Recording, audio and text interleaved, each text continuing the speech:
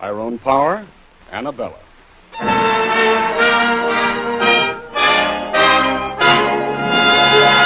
The Gulf Screen Guild Theater.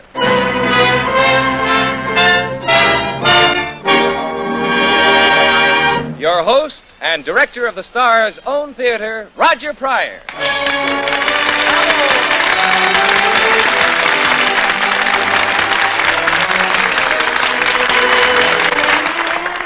Good evening, everyone. Your neighborhood good Gulf dealer and the Gulf Oil Companies invite you to spend another evening with us here in the Gulf Screen Guild Theater. We think you'll like the show we have for you tonight because our stars are Annabella and Tyrone Power. You'll hear them in one of the most beautiful love stories ever told, Seventh Heaven. This story has been adapted for radio by Harry Cronman. Annabella and Tyrone, like all the famous stars who appear here in the Gulf Theater, are donating their talents so that in return, Gulf can give generously to the Motion Picture Relief Fund. And the fund, you know, provides the necessities of life for any person in the picture industry who may be unable to provide for himself. It's a great work, and Gulf is proud to be a part of it.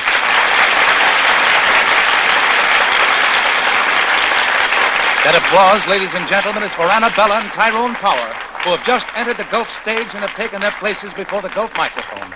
And now, Frank Tours cues Oscar Bradley's Gulf Orchestra in the opening theme, and we present Seventh Heaven, starring Tyrone Power as Chico and Annabella as Diane.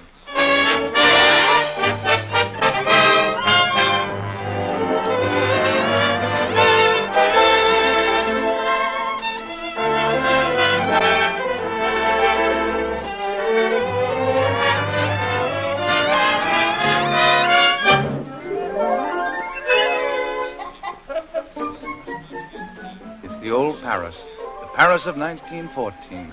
Gay boulevards, laughter, and lights.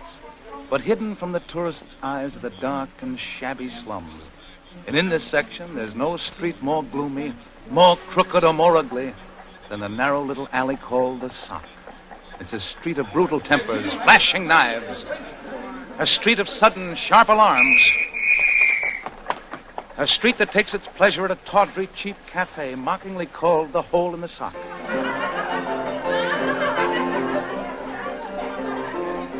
Not far from the cafe, we find Chico. Chico the sewer man, who works in the dark all day beneath the streets of Paris. Seated on the curb, he's eating his supper. Sausage, a bit of cheese, an onion, and some good red wine. And he's dreaming of a far-off day when his great ambition may be realized, to be a street cleaner. Father Chevillon, ancient and benign, who is passing by, stops to speak to Chico. Good evening, Chico. Oh, good evening, Citizen Priest. I haven't seen you at church in a long time, my son. You want to know why, Father Chevillon? Because I've become an atheist. An atheist? Not really. Well, I'm delighted to know that, Chico. Huh? I've always wanted to get my hands on a thoroughgoing atheist. You, are thoroughgoing, aren't you? Certainly. I'm a very remarkable fellow. Good. Now, just why are you an atheist? Did you ever give religion a chance? Naturally. The Lord himself couldn't ask for a fairer test. What was that test? I went to the cathedral and bought the largest candle they had. It cost 6 francs. 6 francs? Then I asked God to make me a street cleaner so I could do my work up here in the fresh air among people. And what happened? Well, what? Nothing at all. Oh. And then I wanted something else. Ah? I lit another candle for 6 francs more. What was that one for? I wanted a wife. Oh. Oh, not just any kind of a wife. A remarkable fellow like me needs a remarkable wife. Well, anyway, almost as remarkable. I see. Did the Lord answer that wish? No more than he did the first one. So you see, he owes me 12 francs. That's why I'm an atheist. What is that? Trouble again at the Hole in the Sock. Isn't that one of the cafe girls? Yes, and what a beating she's getting. We must stop that, Chico. Why, cafe girls are all alike. Lying, cheating, getting men drunk, and then robbing them. Chico, she's running this way. I will take you. I will take you the wrong way. I'll take you to that house. I'll take you in. Just a minute now. Stay out of this, Chico. Stand aside, or Wait a I'll... minute. No, let go of me. I'll let you go. Head first into the sewer. Oh, no, not in the sewer. Very well, then. Will you promise Yes, not... yes, I promise anything. That's better. There. Now, listen. If you ever abuse this girl again, I'll come after you and cut out your gizzard. Oh, no. Now, get out of here. Yes. Quick. That's where I go. Look at her run, Chico. Oh, what did I do that for? You were like a lion, Chico. So fast and strong. I don't know why I did it. It was a good deed, Chico. You'll get your reward in heaven. Ha!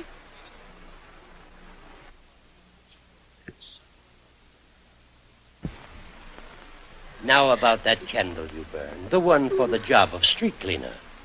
I'll write a note on this card. Note? Why? If you take it tomorrow to the commissioner, God will make you a street cleaner. What? Yes. And here is a small gift. 2 silver medals of St. John and St. Agnes to protect you from danger on your new job. But why do you do this, Father? I'm still an atheist, you know. Oh, are you? Well, I think, Chico, that the Lord has a sense of humor, and the joke is on you. Oh, is it? He still owes me 6 francs for the second candle. Well, does he? Well, good night, my dear. Good night, Chico. Good night. Hey, wait! You mean for my 6 francs the Lord has sent me this frowsy kitten, this cafe mouse? I won't take her, do you hear me? I won't! Hold on, stop that. No, let me go. Put down that knife. No, Drop it, I say. There, that's better. Shame on you, trying to kill yourself with the very knife I use for my supper. You can't stop me. I'll go and throw myself in the river. Go ahead, see if I care. Go on, jump in the river. I will. I want to die. I think you would. Hey, wait! Wait, I tell you. Now, where do you think you're going? Oh, please, leave me alone. That's what I should do. I don't even know why I came after you. Why do you want to take your life? I've had enough of it. That woman who was beating you, she owns the cafe? Yes, she's my sister. Well, why don't you run away from her? Where would I go? You could get a job. You could find some fellow who'd... Would well, marry me? Who'd want a cafe girl? You don't like it in there, do you? Oh, no. That's why she whipped me. One of the men, he tried to kiss me. I threw some wine in his face. Well, if you did that, you're not really bad. What's your name? Diane. My name's Chico. Chico? I'm really a very remarkable fellow. Chico what? Just Chico, your friend. My friend? Yes, I know I'll regret it, but I can't help it. Oh, the gendarme. Don't be afraid. Just a moment, please. Aren't you the girl who caused the trouble at the cafe? No, she isn't. I'm not talking to you. Where do you work, mademoiselle? I have no work. Come along. Wait, you can't arrest her. Be quiet. But I tell you, you can't take her to jail. No? No. And you'd better be careful what you say about her. Is that so? Yes. You can't talk that way to her. Why? Because... Because why? Because, well, this girl, she's my wife.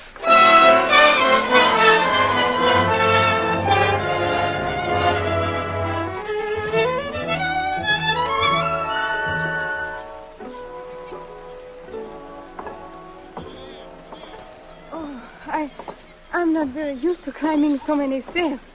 6 flights. It's only one more. Oh. Why should this happen to me? I don't even know why I said you were my wife. It just slipped out. Oh, I don't want to worry you. I can go away. But you can't. The gendarme took my address. He'll come to check up. And if he finds out I lied to him, I'll never become a street cleaner. If I could just stay, just until he comes and say I'm your wife. He'll search the records. Our marriage won't be listed. Can't you say we were married in Italy or somewhere?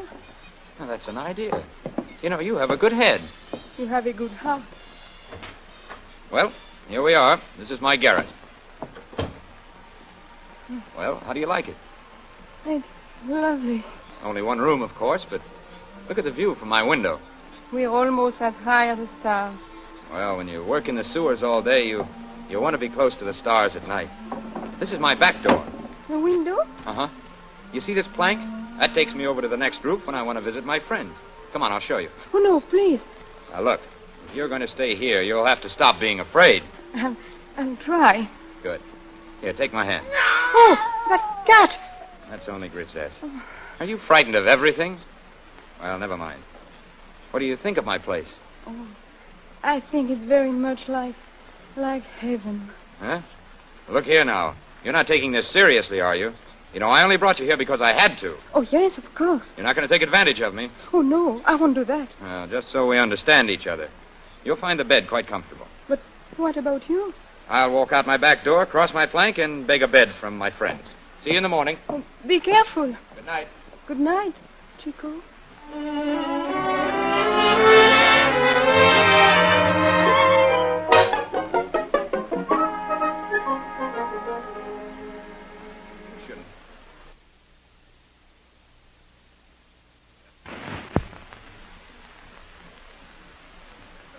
doing my washing, Diane. But I like to do it, Chico. Did the gendarme call? No, not yet. Not yet.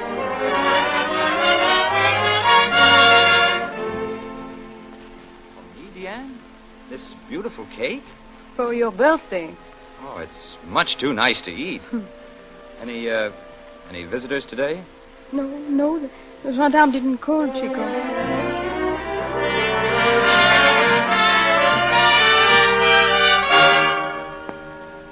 You know, you're really very, very attractive, Diane.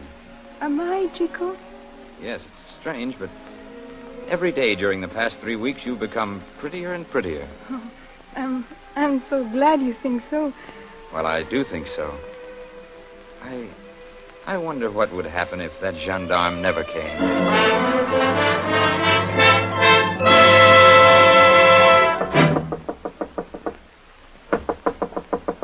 Come in. Oh. Good evening, madame. I presume that you remember me? Yes, you're the gendarme. Yes, the gendarme who thought you were the girl from the cafe. I hope you've forgiven me, Madame Chico. Yes, of course. Well, this is my first and last visit, madame. It's no fun to climb those 6 flights of steps. Well, good night, madame. And my compliments to your husband, Monsieur Chico.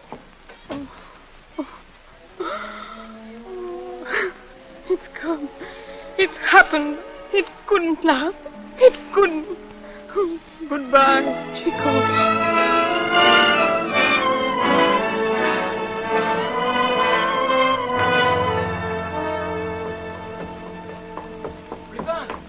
What do you think? I think you're crazy to run up 6 flights of stairs like that. But I am a street cleaner, Frisson. The miracle has happened. Chico, there is something I have to tell you. Oh, later, Frisson. First I must tell Diane the great news.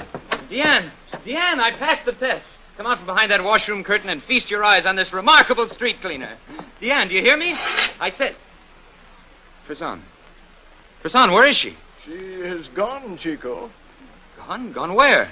I don't know. She left an hour ago, and she was crying. Oh, when will she be back? Who knows? Maybe she's gone for good, Chico. But she can't get along without me. She belongs here. I've got to find her, Frisson. I've got to find her and bring her home.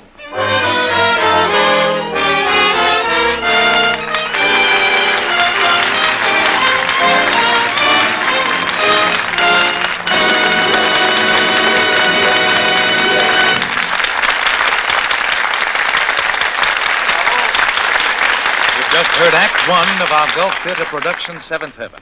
In just a moment, the Gulf curtain will rise on Act 2. While we're waiting, see if you don't agree with Bud Heaston, who says... I don't have to tell you that every make of automobile is different. You can tell that just by looking at the different models. Yes, and because they're different, they've got to be lubricated differently. That's why you should make a point this winter of getting your car serviced at your Good Gulf dealers. Your Good Gulf dealer is ready with those special Gulflex lubricants. And he has a special chart covering your particular make and model of car and telling exactly what points to lubricate and which of the 5 different Gulflex lubricants to use. Naturally, he'll give you winter-grade lubricants all around. For instance, in your differential and transmission, so that even in the coldest weather, your gears will always work easily. He'll Gulflex your chassis so that your car will steer easily and ride quietly and gently. So, especially now, during the winter, when the right kind of lubrication is more important than ever, stop at the sign of the Gulf Orange Disc and put your car in the hands of an expert, your neighborhood Good Gulf dealer.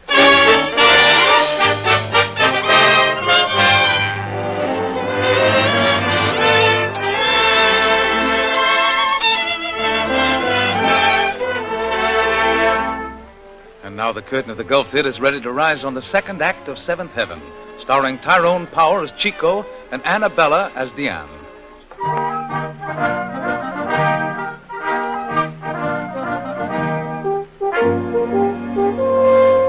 It's a few hours later. Chico has found Diane, the cafe girl he rescued one night and took to his garret, and who ran away when she believed he no longer needed her. As our scene opens, Chico is Making me go searching for you. I might have been looking yet if luck hadn't been with me. Oh, please, Chico. Don't be angry. Why did you run away? Will you tell me that? The gendarme came at last. Now there is no need for me to pretend I am your wife. We'll talk about that when we get home. Oh, please, Chico. Let me go back. You are going to be something. I'll only drag you down. Nobody can drag me down. Understand? Yes, Chico, only... Only nothing. Take my arm and walk beside me like a good, respectable wife. You want these men ahead to think that there's something between us? Yes, Chico. I mean, no, Chico. Good evening, comrade. Putting up a notice? Yes. You'd better read it, citizen. It's for all of us. Chico, it's a notice to mobilize. That means... Exactly nothing. This is 1914. We're at peace. It's just another scare. Come. We have something important to celebrate. Tomorrow I'll be a street cleaner, and Paris will be more beautiful because of me.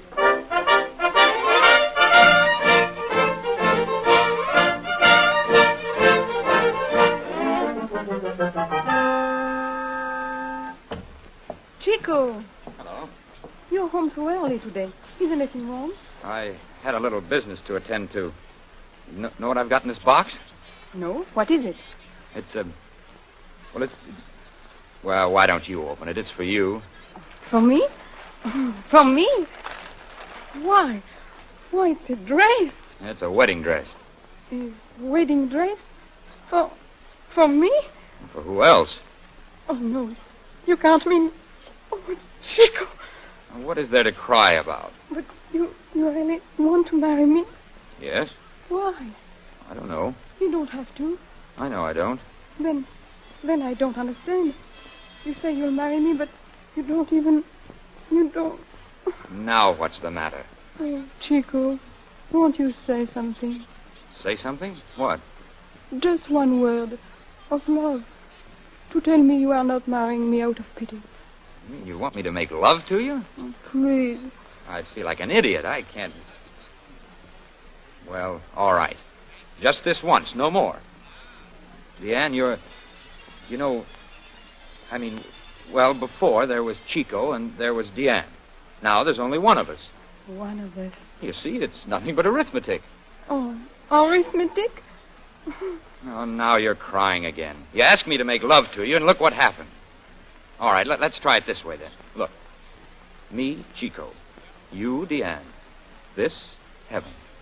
Say it again. Chico, Deanne, heaven. Say it again. Chico, Deanne. It is true. There is a heaven, and it's you. Well, perhaps. I'm a very remarkable fellow. Well, sometimes I could reach right out and touch the stars. And then again, Oh, look here, this is no time to waste mooning. You've got to be ready by noon. Noon? Certainly. That's when we're going to be married. Oh. You know something? I'm glad you're going to be my wife. My wife. Oh, say it again. My wife. And Deanne. Chico, oh, let us stay like this forever. Just like this, with your arms around me. I love you, Deanne. Oh, Chico, you said it. You said it all by yourself. Where do you get so many tears? I'm not used to being happy. It's funny. It hurts. Chico, hold me close. No, closer. Closer. Chico, are you there? It's Brisson. Oh, the janitor. Come in, Frisson. A letter for you, Chico. The postman left it this morning. Oh, thank you. I'm sorry, Chico. Why is he sorry, Chico? Who is it from? It's from... No, it couldn't be. It's true, Deanne. I'm called. I've got to go with all the others. What's the matter with me? I'm all wobbly inside. I'm shaking it. Deanne, I'm afraid. Afraid? But you taught me not to be afraid. A moment ago, I owned the world, and now it's gone. That's why I'm afraid. Look at me, Chico. I will make you brave. You? Yes. I will be beautiful for you, and strong for you, and wise for you. Oh, I surprise myself with what I am. See what you have made of me. I, too, am a very remarkable fellow. Like you, Chico, like you. Yes, but what about the wedding? There's no time now. I'll have to report at once. I must know that you are my wife.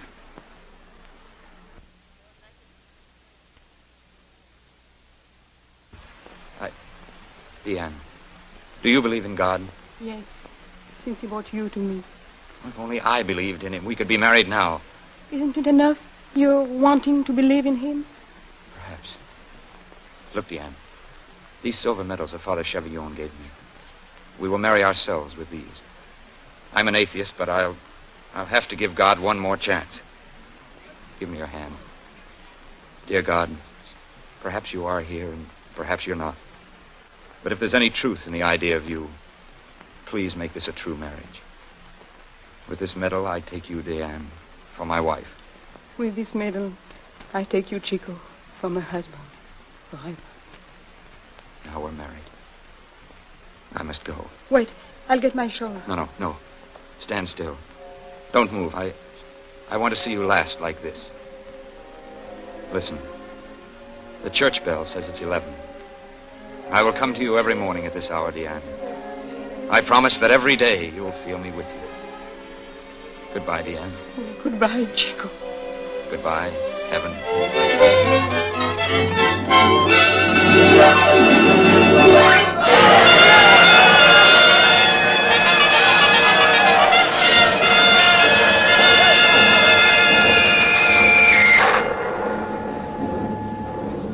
11 o'clock. I'm with you, Diane. 12 months and I'm still with you. I always will be. Chico, Diane, Heaven. Chico, Diane, Heaven. Chico, Diane, Heaven. Chico, Diane, Heaven. 11 o'clock. 2 years, Chico. And you are still safe here in my heart. Chico, Diane, Heaven. Chico, Diane, Heaven. 3 years gone. Wait for me, Diane. I'll come back to you. Chico, Diane. Chico, Diane, Heaven. Chico, Diane. Oh! Chico, what is it? This pain in my heart.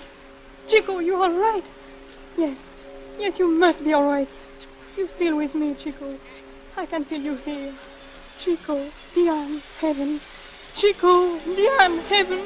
Chico, Diane, Heaven.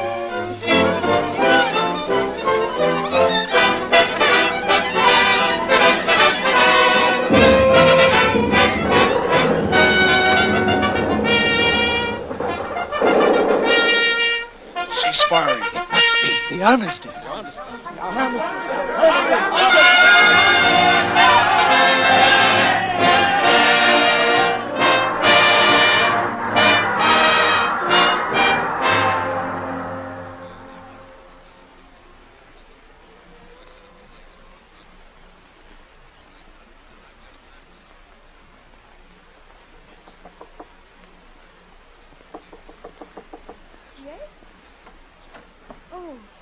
It's you, Father Chevillon. Oh, come in. Hello, Diane.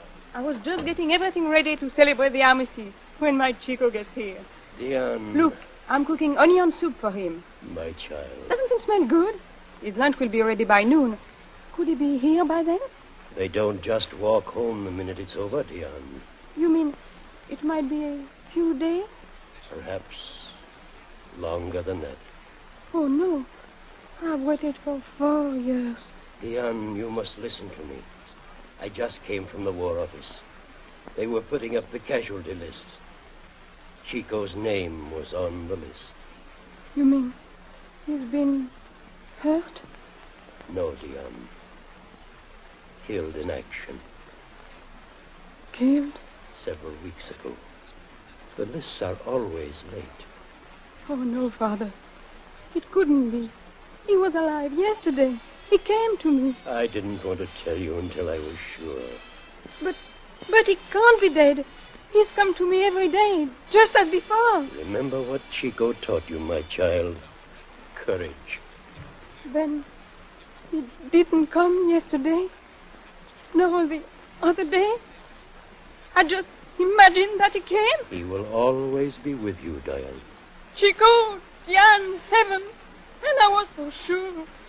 Oh, what nonsense. What childish nonsense. God has not forgotten, my child. Look at those crowds down there on the street. In a few minutes more, the armistice will take effect.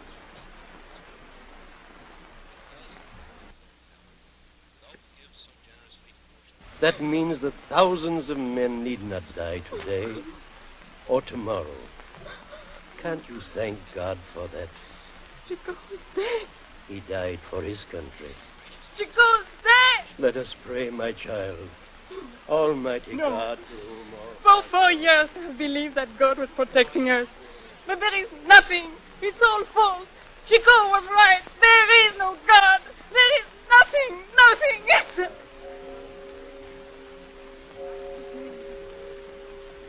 11 o'clock. Chico, Diane, heaven. Chico, Diane. He's alive. Father Chapignon is alive. I know it. He's here. Chico. Chico. I came upstairs so carefully, I wanted to surprise you. Diane, where are you? I'm right here, Chico. Here beside you. Oh, Diane. Chico. What is it? Oh, your eyes. Diane, they can never take you from me. My eyes are still filled with you, Diane. They tried to make me believe you were dead. Not me, Diane. I'll never die. I'm too smart for them. And I'll see again, too. You'll find out. They can't keep me blind. I tell you, I'm a very remarkable fellow. Chico!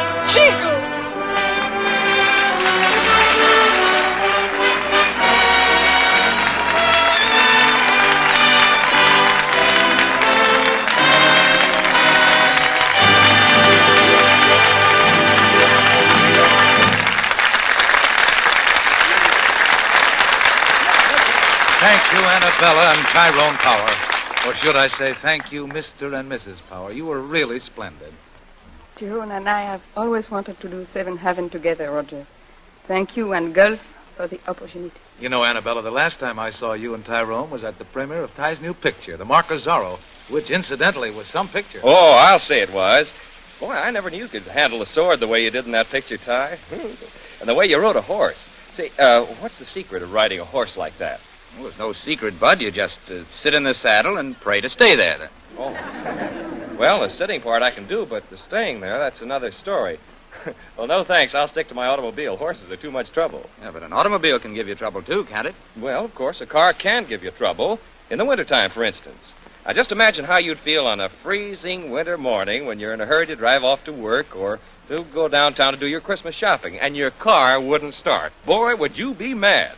Well, to help keep that from happening to you, just remember two things. One, quick-starting Gulf No-Nox gasoline for your gas tank. Two, Gulf Pride motor oil for your crankcase. Gulf Pride because it's always free-flowing. It always helps your motor turn over instead of holding it back as some motor oils do in cold weather. And Gulf No-Nox gasoline because it fires instantly, even in a stone-cold cylinder. So remember, just so you won't get caught with a car that won't start, ask your good Gulf dealer for Gulf's quick-starting twins, Gulf Pride motor oil, and Gulf No-Nox gasoline.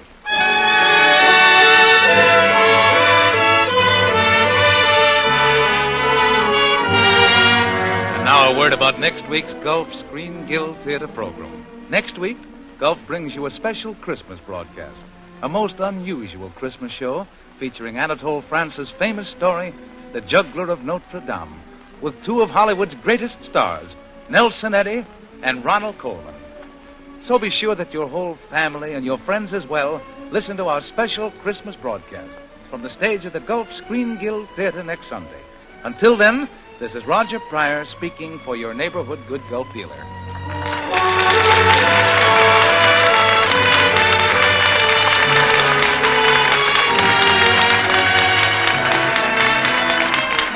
Take it easy this winter. You don't have to worry about heating your home when you use Gulf Furnace Oil. You know that you'll get full heating value from every dollar and prompt, reliable delivery. Phone your nearest Gulf office or your Gulf Furnace Oil dealer.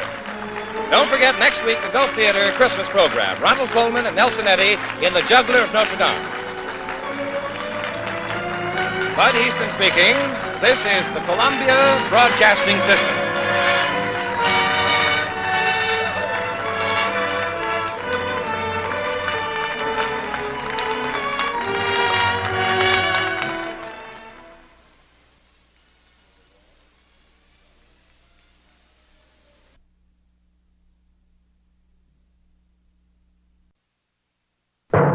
Hollywood's greatest stars in Hollywood's greatest motion picture. From the glamorous movie capital of the world, we bring you Stars in the Air.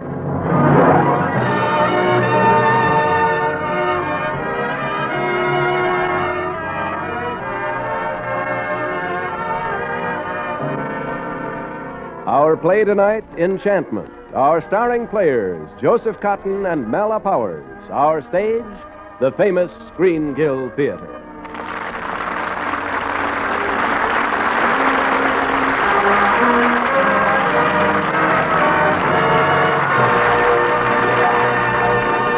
Good evening. This is John Jacobs. And welcome again to Stars in the Air, another wonderful 30 minutes made possible by the combined and generous cooperation of the entire motion picture industry. We have a beautiful transcribed story for you tonight, filled with tender and poignant moods. A gentle and deeply moving story of a love that endures beyond time and place. Stars in the Air is happy to bring you Samuel Goldwyn's great motion picture, Enchantment, starring Mala Powers and Joseph Cotton.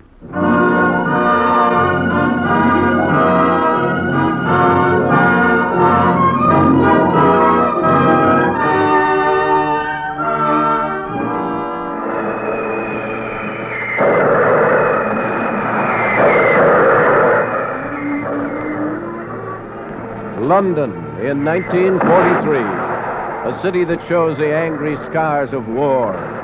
The German Blitz has traced a pattern of destruction through its streets. Many of its homes are battered, burnt-out shells. But the house on Wilshire Place still stands, untouched. A haughty old house, withdrawn and solemn. A quiet house, except for one angry voice. General Sir Rollo Dane, retired, is talking to his solicitor. You mean to tell me, Mr. Willoughby, that after all our family has invested in this house, after all these years as it has been our home, do you mean to tell me I have to get out? General Dane, sir, I was merely trying to explain that 99-year leases have a way of running out. As it happens, the owners have decided bother the owners. Mr. Willoughby, I have existed considerable time, most of it in the army. There was plenty of mud and stone, and I minded them. And loneliness, and I minded that. But now that I'm back, I wish to spend the rest of my days here undisturbed. Why? How's that? I mean, well, you would never set foot here while your sister was alive. Why should you insist on living here now? Prouty, come here. I'm sorry, sir, if I've offended you. Excuse me, General. Did you call me, sir? Prouty, Mr. Willoughby is leaving. Yes, sir. This way, please, Mr. Willoughby. General Dane, I'm sorry. I'll do what I can with the owners. Good day. Locke. You here? I'm always here, darling. Did you hear him just now? He wanted to know why I've come back. You know, don't you, Locke? Yes, Rollo, I know. Wherever I've been, that's all I've wanted, really. To be here. To be here with you. Rollo, darling, that's all I've ever wanted. From that very first day. The day your parents were killed in the accident and Father brought you home to live with us. We were so young then. I couldn't have been more than 9. Selina was 16, I think. Pelham was 12. Locke, do you remember those days? Remember them? How could I forget them, Rollo? That was when I fell in love. I, too, I think. Though I didn't know it for a while. Not through all those years when we were growing up. Not when I went away to school. To learn to be a soldier. That's all Selina wanted for you. To be a soldier. Wasn't all I wanted. I didn't realize that. Not even when I'd finished my schooling and joined the regiment. Not even that day when I came home on leave. Locke, do you remember that day? Yes, I remember, Rollo. I wasn't there when you came in. Selina was the one who greeted you. Rollo, whatever are you doing home? Short leave. I'm in for a few days. I must say you look fine, though a bit damp. I know. Well, go dry off. There's a fire in the drawing room. Come along, have a glass of wine with me. In a few minutes. I must go tell Prouty about your bags and see that your room's fixed. Well, hurry then. Next to not drinking any wine at all, the worst thing is to have to drink it alone. Oh, Rollo.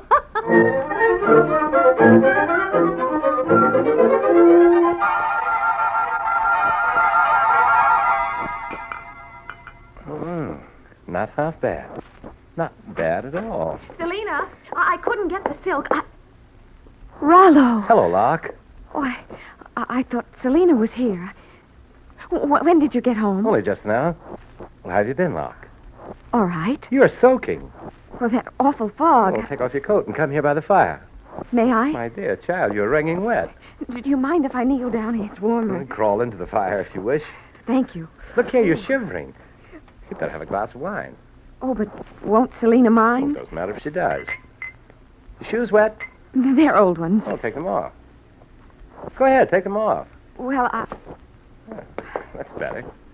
This isn't very dignified. Now, neither is a cold. Here, drink your wine. Oh, Rollo, I told Prouty to... Oh. I couldn't get your silk, Selina. I couldn't find my way in the fog.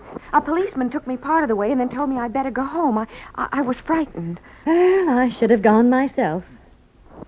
Locke, you've taken my glass. Oh, sorry, Selina. I'll fetch you another. Never mind, Rollo. Locke will fetch it. Yes, Selina. And take your shoes with you. Well? I'm too old to be dismissed like a schoolgirl. Really, Locke, you behave like one.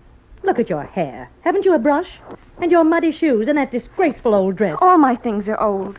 I don't see why one person should have everything new in the same house while... Locke, if I were in your place, I should try to repay something of what I'd received, not make demands for more.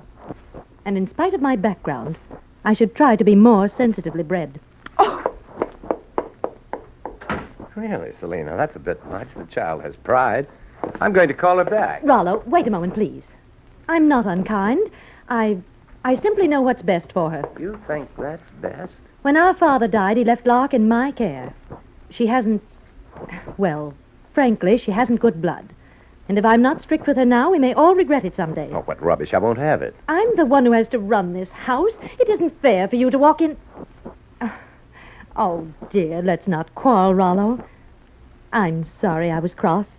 Let's have our sherry. There are so many things I want to hear about. How long are you back for? A few days. And I suppose you need money, as usual. Well... Will 20 pounds help? I love you dearly, Selina. The same old Rollo. You'll be going round a bit, celebrating while you're home? Please, let me see a little something of you. Oh, don't worry, Selina. I'll be home occasionally.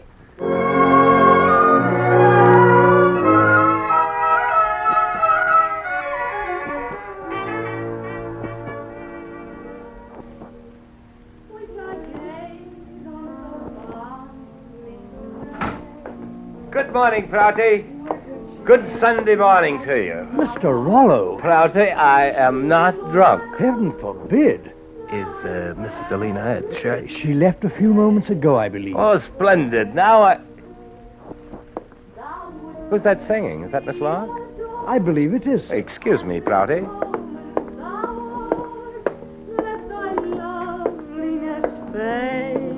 As it will, and around That's lovely. Oh. Now I know why I call you Lark. Were you there, listening all the time? You've grown up, Lark. A little. I didn't know you sang like that. You didn't know I was growing up either. I know you've made this room full of light and sun and flowers. You've made it Sunday morning. It's like any other Sunday morning. No, it's different. Lark, you don't think I'm saying all this because... Well, do I reek of spirits? Oh, no. Your breath just smells of raisins. I like it. Because I'm quite all right, I assure you. Will you start your song again? If you wish. Believe me, if all those endearing young charms which I gaze on so fondly today were to change by tomorrow. Lark. Lark, have you forgotten this is Sunday? Selina, I thought you were in church. And is this how you behave as soon as my back is turned? What will everyone think hearing such noises on Sunday? They'll think that this neighborhood has lost a little of its gloom. Rollo, in evening clothes? Are you going out dressed like that? No, I'm coming in. I'm on my way to bed. At this time of the morning? You smell of spirits. Only natural. I've been drinking them. Oh, did anyone see you coming in? Everyone, all our precious neighbors. But don't worry, Selina. I bowed to them all with a polite good night. Oh, Rollo. Don't laugh at him, Locke. Don't fuss, Selina. Oh, Rollo. What am I going to do with you? What do you want out of life? Life? Don't you want to make something of yourself? Not necessarily. Well, I suppose it's no use being cross with you. No use whatever. Well, go upstairs and change. You must come to church with me and show everyone you're quite all right. I'll wait. You'll be late. The bells have already stopped ringing. That's right, Selina. They have. Rollo, please, for me. Oh, very well. Oh, dear, naughty Rollo. I'll have Prouty lay your things out while I get my handkerchief. I went off without one. Locke. Yes, Rollo? No use defying Selina, is there? Locke. You're free. I wish it were. But Selina's always helped me. I'm obligated. When you love anyone, you do everything and don't expect payment. You're much too sweet to be so serious. Still, it would be nice to be a free agent. Once I asked my brother Pelham for 500 pounds. I was going to leave and not come back. If I had the money, I'd give you 500 pounds. If I'd promised not to come back, I should want you to come back. then I'd come back. And I'd be waiting, no matter where you are. In Zanzibar, at the very end of the earth. Zanzibar, from the very end of the earth. I did come back, Locke. You understand that, don't you? That's why I've come back. That's why I'm here. Mr. Rollo, sir. That's why Mr. I'm Rollo. here. Huh? Yes, Prouty. I'm sorry, Mr. Rollo. You were dreaming. Dreaming? Yes, sir. Mr. Willoughby has gone, sir. Will there be anything else? No, thanks. Prouty. Yes, sir. I'd like to be alone for a while. I don't want to be disturbed. For anything.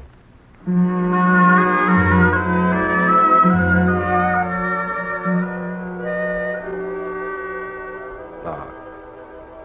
Are you still here, Locke? I'm still here, Rollo. Locke, do you remember that leave of mine? Oh, yes, every minute of it. Did you love me then? I've loved you always. I suspected it, just a little. I noticed the next day you'd got a new dress. I went to Pelham and demanded it. I told him I wanted to be beautiful. You were always beautiful. That's what Pelham said. And then he asked me if I'd like to go along to the dance. I know it. At Mrs. Charles, I was there, too. You were there, but you never danced with me. Not once. Oh, I couldn't. Pelham took every dance with you all night. And all night I wanted only to dance with you. And then suddenly, the next morning, you were gone to India for 2 years. Those 2 years. Were they as long for you as they were for me? Longer. Oh, so much longer, Rollo. My brother Pelham had introduced you to society. You were having such a gay time. All the dances, the parties. Selina used to send me the social notes from the newspapers. Selina would. Mostly you went about with Pelham, didn't you? That never worried me. But that Marchesa de Lordi. Believe me, Rollo. I was just filling in time till you got back. And then you did get back. Unexpectedly. I can still remember how startled I was. Really? Seemed to me very calm. Why, Rollo, when did you get in? Only just now. We didn't expect you until next month. Well, I managed to catch the mailboat. I'm my own letter. I must say you look impressive in that uniform. Most impressive. I understand that Mrs. Charles is giving a dance for you tonight, your birthday. Why didn't you write me about it? I didn't think you'd be interested. You're wrong. Matter of fact, I might have planned this. It's really unimportant. Why should you remember? Did Pelham remember? Oh, yes. This bracelet. Isn't it lovely? See, the heart is of sapphires and small diamonds. Very small. Oh, don't be hard. And this Marchesa I've heard about, did he send you anything? Did he? Yes. This ermine stole. If you don't think I should keep it, I'll send it back. Oh, good Lord, I've no right to tell you what to do. Is this Marchese serious about you? Yes. And I suppose he wants to take you to Italy and spend your life in a dilapidated villa listening to him sing opera off-key. He may. Don't go. They eat larks in Italy. Lark. I must go and change. We're having dinner here before the dance. Well, I'm going to give you a birthday present that'll make Pelham and that Marchesa open their eyes. Oh, no, Rollo, please don't. You can't afford it. Can't I? You'll see. No, Rollo, please.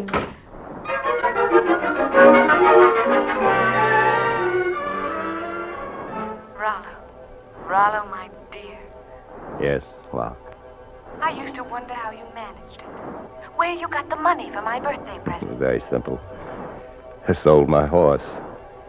And then I couldn't wait to get back to dress for the dance and take your present to you. I remember when I got there, you were with the Marchese. I had to take you away from him. You were very rude. Yeah, that's what you said. Really, Rollo, you were very rude. Why does a uniform make one rude? It doesn't. It merely makes time precious. Please sit down. If you wish. Well? I told you I was going to get you a birthday present. And I told you not to. Well, I did. I knew you would. Aren't you going to open it? Of course. Pearls. A necklace of pearls.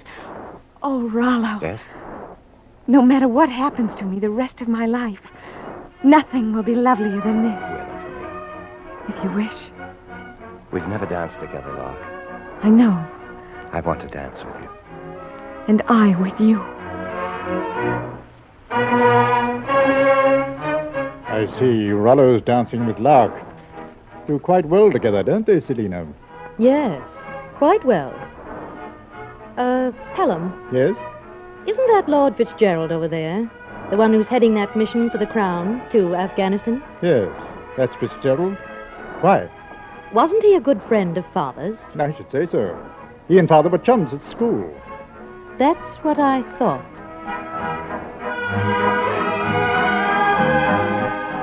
Lark, let's get away from here. I want to talk to you. Where? Well, the house. Let's go back to the house. No one will be there. Oh, but I've other dances. Yes, but if you were suddenly ill, wouldn't I have to take you home? Are you sure you're not faint? I'm not sure of anything tonight. Take me home quickly.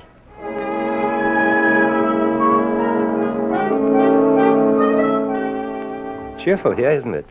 I mean, in front of the fire? Yes, I've always liked to sit by the fire. I, too.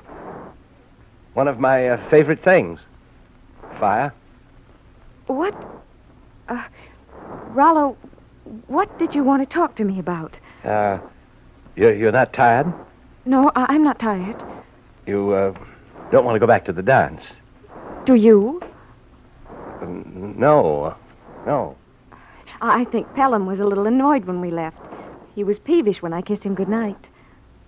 You always kiss Pelham goodnight? When I kiss Pelham, he's my brother. When you kiss me? And when you kiss me? I've never kissed you. Lark. Oh, Rollo. Rollo. Oh, Rollo, darling. How much I love you, Lark. How much I love you.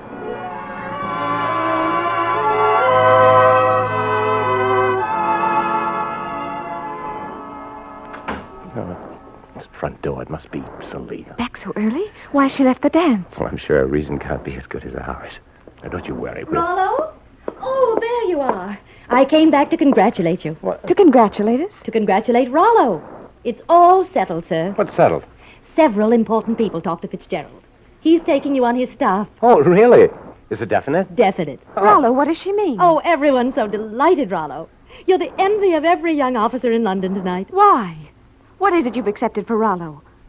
Answer me, please. Rollo has been appointed to a special mission with Lord Fitzgerald. He sails on the Hindustan next week. Next week? No, Selina, Lark and I love each other. We're going to be married. Well, of course. If she loves you, I know she won't mind waiting 5 years. 5 years?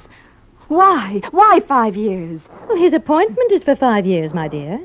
And the Afghanistan government will not allow wives with the staff. Lark, darling. Rollo, how can I wait 5 years and never see you? Well, I'll refuse the appointment. I'll refuse to go. And throw away a career? Lark, is that what you demand for a wedding present? All we want is to be together. Well, then wait until he can come back and support you. But just think, Rollo. You'll come back a major. Oh, that's true. Of course, I'd The be... Duke of Wellington was a colonel at 24. Really? For a girl who professes to be in love with Rollo, you're making it very difficult for him. Oh, Selina, will you keep still? No, I will not. And I'll not let you disgrace yourself. If you're ordered to go, you'll go. Will you, Rollo? Well, darling, this is rather difficult. I know. You listen to reason, but not to me. Your family has always listened to reason. Now, look, let's not get angry. I'm not angry. I'm lost. I can't stay here because of Pelham. He's in love with me. Selina knows that if you go without me, I must leave this house, too. I'm sorry, Rollo. I can't wait for you. Locke. Oh, young girls in love are always melodramatic. She'll get over it, Rollo. Pelham. Pelham is... Just think, Rollo. You're on your way. Aide-de-camp to Fitzgerald. You'll be head of the War Office one day. General Sir Rollo Dane. Isn't that what you want? I want Locke. Oh, Rollo, please. I didn't ask for this appointment. I'm free to ask Fitzgerald to cancel it. It's too late. I'll talk to you when I get back, Selina. Where are you going? See Fitzgerald. Are you out of your mind? He left hours ago. He's gone to the country. It's too late, Rollo. Thank you. I'll manage my own life, Selina.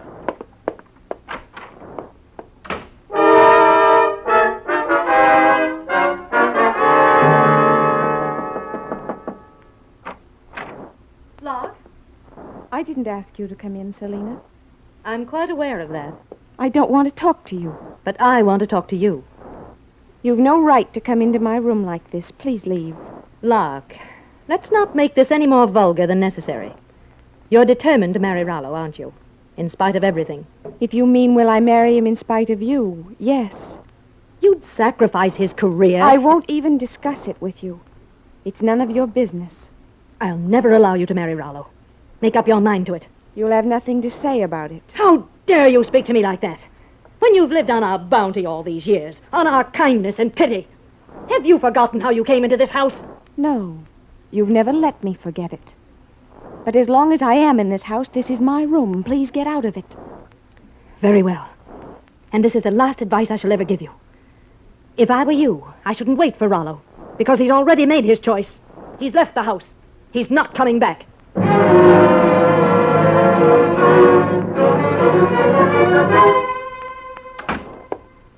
Mr. Rollo, I heard you at the door, sir. I was just coming to open it. All right, Trouty. It was unlatched.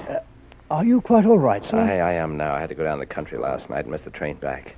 Trouty, will you please go and wake Miss Locke and ask her to come down here? I'm sorry, sir. Miss Lark has gone. Gone where? She didn't say, Mr. Rollo, but she asked me to give you a message, sir. What? She asked me to say to you, Selina is right. Selina! Selina! What is it, Rollo? What's wrong? Where's Locke? Where is she? For heaven's sake, stop shouting. She's gone. She left me a message. What did you say to her? Selina, what did you say to her? Oh, Rollo, my wrist, you're hurting me. Selina's right. That's what the message said. Selina is right. What did she mean? Oh, how should I know what she meant? She said something to her that drove her away. Where? Where did she go? Well, I don't know.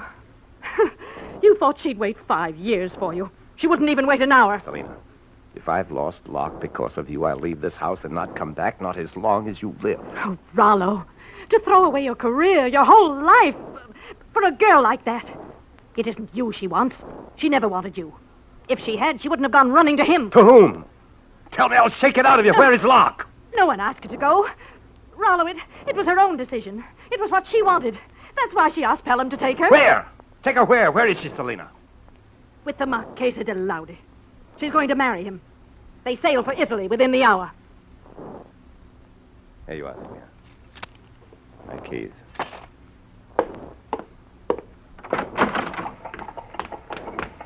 You there, driver!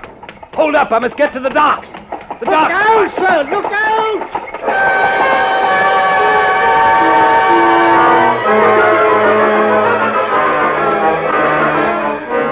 He ran out into the road, Mum. Tried to grab the horse. Must have hit his head against the curb. We'll carry him inside. You don't think he...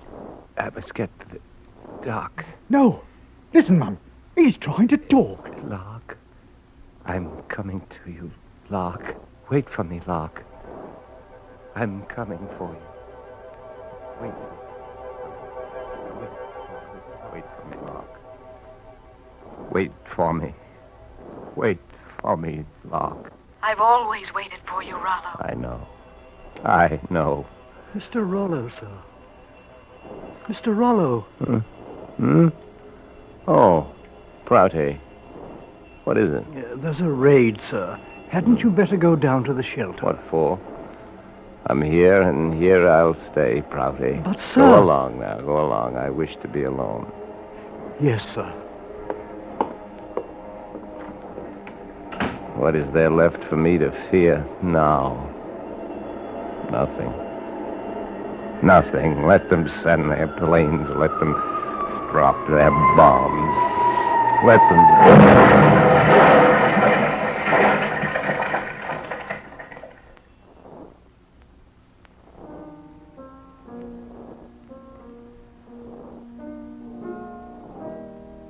Wait for me, Locke.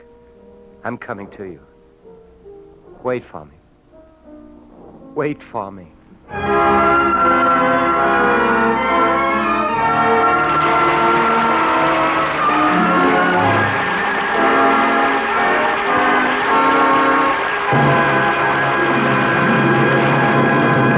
You've been listening to the Stars in the Air production of the Samuel Goldwyn picture Enchantment. And now back on stage. Here are the stars of our play tonight, Joseph Cotton and Mala Powers. I just want to say how much it means to us to do this show. This is our program, you know, because it helps support the Motion Picture Relief Fund. And that's close to the heart of everyone in Hollywood. Mala, you with me on that? Well, I've just been with you for a whole lifetime. Why should I change now? But really, all Hollywood is joining forces to make this the most exciting half hour of the radio week. And Johnny Jacobs is standing by to announce next week's show. So, Joseph, shall we go along now? I'm with you. Good night, everybody, and thanks. Thanks again. Good night.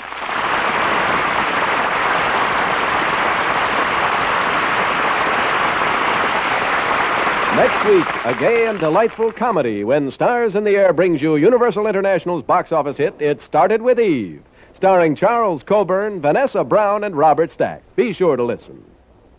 Enchantment was presented tonight through the kindness of Mr. Samuel Goldwyn, who has just released his newest film, I Want You, starring Dana Andrews, Dorothy McGuire, Farley Granger, and Peggy Dow, and is being hailed as one of the finest pictures of Mr. Goldwyn's career.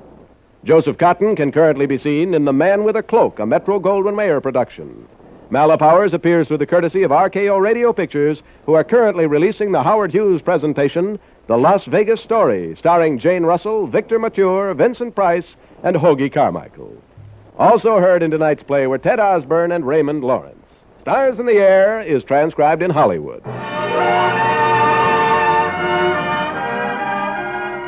Maybe your dad can lick Charlie McCarthy's dad, but nobody can lick Charlie McCarthy's Edgar Bergen, not when slick comedy is called for.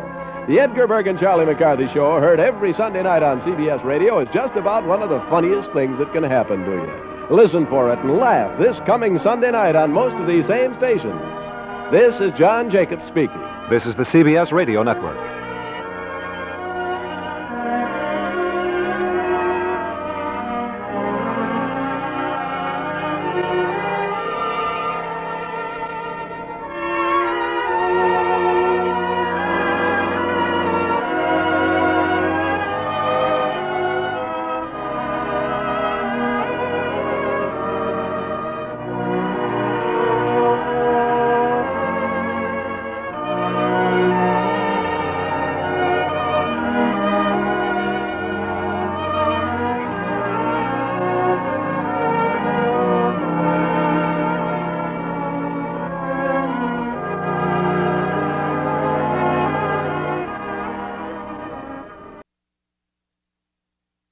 Good evening, ladies and gentlemen. Tonight, Lady Esther presents the Screen Guild Players and Warner Brothers' heartwarming story, The Great O'Malley. It stars William Bendix as O'Malley, Anita Louise as Judy, Charles Irwin as Captain Cromwell, and Norma Jean Nilsson as Barbara. The Lady Esther Screen Guild Players in The Great O'Malley.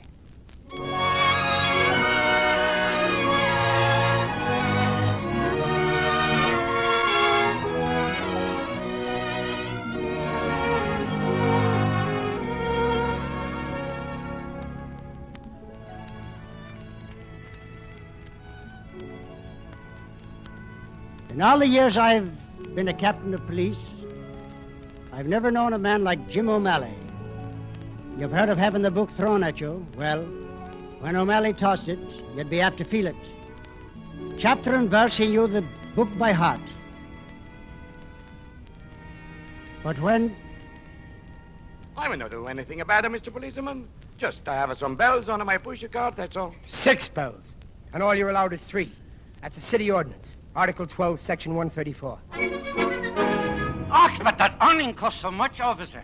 And I'm not hurting anybody, huh? Drop warnings must be at least 6 feet above the ground. Yours is only 5'10". That's a violation of the city code. And why shouldn't I be shaking out me tablecloth so them poor little sparrows can have some crumbs? Not out the window. It's against the law. Golly, Mama, you could be arrested.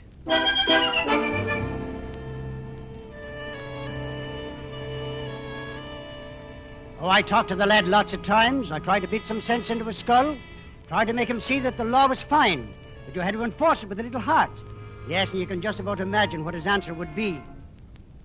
I'm only doing my duty, Captain Cromwell. My record's okay. Listen, the papers are sniping at us right now. The kind of stuff you pull just gives them ammunition, that's all. I took an oath to enforce the law, sir. Okay, but remember, O'Malley, you'll do anything to get us in Dutch with the press, and I'm not gonna like it. A lot.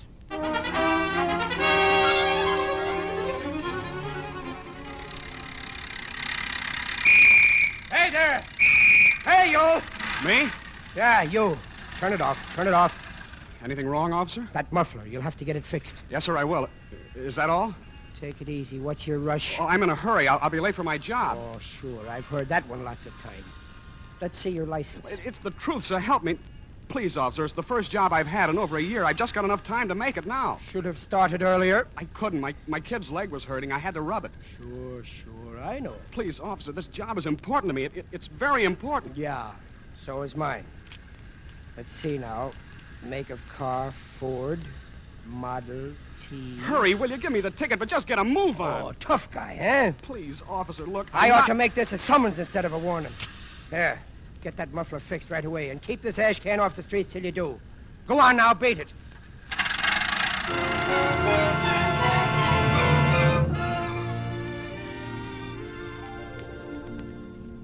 Mommy, I'm hungry. Will Daddy be home soon? Well, I don't know, Barbara. It's his first day on this job. I'll bet you we'll have lots of money now. Oh, of course we will.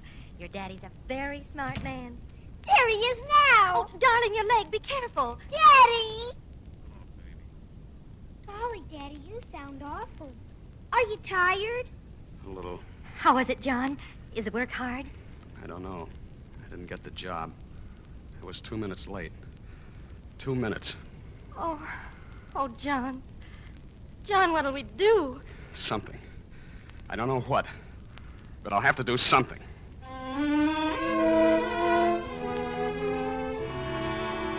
Calling all cars. Attention, all radio cars. Hold up. 1330 East 88th. Victim says man got away in Model T Ford with broken muffler. Repeat. Model T Ford with broken muffler.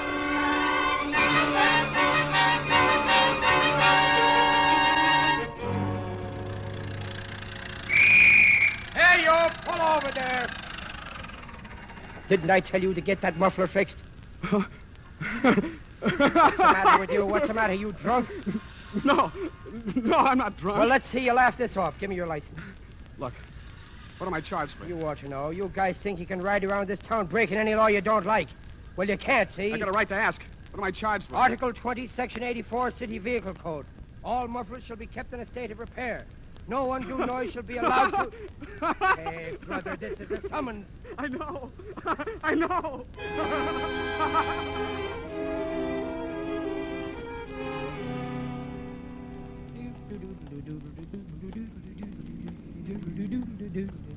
Hey, O'Malley. Well. The aristocrats of the police force. How's the prowl car business, boys? Picking up. Seen anything of a Model T Ford with a broken muffler? Why, sure. I just gave the driver a ticket. A ticket? What for? For the broken muffler. Say, is everybody taking laughing gas today? That guy just held up a pawn shop on East 88. Got over $400. And you give him a ticket for a broken muffler. Well, I'll be... Come on, bright mind. Let's have that summons. We'll go over and pick him up at his house. Captain Cromwell, you sent for me? I did, O'Malley. They tried the Phillips case yesterday, didn't they? Yes, sir. Gave him 2 to 10 years, just what he deserved. The Morning Times doesn't seem to agree with you. They've got an editorial. Says the case of John Phillips and his broken muffler makes us wonder. If he hadn't been stopped on his way to a job, the chances are that he'd never have resorted to an act of desperation. Petty persecution by the police drove this man to a crime he might never Oh, have... the papers. They're always picking on us cops. That's right. And you've been giving them plenty of opportunity. I only do my duty, sir. What else can I do? Nothing. That's what's wrong with you. We need men in the force who can do more than just their duty. Can I forget this uniform and talk man to man? Go ahead. Okay. For 2 years now, I've enforced the laws that's been laid down. And for 2 years, you've been riding me. But if you think you can make me turn in my shield, you're wrong.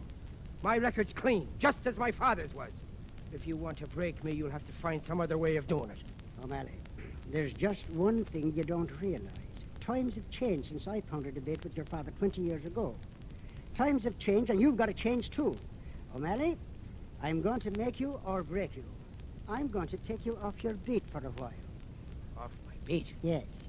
You'll report for school crossing duty, 13th Street and 1st Avenue.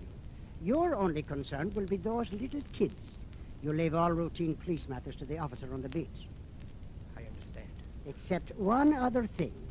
In addition to helping the little children cross, you'll give them little talks on safety.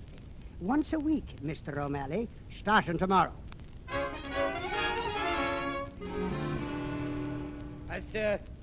As I was saying, kids, children, I'll be out there on the corner, and I'll take good care of you.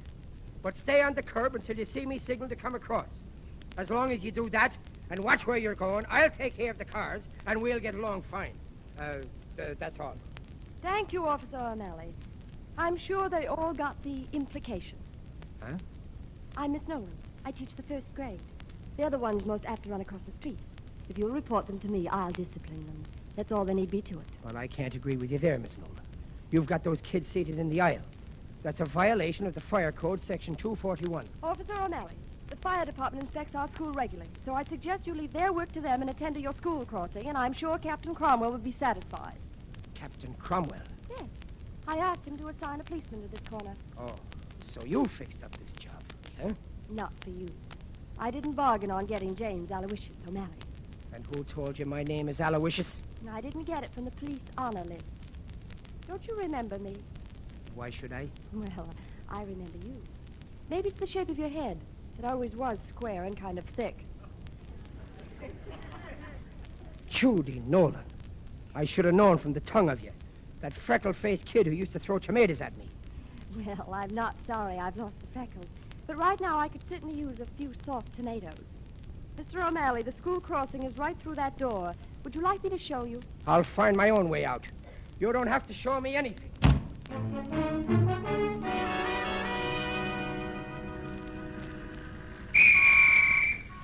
All right, kids, come on across now. Make it snappy. Now, come on there, little girl. Now, hurry up now, will you? I'm sorry, I can't go very fast. It's my leg. Oh, well, all right. Take your time. Come on, I'll walk across with you. Thank you. Why are you always so cross? What do you mean, cross? You know, mad. Don't you like children? Sure, I like children. You don't act like it. You know, you'd be nice looking if you didn't frown so much. Now, look here. Wait a minute. Hey, yo, what are you making all the noise about? Get the gimpy kid across. I can't wait all day. Oh, you can't. Well, maybe you can wait here long enough to get out your license, huh? My license? Yeah. Did you ever hear of a ticket, sweetheart? A ticket? What for? Article 12, Section 132. Prohibits sounding horn unnecessarily on school streets. Get your license out, bud. I'll be back in a minute. Come along, kid. What are you going to give that man? Oh, nothing much. Just my autograph. Autograph? Oh, that's super. Would you give me one sometime? Well, sure. Tomorrow, maybe? Sure. You bet. Now, you get into school and tend to your business, and let me go and tend to mine.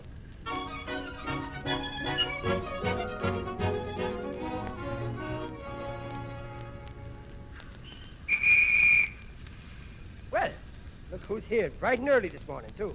Officer O'Malley, I brought you something. An apple. An apple? Oh. Well, thanks.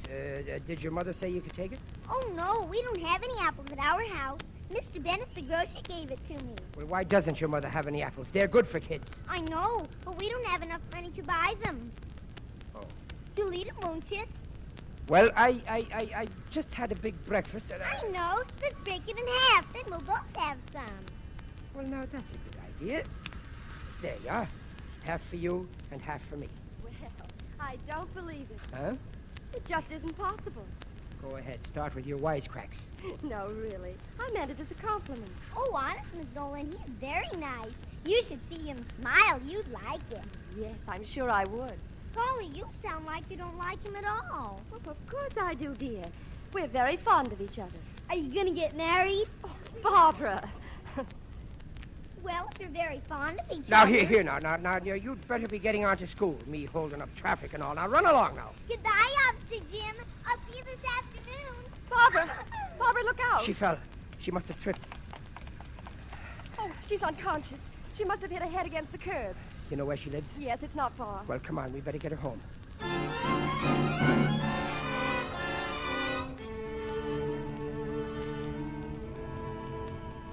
How are you feeling now, honey? Is your head still hurt? Just a little, Officer Jim. Where did Miss Nolan go? To get a lot of nice things for you to eat, and she's going to bring your mother back, too. That's nice. I like Miss Nolan. You do, too, don't you? Well, Of course you do. Miss Nolan said so. Sure. Say, how come your mother goes out to work? Where's your father? Oh, he's in Canada. He has a job up there. Canada, huh? That's a long way off. Oh, I make believe he's here. I talk to him all the time. Talk to him? To his picture. That's Daddy's picture right there. Oh, so that's your father, huh? Well, he look like... What's the matter? Nothing. I was just going to say he looks like an old friend of mine. Barbara, darling. In here, Mother. Oh, Babs, what is it? Miss Nolan came for me at the shop. Oh, darling, are you hurt? Oh, just a bump on the head, Mother. I'm all right. Officer Jim brought me home. Oh, officer, I don't know how to... You. And I was just about to thank you. I don't expect any thanks, Mrs. Phillips. Get out. There's something about you. I'm going, ma'am. But I want you to know that I was Don't only say it. If I hear you say you were only doing your duty, I'll go mad. I'm sorry. That helps a lot, doesn't it? Sorry. I didn't know. If there's anything I can do... You can leave me and my family alone. Now, please, get out. Go on, please. Please.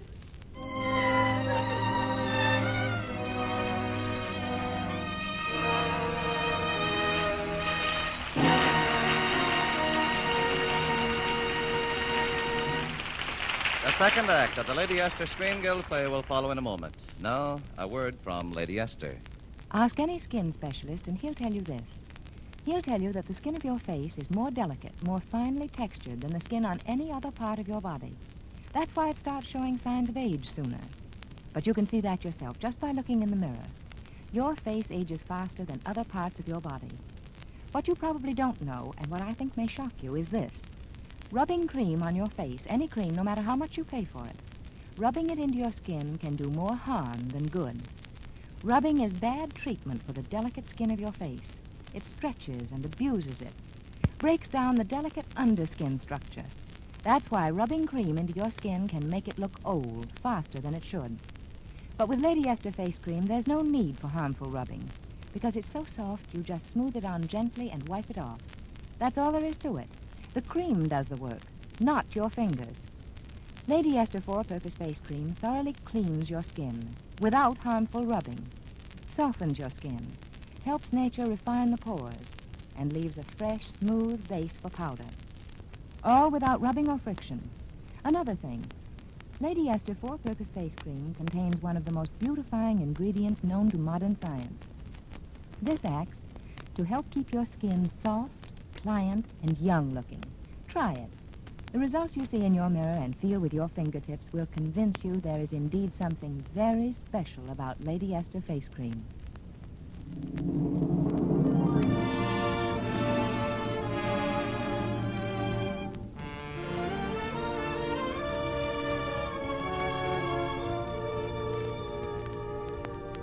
And now, Lady Esther presents the second act of The Great O'Malley, starring Charles Irwin, Norman G. Nilsson, Anita Louise, and William Bendix.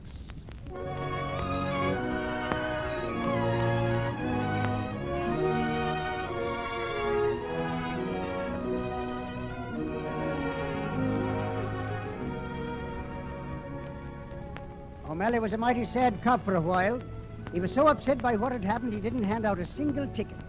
And suddenly, one morning, he was all smiles again. And as I found out later, he had a darn good reason. O'Malley, from what you've told me about the little girl, I rather think we can fix her leg. I've got to be sure, Dr. Larson. Well, of course, I'll have to examine her, but I'd venture a guess it's a diet deficiency, malnutrition. And do you think the operation would fix her up? I've seen some wonderful results. I did a lot of work, along these lines with Dr. Lorenz in Paris. Yes, I know. That's why I picked you out of the whole list.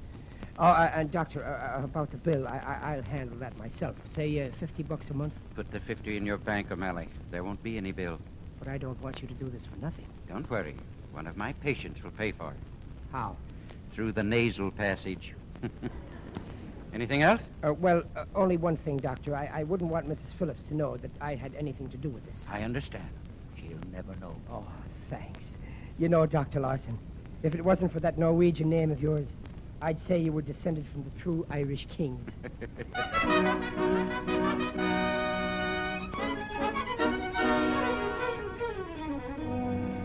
Miss Nolan, how is she? Is she all right? The doctor says it's a perfect result. In a few months, she'll be running around like any other child. She? I sent Mrs. Phillips home to get some rest, and Barbara's been asking for you. She has? Miss Nolan, do you think that maybe I could see her? Well, why not? Unless you know of some ordinance against it. Thanks. Barbara? Officer Jim. Hello. How do you feel? I feel good. But my leg hurts. Well, that'll go away after a while. My dad used to tell me what an old Indian said. No hurt, no heal. My daddy used to tell me stories, too. I wish he'd come home again. I get awful lonesome for him. Sure you do. But just think, by the time he comes home, you'll be all well. I bet that'll be a surprise for him, huh? Oh, yes. He'll be happy about it. And he'll meet you, too, Officer Jim. Oh, you'll like my daddy. Yeah, I'm sure I will. What's the matter, Barbara? What are you looking so worried about now? I didn't get to ride in the ambulance. Well, of course not. An ambulance is just for people who can't walk. I know. But I always wanted to ride in an ambulance. With the siren going. Oh, you did, huh? Well, now, maybe I can fix that up for you. You will? You just get well and get out of here, and we'll ride all over town in the loudest ambulance we can find. Oh, that'll be wonderful. Sure it will. But first, you've got to get well and strong. And that's going to take a lot of rest. So now maybe you'd better get some sleep now, huh? I'll try. Well, then I'll be running along. Goodbye now, Barbara. Aren't you even going to kiss me? Huh? Kiss? Oh, sure, sure. Golly, you act like you never kissed a girl. Well, it is sort of a new idea. But don't you worry, I'll get used to it.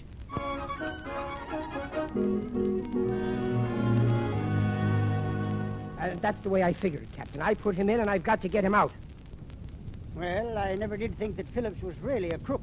Just the victim of circumstances. Circumstances, meaning a dumb cop, meaning me. How soon could I get the parole board to act? I don't know. Might take a couple of months.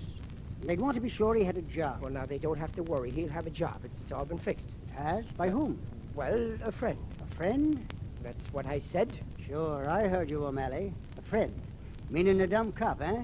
Meaning you. All I want to know is, will you help? Of course. We'll have him out in no time at all.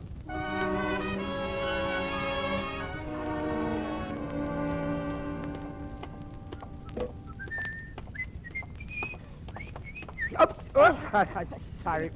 Well, Miss Nolan. O'Malley, do you think you should be coming here? Well, why not? Is Phillips home? Well, yes, but I don't believe he'd want to see you right now. Maybe not, but I've got to see him. Why? Has he broken another ordinance? No, it's just that, well, I thought that Barbara might like it if her pop brought her some toys from Canada. I thought I'd leave these on the stairs here until I could tell him about it, and then he could take them in and well, you know. You won't let on, will you? No, I won't. Thanks, Miss Nolan. I'll be seeing you.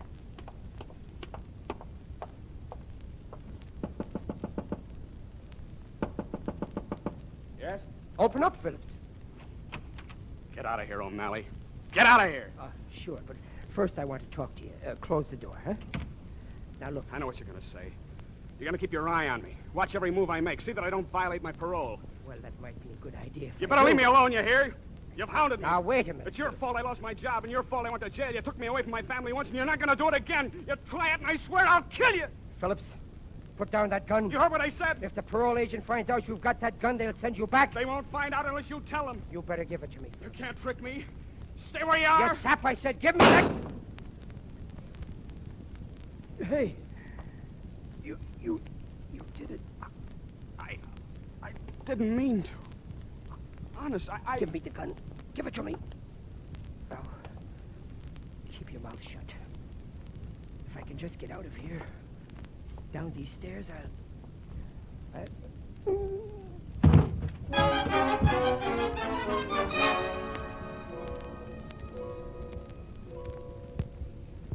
How about it, Doctor? You think he'll pull through? I think so, Captain Cromwell. He's Irish and stubborn. I think you'll be able to talk to him now. His heart's getting stronger.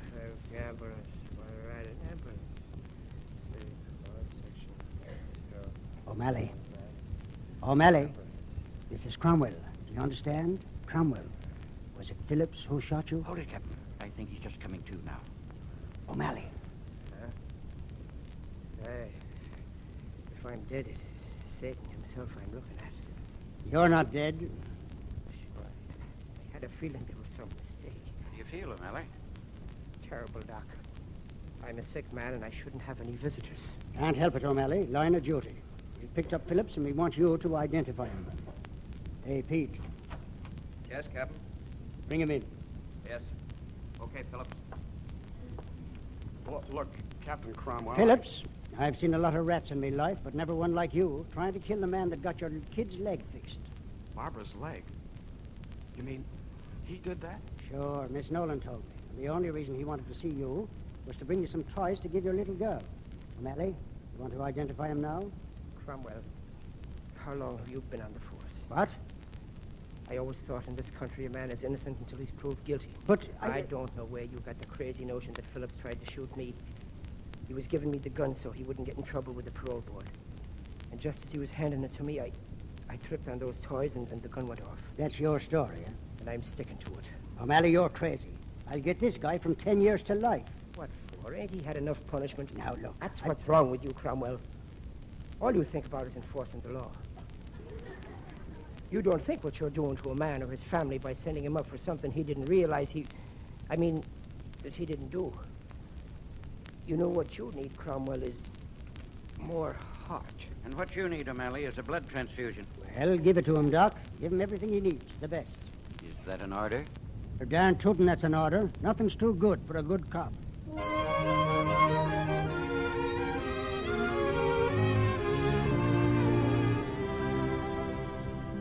I've been talking to the doctor, O'Malley. He says he's going to send you home tomorrow. Well, I'm sure that's very nice of you. He said you're going in an ambulance, and he said that I could go along. Now, won't that be fun? Only Daddy said he'd have to go, too. Well, sure. Why not? The more, the merrier. Yes, that's what I was thinking, Jim.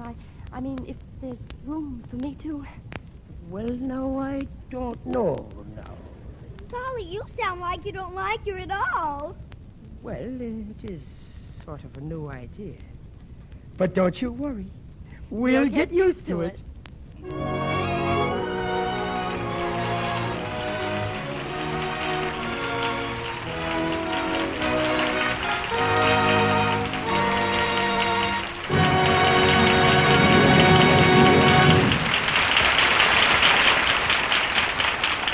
Thank you, Norma Jean Nilsson, Charles Irwin, William Bendix, and Anita Louise for a delightful performance. We sincerely hope you will be back with us again soon. You can count on us, Mr. Bradley. For that matter, you can count on every actor and actress in Hollywood because we all know the wonderful work being done by the Motion Picture Relief Fund and its country house. And we know that the work is made largely possible by this radio program. And now, before we tell you about next week's show, here's a word from one of America's best-known beauty authorities, Lady Esther. Thank you, Miss Louise. Ladies, if you examined the skin of your face under a microscope and compared it with the skin of your arms or legs, I think you'd be surprised. You'd be surprised to see how much more delicate and finer textured the skin of your face is. Yes, the skin of your face is finer than the skin of any other part of your body. And that's why it ages faster, shows damage and bad treatment faster. Rubbing your skin is not good. Yes, rubbing the skin of your face is not good treatment. Because rubbing those fine, delicate skin structures is likely to make your skin age even faster than it should. Rubbing stretches the skin. Rubbing just doesn't seem to agree with the delicate underskin structure. That's why it's wiser to use the cream that requires no rubbing, Lady Esther Four-Purpose Face Cream. Because it's so soft, you just smooth it on gently, then wipe it off. That's all there is to it. The cream does the work, not your fingers. Lady Esther Four-Purpose Face Cream thoroughly cleans your skin without harmful rubbing, softens the skin, helps nature refine the pores, and leaves a lovely, smooth base for powder, all without rubbing or friction. Then, too, Lady Esther Face Cream contains one of the most beautifying ingredients known to modern science. This acts to keep the skin soft and pliable and helps prevent little lines caused by dryness. It's the only cream you need, the modern, scientific cream, which, without rubbing, does all four things your skin needs most for beauty. Try it. See how gratefully your skin responds to the gentle, beautifying touch of Lady Esther Four-Purpose Face Cream. Next week, the Lady Esther Screen Guild players will present Notte Marietta. It will star Irene Manning and Alan Jones. Be sure to listen. The Great O'Malley was produced and directed by Bill Lawrence and was presented through the courtesy of Warner Brothers, who are now celebrating the 20th anniversary of Sound Pictures. Their current production is Janie Gets Married. William Bendix appeared through the courtesy of Teal, sponsors of his own radio program, The Life of Riley. Anita Louise appeared through the courtesy of Columbia Pictures, producers of the new Technicolor picture, The Bandit of Sherwood Forest. Norma Jean Nilsson appeared by courtesy of the Jack Carson Campbell Soup radio programs. Charles Irwin will be seen next in the 20th Century Fox Technicolor production, Bob, Son of Battle. Music on tonight's program was arranged and conducted by Wilbur Hatch. The radio adaptation was by Harry Cronman. This is Truman Bradley speaking for Lady Esther. Thank you and good night. This is CBS, the Columbia Broadcasting System.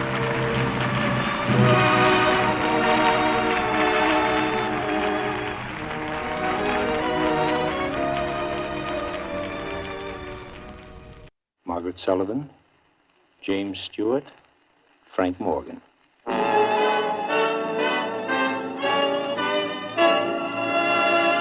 The Gulf Screen Guild Theater. Your host and director of the Star's own theater, Roger Pryor.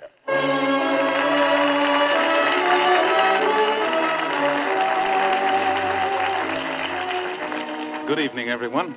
On behalf of your neighborhood good Gulf dealer and the Gulf Oil Companies, welcome back to the Gulf Screen Guild Theater. Right now, the Gulf Theater is the most exciting place this Hollywood of ours has seen in months. Out front in the audience are many of the greatest names in motion pictures and radio. Right beside me here on the stage are Margaret Sullivan, James Stewart, and Frank Morgan, whom you'll hear later in tonight's play, The Shop Around the Corner. Behind me, of course, is Oscar Bradley's Gulf Orchestra, with Frank Tours conducting. And facing me across the microphone is one of the grandest fellows in Hollywood or any place else, a great actor and the president of the Motion Picture Relief Fund, Gene Hersholt. Gene has something to say to you. Ladies and gentlemen, the Gulf Screen Guild Theater means more to us here in Hollywood than you probably realize. Soon, just outside of Hollywood, a community complete in itself will be built. A community that will provide a home for the less fortunate men and women of the motion picture industry, who, because of some quirk of fate, can no longer provide for themselves. And we owe all this to the Gulf Theater. For the money that would ordinarily go to the stars who appear here, Gulf gives instead to the Motion Picture Relief Fund. So as we start our third season, I want to thank the Gulf people and all the stars who have helped make the Gulf Theater our theater. I'm proud to be associated with them. Thank you. Thank you, Gene Hersholt. And now, ladies and gentlemen, for our first production of the season, we bring you Margaret Sullivan, James Stewart, and Frank Morgan in The Shop Around the Corner.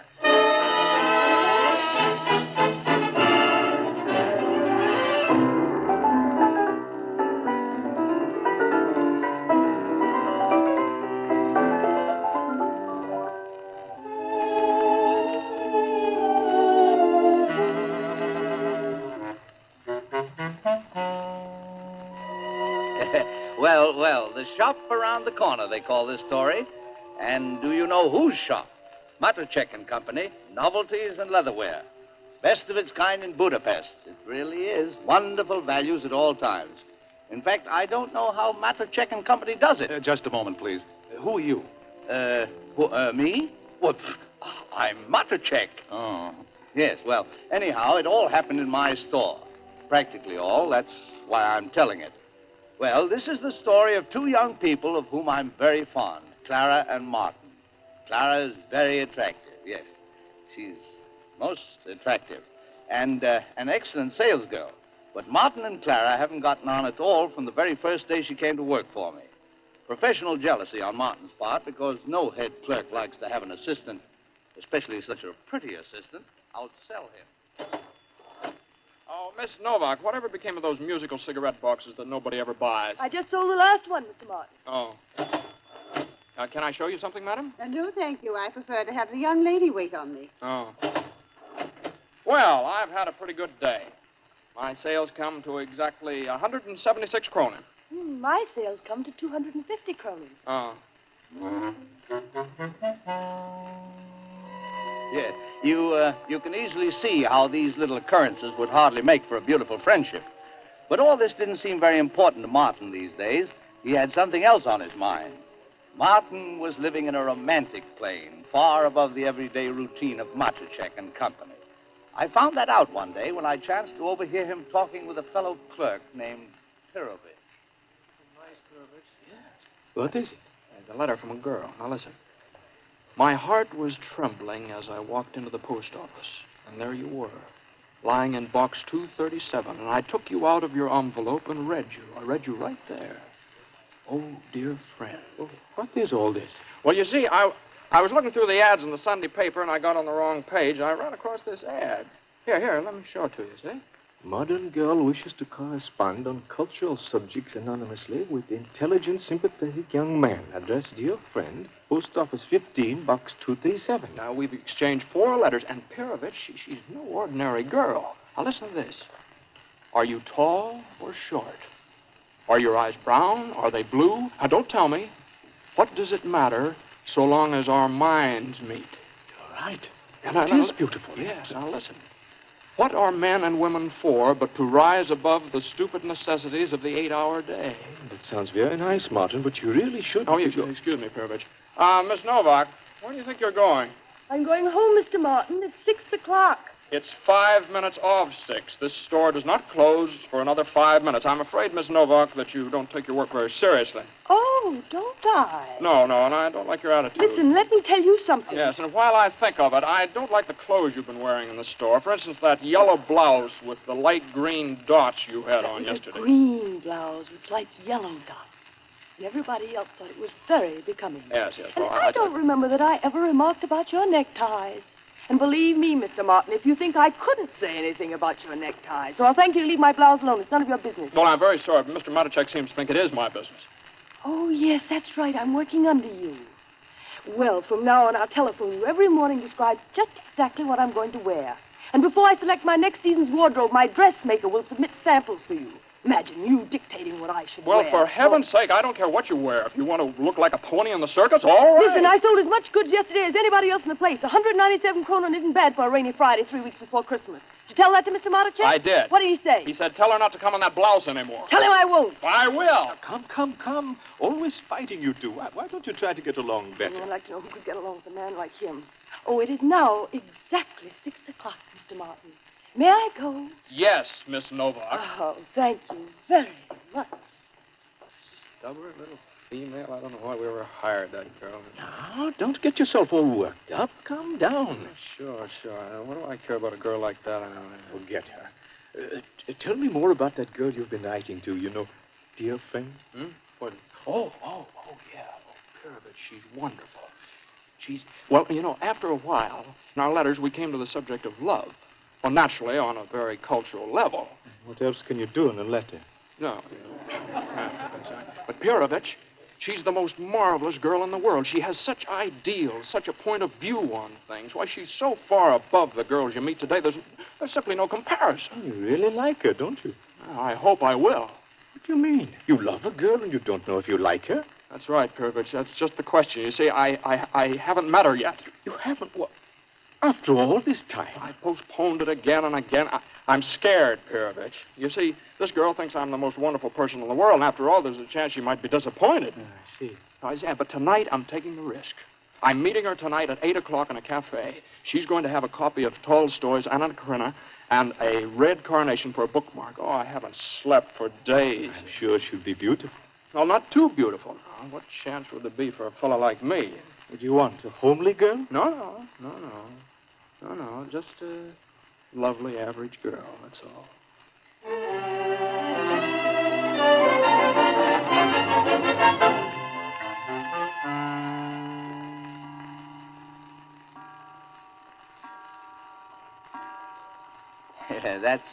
That's the clock in the back of my shop striking 8 p.m. And that's exactly the hour Martin was to meet dear friend for the first time at the cafe. Well, when the time came, Martin didn't feel quite so brave, so he asked Perovich to come along to give him moral support. And even after he got there, he was afraid to go in. He stood with Perovich in a shadow outside the front window and peered in. He wanted Perovich to see if he could spot a girl with a red carnation for a bookmark. Not yet. There's a beautiful girl. Really? Very beautiful. But no book. Oh, too bad. Wait a minute. I think I see it. Right here under the window. Yeah. Anna Karenina by Tolstoy. And a carnation. Yes. Well, what does she look like? Well, I can't see her face. She's sitting behind the clothes rack. There's a cup of coffee on the table. She's taking a piece of cake. Martin, she's dunking. Well, why shouldn't she? Oh, all right. What else, Perovich? How does she look? Well, I can't see her face yet. Don't shove me, Martin. No, she's leaning forward now. Can you see her? Yes. Is she pretty? Very pretty.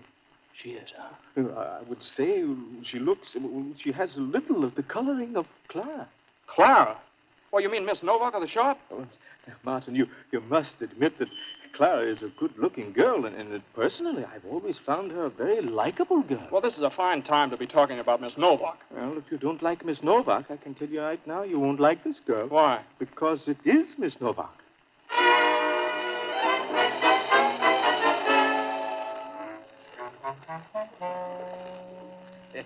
Well, Martin was all for turning on his heel and starting home.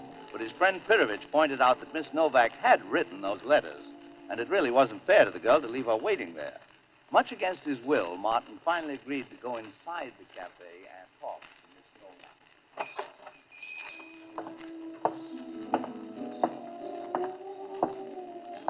Well, hello, Miss Novak. Oh, good evening, Mr. Martin. Well, that's what a coincidence. I had an appointment. You haven't seen Mr. Perovich by any chance, have you? No, I haven't. Well, I guess I'll wait.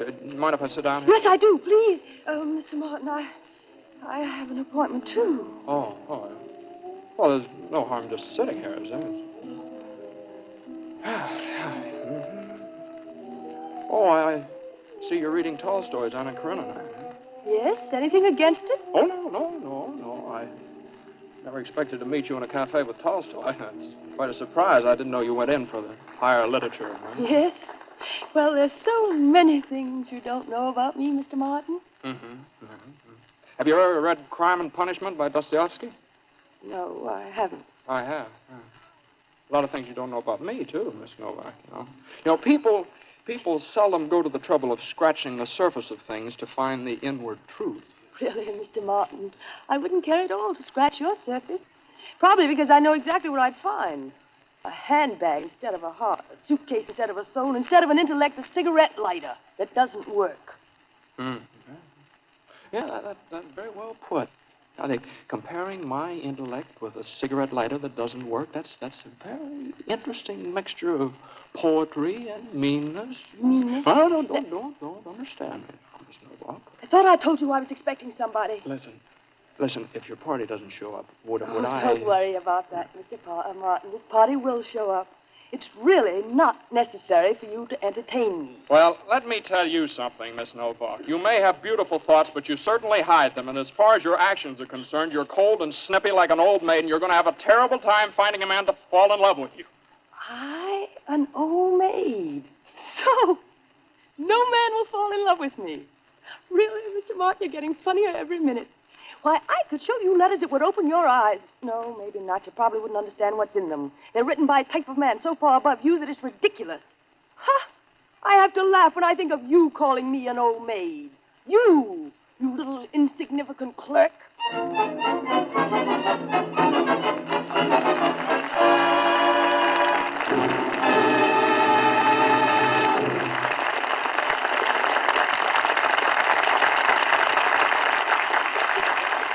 And so ends Act One of our first Gulf production of the season.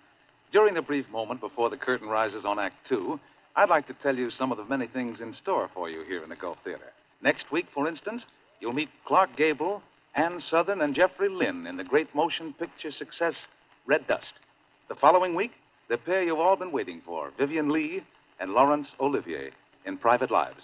In future weeks, among others, you'll hear from Jack Benny, Claudette Colbert, Ernst Lubitsch, Basil Rathbone, James Cagney, Mickey Rooney, and Judy Garland. And now, I know you'd like to hear a word about the man who's really behind the Gulf Theater, your neighborhood good Gulf dealer. He hopes you'll be listening in every week.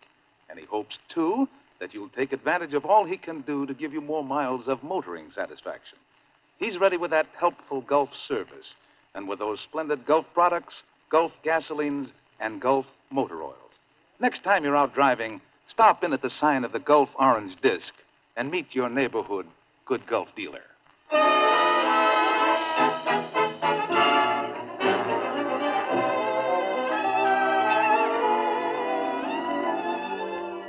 And now we return to the second chapter of our story, The Shop Around the Corner, starring Margaret Sullivan, James Stewart, Frank Morgan, Oscar Bradley's music with Frank Tour's conducting. Yeah, well, thank you, Mr. Pryor. I'll take over from here.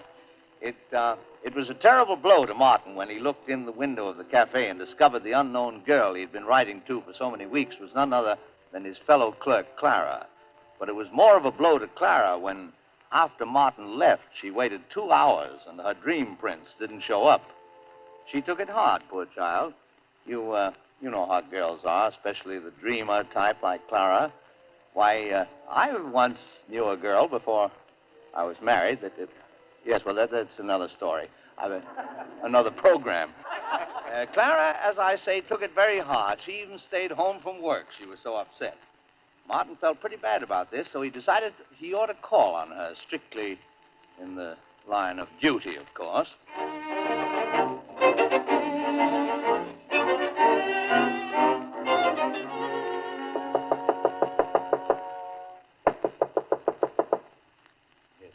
Incidentally, whenever you hear that particular rapping on that particular door, ladies and gentlemen, that means Mr. Martin is calling on Miss Novak. Good evening, Miss Novak. Oh, good evening, Mr. Martin. Come in.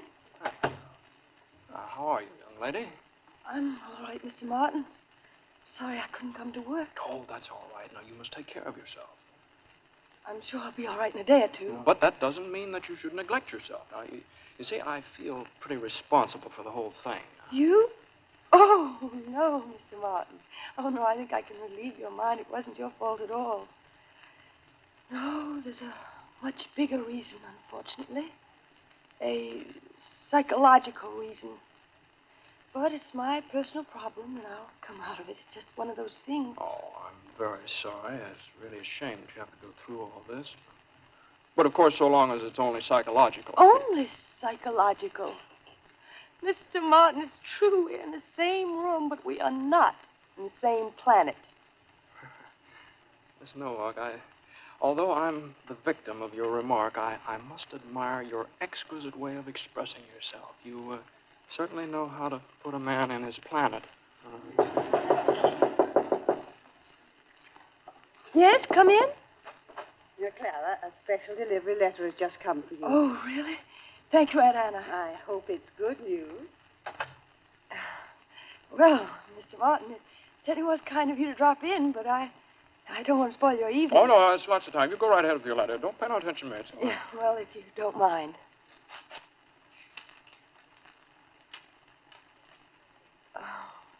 Well, it's good news.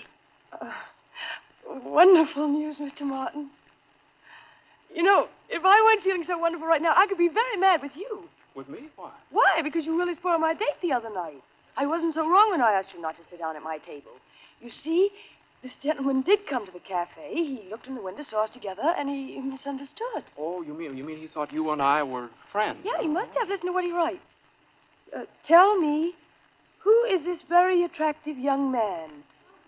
He's just the type women fall for. Sorry I caused you so much trouble. I'll straighten it out. Let him be a little jealous. We'll hurt him. Doesn't seem to be much of a man, this friend of yours. He walks away. He's afraid to come over to the table because another man's sitting there. Martin, he was not afraid, I can assure you. He's tactful. He's sensitive. He's not the kind of a man who would sit at a table uninvited. It's difficult to explain a man like him to a man like you. Where you would say black, he would say white. Where you would say ugly, he says beautiful. And where you would say old maid, he says, listen, here, eyes that sparkle with fire and mystery. Vivacious. Fascinating. He says I make him think of gypsy music. Well, I suppose there's nothing left for me to say except that I wish you a very Merry Christmas, both of you. Thank you, Mr. Martin. Well, good night, Miss Novak. Good night, Mr. Martin.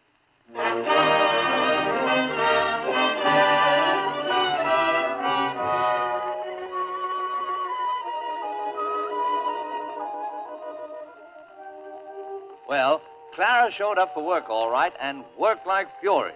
She told everybody, including Martin and me, that she had an engagement for dinner on Christmas Eve, and she was all excited about it.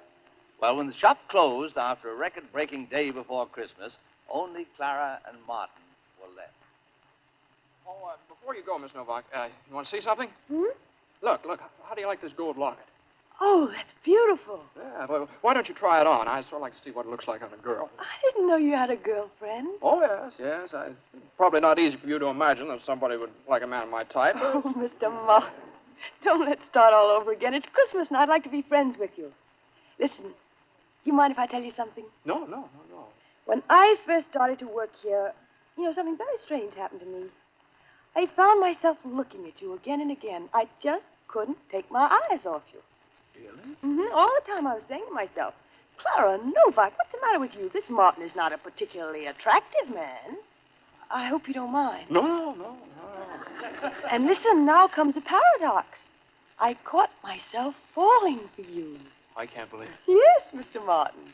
In those first few weeks, well, there were moments when you could have swept me off my feet. There were. Yes. Well, you see, really, I was a different girl then. I was rather naive. All my knowledge came from books, and I just read a novel about an actress who, when she wanted to rouse a man's interest, she treated him like a dog. Oh, that's true. You treated him like a dog, all right. Yes, but instead of licking my hand, you barked. Oh, well, that's all forgotten now, isn't it? Oh, well, and now you go to see your girlfriend. By the way, is it serious? Yes, very. We might both be engaged Monday morning. I think we will. Oh, I don't want you to misunderstand. In my case, I just say it might happen.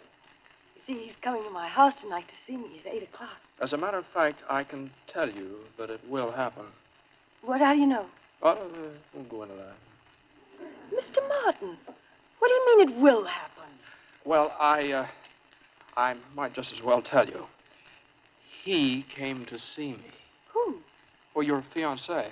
He came last night. Now, you shouldn't have told him who I am. You see, I spent a very uncomfortable hour. He apparently didn't believe it when you wrote him that I meant nothing to you see. I can't get in my head. Come to see you? Oh, no, that doesn't sound like him at all. Oh, no, but I straightened everything out. It's all right. Now, don't worry. In a little while, you'll be Mrs. Popkin. Mrs. Popkin? Popkin? Wasn't that his name? Popkin? I thought that's what he told me. Oh, Popkin. Oh, yes, that's right. Popkin. And a very nice fellow. Very nice. I congratulate you. Yes, thank you. I think he's a very attractive man, don't you? Oh, yes. Oh, yes. For his type, I would say yes. Yes. Would you really classify him as a definite type? Absolutely. And don't you try and change him now. Don't put him on a diet. Don't. Would you call him fat? Well, that's a matter of opinion. Now, if I were a girl and had to choose between a young good-for-nothing with lots of hair and a fine, solid, mature citizen, I'd pick Mayfia's Popkin every time. But he has a fine mind, don't you think? Didn't he impress you as being rather witty? Well, I don't know. He struck me as being sort of depressed, but of course it's unfair to judge a man who's out of a job. Out of a job? Why, he never told me. Well, I showed you how sensitive he is, but don't worry. He feels that both of you can live very nicely on your salary. Terrible. Oh, I'm outraged. I never dreamed he was materialistic like this. If you could read his letters, such ideals. Well, I could quote you passages. To love is to be two and yet one. A man and a woman blended as angels, heaven itself. How did you know that? That's by Victor Hugo. He stole that. Oh, no.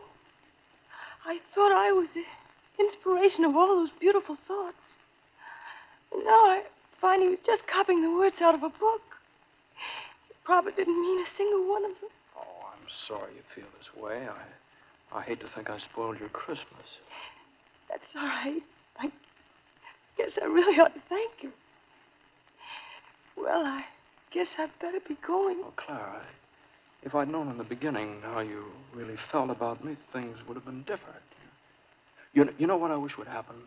When your bell rings at 8 o'clock tonight and you open the door, instead of Popkin, I come in. It's very sweet of you to try to cheer me up. But I think we'd better say goodnight. You have an engagement. Yes, and so have I. And I shouldn't be late.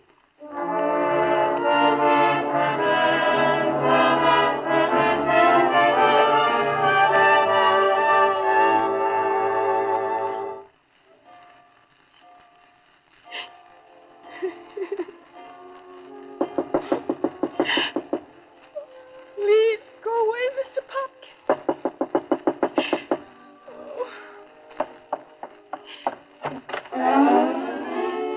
You. What are you doing here? Popkin's right on time. He's not here yet, and I'll thank you not to joke about it. Clara, couldn't I take his place? Please, you're only making it more difficult for me. Oh, Clara, my darling. Oh, no, you mustn't put your arms around me. Dearest, sweetest Clara, I can't stand it any longer. Please take your key. Please. Open Post Office Box 237 and take me out of my envelope. Really? And kiss You me. mustn't. Box 237. Dear friend. You. Dear friend. Oh, my darling. Mr. Popkin. Dear Mr. Popkin.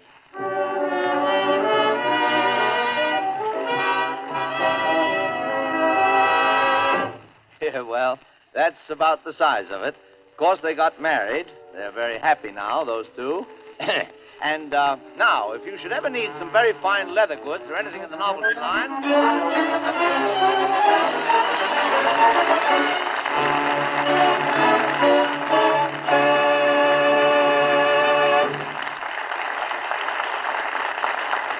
Thank you, Margaret Sullivan, James Stewart, and Frank Morgan for a really grand performance. And thank you, too, Norman Corwin, for your swell radio adaptation. And now, on with the show. Roger, You know, I... Roger. Yeah? Remember me? Oh, I'm sorry, Bud. I almost forgot to introduce you. Ladies and gentlemen, meet our new Gulf Theater announcer, Bud Heaston.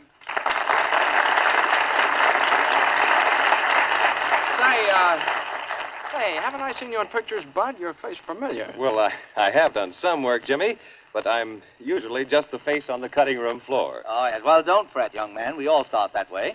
I can remember when I first started in pictures. Yes, but that's another story. Besides, it's so glamorous I can sell it. Why give it away? So, you want to be an actor? I'm just the man to help you. Well, gee, that's swell, Mr. Morgan. Right now, however, I'm busy learning to be an authority on gas. Gas? Well, I know enough about gas to fill a balloon. What? Well, gasolines, Mr. Morgan. For instance, I've been finding out about the new Gulf gasolines, Good Gulf and Gulf No Knox. And I learned that they've both been stepped up to give you faster pickup, more power, and a sweeter running, quieter engine. And boy, if you've never tried the new Gulf gasolines, you don't know what you're missing. See if you don't notice a real difference the very first time you step on the accelerator. If you use a regular gasoline, try Good Gulf. If you prefer a premium fuel, try Gulf No Knox, the gasoline that is knock-proof under all normal driving conditions. Remember, you get either one at the sign of the Gulf orange disc. Drive in and fill up with America's stepped-up gasolines, the new Gulf gasolines.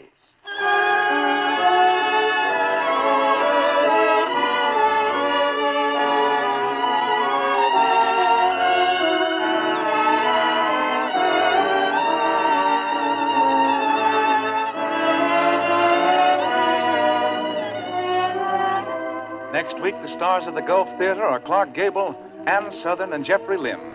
What happens to them on a rubber plantation in Indochina is the dramatic story of Red Dust. We hope you'll all be listening for the Gulf Theater next week, starring Clark Gable, Ann Sothern, Jeffrey Lynn, Oscar Bradley's Gulf Orchestra with Frank Tours conducting.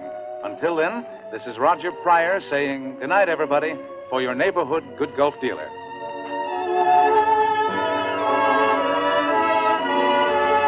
Margaret Sullivan is currently working in the Low Lewin production of Flotsam.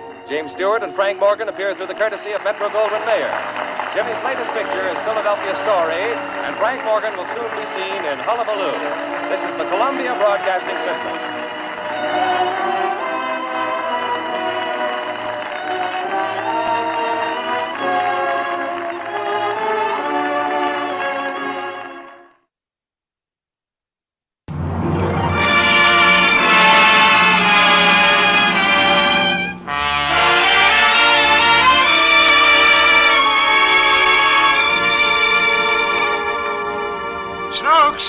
Snooks, where are you?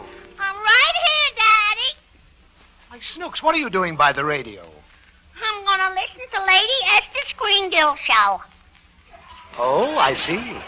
And why that show? Because it's like Jell-O and Jell-O puddings. And you know what? What? I like it.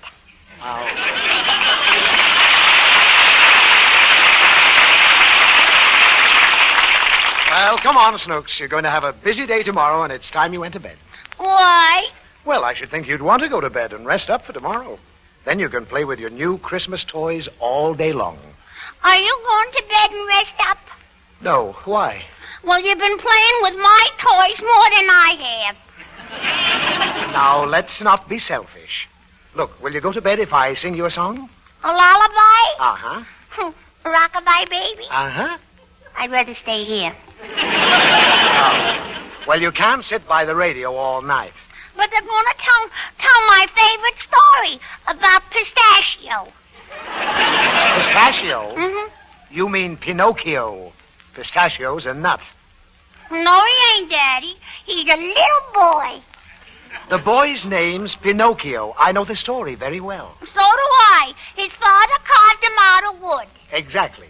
And you know his father's name? Uh-huh. What is it? Edgar Bergen. Just what I thought. You're bluffing. Now, when I was your age, I knew the story of Pinocchio backwards. You did? Yes. Will you go to sleep if I tell it to you? Backwards? No, forwards. All right, Daddy. Tell me the story. Well, once upon a time, long, long ago, there was a kind old man named Geppetto. Mm-hmm. He was a toy maker. Yeah. And he lived all alone. No one to talk to but his cat and his goldfish. Did the cat really talk? Why, certainly. It said... Meow. What did the goldfish say? Why, it's, oh, don't be silly. Goldfish don't talk. They open their mouths, but they never say anything. You mean like you do when Mummy's around? When Mummy's around, I'm no goldfish. What are you? I'm a dead pigeon. Poor Daddy. Tell me more about Pistachio. Pinocchio! Pinocchio. Well, one cold winter night, not long before Christmas, when most people were enjoying good cheer and fellowship with their families, old Geppetto was in his cottage all alone. And he was feeling a bit sad because he didn't have any family at all. Just his cat and his goldfish and a little wooden puppet that he'd just finished carving. And he turned to Figaro, that was the name of his cat, and he said, Figaro, he is the nicest puppet I have ever seen. I think I will call him Pinocchio. Oh, you like that name, eh? He's such a cute little fellow. He almost looks alive. Figaro, wouldn't it be nice if he were real? What is it, Figaro? What do you want? Oh, the window is open. You want me to close it, eh? Very well. Figaro, look. Up there. The wishing star. Starlight, star bright. Oh, first star I see tonight. I wish I might have the wish I make tonight. Figaro, you know what I wished. I wish that my little Pinocchio might be a real boy.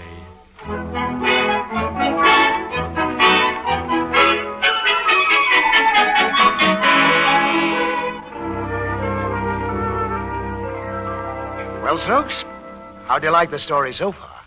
I like it. What happened next? Old Geppetto went to sleep. Why? Well, he just went to sleep. That's all. That's all? Yes. That's a very short story. Oh, don't be silly. Geppetto went to sleep, and late that night, a beautiful blue light shone in through the window. And it blazed and it glowed, and in the middle of it stood the blue fairy. And she touched Pinocchio with her golden wand and said, Little puppet made of pine, awake, the gift of life is thine. Golly, I can move, and I can talk. Yes, Pinocchio, I have given you life. Why? Because the good Geppetto has brought so much happiness to others with his toys. And tonight he wished for a real boy. Am I a real boy? Not yet, Pinocchio. To make Geppetto's wish come true will be entirely up to you. Up to me? Yes. Prove yourself brave, truthful, and unselfish, and someday you'll be a real boy. Oh, a real boy. It will not be easy. You must learn to choose between right and wrong. Right and wrong? How will I know? Your conscience will tell you. Conscience? Where'll I find one? Hello, what about me? What's that? Why, it's a cricket. Jiminy Cricket's the name, yes, sir-wee, and I'm as widow as anyone's conscience can be. I think you would be just the one. Kneel, Sir Jiminy Cricket. I dub thee Pinocchio's conscience. Oh, gosh. Now, Pinocchio, remember, be a good boy and always let your conscience be your guide. Look, she's gone. That's white, Pinocchio. And listen to me. You and I better have a widow when we talk. Why? Well, you want to be a real boy, don't you? A wowapalooza. That's fine. But the world is crammed full of lovely temptations. Temptations? Yep, temptations. They're the wrong things that seem right at the time, but even though the right things may seem wrong sometimes, sometimes the wrong things may be right at the wrong time, or vice versa. You follow me? But I'm going to do right. Attaboy, Pinocchio, and I'm going to help you. Anytime you need me, just whistle. Like this. Like this? No, son. Listen. When you get in trouble and you don't know right from wrong, give it with the whistle. Give it with the whistle. When you meet temptation and the urge is very strong, give it with the whistle. Give it with the whistle. not just a whistle squeak, but go up and whoa. And if your whistle squeak, yell, Jiminy Cricket. Take this straight and now we'll pass, and if you start to slide, give it with the whistle. Give it with the whistle. And always let your conscience be your guide.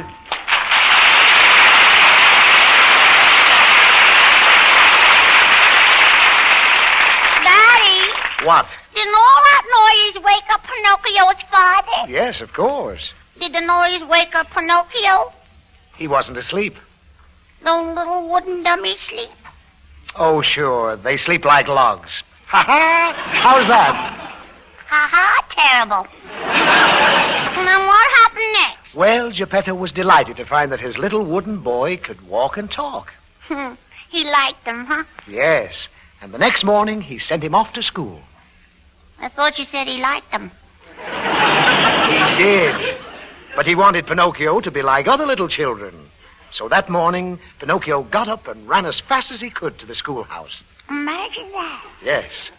Now, why aren't you so anxious to go to school as Pinocchio is? 'Cause I'm no dummy. Great. Well, anyhow, on the way to school, Pinocchio ran into a sly old wolf.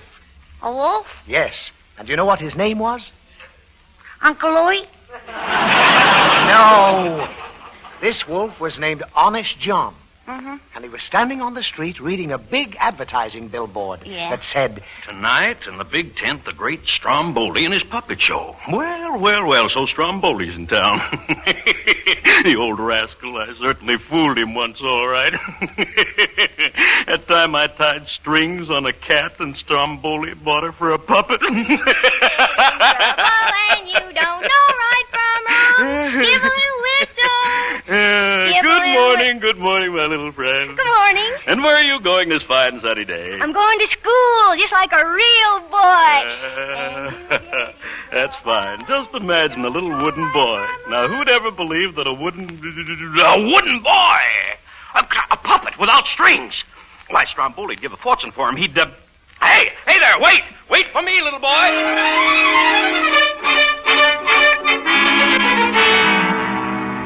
So, you're going to school, my little man. Going to be a scholar, eh? Yes, I'm going to learn to be brave, truthful, and unselfish so I can be a real boy someday. Indeed. Well, I must be going now. I'm late. Oh, just a minute, young fellow, just a minute.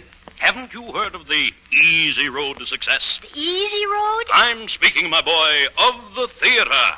The theater? Bright lights, music, applause, your name in lights. What is your name? Pinocchio. Why, I can see it in letters 6 feet high. 6 feet high? Just as sure as my name is Honest John. P-I-N-U... P-I-N... Well, anyway, 6 feet high. Come along, lad. On to the theater. Hi, diddly-dee, an actor's life for me. A high silk hat and a silver cane, a watch of gold with a diamond chain. Hi, diddly-do, you sleep till after 2. You promenade with a big cigar, you tour the world in a private car, you dine on chicken and caviar. An actor's life for me. Hi, diddly-dee. Hey, Pinocchio.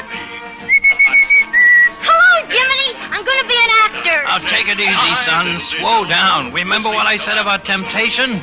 Well, that's him. Oh, no, Jiminy. That's Mr. Honest John. Honest John. Oh, please, I pray you know Pinocchio. Goodbye, Jiminy. Wait, Pinocchio, wait, please. Life for me. A high silk hat and a silver cane, a watch of gold with a diamond chain. Hi, diddly-do, you sleep till after 2. You promenade with a big cigar, you tour the world in a private car, you dine on chicken and caviar. An actor's life for me.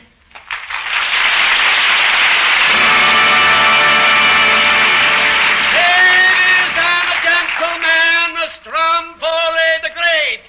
I give you now the only papita who can sing and dance absolutely without no string. I give you the one and only Pinocchio.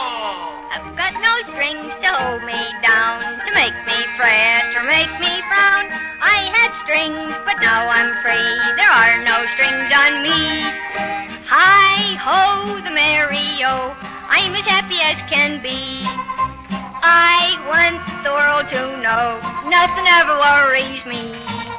I've got no strings, so I have fun. I'm not tied up to anyone.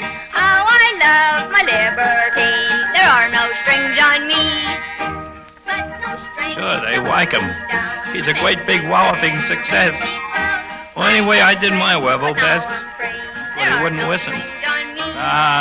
What does an actor want with a conscience anyway? I'm as happy as can be.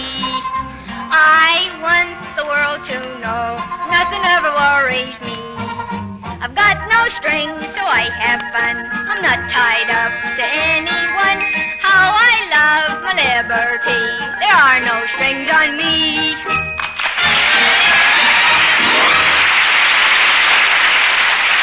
Well, Snooks, how do you like the way I'm telling you this story? I'd rather listen to the Screen Girls show. Oh, you would. Well, what have they got that I haven't got? Lady Esther. Touché. You're just like every other female. All right, if it's Lady Esther you want, that's what you'll get. Tonight before you go to bed, look closely at your skin. See if it's everything you really like it to be. If it is, you're a lucky girl. But if you'd like to improve it in any way, then let me tell you about a serious skin problem which may be yours because it threatens every woman. This serious problem is a stubborn film on your skin, caused by your natural skin oils mixing with dust and cosmetics. You can't see or feel this stubborn film, but it dulls the natural freshness and beauty of your skin, makes even young skin look dingy and lifeless. It also encourages blackheads and blemishes. Ordinary cleansing fails to remove this film.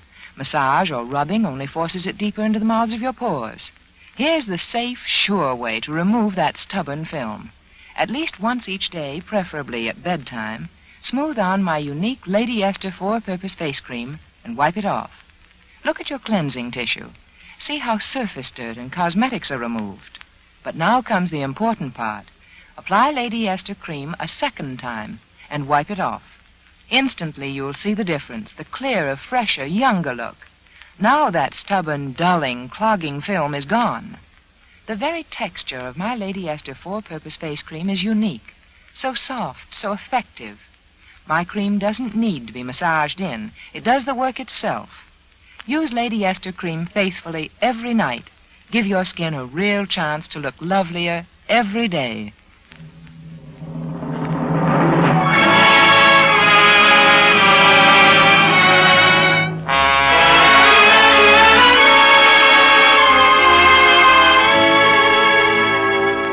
And now Lady Esther presents the second act of Walt Disney's Pinocchio, starring Fanny Bryce as Baby Snooks, Hanley Stafford as Daddy, Carol Smith as Pinocchio, and Arthur Q. Bryan as Jiminy Cricket.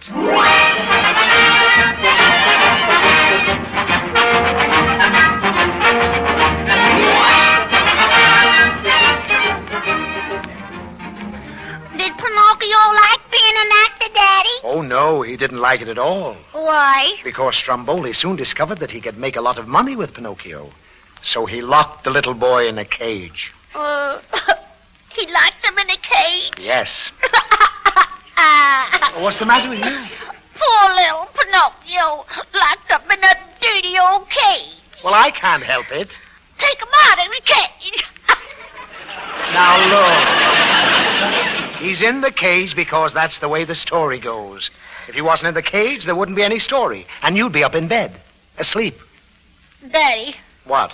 I'm glad he's in the cage. Fine. Now may I continue? Please do. Thank you. Well, just when Pinocchio had given up all hope, little Jiminy Cricket found him in the cage. And he called to the Blue Fairy. And she came down and decided to give Pinocchio one more chance. So she unlocked the cage, and Pinocchio and Jiminy went hurrying home. And as they were going along the street... No, sir.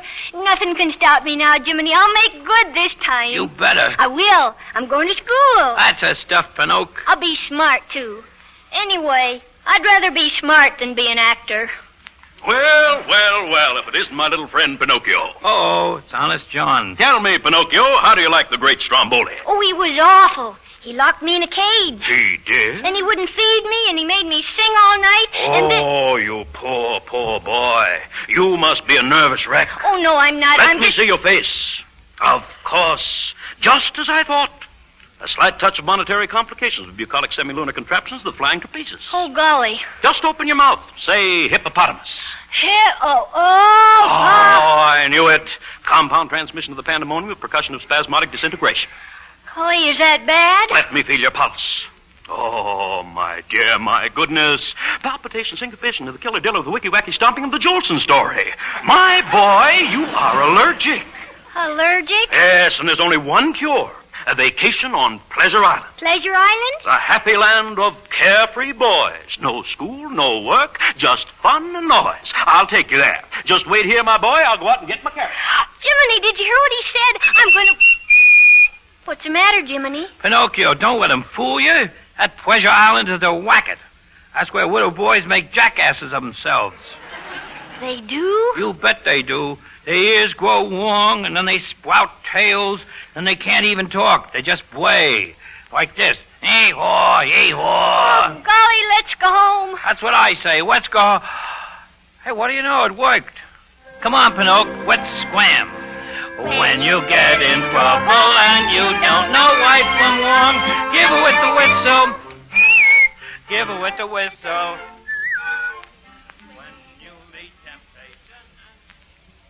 And for the rest of his life, Pinocchio always remembered that song. When you get in trouble and you don't know what to do, give a little whistle. Give a little whistle. Daddy! What? Just tell me the story. I should have made you go to sleep in the first place. Oh, all right. So when Pinocchio and Jiminy got to Geppetto's cottage, they found him out. Oh, what do they find out about him? They found he was gone. And for heaven's sake, stop asking so many questions. I can't stand it anymore. Poor little daddy. Pester me, you interrupt me, you drive me crazy. Would you feel better if I stopped asking you questions? Oh, yes. Poor little daddy. Now sit back and listen. Jiminy and Pinocchio went looking for Geppetto. And where do you think they found him? Where? Inside a whale. Oh. Is that all you have to say? He was actually inside a great big whale. That's what you said. But isn't that remarkable? A man. A full-grown man. Isn't that an awful lot for a whale to swallow? Isn't that an awful lot for me to swallow? Well, it happens to be true. What's more, Jiminy and Pinocchio went down to the bottom of the sea and joined Geppetto inside the whale. Imagine that. Yes. But then the whale clamped his teeth, and they couldn't come out. The teeth couldn't come out? No. Pinocchio, Jiminy, and Geppetto couldn't come out. But you said that... Never mind what I said. You said the whale's teeth came out, which is false. Were they false teeth? Oh, look. Let's get out of the whale's mouth. How are we going to do it? Well, Pinocchio had an idea. He figured a way to make the whale blow them out. Did he make the whale cough? Well, you're pretty close, I admit. But how would you go about making a whale cough? Get his feet wet. Whales don't have feet. What Pinocchio did was build a fire in the whale's stomach. Well, how did that make the whale blow them out? Oh, I guess you've never seen a whale sneeze. The whale's knees? Yes. But you said they didn't have legs. Oh, Snooks. Stop acting cute. The whale sneezed. He sneezed, you understand? Achoo! Well, say something. Gesundheit. Snooks, I think I'm going to put you to bed. No, I'll be good. Tell me the rest of the story. Very well. The whale sneezed them out, and old Geppetto nearly drowned. But Pinocchio came to his aid and towed him into shore. In doing so, the little wooden boy gave up his own life to save his father's. Poor Pistachio. Pinocchio! And when the old man came to, he picked Pinocchio out of the water where he was lying and carried him home and put him on the bed. And then he kneeled by the bed and cried and cried. Pinocchio, oh, my boy, my brave little boy. And as he knelt there, the beautiful blue light came in through the window again. It was the blue fairy herself. Oh. And she touched Pinocchio with her golden wand. Mm-hmm. And she said, Prove yourself brave, truthful, and unselfish, and someday you'll be a real boy. Awake, Pinocchio. Awake. Oh, my poor boy. My poor boy. Father, what are you crying for? Because you are dead, Pinocchio. No, I'm not. Yes, you are. Now lie down. But, Father, I'm alive. See? And I'm a real boy. You are. Yes? You're alive. And you are a real boy. Oh, Pinocchio, Pinocchio. Now all my wishes have come true. Anything your heart desires will come to you. If your heart is in your dream, no request is too extreme. When you wish upon a star, as dreamers do. Fate is kind. She brings to those who long the sweet fulfillment of their secret longing.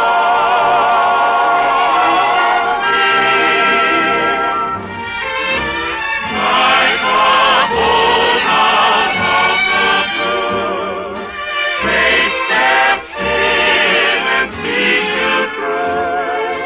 When you wish upon a star, your dream comes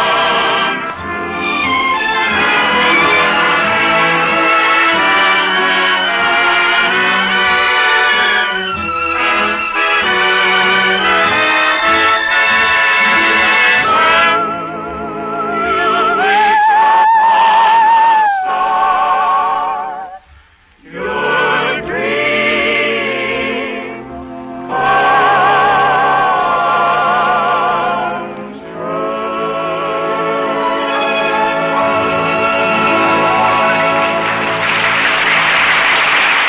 That's the end of the story, Snooks. The story of Pinocchio. Now it's time you went to sleep. Come on, Snooks, to sleep. Snooks!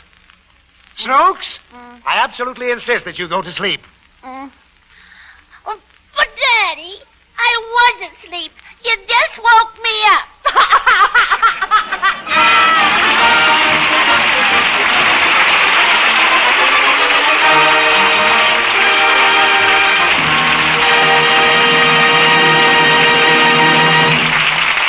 Thank you, Fanny Bryce, Hanley Stafford, Carol Smith, Arthur Q. Bryan, and all the rest of you who have made this holiday season such a delightful one for so many people.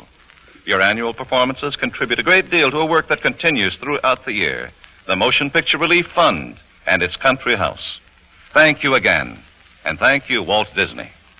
And now, here is a word from one of America's foremost beauty authorities, Lady Esther. I wish I could sit down with you in your own home and discuss all your skin problems. But there's one problem so important, such a threat to every woman, that I want to talk about it here. This insidious threat is a stubborn film on your skin. It's caused by your natural skin oils mixing with dust and cosmetics. You can't see or feel this stubborn film, and ordinary cleansing fails to remove it. That's important for you to know because this film dulls the true freshness and beauty of your skin and encourages blackheads and blemishes. Here's the safe, sure way to get rid of that stubborn film. First, smooth on my unique Lady Esther 4-purpose face cream and wipe it off. Immediately apply Lady Esther cream again and wipe it off. The first application removes surface dirt and cosmetics. The second application really removes that stubborn, clogging film. And instantly your skin looks clearer, fresher, feels softer, smoother. And remember, my unique Lady Esther cream by itself does 4 of the things your skin needs most. It cleanses thoroughly. It softens your skin, helps nature refine the pores, and leaves a perfect powder base. Lady Esther Four-Purpose Face Cream gives you a complete beauty treatment.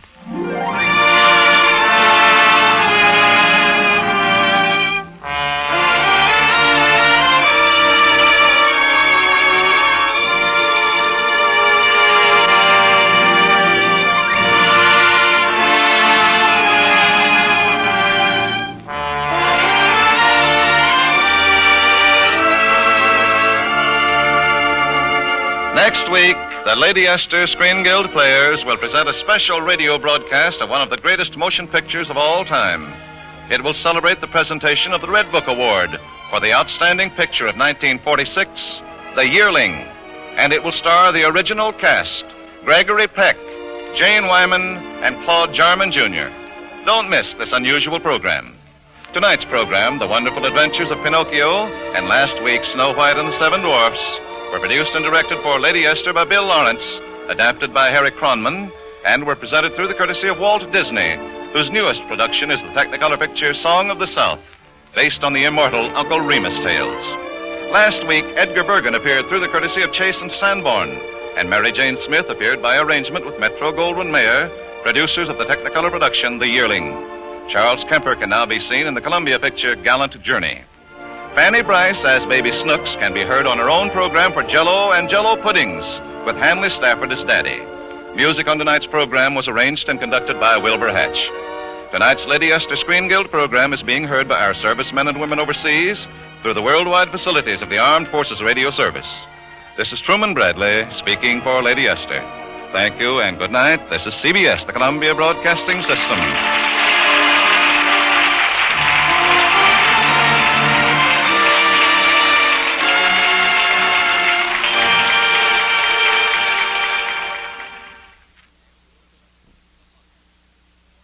Between Americans, starring Orson Welles.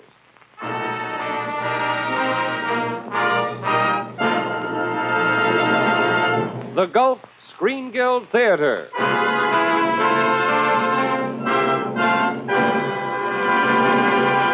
The Gulf Oil Companies and your good Gulf dealer are proud to present a dramatic picture of this, our America. Here is your host, Roger Pryor, to tell you about it.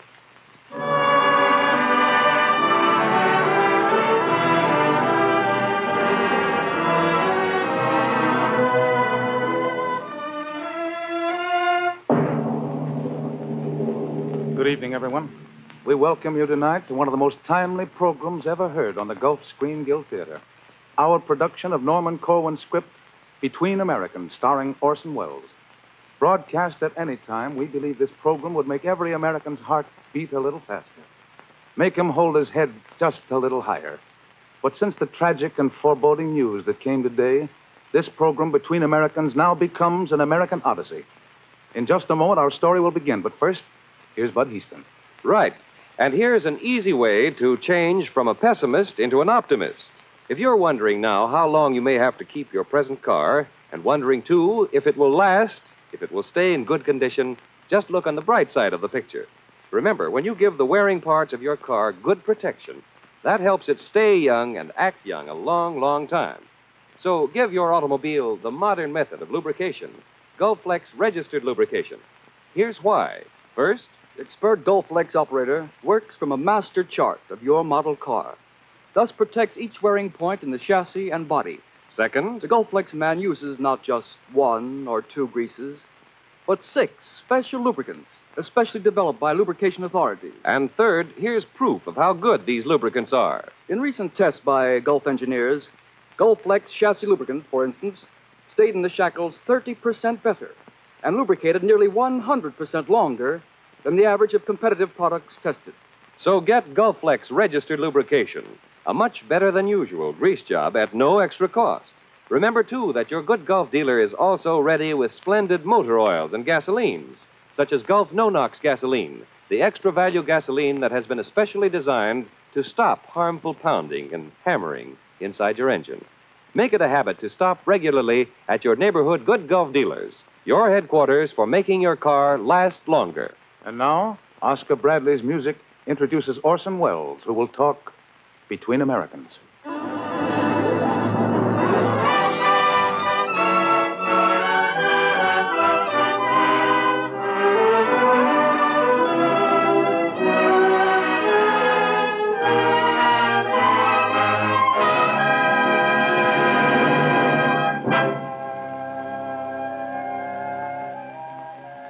This program is Between Americans.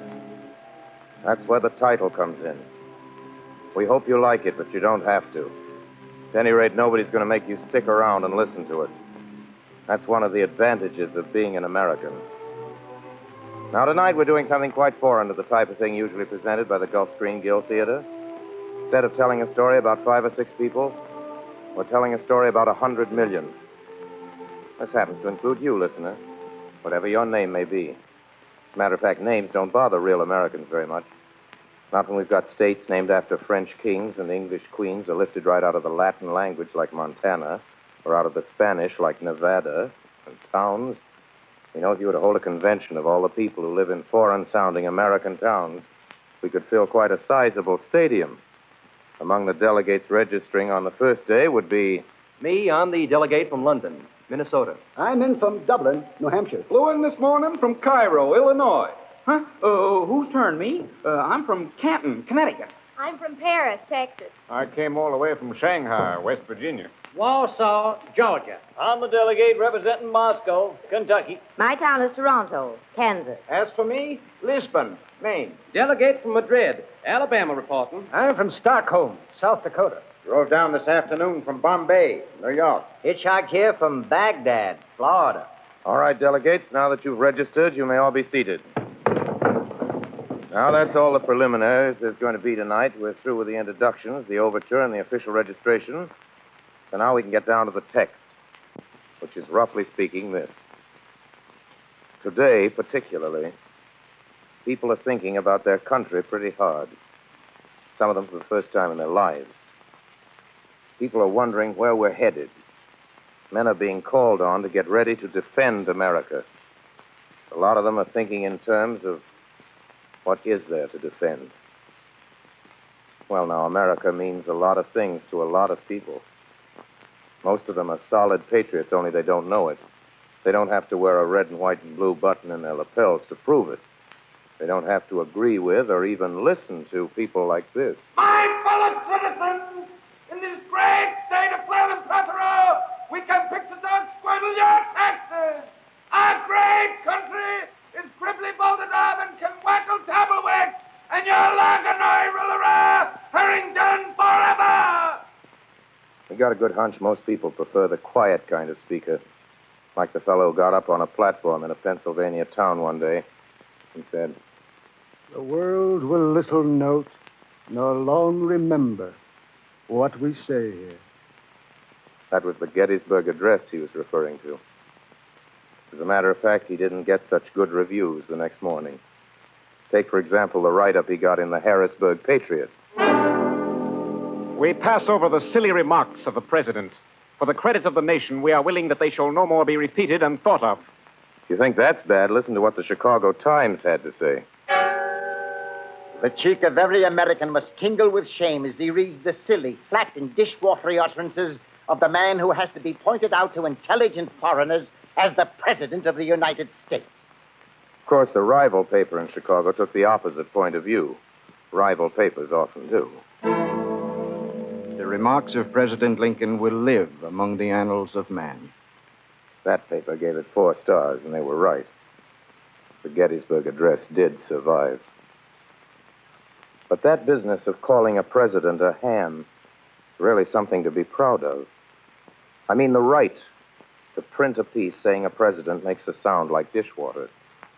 Nobody dragged the editors off to jail, even if they were wrong. That's important. Comes under the heading of free press. As soon as anybody starts gagging the press, any press, watch out. Americans don't like that. And by the way, we got a nerve to be calling ourselves Americans all the time when we're really only United Staters. We're a little selfish about that. It's America down there in Chile, too. All the way down the spine of the Andes. If any of you folks are hearing this down around Mexico or Honduras or Salvador or Argentina, or even if you're an Eskimo in the Arctic, we hope you'll overlook our calling ourselves Americans as though we were the only ones in the hemisphere. We do that just because it's so much easier to say than anything else, and also because it sounds so good. By the way, before we leave the subject, what about the original American? The Indians, There's a forgotten race for you. How about the Indian on the nickel and the buffalo who roamed the back of the great American jit?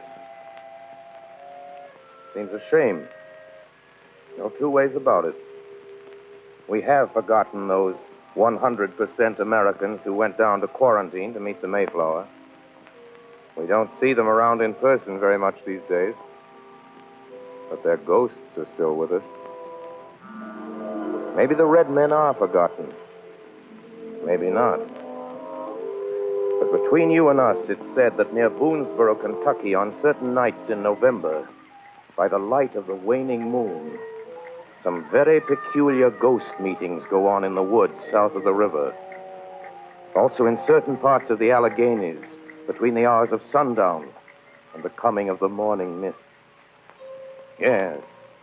If you happen to be listening to this in a car, driving along Highway 99 in Wyoming, that man you passed walking down the road a few miles back wasn't a man at all.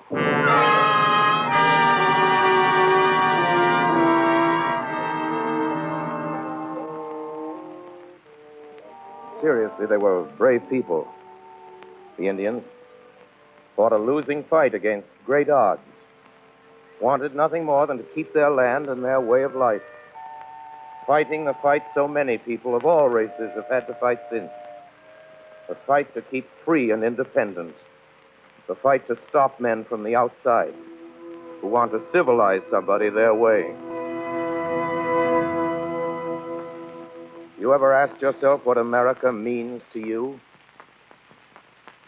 Does it mean 1776? Columbia, the gem of the ocean? Big business? The Bill of Rights? Uncle Sam? Chances are it means none of these things. Chances are it means something very personal to each of you. Something close to your heart which you'd miss like the very blazes if you were stranded abroad. Might have nothing at all to do with quotes from Madison or acts of Congress. It might be just the feeling about the crisp autumns in New England and the smell of burning leaves. It might be the memory of the way they smooth off the infield between the games of a doubleheader. It might be a thing as small as your little finger.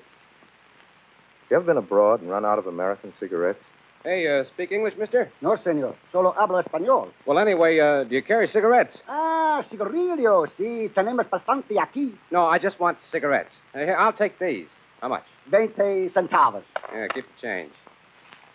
Hey, got a light there, senor? Sí, como no, senor. Un momento.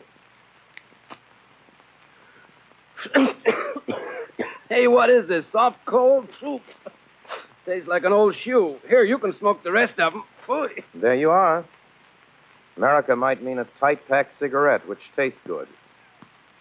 Might mean the way a hot dog man slaps mustard on a Frank.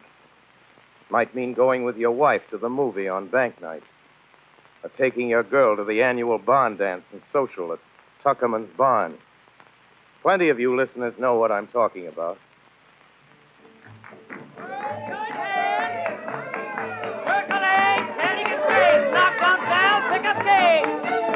First coming out, need to come on tonight. Wave your uncle, wave the team. Wave that pretty girl back to me. Swing your opposite, now you're on. Pop that for a little bitty ring. Go see, lady, you pretty little thing. On to the next, don't be slow. Make that wooden leg jar the bow. On the corner with your left hand. Meet your partner, right, left, right. You hear people speak of home defense? This is the home. The home to be defended. This square dance down the Glen a piece. In old man Tuckerman's barn.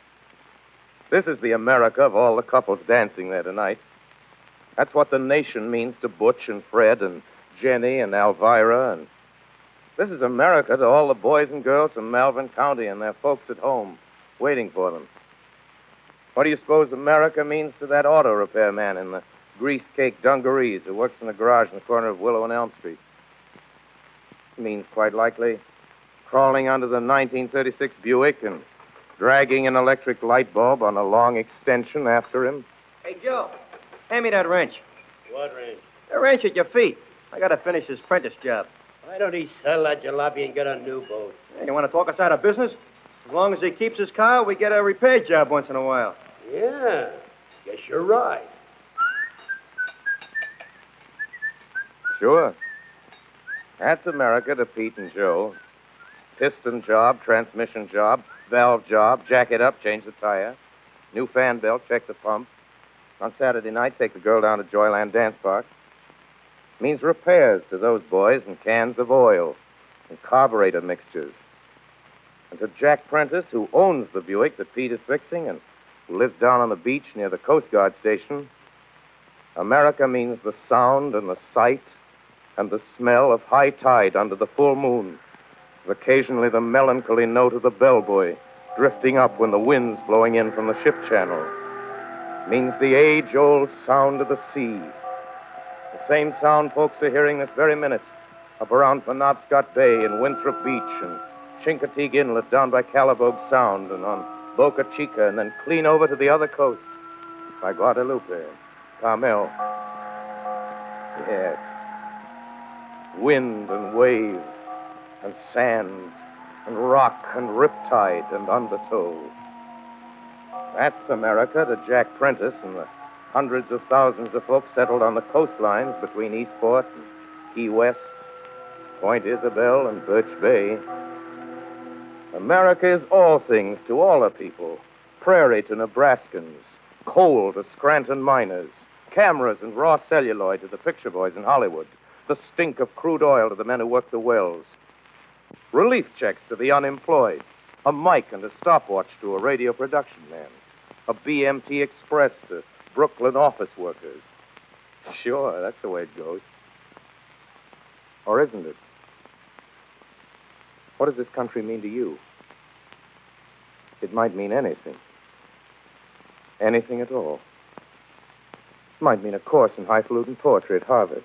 Today, gentlemen, we will consider the influence of Whitman on the development of poetry in America. And by 1870, after 12 years of incessant attack against squeamish over-refinements, Whitman really began to create an active distaste for literary affectation. Or else it might be an argument between two baseball fans as to which is the better team, the Yankees or the Red Sox. Yeah, but look! The Yanks are a bunch of old men and cripples. Yeah. They won't last. I tell you, they won't last. Wait till it gets good and hot around the middle of July. Yeah. Wait till doubleheaders begin piling up. What are you talking? Listen, DeMash is having the best season he ever had. He's an old man, huh? Keller hitting a dozen homers. I'd like to be a cripple like that. New home run record for the club. Won't last, huh? Who's the Red Sox got as good as DeMash? Name one guy. Name one. I'll name two. Ted Williams. Oh, good hitter. No getting away from that. But you say he's better than DeMash? Pitching. Wait a minute. Do you say... Or it could be a poker game in Charlie Ferreter's law office upstairs over the 5 and 10 cent store on a rainy afternoon. Or a meeting of the Kiwanis Club in the Mansion House on Thursday. Or the news store. Or a great symphony concert sent out over everybody's air, playing the music of all the world's great composers, regardless of their race or nationality. For instance, something by a great German Jew named Mendelssohn. Something you couldn't play in certain countries on the other side.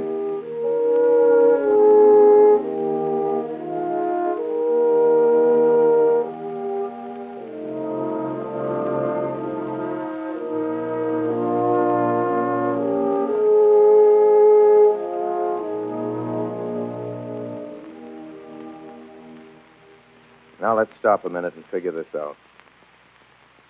Is it an accident that makes just being a citizen in this comparatively young country so attractive to so many people? To the world's greatest skater from Norway? To the world's greatest mathematician from Germany? To the world's greatest orchestra conductor from Italy? Is it an accident that 1,000 million people all around the world would give everything they own to be in your shoes? A free citizen of this country, right this very minute? Is it the weather here? Let's ask some of the natives. You from New York, how's the weather out your way? Oh, I like it all right, only the summers give me a pain, sticky and hot. And then we usually get a stretch of terrible overcast weather around April, November. Sometimes 10 days go by without the sun coming out once. And you, miss, from Miami, Florida. Oh, our climate's fine. Except you have to watch out for sunburn. A gentleman from Kansas? And summers get pretty hot. Winter's pretty cold. Tornadoes raise a ruckus every once in a while. Los Angeles. You. Ah, wonderful climate. Magnificent. Don't you ever get tired of all that sunshine? No, sir, not a bit. Never rains? Well, a little precipitation maybe, but no rain. No earthquakes? No, just little ones. Are you interested in some real estate? No, thanks. And you from San Francisco. How about it there? Best climate in the world. Top. Lots of sunshine? Lots. Lots of fog? Lots. All right. Then it's not the weather which makes us so attractive. Is it maybe our wine, women, and song? Let's ask the experts. You there, expert on women. American women are beautiful, certainly. But we've never produced any classic or historic beauty. We've no legendary figure to compare with Helen of Troy, or with any of the Greek or Roman Venuses, or with Egypt's Cleopatra. As far as fiction is concerned, we can offer nobody to stand up against Italy's Juliet, or Germany's Isolde, or France's Roxane. Certainly not Scarlett O'Hara. Certainly not. No, indeed. All right, that's fine. Thanks very much. Now, what about our wines? Is that what makes America so attractive from the outside looking in? How about it, wine expert? American wines are excellent, but then, of course, meaning no offense, have you ever heard of French champagne, Burgundy, Librame? All right, thank you. Thank you. Can it be our song? Maestro. America can well be proud of its composers and of its wealth of folk music. But the fact of the matter is that we have yet to produce a single world-great symphony, whereas Finland has produced 7, Germany and Austria half 100, the Russians about 12, the French 2 or 3, England 2 or 3, Bohemia... Not song, then. Neither wine, women, nor song. So what is it, then?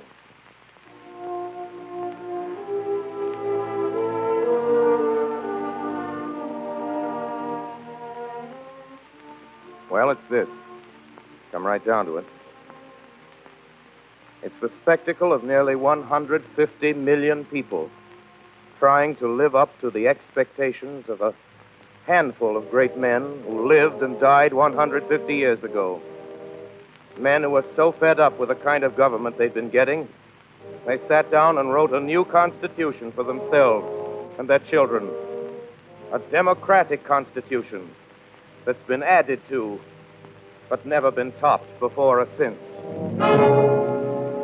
Congress shall make no law respecting an establishment of religion, or prohibiting the free exercise thereof. Or abridging the freedom of speech or of the press. Or the right of the people peaceably to assemble and petition the government for a redress of grievances. No person shall be deprived of life, liberty, or property without due process of law. The right of trial by jury shall be preserved. Excessive bail shall not be required, nor excessive fines imposed, nor cruel and unusual punishments inflicted. Neither slavery nor involuntary servitude shall exist within the United States or any place subject to their jurisdiction. The right of the citizens of the United States to vote shall not be denied or abridged by the United States or by any state on account of race, color, or previous condition of servitude. Or on account of sex.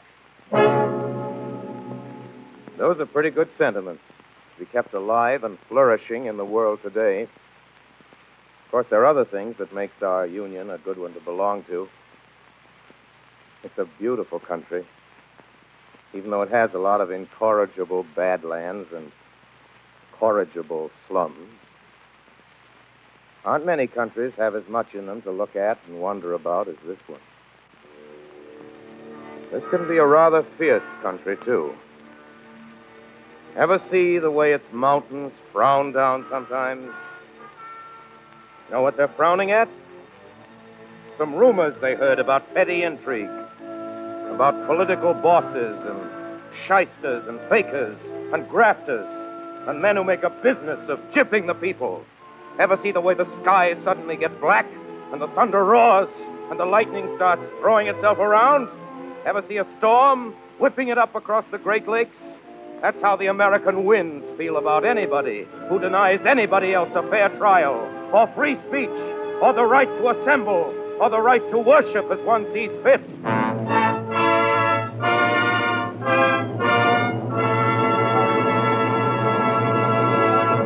Well, then, in the final analysis, there can be no analysis. Many great thinkers and poets have attempted it.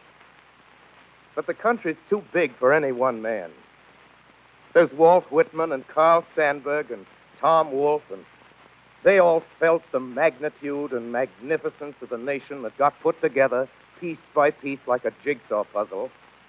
They felt it and wrote about it in unforgettable ways. But still, it's bigger than any of them, or any of us. Whitman hit it on the nose when he said it was bigger than the president and the cabinet and the District of Columbia. It's not Park Avenue, or Broadway, or 42nd Street, or the Loop, or the Golden Triangle. It's other things. Many, many, many other things. Mill towns. Steel towns. Tobacco towns. Mining towns. Oil towns. Cotton towns. Farmhouses. Railroad sidings. Statues on the common. Tourist houses on the edge of town along the state highway. Swimming holes. Gas stations. Strollers on Main Street. Kettles of sorghum molasses. Sunday papers. Season tickets to concerts. Auctioneers. Night courts. Radios. Parades. Toothpaste. Shaving cream. Dogs. Cats. Skyscrapers. Subways. Cornfields. Offices. Hotel rooms. Airports. Hospitals. Factories. Oh, we could go on for weeks with this, never come any closer to a working definition of America, or to any real understanding of its total meaning. Look, how can you add up all the red and yellow neon signs, the smell of all the eggs and bacon frying in the morning, the bargain specials, the lessons learned, the cows let in from pasture, the mileage clocked up on automobile speedometers, the rainfall and the snowfall, and the wind drift? It's much too big for you, or me, or any of us who happen to stand alone or in small groups. It's much too great for any person or any party. Too much loved by all its people. Loved in spite of and because of its faults and virtues and its past mistakes and future promises. America is not a map, a poem, an almanac, a mural, a building in the heart of Washington. It's a territory possessed by people, possessed by an ideal.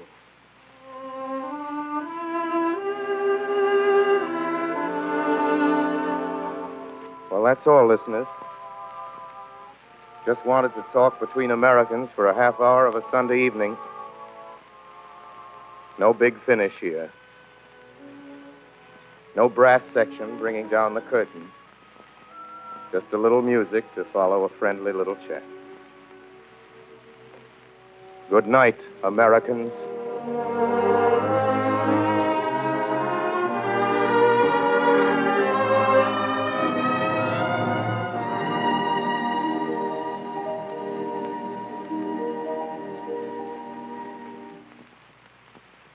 You've just heard Orson Welles talking between Americans.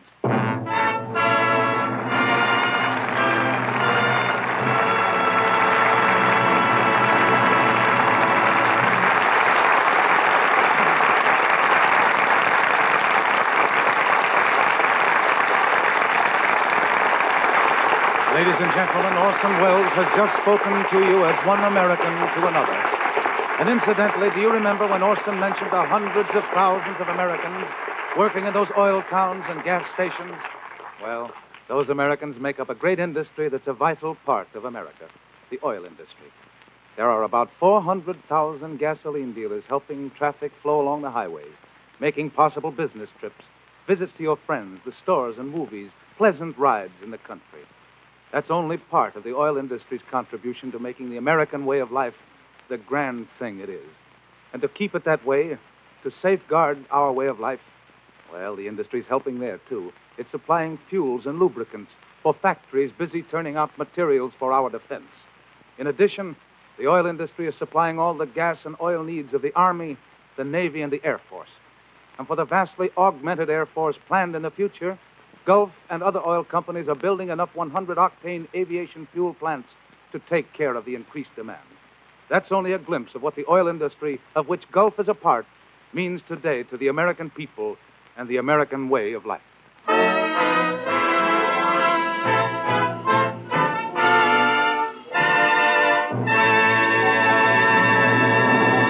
Well, next week, we really have a show that'll put you into a great humor. The RKO hit My Life with Caroline, starring those top favorites, William Powell and Ann Sothern, with George Barbier. Music by Oscar Bradley, assisted by Frank Tours. Until then, this is Roger Pryor speaking for your neighborhood good Gulf dealer and saying, good night, everyone.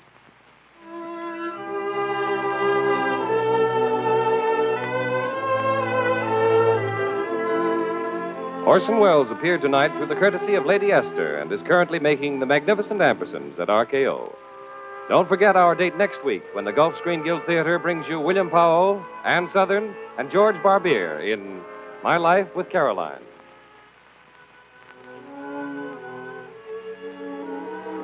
Bud Heaston speaking. This is the Columbia Broadcasting System.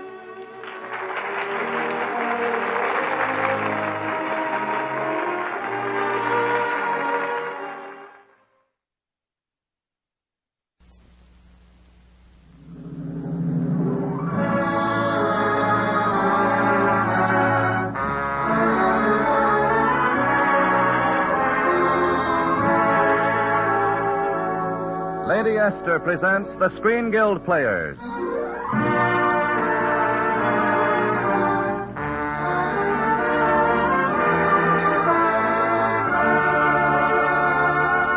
The Lady Esther Screen Guild play tonight, The Gay Divorcee. The starring players... This is Frank Sinatra. This is Gloria DeHaven. This is Edward Everett Horton. And this is Spring Byington.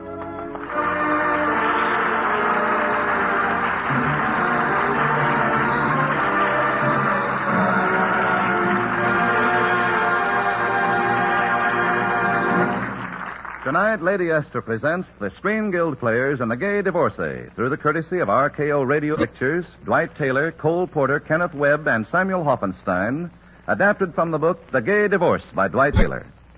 It stars Frank Sinatra as Guy Holden, Gloria DeHaven as Mimi, Spring Byington as Hortense, and Edward Everett Horton as Egbert.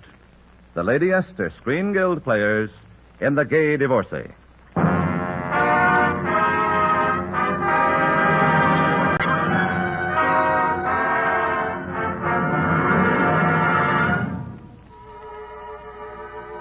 This is the good old days, when Americans just went to Europe for fun. And that's exactly why Guy Holden is there. With an English pal, he's doing a famous Paris cafe. And the owner doesn't seem to approve. Gentlemen, the check comes to 40 francs. I must insist. But I just told you we're taking the boat back to London tomorrow, and we both packed our wallets in our trunks. We'll mail you the amount of the check, old boy. I am sorry, monsieur, but I do not know you. Oh, this is Egbert Fitzgerald. His father is Sir Frederick, the famous London attorney. And I'm a barrister, too. You? No, gentlemen, I'm Now, sorry, but... My friend here is Guy Holden, the American singer. Radio, musical comedy, and whatnot. Of course you've heard of him. Of course I have heard of Guy Holden, but... Monsieur Holden, can you identify yourself? Well, you see, as a matter of fact, Yes, you left your papers in another suit. Oh, my word, Guy, I know. You can prove who you are. Just dash him off a cadenza or two. Well, it's been a long time since I sang for my supper, but under the circumstances. Night and day, you are the one. Only you beneath the moon. It is him, Guy Holden. My apologies, monsieur. I tear up the check. I wish you bon voyage to London. It's no matter, darling, where you are. I think of you.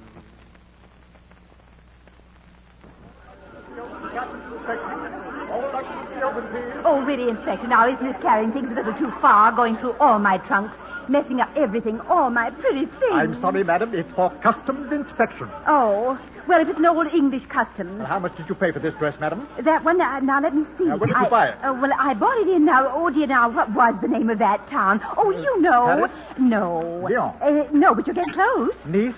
Nice? Oh, yes. That's who I'm waiting for, my niece, Mimi. The poor thing has her life all mixed up. I came up to London to straighten her out. Madam, I'm afraid you'll have to straighten this out first. I think we'd better go. Auntie, And, Aunt Hortense. Mimi. Darling, you look wonderful. Did you have a good trip? Oh, simply marvelous. Darling, there was a man in Paris. Excuse me, madam. You better come to the office. We can settle the duty there. Oh, but my trunk, it's all... I'll just close it up. Mimi, darling, stay with it, will you? Come along, my good man. Good old Hortense. She hasn't changed a bit since. Excuse me, miss. Can I be of service? I beg your pardon. I was just going by, you see, to have my baggage examined and... Well, what stopped you? Your legs. They're showing. That is, well, your dress is caught in that trunk. My dress. Oh, Lord, and Hortense took the key. Say, you're an American, aren't you? I see no reason why that should... I'm an American, too. Believe me, I'm happy to give you a hand. Here, would you like to hold my raincoat a minute? Not particularly. Doesn't look like your dress is caught too tight. Maybe I can ease it out. Maybe if I just pulled a little. No, don't pull it, don't. Oh, you. The whole back of my dress. Oh, gosh, I'm sorry. Here, put my raincoat on. Go ahead, it's all right. You can send it back tomorrow. Thanks a lot. I won't forget this great service you've done me. Now, if you'll excuse me, please. Hey, wait a minute. You didn't say goodbye. Didn't I? Well, it's a pleasure. Goodbye.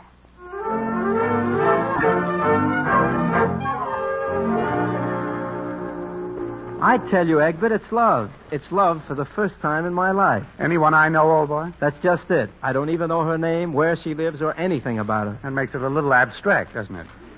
I can just see how it will all happen. She'll send me a note. I'll call her up, ask her to dinner. You're positive that she'll send you this little billy-do?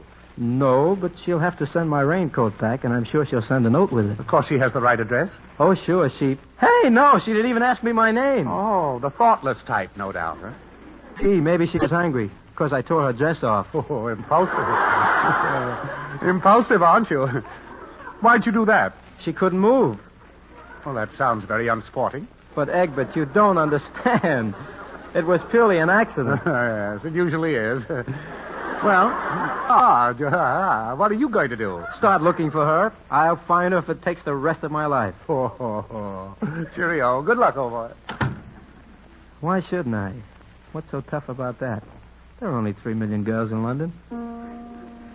I'll follow my secret heart my whole life through. I'll keep all my dreams apart till one comes true. No matter what price is paid, what stars may fade above,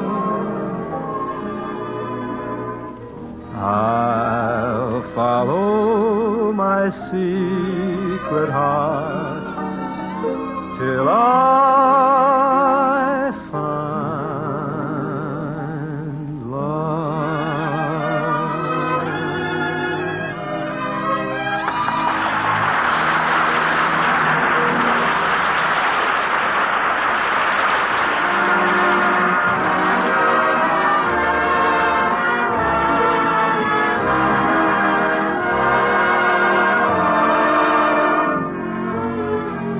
Oh, miss, I'm looking for... Excuse me.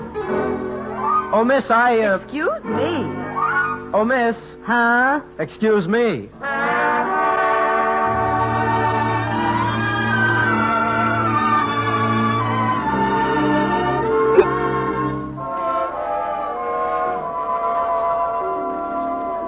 Gerald, there's a Mrs. Ditherwell here to see you with her niece. Ditherwell? I don't seem to know it.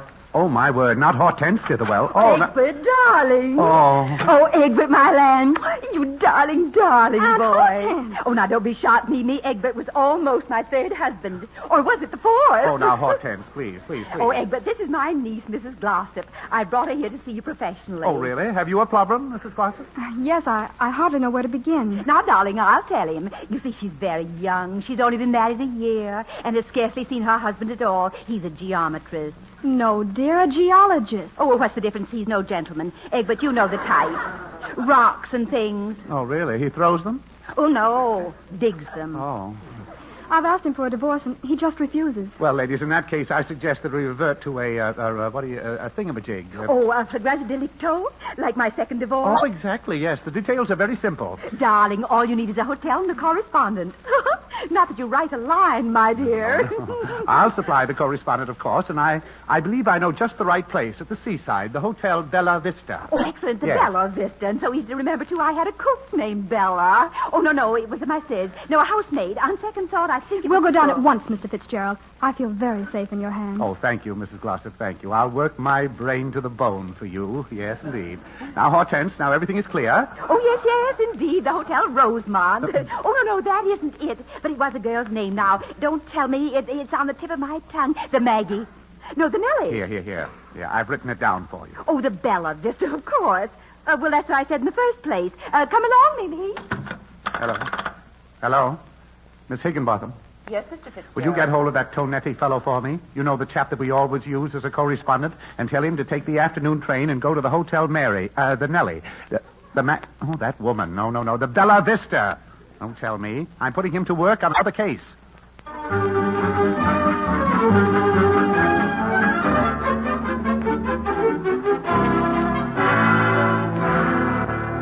Oh, it's wonderful down here. Wonderful, isn't it, Guy? So healthful, too. Sea air, sunshine. Girls. There's only one girl I want to see. Oh, come now. The world is full of girls. Not like her. She's music, Egbert. She's the murmur of bees and clover. She's water lapping on the shore. Well, she's a strange series of sounds, isn't she? Well, now, come on, Guy. There's no use in moping. You may chance across her again. I know I will, and it won't be chance. Chance is the fool's name for fate. Oh, my. Chance is the fool's name. Oh, I say, that's not bad at all. Where'd you get that? Oh, it's a line from my last radio program. Oh, it's tangy, isn't it? Nice to drop into a conversation sometime. You know, chance is the... Do you mind if I use it? Not at all. Oh, well, I'm popping over to see my client, and I won't be long. Chance is the fool's name for... Oh, my, I've got to remember that.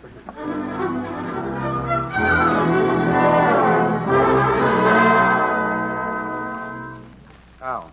Mrs. Glossop, your correspondent is on his way here now. You understand, I presume? Yes, Mr. Fitzgerald, I understand. Of course, it wouldn't be technically correct for me to introduce you, so he'll present himself. Oh, what, I will need a password. Well, how thrilling. Yes, I suppose we ought to have one. Wait. Well, I know the very thing. Mrs. Glossop, he will say to you, chance is the fool's name for fate. Chance is the fool's name for fate. Right. And now we'll need a name. You should have a name. Your name will be Mrs. Green. Oh, I just love Green. So soothing, so restful. Mimi, do you think he'll approach us during dinner? Hortense, you can't remain with her. This is supposed to be a rendezvous. 2 is company. 3 is, 3 just isn't a rendezvous. After all, we've got to have a flagrante delicto. Egbert, not in the dining room. Come along, Mimi. I'm simply famished.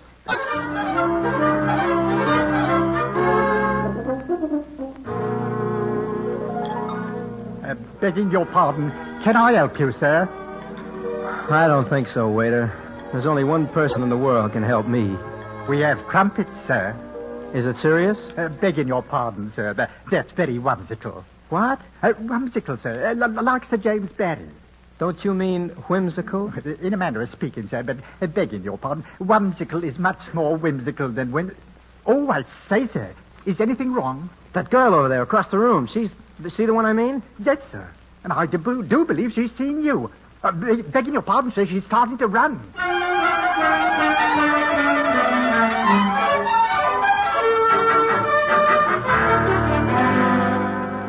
I knew you'd have to stop sometime.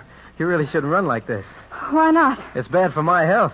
Well, what are you doing here? What are you? I'm down here with my aunt. So am I, in a way, with my Aunt Egbert. Egbert? A lawyer friend of mine. We're here on a case. A case? I'll have to go now. Why don't you stop running away from me? When 2 people are destined to come together, there's no use struggling.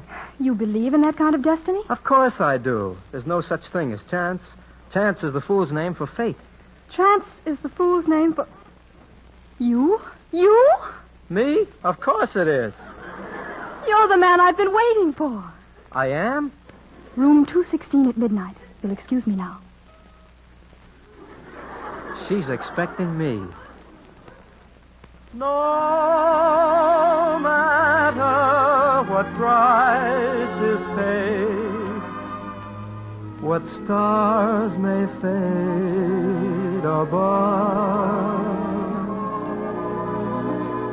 I'll follow my secret heart till I find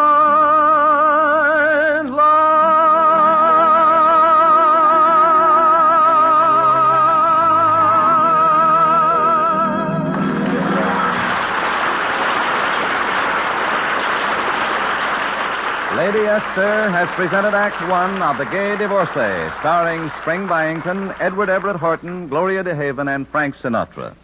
In just a moment, we will hear the Lady Esther Screen Guild players in Act Two. One of our listeners writes to ask our sponsor a question, and I quote, Lady Esther, I've noticed that my skin has been getting quite dry and rough lately. When I powder my face, it looks all flaky and sort of ruffled up. What can I do about it?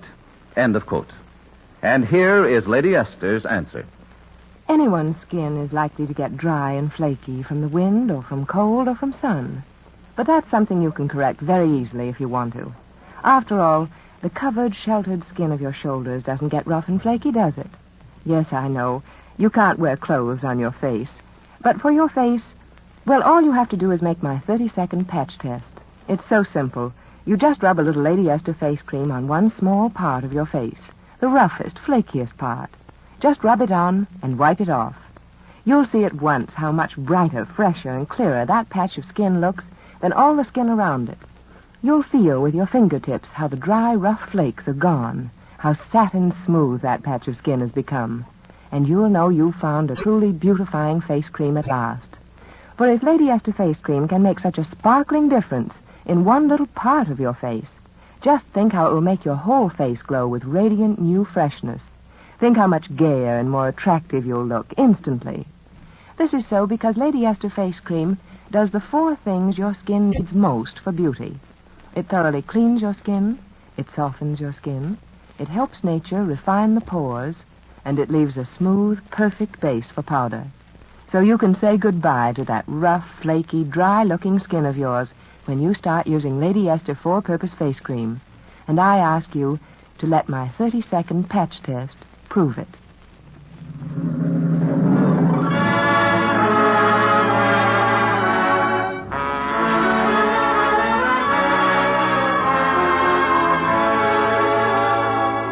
Lady Esther presents the second act of The Gay Divorcee, starring Frank Sinatra, Gloria DeHaven, Spring Byington, and Edward Everett Horton.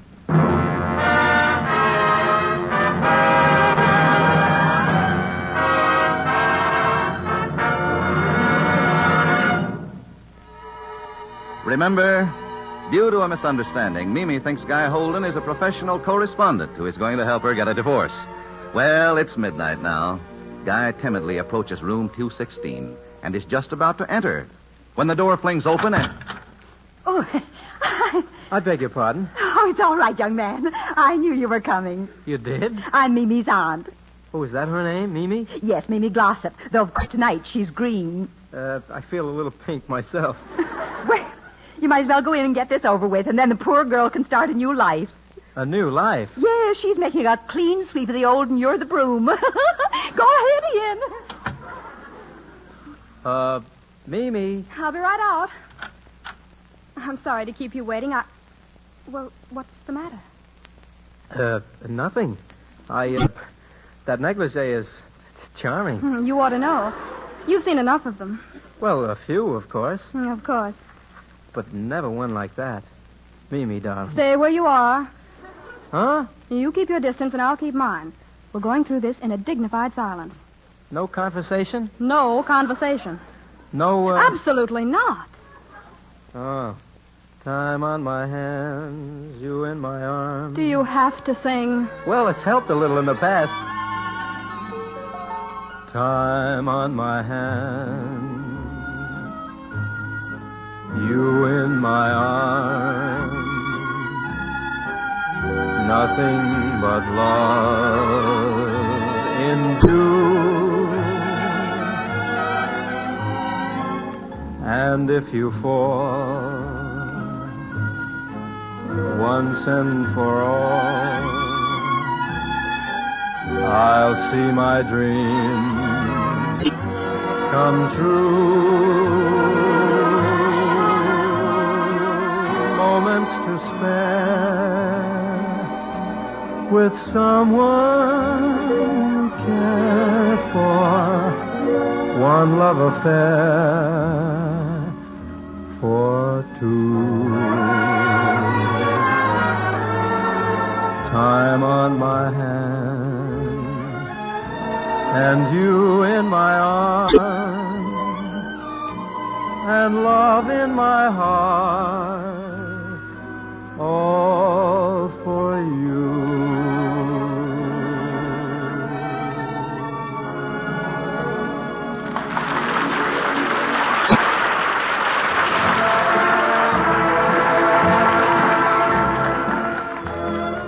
Well, I must admit it's not a bad voice. I suppose it does help you a lot in your profession. Oh, I get along. That's what I don't understand about you. How did you ever start such a career?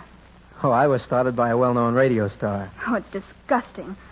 But I suppose some people will do anything for money. Oh, it's not quite as bad as that. After all, I do give pleasure to thousands of women. Thousands? It's worse than I thought it was. Listen, say, are you expecting someone? Of course. Come in. Excuse me. I am Tonetti. I am afraid to take foolish chances with. Oh, what did you say? It is the passwords, no? Mr. Eggerboyle tell me. Oh, good heavens. Then you're the man. Mimi, who is this guy? Oh, there's been a dreadful mistake. This man was hired by Mr. Fitzgerald. Oh, wait a minute. Are you Egbert's client? Yes. And this spaghetti eater has to stay all night? Until the detectives come? Yes. Well, it's okay with me, baby, but I want to tell you one thing. If that guy stays, this guy does, too.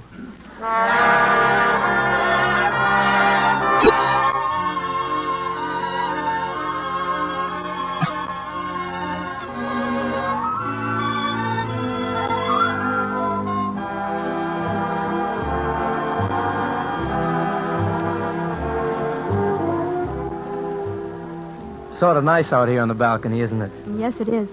Very nice. What's Spaghetti doing in there? Playing solitaire. He says he always does when he's on a job. You can hear the music from the casino, can't you? What's that they're playing? It's the Continental. It's very popular. How does it go? Well, we should be dancing, but if you'll move over here a little closer. Beautiful music. Dangerous rhythm. It's something daring, the Continental, a way of dancing that's really ultra new. It's very subtle, the Continental, because it does what you want it to do. You kiss while you're dancing, the Continental, it's Continental. You sing while you're dancing. The voice is gentle and sentimental. You know before the dance is through that you're in love with her and she's in love with you. You'll find while you're dancing that there's a rhythm in your heart and soul, a certain rhythm that you can't control, and you will do the Continental all the time. Beautiful music, dangerous rhythm.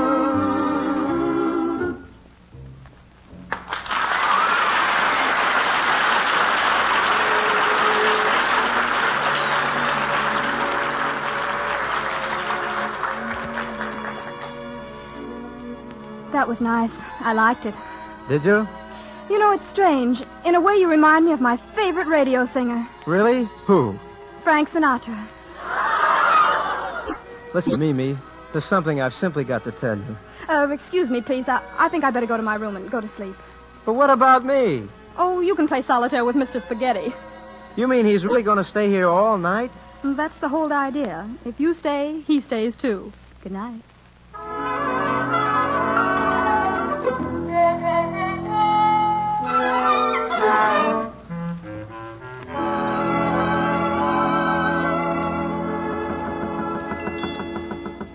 Hey, Spaghetti, wake up, Spaghetti. Please, the name is Tonetti. Who's there? It's the waiter, sir.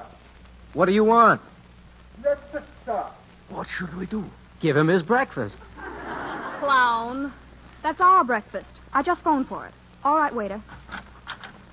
Where shall I serve it, madam? Oh, anywhere. It doesn't matter. Here we are, Mimi, bright and early.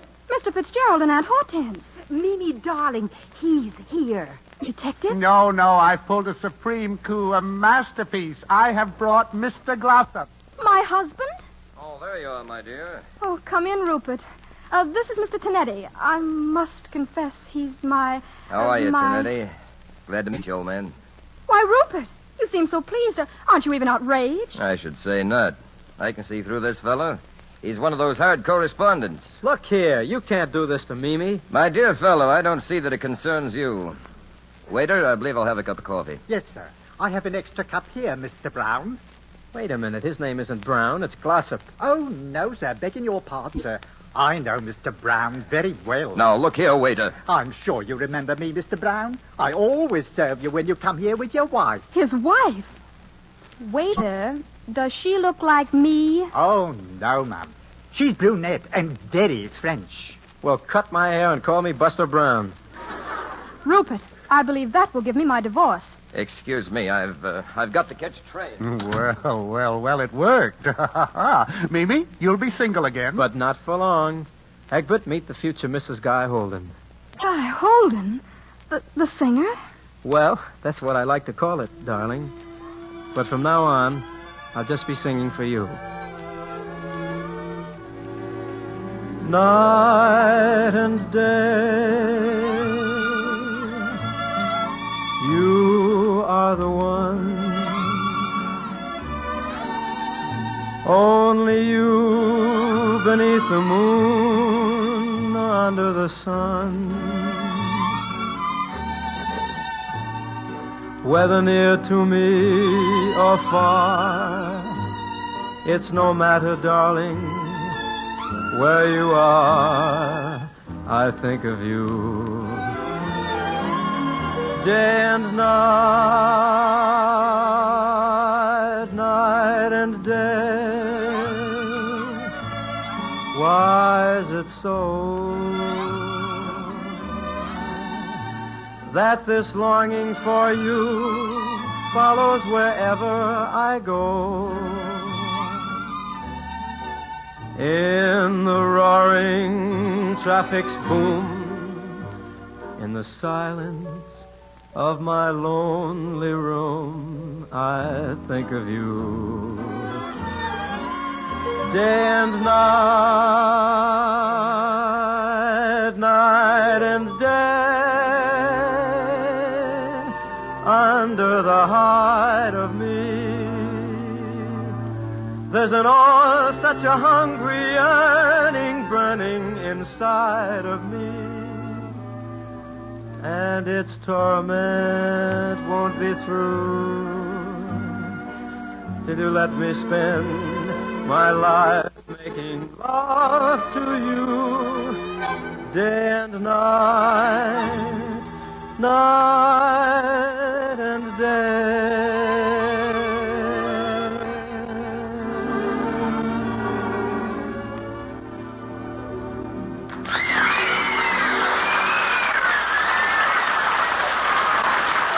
Thank you, Frank Sinatra, Gloria DeHaven, Spring Byington, and Edward Everett Horton for appearing with the Lady Esther Screen Guild players tonight. Now, here's a word from one of America's best-known beauty authorities, Lady Esther. If you want proof, quick, dramatic proof, that Lady Esther Four-Purpose Face Cream does something really special and exciting for the appearance of your skin, make my 30-second patch test. Because then you will know, you will see with your own eyes, you'll feel with your own fingers how much softer and smoother your skin becomes. To make the patch test, Choose one troublesome small section of your face, perhaps a roughened part of your forehead, your chin, or one cheek. Rub Lady Esther face cream on that particular section. Then wipe it off and see how much brighter, clearer, and fresher it looks than the rest of your face. Feel how much smoother and finer textured it's become to your touch. Well, that's what will happen to your whole face when you apply Lady Esther four-purpose face cream. Think of the radiant difference there will be in your appearance. Now, one more hint. First use Lady Esther four-purpose face cream, and then apply glamorous Lady Esther face powder to the smooth, new beauty of your skin. Your friends will say, you were never lovelier. Good night. This is CBS, the Columbia Broadcasting System.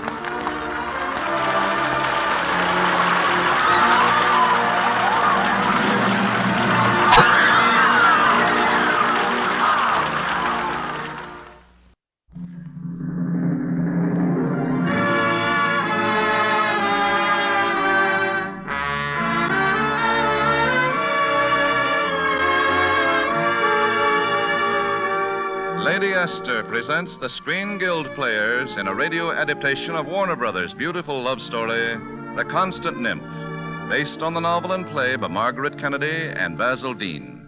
It stars Charles Boyer as Louis, Geraldine Fitzgerald as Florence, and Maureen O'Sullivan as Tessa.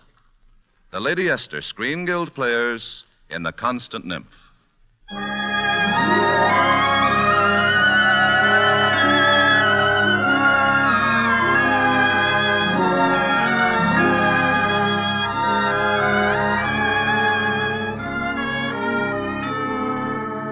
Sometimes I tell myself I should have known.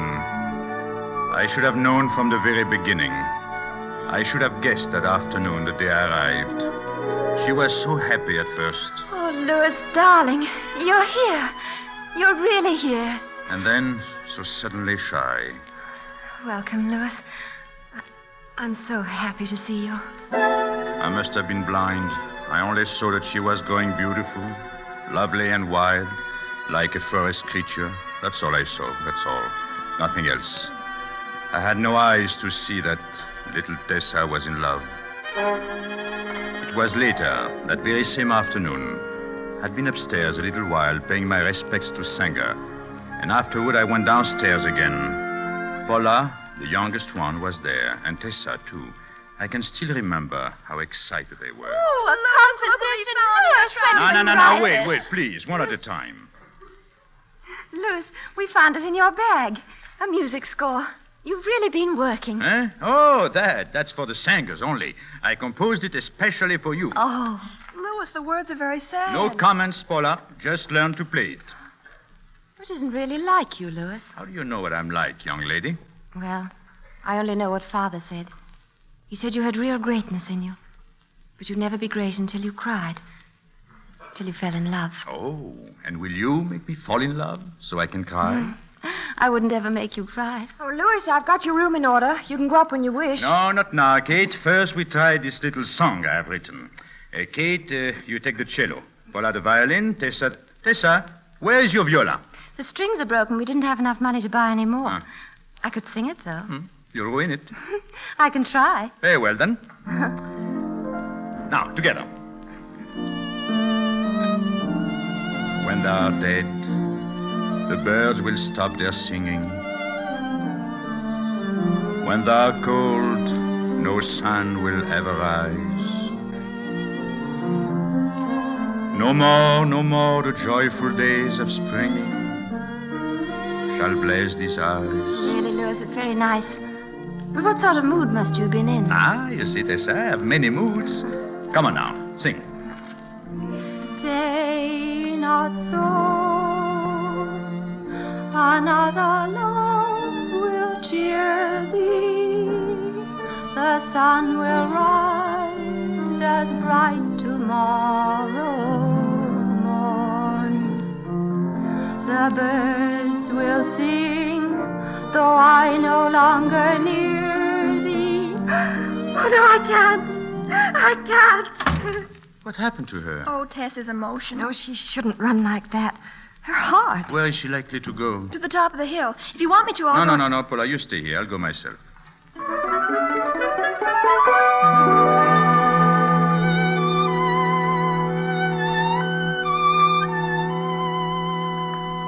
sit down, young lady. I want to talk to you. Louis, really, I'm not in the mood to sit down. Sit down. That's better. Now then, first, how about you running away from me? I wasn't running away from you. I couldn't ever run away from you, Louis. You a shameless little baggage. You know, if you were my girl, I would put you in a convent or a school. I've seen girls in schools. They have faces like plum puddings. No, Tessa, you're going up. I'm thinking for your good. Well, what would happen if I went to school? You would come out a perfect lady. And shall you like me when I'm a perfect lady? Naturally. I'd have to adore you. Oh, well, then I may go to school. I'm beginning to see points in it. Oh, but if I do, will you promise me something? Yes, of course. Promise you won't go adoring any unnecessary people while I'm away. I mean, don't. Oh, please, don't. Don't what? Get married or be put in prison or die or anything. Well, please. try not to. Say, cross my heart and hope to die. Cross my heart and hope to die. Oh, I feel better now. Signor Don! Signorina Tessa! Oh, we're here, Roberta. Stop screaming. What is it? Signorina, just now, I go to his room. He does not speak. He does not move. Roberto, what are you saying? The maestro, signor. The maestro is gone.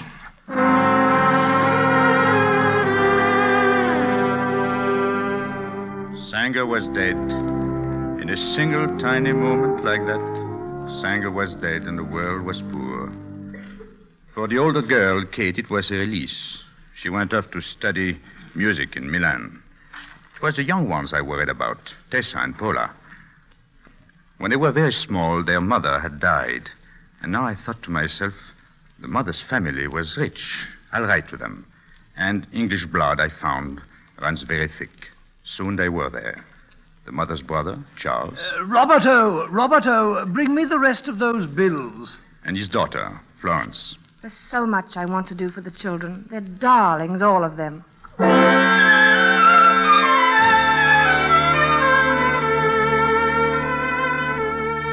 She was very lovely, Florence, and she was good, too, as she understood it to be good. Oh, I do not try to excuse myself now. I only know we were more and more together. And then one morning, we'd been in swimming. She was fixing her hair, and I was standing there, watching. What's the matter? You have such a funny look on your face. Funny? You're a very strange man. The strange man is wondering. You look like a man who has wondered a lot. Wandered and wandered, a little hopelessly, I'm afraid. Tell me, are all musicians the same? Strange, a little off the earth? No, I think I've come down to earth, suddenly. And do you like it? Do I like you? I didn't mean that. I meant being down on the earth, out of your clouds. Oh, I do. I do like it very much, but I would like to take you back to my clouds with me. You must have had great success with such an approach. No, I've had no success whatever, ever. Oh, poor Mr. Dodd. I don't believe you, of course. What woman could resist a trip to the clouds with someone as... I'm stumped. Oh, you mean someone who wanted to kiss you the moment you stepped off the train? To kiss? A beautiful lady gets off the train, and a poor musician wants to take her into his arms and kiss her. And they lived happily ever after. They could. I swear they could. They will, I think. France! Why do you suppose I stayed up here this whole week? Well, I don't know why. Tell me. I want to hear. I hope to find my way up to your clouds. And I'm not the cloudy type. You're so real, so definite. Is that what you like? That's what I love. Louis, Oh, excuse me. Tessa, you scuttle about like a rabbit. I'm sorry, I didn't... We have news for you, Tessa. Louis and I are going to be married. Married? You? Louis? Do I sense competition here? Oh, no, but... Oh, you hardly know each other. You... Tessa! Louis, catch her. Why, what is it? What's happened to her? Oh, she gets these spells sometimes when she runs. I'll carry her back. She'll be all right.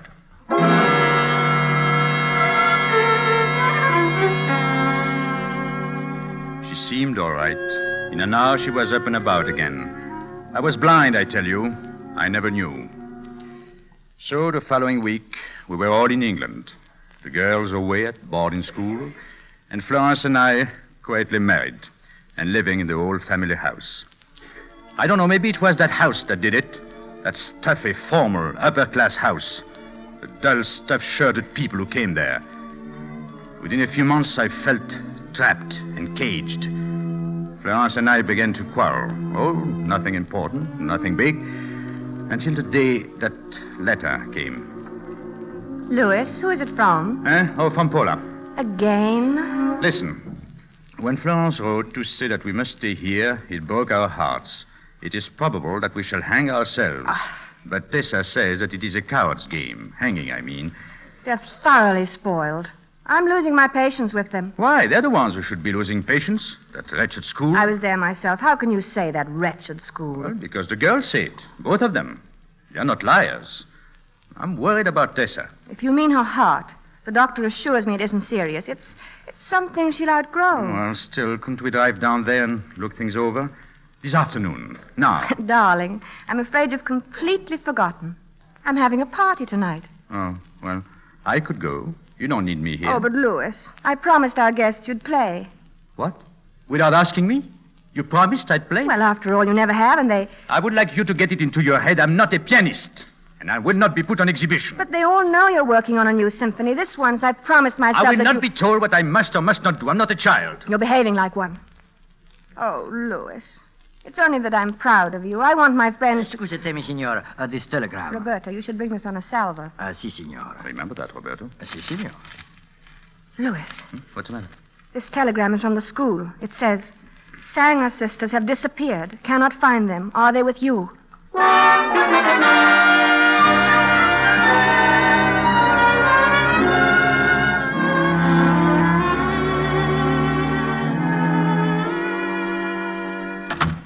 Roberto. Si, signor, si. Look for ours. Not a sign of them. I turned it over to the police. Oh, no, not the police, signor. Here, in bedroom. Look. Hello, Louis. Louis, darling, surprise. Hola! I thought you were lost. Tessa, well, what is it? No kiss from you? Oh, of course. Oh, Tessa, darling. It's been so long. Longer than the longest book. Louis, the guests are... Oh, Florence, look, the children are here. So I see. Oh, please don't be angry, Florence. We couldn't stand that school another moment. And you won't have to take us both in, really. I'm going to live with Kate. Kate asked me because I'm the youngest. Well, I'm afraid we'll have to discuss this later. I have guests downstairs. Oh, that's right. You kids run along somewhere. I'll have to dress if they expect me to play. You're going to play? Of course I am, darling. I'll play for you, sweet Florence, as I've never played before.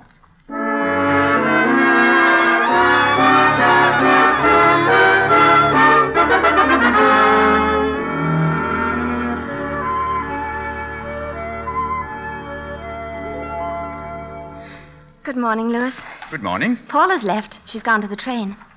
I'm the last of the brood. And the pick of the bunch. You heard me play last night? It was a lovely party, wasn't it? I did not ask you about the party. Well? Well, at the start, it sounded a little like... This?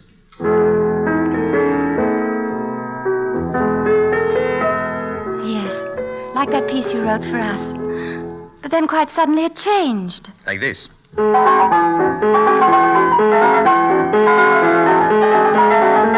darling. Oh, don't stop. It's so exciting. Is it? You took them by storm last night. They were thrilled. They were amateurs. Ask Tessa what she thinks. Why? She is a musician. Oh. And what is your opinion, Tessa? Well, it was very loud and very defiant. But it wasn't Louis. Sanger always said that Louis had something real, but he's hidden it away behind a lot of... What of what? Mathematics. I think you're afraid of sentiment. Really, Louis? I wonder you have the patience. Of course I have patience. She's a singer. If she says it's wrong... You wouldn't change it now. Why not? Your concert is only 4 weeks off. You think I would let them play it, knowing I'd missed? But you haven't missed. You've worked so steadily, so seriously. Perhaps too steadily and too seriously. Yes, you may be right. Tessa, will you speak when you're spoken to? Will you please not lose your temper? I'm sorry. All right. I don't know, Florence. I'm all mixed up. I want to think. I'm sorry. We'll leave you alone. Come along, Tessa. No. I think that Tessa had better stay. Stay? Well, it might help me if she talked about it. I'll certainly stay if you want me to. Florence, would that be all right? Certainly.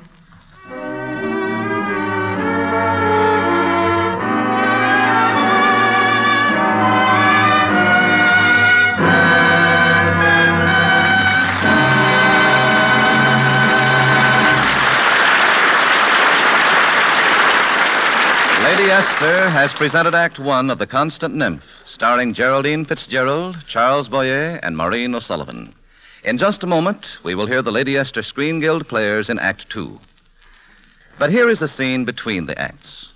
A lady is sitting at her mirror, wishing she were so glamorous that compliments would drop from every tongue. Well, from one tongue anyway. Let us see what our hostess, Lady Esther, would say to her. Simply this. So many women waste time wishing for loveliness. Forgive my saying it, but that's utter nonsense. Practically every woman listening to me can have a prettier, finer, clearer skin, easily.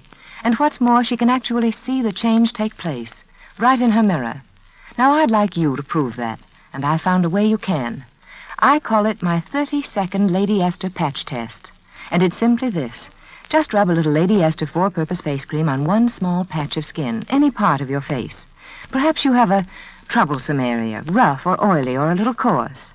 Then make that the place for the patch test to make it really severe. Now rub Lady Esther face cream on that one patch of skin. Wipe it off, and then look in your mirror. What will you see? Why, that one patch of skin thrillingly contrasted against all the rest of your face. So much fresher, more delicate than all the skin around it. So much smoother and softer, you'll want to keep touching it, feeling it. Now, if just one application can make such a thrilling difference, think what day after day use of Lady Esther four-purpose face cream will mean. The fact is, your skin needs 4 helps for beauty, 4 helps that Lady Esther face cream alone provides. 1, Lady Esther face cream cleans the skin radiantly. 2, it softens it, absorbs and removes dry flakes. 3, it helps nature refine the pores. And 4, it leaves a wonderful smooth surface for powder to cling to without any other cream. I hope you'll make the 30-second Lady Esther patch test, not just mean to. You'll say goodbye to costly, complicated beauty routines, and you'll say hello to loveliness and compliments.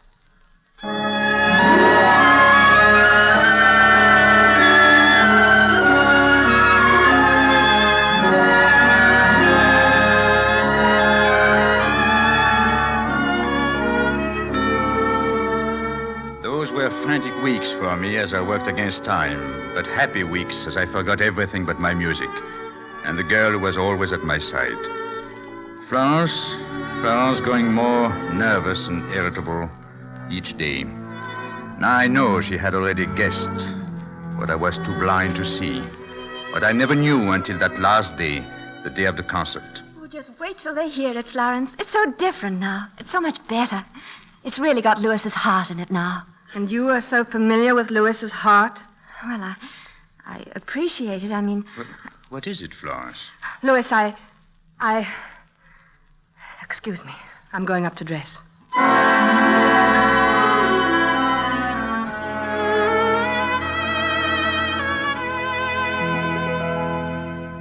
It's getting late, Tessa. You should go up to change. Yes. Louis, what do you think is the matter with Florence? Oh, I don't know. She's quite unaccountable. But what do you think? Well, today I told her I was going away somewhere, alone, right after the concert. Oh, I see. Well, that could easily be it. Oh, I'm sorry for Florence, you know. We shouldn't be talking about these private things, really, should we? I suddenly feel ashamed. I've felt ashamed for so long. Oh, don't tell me about it. I don't want to hear. Then you know what I mean. No, I don't. I won't know. I won't know. Are you disturbed about me? Oh, of course I am. Tessa. I think I've always known it. And yet, why didn't I know? Oh, Louis, whatever you think you know, you must forget it. Forget it now. I love you, Tessa. I know I always have. Once, a long time ago, when I kept a diary, I wrote something down. What?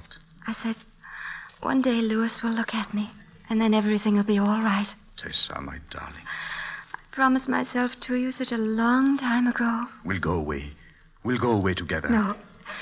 No, there's Florence. She's my cousin. I've been living in her house. She's been kind and good.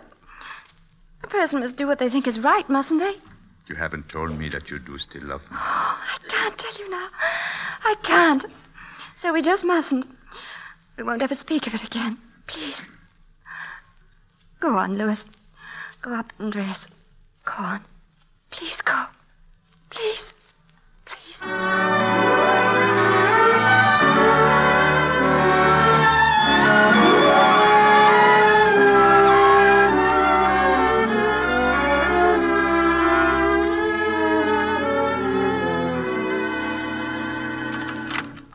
Oh, Louis. I'm just tying my tie. I'll be right down. Oh, I see you've packed. Louis, take me with you. I think it's so much wiser. I'd go anywhere in the world you asked me. Be anything, do anything. Florence, I cannot let you say things like that. You mustn't put yourself I in that don't position. care. I mean it. I'm honest. I love you, Louis. Give me another chance. I'm begging you. Oh, don't look away. Please, look at me. Oh, this is humiliating. For you? No, for you. You're attractive and young, and so good. You deserve so much more than I can ever be to you. Are you giving me up? Please. You don't want me anymore. You prefer that. Oh, please, Florence. How long have you loved her? Always, I think. Then why did you marry me? I don't know. I saw no one but you then. Florence, if you could understand. I do understand. I understand too well. Don't you dare suggest. I do dare. I tell you she'll have nothing to do with me, ever, because of you. I don't believe it. How could you, Louis? And in this house. Now, stop it. Listen to me. A child like that. A child? Don't call her a child. That only makes it more contemptible. You will hear me out. No, I put the thought away again and again because it was horrible. Because I felt that whatever she was, you at least were decent. And now, I can't Florence, hide it anymore. Wait. I can't. Wait. Signor Dodd. Yes, Roberto? You come, please. I think Signorina Tessa, she's not well.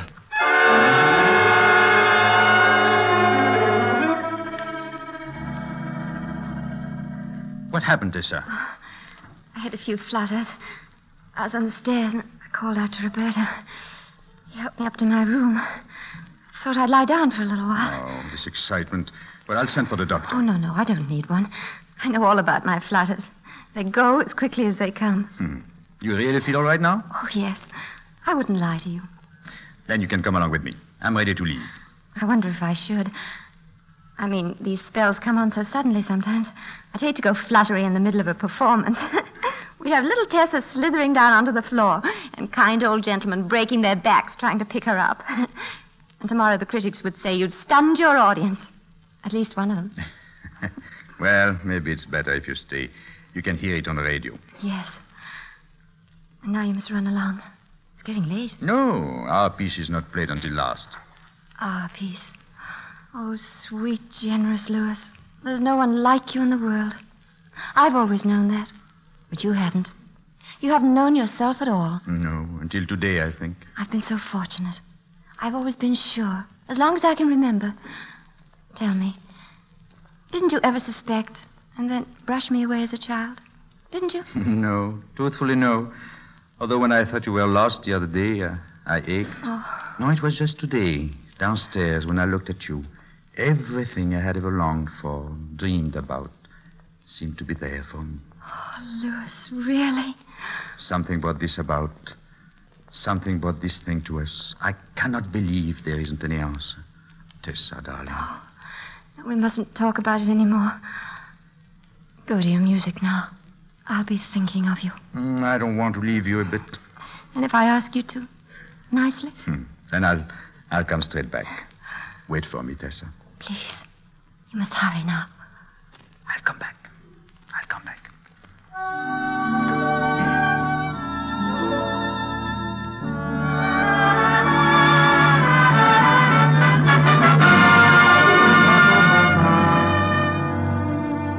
And I did go back, even before I had expected to. It was during the concert, just as they started to play my piece. Something told me I must go home, and so I rose and left. I went outside and called a cab. Hurry, I told the driver. You've got to hurry. I didn't know why. I only knew that I must hurry home. I rushed up the steps, flung the door open, and called, Roberto! Roberto, where is she? Where is Miss Tessa? She's in the little room, Signor. She listens to the symphony. Louis, wait. Oh, Florence, you followed me? I had to. I knew that you'd be coming here. Oh, but I told you... Wait, please. Just this one word. Florence. Oh, I've got to tell you. Sitting there beside you tonight, watching your face, I knew what I had to do. Oh, I know how you both feel, because I'm in love myself. Florence, my dear. I'll not stand in your way. I'll help, really, I will. I couldn't go on another hour with you hating me. How could I possibly hate you? How could you not? I've said unkind things, wicked things. I was jealous. I couldn't help it. Can you understand that? Can you? Yes, I can. Of course I do understand. Florence, don't, please. I wanted you to know before you went to her. You'll be free, Louis. You'll be free because I love you, too. Bless you, Florence. I'd like to tell her myself. May I, Louis? Roberta said she was in the den. Tessa? Tessa, are you there? Tessa? Tessa, I came back to... Tessa. Louis! Louis! What is it? Where's Tessa? There. Over there. On the couch. Tessa? Tessa! Tessa, I've come back! Tessa, you can't leave me now! You can't! Tessa! Tessa!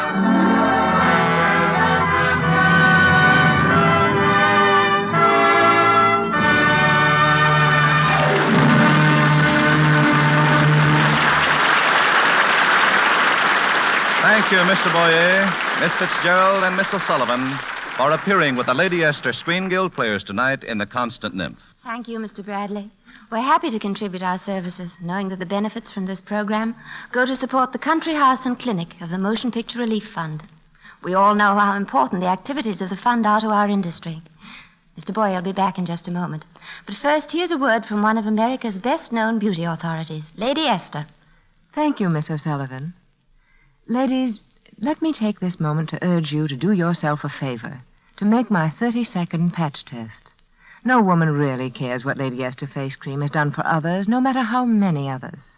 What it will do for her, that's what counts. And that's what you see with your own eyes when you make the Lady Esther patch test. You see that one little patch of skin where you've applied Lady Esther four-purpose face cream, thrillingly different from all the skin around it, fairly gleaming with inviting new freshness. You touch it and find all the rough flakes gone. It feels like velvet. And you know that what Lady Esther face cream has done for that one little patch of skin in just one application, it will naturally do for your whole face. So may I say, if you're a girl who likes compliments, and all those who don't raise your right hands, don't wait to try Lady Esther four-purpose face cream. It's one cream that does not one thing, but all four things your skin needs most to be its loveliest. And one more hint. Over the smooth, new freshness Lady Esther face cream brings your skin, spread a mist of flattering Lady Esther face powder. And who knows what lovely thing may happen then.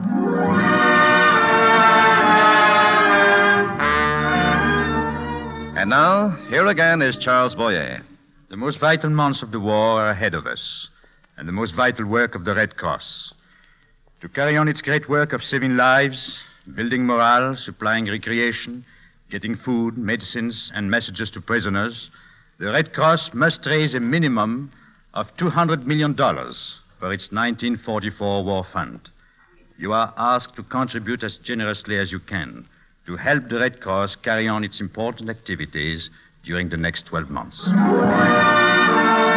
Next week, the Lady Esther Screen Guild players will bring you a special surprise package. A sparkling comedy that will star director Michael Curtiz, Jean Hersholt, Basil Rathbone, Barbara Stanwyck, and Jack Benny. Be sure to listen. Charles Boyer can currently be seen in the Universal picture Flesh and Fantasy. Geraldine Fitzgerald may now be seen in the Universal film Ladies Courageous. Music on tonight's program was arranged and conducted by Wilbur Hatch. To try Lady Esther four-purpose face cream, just get the smallest size jar. Later, you can get the economical large jar and keep refilling the small one for convenience. This is Truman Bradley speaking for Lady Esther, saying thank you and good night, everyone. This is CBS, the Columbia Broadcasting System.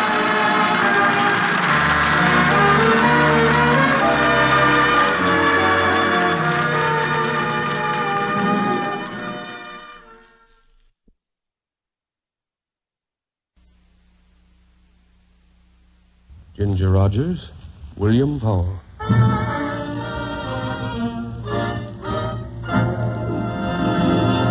The Gulf Screen Guild Theater.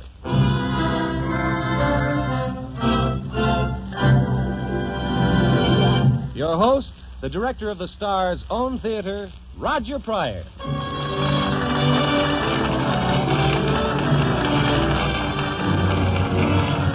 Good evening, everyone. Your neighborhood good Gulf dealer and the Gulf Oil Companies welcome you to the Gulf Screen Guild Theater.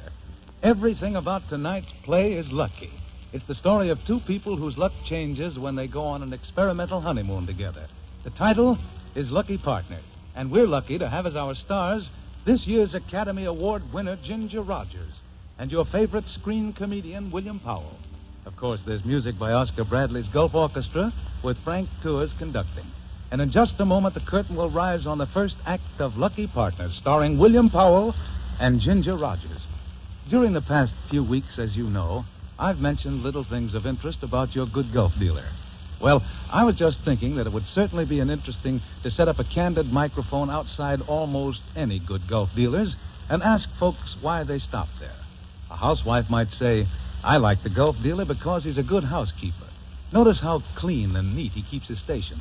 A man who takes particular pride in his car probably would comment on the extra courtesy services like wiping your windshield, checking your tires, your oil level, and your radiator, wiping off your headlights, or some of the other services that make motoring so much more enjoyable and carefree. And lots of people would probably comment on the friendly, helpful spirit with which the Gulf dealer welcomes motorists to the sign of the Gulf Orange Disc. Tonight, or tomorrow morning, sure, stop at the sign of the Orange Disc in your neighborhood and get acquainted with the independent good Gulf dealer. Notice how systematically he services your car. Observe how willingly he renders those little extras that add so much to the pleasure of every mile you drive. In short, introduce yourself to that good Gulf service and those top-quality Gulf products, Gulf No-Nox gasoline and Gulf Pride oil.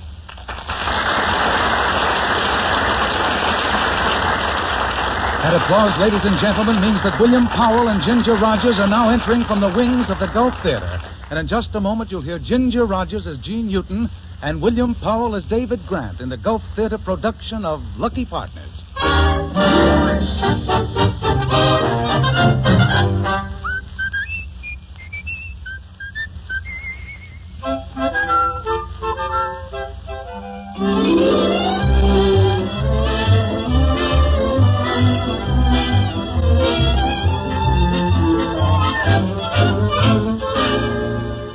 Now we visit a small town in the middle of New York City, Greenwich Village.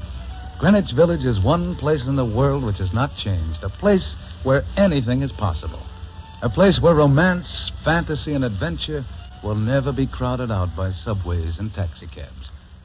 The scene opens in Nick's small Italian cafe.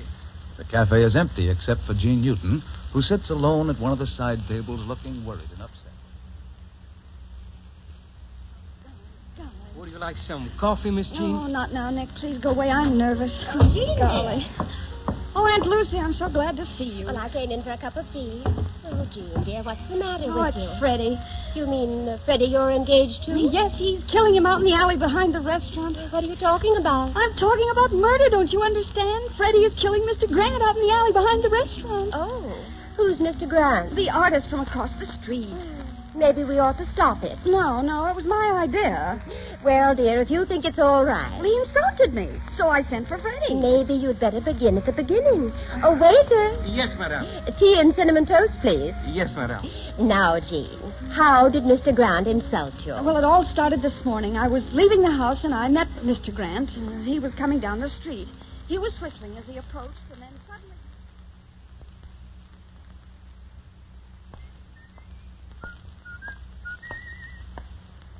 Good luck.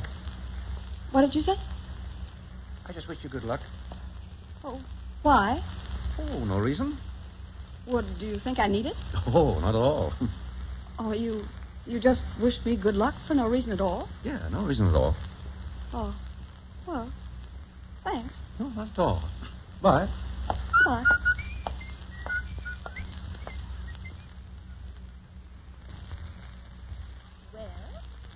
all he said. So you sent for Freddie to kill him? No, not then, but funny things began to happen. Oh, they've been happening all day. How funny? Well, I've had good luck all day. So you asked Freddie to kill him? No. That came later. Oh, dear, what's taking him so long? How big a man is Mr. Grant? Well, he's not as big as Freddie. Freddie's 6'2", you know. What does Mr. Grant weigh? How should I know? He's a sort of an intellectual type, you know. Poor man. Well, go on, Jean. When did he insult you? Just a little while ago, I was here in the restaurant having lunch and thinking about all of my good luck, and then Mr. Grant walked in. All of a sudden, a simply marvelous idea came to me. So I got up and I went over to speak to him. May I see you for a minute? Oh, certainly. I want to make you a proposition. Well, that's nice. I mean, this is a business proposition. Oh. It's not quite the same thing, is it? Look, do you want to or don't you? Well, I can offer you an open mind. My name is Jean Newton. This is what I want to ask you. My name's David. Now, I have an idea. You know, I like the name of Jean. How do you like David? Look, this isn't social. It's business. Oh, of course, so you said. Proceed. You remember you wished me good luck this morning? Yes. Well, I had good luck. I found a $5 bill. I sold a set of encyclopedias at the bookshop, and I hope this isn't going to sound too silly to you. Oh, no, not at all. Well, you wished me good luck, and then I had good luck, and suddenly I began to feel lucky. You know how those things sometimes happen. Mm-hmm. I had an intuition about it. A hunch? That's right. I'm convinced you brought me luck. So I'd like for you to go with me on 50-50 on a sweepstake ticket. On a what? You know, a steep straight. Oh, you're making me nervous. Aye. Well, stop staring at me that way. This is a perfectly sensible proposition. You bring me luck, so we buy a ticket together, and we win. Oh, yes, I see. You see? Well, what do you think about it? I take it you're anxious to win some money. Well, I certainly could use some. What do you want money for? Freddie Harper and I are going to be married. And then what? Well, then we leave for Poughkeepsie. For your honeymoon? No, that's where we're going to live. Well, what about the honeymoon? Oh, that's not important. Honeymoons are silly. Oh, don't you believe it? Oh, the honeymoon can come later, maybe. Besides, I don't see how it concerns you. Oh, but it does. Because you want me to bring you luck so that you may win money, so that you may marry Freddie, who will take you straight to Poughkeepsie. Can you give me any good reason why a man as sentimental about honeymoons as I happen to be should be a party to any scheme as disgraceful as that? Look, I didn't think we were going to get into all of this. Maybe we better just forget about the whole idea. I'll ask somebody else who's... However, I might be willing to sacrifice my principles if, with my share of the sweepstakes winnings, Yeah? I could do something beautiful. Oh, well, I don't care what you do with your share of the money. Well, my proposition is this. Uh-huh. If I may apply my winnings Uh-huh. toward a complete and proper honeymoon before you settle down in Poughkeepsie, well, then I'm willing to go 50-50 with you on a ticket. Well, gosh. That's terribly sweet of you. Oh, but I couldn't let you pay for our honeymoon. Oh, it would be a very great pleasure. Oh. You see, I'm an artist and sentimentalist. Oh. Well, if you insist. Good. You know, I think we should drink to this. You like Paul Roger 26? Who? Champagne. Here. Now, Miss Newton, let's drink a toast to what I confidently expect to be the most wonderful experience of my life. All right. A toast. To our honeymoon. What did you say? When? What was that last? Those last few words. Didn't you say our honeymoon? Yeah, exactly. Our honeymoon. You mean yours and mine? Yeah. Uh-huh. Is that what you meant all the time? Well, of course. We can have a wonderful trip. A honeymoon as the honeymoon should be. Music, flowers, moonlight. Would you mind waiting here for just a moment? Oh, will you be back? Oh, you can count on it. Just wait and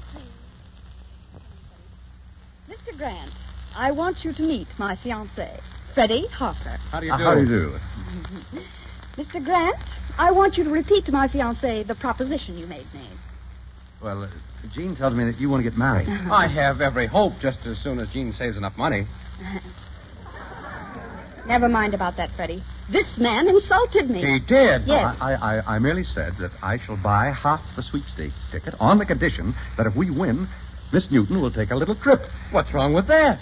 With him, before I marry you. What? Did you say that? Well, yes, I did. But you see, there's a philosophical basis to the whole thing. Now, I have a theory. Come on outside. Freddie, what are you going to do? Now, you stay here, Gene. This is not for your eyes. This way, chum. Out to the Freddie, alley. what are you going to do? Get going, chum. Well, very well if you insist, but I think I should explain that this is just an idea. They're still out there, Aunt Lucy. If Fred murders Mr. Grant, they'll send him to jail. Oh, dear. The back door is opening. It's Fred. Well, I'll be. Who's that man with Freddie? He's very handsome. That's Mr. Grant. They seem very friendly. Freddie has his arm around his shoulder. Well, Gene, I've been having a little talk with old Dave here. With whom? Dave. I call him Dave now. Yes, and I call him Freddie. Very cozy. Here, let's turn that radio off. Now, Gene, good old Dave here has made it all very clear to me. Yes? Your hunch is that if Dave goes in on the ticket with you, you're sure to win. That's the idea. All right. He'll do it. Oh, he will he? On what condition? Well, you see, Gene, Dave is an eccentric type. He has a lot of peculiar ideas that you and I don't understand. Crazy old Dave, the boys at Yale used to call him. I'll bet. Now, all he wants is just to make people happy. Well, he's not going to make me happy. He tells me you'll travel as brother and sister. He just wants to be company for you. I'll say. It's in the nature of an experiment. Yeah, that's right. An experiment. What kind of an experiment? What, an experiment in human nature. Oh. The experiment of taking someone who's about to settle down prosaically in Poughkeepsie and giving them one little shot in the arm of magic and enchantment. A few days of music, flowers, moonlight, sweet dreams on a quite impersonal plane. Oh, that's lovely, Jean. How do you mean, impersonal? Strictly impersonal. You know, like a guide, like a fatherly scientist. Yeah, you know, Jean. Fatherly. Yes, Jean, fatherly. Yes, like a nice fatherly fox. That's right. No, it's crazy. It's crazy. Only a little, dear. Well, all experiments are crazy until they're proved. Yeah. Why, old Dave was shocked when you jumped to the wrong conclusion. You shouldn't think things like that, Gene. Oh, now I owe him an apology. Oh, that's all right. Why, if I weren't too busy, I'd like to make that trip with him myself.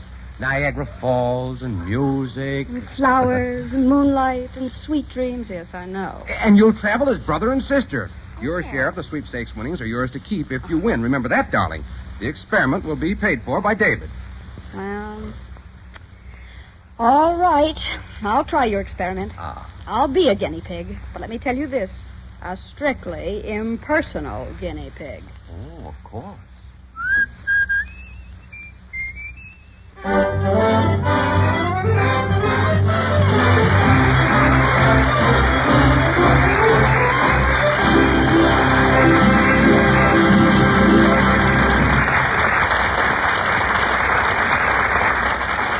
And that's the first act of Lucky Partner, starring Ginger Rogers and William Powell. They'll be back in a moment to continue our story, but now the Gulf spotlight falls on a young man whose thoughts have already turned to spring.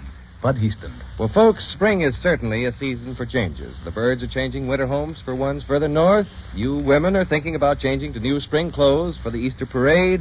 And you motorists, well, you're thinking about changing the motor oil in your automobiles. So here's a suggestion. Anytime you need oil, get Gulf Pride motor oil. It's easy to see how good Gulf Pride is by just looking at that little measuring rod under the hood of your car, the rod you use to tell how much oil you have. For that rod shows you that when Gulf Pride is in your crankcase, it stays up to the full mark a long, long time. Your engine runs smoothly, too, and your repair bills are mighty low. You see, this famous oil is refined by the Alchlor process, and as a result, Gulf Pride is more resistant to the chemical breakdown of oil caused by air.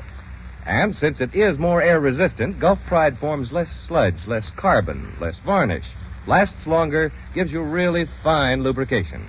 So next time you need oil, or when you're making your spring oil change, stop at the sign of the Gulf Orange Disc for Gulf Pride Motor Oil.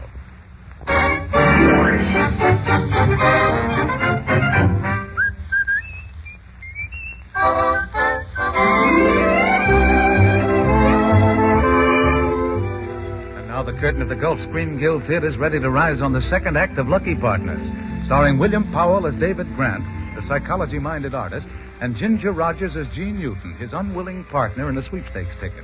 And, if they win, his guinea pig for an experimental honeymoon to Niagara Falls. In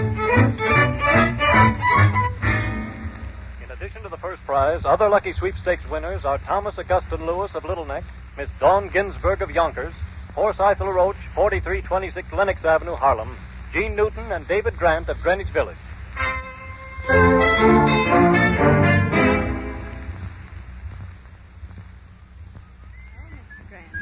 What are you so happy about, anyway? Oh, it's very simple, my dear. We won the sweepstakes prize. Now we're on our way to Niagara Falls. How do you like being guinea pig? Is your heart filled with apprehensions? Look, I don't have to discuss my heart with you, do I? Oh, not unless you feel the impulse to. My impulses are under control, thank you. You know, I think you're still suspicious of me. You're not in a very romantic mood, are you? Mm-mm. Perhaps we better talk about something else. Mm-hmm. The beauties of nature, perhaps? Or the wonders of science? Now, consider the modern automobile. Consider this car. Very nice car. Ah, spark of interest. I'm glad you like this car, because it's yours. Mine? Yeah, just slip this owner's certificate into your purse. But it's my car. Oh, but you shouldn't have done that. Oh, I told you that if we won, every penny of my share of the sweepstakes money was going to be spent on you. Freddie would call that a waste of money. I mean, spending money just to have fun. And, well, you know, Freddie's very practical. Yes, I'm sure he is. Oh, I must remember to wire Aunt Lucy so she can tell Freddie I've gone. What, doesn't he know? No, he was in Poughkeepsie on business when I left. Oh, we must wire Aunt Lucy. Hey, by the way, you have a date with me for 10 o'clock tonight. Oh, no, I haven't. Well, don't you want any dinner? We shan't get to Niagara Falls until 9:30. Oh, dinner. Well, all right.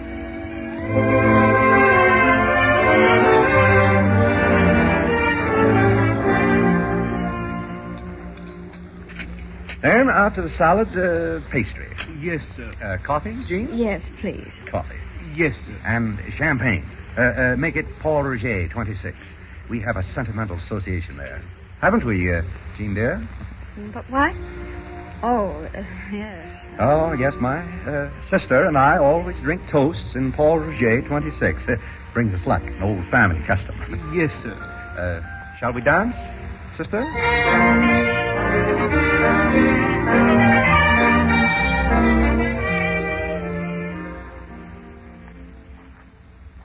Golly, I never thought I'd be doing this.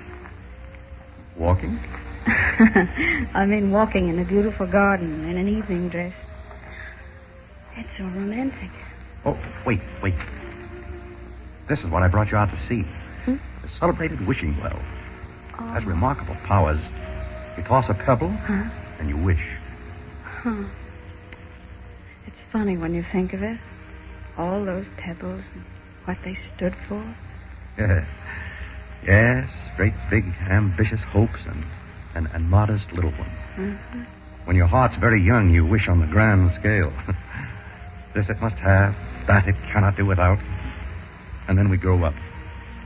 And we learn that there's very little the serious heart really needs. Friends, peace, a window open to the world, pride in work well done, and, oh yes, one thing more. Thing I've been talking about since the day I met you. Call it beauty, romance. Call it the bloom that mustn't die. I know. I know what you mean. It's the thing I thought didn't matter. David. Yes, Jean? I owe you an apology. For what? For being so suspicious. You've been wonderful to me, David. It's very easy to be nice to you, Jean. Well, let's drop some pebbles in the well here. Here goes one for me. What are you wishing? I'm not telling. Well, here goes one for me. Are you telling? I wish that your wish, whatever it is, may come true.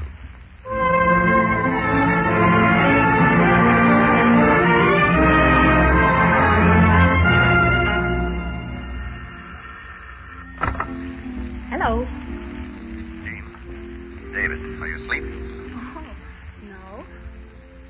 shining through your window? Yes.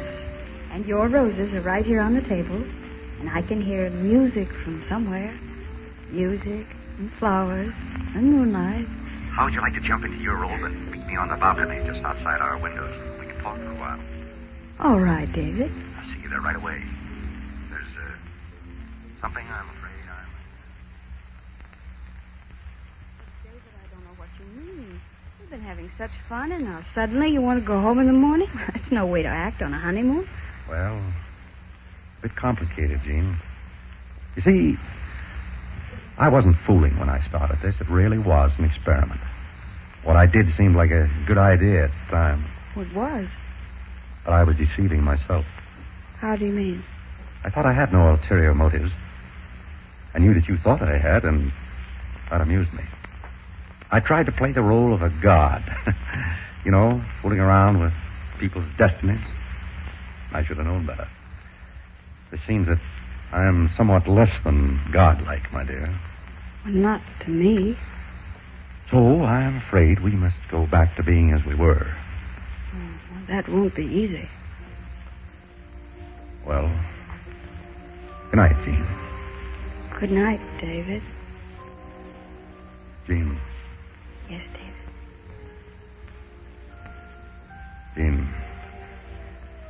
We're going to make believe that this last half minute never happened at all. But it did happen. You just kissed me. Oh, who could that be?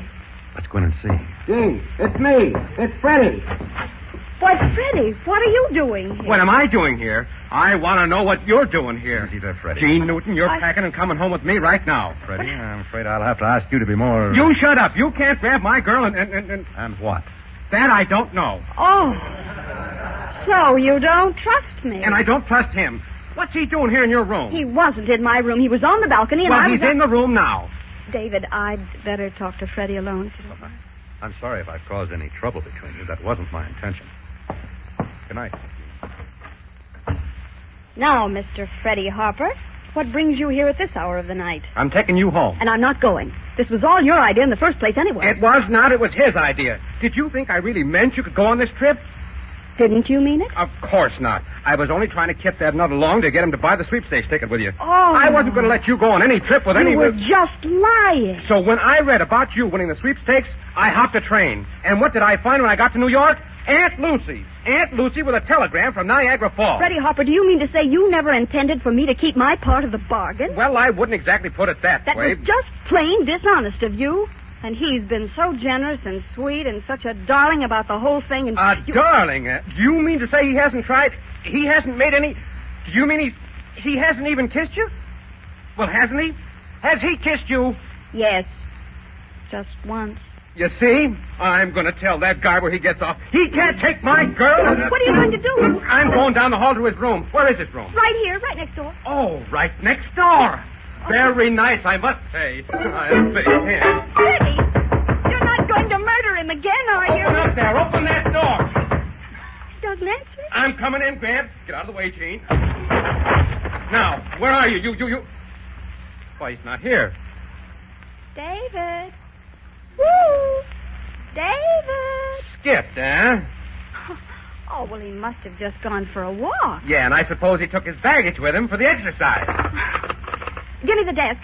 Hello? Hello, what's happening, Mr. Grant? Mr. David Grant. Huh? He checked out. Well, did he take the car? Well, how long ago?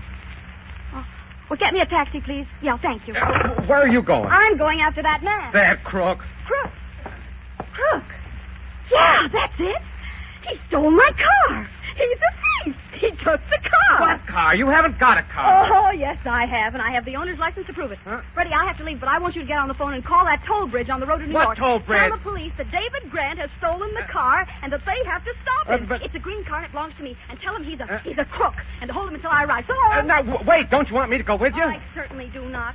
You called David a crook. Let me tell you something. David has been honorable and just lovely from the very beginning, and you've been the bad one. You've been suspicious and evil-minded, and oh, Freddie, you're all right. I don't mean it, really. You're all right. It's just that I'm so. Well, I'll tell you another time. Call the toll bridge. Goodbye. For heaven's sake.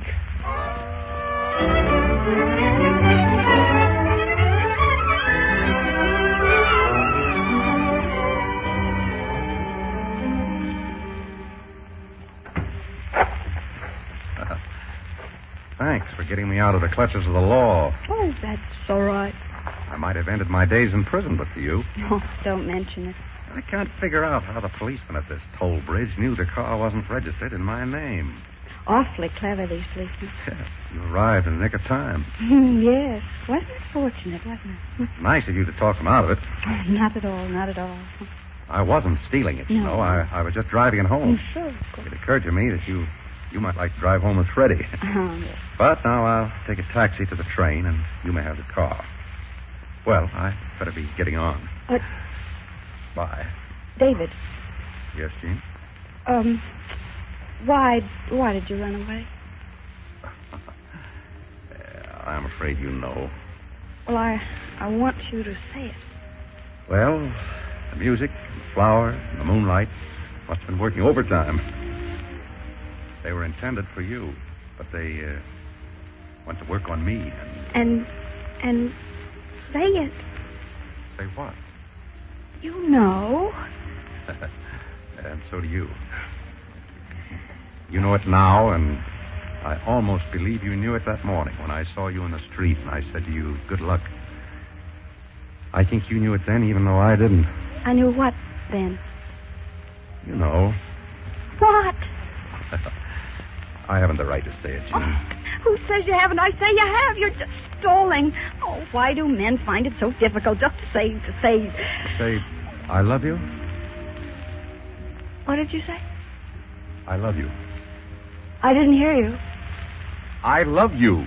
Well, why didn't you say it that way in the first place?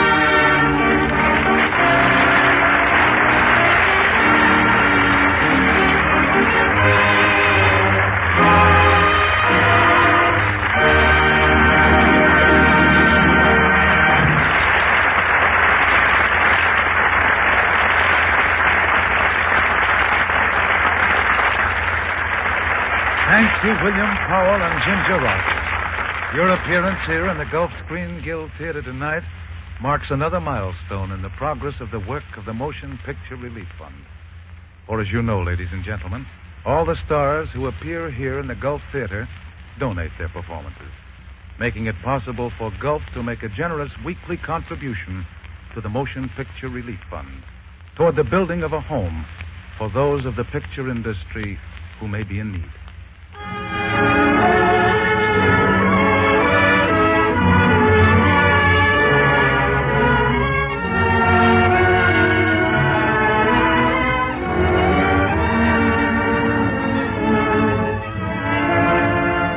Next week, we've got another hit on our hands. Gulf presents Carol Lombard and Fred McMurray in the motion picture comedy that had the whole country in stitches, True Confession.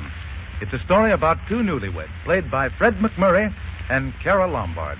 And things begin to happen the moment Fred finds out that his bride is a charming but incurable liar. Carol's fabrications get them in hot water again and again, and finally, they wind up as the feature attraction in a murder trial. It's a show you won't want to miss. The Gulf Screen Guild Theater production of True Confession from the Gulf Theater next week with Carol Lombard and Fred McMurray. The music, of course, by Oscar Bradley's Gulf Orchestra with Frank Tours conducting. Until then, this is Roger Pryor saying good night, everyone, for your neighborhood good Gulf dealer.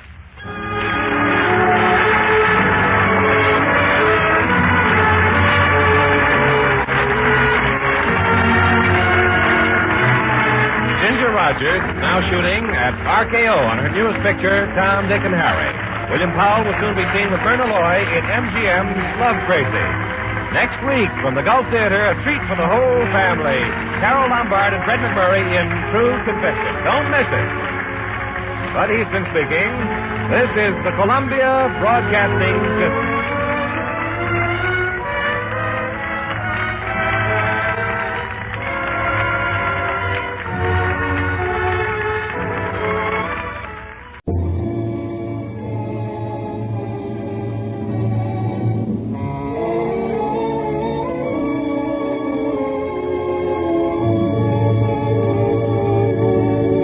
Good evening, ladies and gentlemen. Tonight, Lady Esther takes great pride in presenting the Screen Guild players in a gentle and tender story of two very real young people. The Warner Brothers picture, Saturday's Children, based on the famous play by Maxwell Anderson. It stars John Garfield as Rims, Jane Wyman as Bobby, and Michael Rapetto as Bobby's father. The Lady Esther Screen Guild Players in Saturday's Children.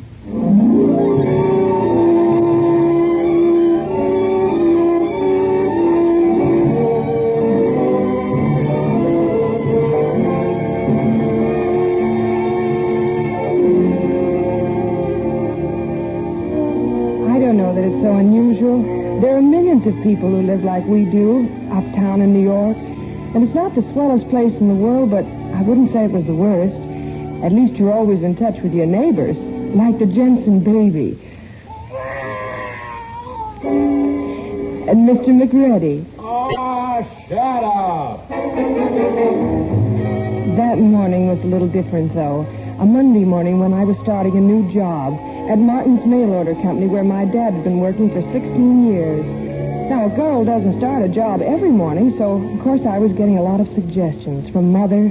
Bobby, you better wake your father up. This morning, at least, he could be on time. And my sister Florrie, who lived with us. Kid, take my advice and wear something slinky. Who knows when the boss's son might walk in? And my sister Florrie's husband, Willie, who also happened to live with us. Bobby, it ain't fair you should look so pretty. Some guy might fall in love with you. And if you fall in love, you'll marry him. And you shouldn't do that to someone you like.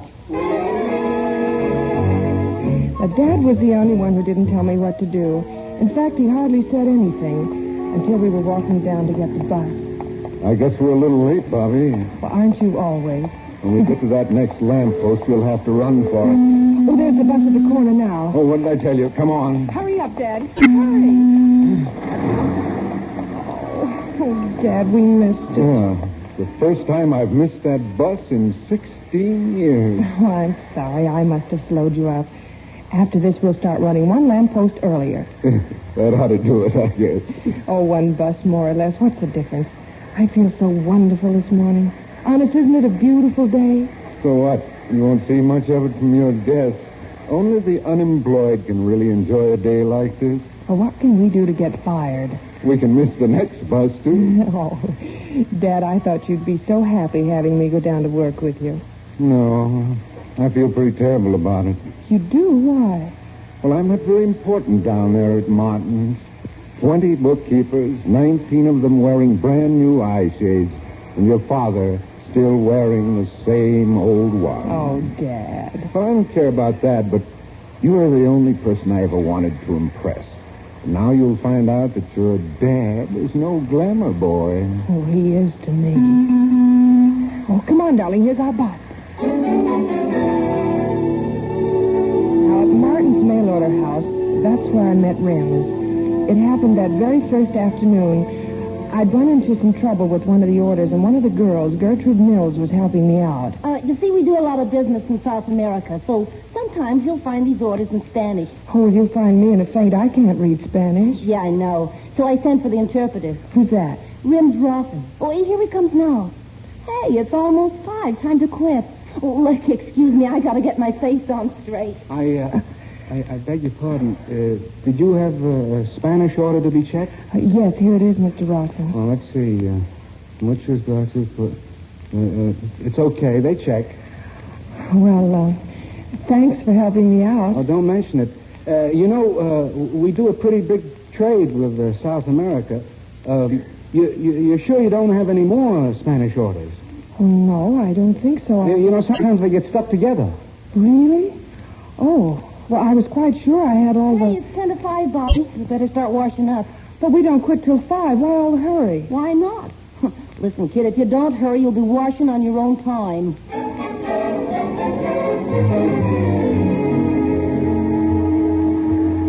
Well, another day, another 8 hours pay. Yeah, sure, I'm glad to get out of that dump. Oh, it will feel sort of good to get home. Hey, Bobby, what do you do nights mostly? Oh, a book or a movie. Now and then a concert in the park. Concert? Well, what kind of men can you meet at a concert? Either they got hair down to their shoulders or no hair at all. Listen, the Martin Employee Social Club has a bowling party at the casino tonight. We have one every Monday night. Why don't you come? Well, I don't go in for bowling. Well, who goes in for bowling? They always got a lot of men, all shapes and all sizes. Oh, and Miss she's... Hallaby. Hey, it's Rim Lawson. Hello, Rim. Hello. Miss Hallaby, can I have a word with you, please? Well, of course. Well, two's company and three's the fifth will. Rims, I'll see you at the bowling tonight, huh? Good night, Bobby. Mr. Rawson, did you want to speak to me? Oh, say, I almost forgot. Your father said to tell you not to wait. He's got to work overtime. Oh, well, that's too bad. Well, thank you very much. Oh, not at all. Are you walking up or down? Oh, I'm going up to the corner, bus stop. Oh, do you go home by bus? Yes, the one that turns up Riverside Drive. Oh, that's the way I like to travel. Really? Yeah, it's cleaner, no crush. Of course, it may be a little slower. Oh, you're absolutely right. Well, good night, Miss Hallaby. good night. Aren't you... Oh, the bus is how I like to travel, but the subway takes me right to my door. Good night. See you tomorrow. Or maybe tonight. I wonder how that bowling party would be. Gosh, was I surprised, Miss Hallaby, when you showed up for the bowling tonight. Oh, was I surprised when you asked to take me home? Oh, it's right on my way. I take the 7th Avenue subway every Monday night. It makes such good time. Mm-hmm. The 8th Avenue makes pretty good time, too. Of course, the station is kind of far from the bowling alley. Maybe I should have called a cab. Oh, that's silly.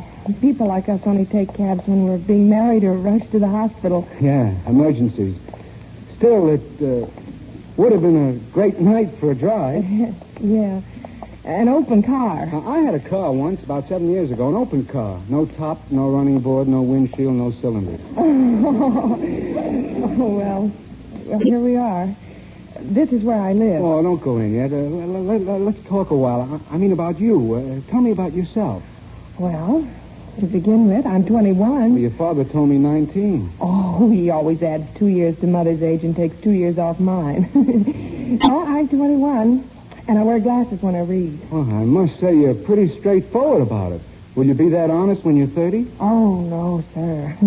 By then I'll be using Dad's arithmetic. Say, you certainly are an honest gal. You said that before. A miracle like that is worth repeating. You're one girl in a million. Of course, I'm exaggerating. I hope you are. Well, you wouldn't let me take a cab. You wouldn't lie about your age. And gosh, all those other dames, they just lie for the sake of lying.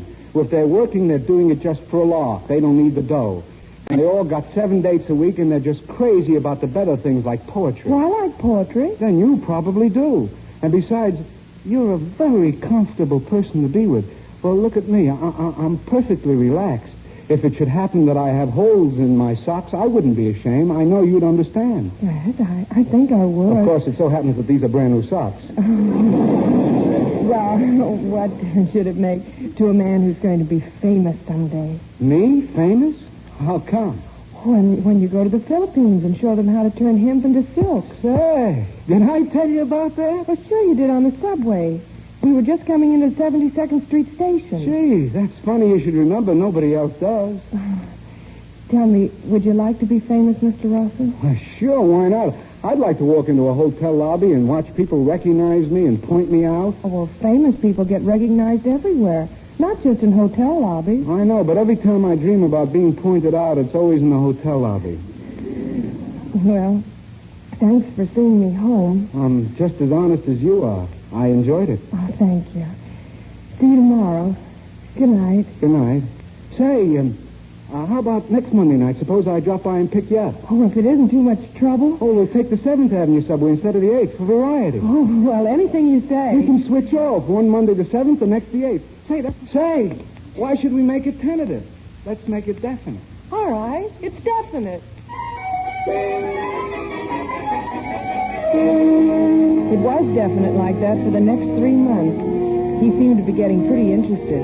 My family was starting to make pointed remarks, and I was even a little hopeful myself.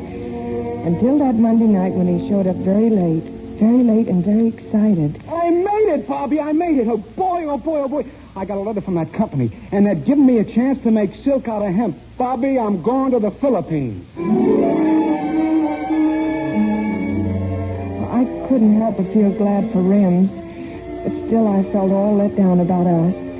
Dad didn't say a single word. He didn't have to. I could see his eyes. But my sister Florrie started working on me, saying I could hold Rims if I wanted to, telling me what to do and what to say and how to trick him into staying. But I couldn't bring myself to do that. I just couldn't. Not until the night of his farewell party. Bobby, let's get away from the crowd for a minute in the other room, huh? Of course. Bobby, I wanted to talk to you. What about Rims? Well, I just wanted to say you certainly have been wonderful to me. Oh, we did have a nice spring together, didn't we? You were certainly marvelous.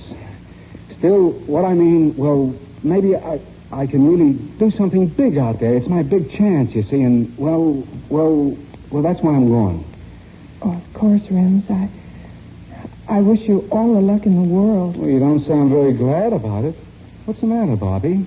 Oh, nothing. Only... Oh, I'm so tired of everything, Rims. I'm afraid I'm not very good company. Oh, yes, you are. Oh, Rims, dear. Yes? Well, what is it, sweetheart? Oh, Rims, it's going to be so difficult. What is? Only not having you here and having to marry somebody else. Well, you're getting married? Oh, well, a girl's got to get married sometimes, you know, while she's got chances. Yeah, I suppose you do get chances, all right. Is there anybody in particular? Well, there's Fred. Fred wants me to marry him, and he's awfully in love with me and very well off. And I don't want to go on working forever. I see. I didn't know you felt that way. Well, I don't really. I was just joking. I wouldn't marry anybody. I wouldn't marry anybody, not even you. Well, you wouldn't? No, I wouldn't. Oh, yes, you will. James, do you really want me to? Oh, sweetheart. Sweetheart, I don't want anything else. Oh, but you're going to the Philippines. I certainly am not. The Philippines can go to the devil. There's enough silk in the world as it is. Well, I wouldn't want you to give up your chance to be famous. Well, don't you worry. I'll be famous, all right, sure. You know what's going to happen, honey? What? People will point me out on the street and say, there goes the husband of Mrs. Rawson. Oh, Rims. Oh, Rims.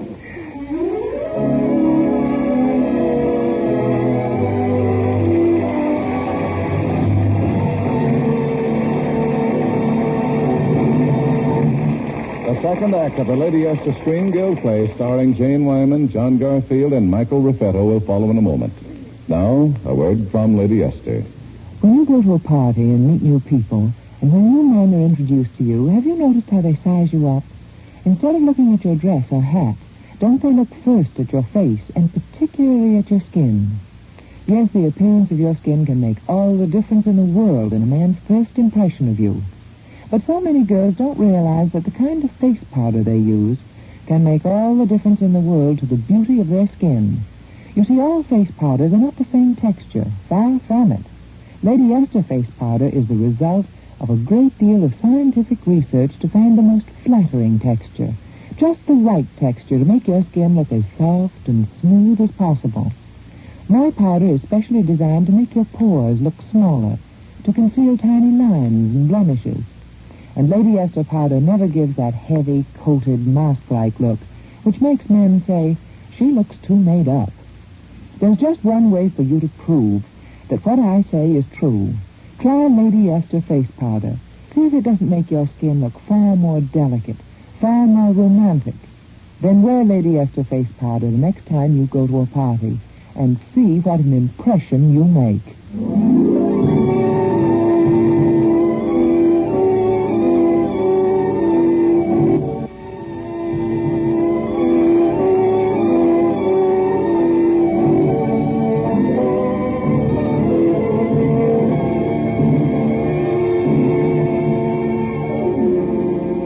Those first 6 months were just like any other newlyweds.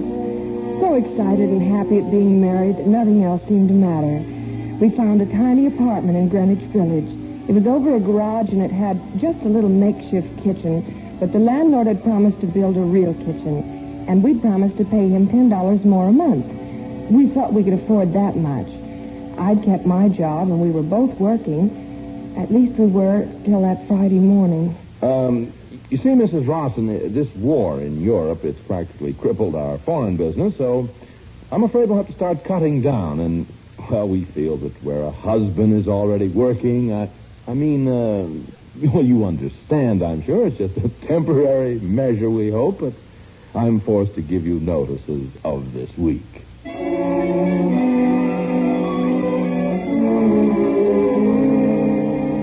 Oh, come on, Bobby. Cheer up a little. Baby, you mustn't take it so hard. Oh, Rims, we had such lovely plans. The kitchen and everything. Now what do we do? What'll we do? We'll celebrate, that's what. Celebrate? What for? Mostly because you lost your job. Rims, are you crazy? No, I'm not crazy. From now on, that's what we'll do. Celebrate every bad break we get. Not the good ones. There won't be enough of those.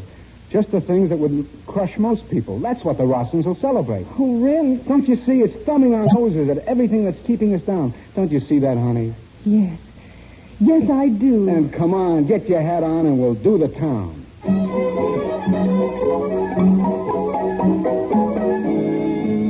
That was a nice idea, celebrating just the bad break. The only trouble was we started having so many things to celebrate. First, I caught a bad cold. That meant money for medicine. Then Rims tore his only good suit on a nail. And then the cupboard shelf gave away and we had to buy a new set of dishes. But the worst was the day Rims phoned me from the office. Honey, how would you like to go out and celebrate tonight? Oh, darling, more bad news? Well, it seems that there were 3 more ships sunk this week. I don't exactly get the connection, but the boss just gave me a 10% cut. Rims didn't fool me very much. I knew he was putting it on for me, but there was something in his eyes, something that kept telling me that I knew I ought to tell him. The letter from the Philippines offering him the job again. And what the doctor had told me that afternoon. All the tests had been positive. I was going to have a baby. I said the only thing I could think of, I asked the family over for dinner. I thought if we had some cold cuts and things, it might sort of seem like a celebration. Dad and Mother came with Florrie, and we waited and waited, and neither Rims nor Willie showed up.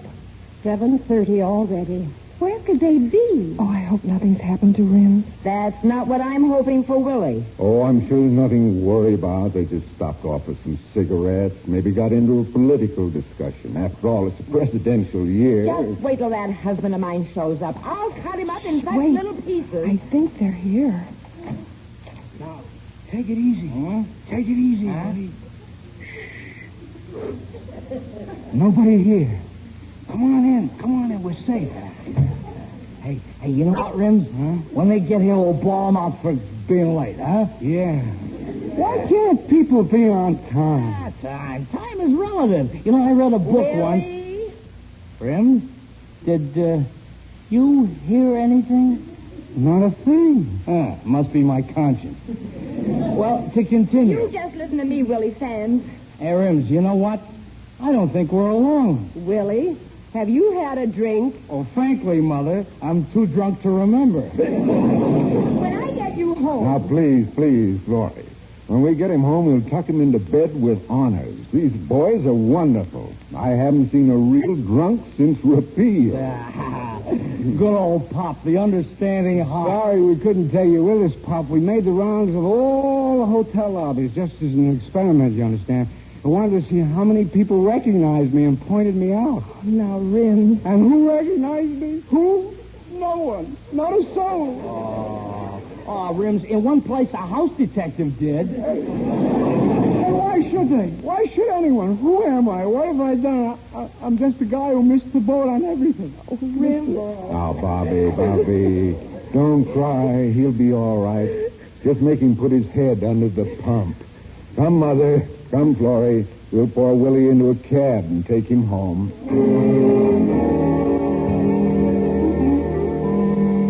Rims, how do you feel, darling? I think I'll live. A little while back, I was seeing you double. You were both beautiful. Oh, thanks. Rims, didn't you think your wife was good enough to get drunk with? Oh, well, you know, you're the ginger ale girl. And besides, Willie was so handy. Do you feel like eating? I'm having enough trouble just breathing. Well, at least you can take this hot coffee. Yeah, I think maybe... Oops. I'm sorry. Oh, well, it doesn't matter. We won't need it anymore. Why not? I don't have to swear off coffee, too. We can't stay here, Rims. We're behind last month's rent, and we can't pay this month. I'm going to speak to the folks tomorrow. I'm going to ask them to let us come live with them. Holy cats. I've lived in hall bedrooms, but at least they were my own. How did all this happen to me? Did I ever bother anybody? Who's got it in for me? Holy Well, cats. do you think I'm happy going back to the folks? You think they'll be happy? I don't know. Well, all right, then. Don't take that 10%. Tell Martin you'll quit. Sure, I'm indispensable to Martin's. Listen, they fire me and their stock goes up. Well, if you're just going to sit there with that attitude... Look, I hate that job at Martin's. I hate all those jobs. There's only one thing I want to do, and that... Oh, what's the use? Forget it. It's not as easy as that. Rims, I've got some news for you. That Philippine job, it's still open. Well, how do you know? They sent you a letter. When? A few weeks ago. Well, why didn't you tell me? Where's the letter? I tore it up. Tore it up? You tore it up? Why? I was afraid I'd lose you. Oh, afraid I'd take the job and run out on you. Well, you don't have to worry about that. I'm trapped. Rims. Oh, I didn't mean that, Bobby. It's just that a married guy, well, you know, it sort of closes in on you. I mean, let's not talk about it. You got a kiss for your old man? Yes, Rims. No, that's more like my girl. Rims, I've been thinking. Maybe we'd be happier. It's work with lots of people. Maybe we... If we what? Oh, well, maybe if we had a baby that would be just ours. Hey, Bobby, use your head. It's simple arithmetic. We haven't got enough to get along on now. Well, there are millions of people with even less than us, and they're getting along. They're living and having babies. Well, I don't call that living. By the skin of your teeth. Bobby, we'd be crazy. Say, Kitty. Are you? Well, yes, No, I'm not. I can't do it. I can't go through with it. What do you mean? I was roping you in. That's what I mean. I thought I might keep you if I told you I was... Oh, you were roping me in. Yes, but I won't do it. I won't keep you that way. I won't trick you again the way I tricked you into marrying me. What are you talking about? Well, I tricked you. That's what I said. I tricked you. There wasn't any fella named Fred. There wasn't anyone who wanted to marry me. Holy cats. Holy cats. So now you know, and I'm glad. I couldn't keep it in me any longer. Holy cats. And you were the dame I fell in love with because you were so honest. The dame who wouldn't lie about her age. Or wouldn't let me take a chair. The dame I could even show the holes in my socks. Roped in. Boy, oh, boy, oh, boy, oh. Well, we can wash it all clean. Just figure you're single and you were never tricked. We never met. You never took me bowling. You can go to the Philippines. There's nothing or nobody to stop you. You're free. Say, what is this, another trick? I've told you the truth so you could clear out and go. Now, why don't you? What's keeping you? I'm going, all right. Where's my coat? And you were talking about having a kid. Well, all I can say is we're pretty lucky. Yeah, pretty lucky. Roped in. I ought to have my head examined. Good night.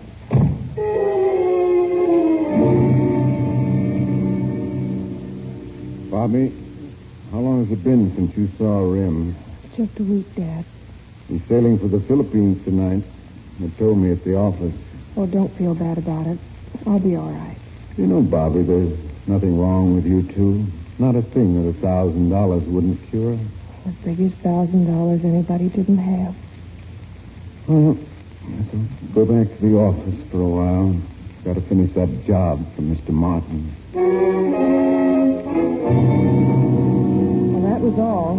And the rest of the family went to the movies. I sat there and tried to turn my mind off until the doorbell rang, and when I opened the door... Hello, Bobby. Rims. Kid, I've got a little bad news for you. Your father's been hurt. Well, not much. It's not serious. You can see for yourself. All right, Mac, bring him in. Right. Now take it easy, Mr. Halliday. Oh, Dad, what's happened? What is it? It's nothing, Bobby. Nothing at all. Mac, will you help me to my room? Right down the hall. Okay. But you've got to take it easy and slow now. Rims, what in the It world? was down at Martin's. He was in the elevator and it fell. The doctor said he's just shaken up. Nothing broken.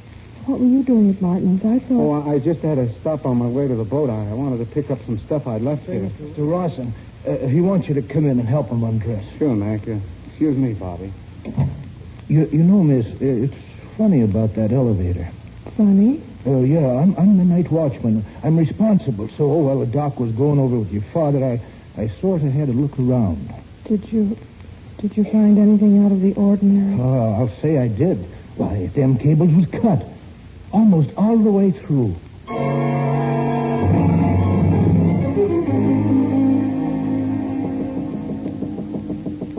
All right, Bobby. You can come in. Dad. He's all right, Bobby. In a couple of days, he'll be as good as new. Maybe better for having a rest. Dad, why did you do it? Do what? You know that wasn't an accident. What are you talking about? Why did you, Dad? Look, I'm tired. I need some sleep. Oh, Dad. Dad, you could have been killed. I thought of that. I hope that you and Rims, maybe the insurance money, it's $2,000. Holy cats. You did a thing like that? Another failure. Rims, I'm sorry that I held you up. That's right. If your boat's sailing at 12... Boat? Sailing? Say, what kind of a guy do you think I am? But, Rim... Look, if any guy did what he did just to keep two kids together, then nothing in the world can keep us apart. And listen, nobody has to try and bump themselves off for us. I'll find something to do, and if that doesn't pan out, I'll find something else. And if we don't get to the Philippines this year, we'll get there next. And if we don't get there next, well, what the heck? We're Saturday's children. We've got a long way to go. We're young, and that's enough guarantee for the future. Oh, but, darling... And don't you give me any argument. Gosh, kid, it's been awful. I haven't seen you for a whole week. Oh, Rims, dear, I've told everyone we're separated. What are the neighbors going to say? Who cares? Let them say it. Oh, shut up.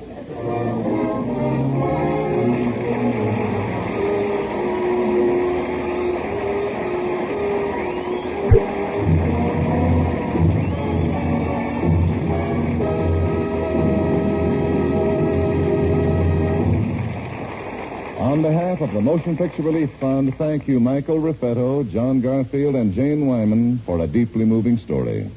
And now, before we tell you about next week's program, here's a word from one of America's best-known beauty authorities, Lady Esther. Do you ever look in your mirror and think that your skin doesn't look quite as soft and smooth as you'd like it? Do your pores seem a bit too conspicuous? Well, has it occurred to you that your face powder may be to blame, not your skin? Your skin can only look as soft and smooth as your face powder is soft and smooth. You can easily prove for yourself that there's a real difference in face powder quality. Just make this simple test. Put your regular powder on one side of your face. On the other side, use Lady Esther face powder. See the difference. See how the unique texture of Lady Esther powder makes your skin look more velvety smooth. How it makes pores look smaller, conceals tiny lines, little blemishes. Lady Esther face powder is different because it's made differently.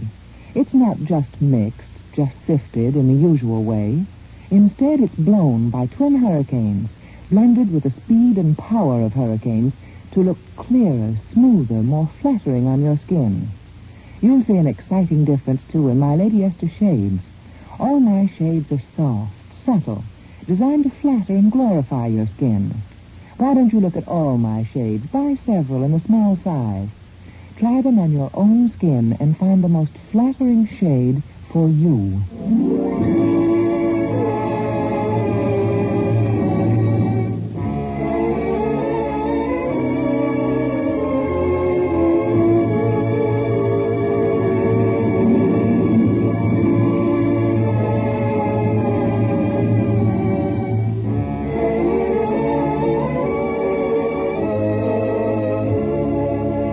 Next week, the Lady Esther Screen Guild Players will present Outward Bound.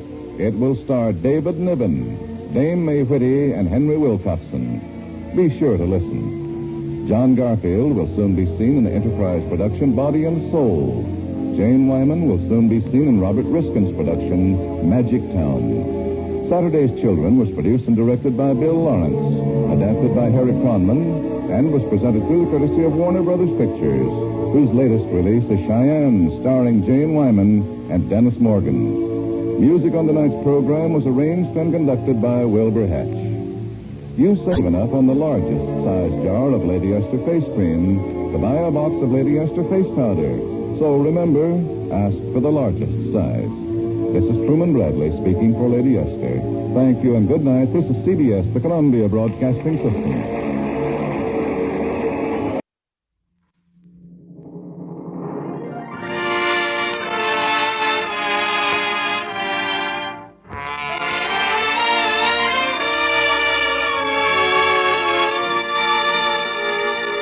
Good evening, ladies and gentlemen. Tonight, Lady Esther brings you two of your favorite entertainers, the beloved Ozzie and Harriet, otherwise Ozzie Nelson and Harriet Hilliard, in a delightful story of marital misadventure, The First Year, based on the famous play by Frank Craven. And here they are, the Lady Esther Screen Guild players in The First Year.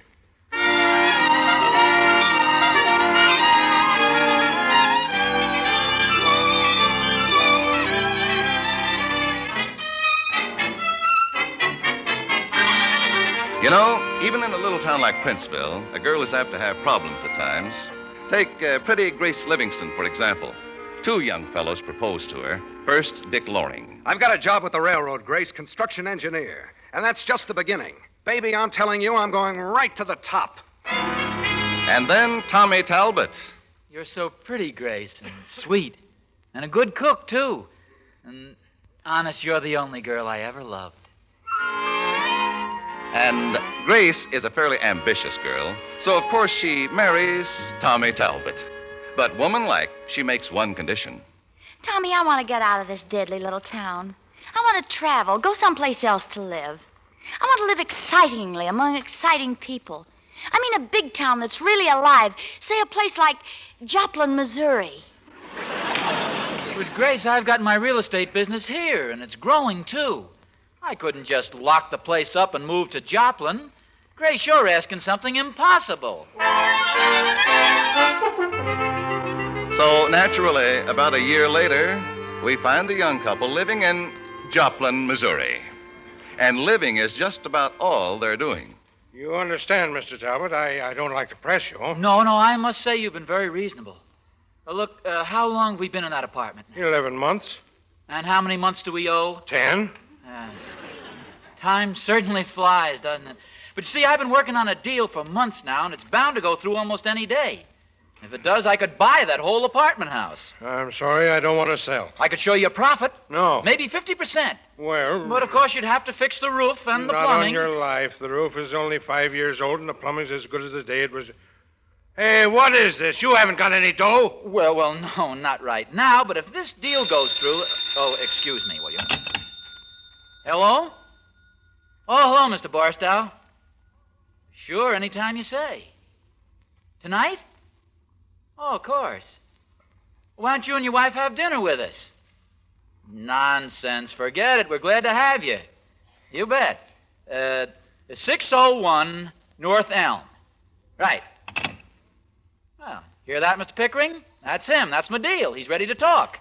I tell you, I'm in. He's coming to dinner. Excuse me, Mr. Talbot. Have you been married long? Oh, about a year. Why? Does your wife know she's having guests for dinner? No, I'm going to call her now. Oh, but don't you worry about my wife. Believe me, Grace will pitch right in and love it. Tommy,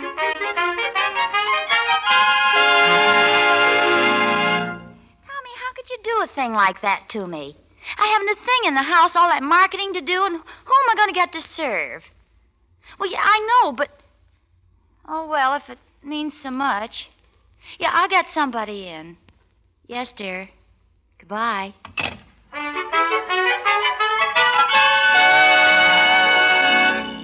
Just a minute. Yes? I want to see Miss Talbot. Yes, come in, please. I'm Mrs. Talbot. My mother said to tell you she can't come to work this evening. She can't? Why not? She's got misery. I never heard of it. What's misery? That's what you got when you can't come to work. Well, are you sure she can't possibly make it? We've got guests for dinner, people I've never seen before. And... Say, wait a minute. What's your name? Hattie. Well, Hattie, do you ever work out? Sometimes. What do you do? I washes. Did you ever wait on tables? Yes'm, but I washes best. Well, I just have to have somebody help me serve tonight. Do you think you could stay, Hattie? No, ma'am. I gotta be home early. Oh, I'll stack the dishes. You could be home by 9. Wouldn't that be time enough? Yes'm, I guess so. But I ain't so good at serving. Oh, well, don't you worry about a thing. We're not having anything elaborate, but I've cooked a nice dinner, and I'm sure you can serve it beautifully. Do you know where to stand when you're serving a person? Yes'm, alongside of them. Well, yes, of course, but which side? No, ma'am. On the left. The left? That's right, Hattie.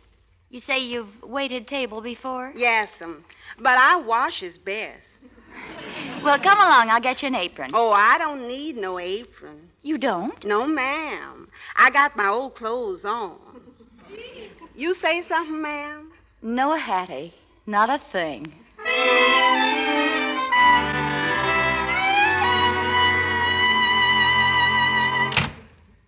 Hey, Grace, I'm home. I picked up some fruit to put in the... Gee, Grace, you haven't got the table set yet. It's after 7. I'm sorry. Margaret never showed up. Why not? She's got misery.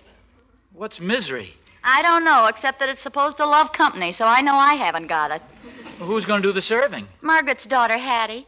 Oh, that's perfect. Your worries are over. Well, she isn't exactly a ball of fire, but she seems very willing. Miss Talbot, ma'am. In here, Hattie.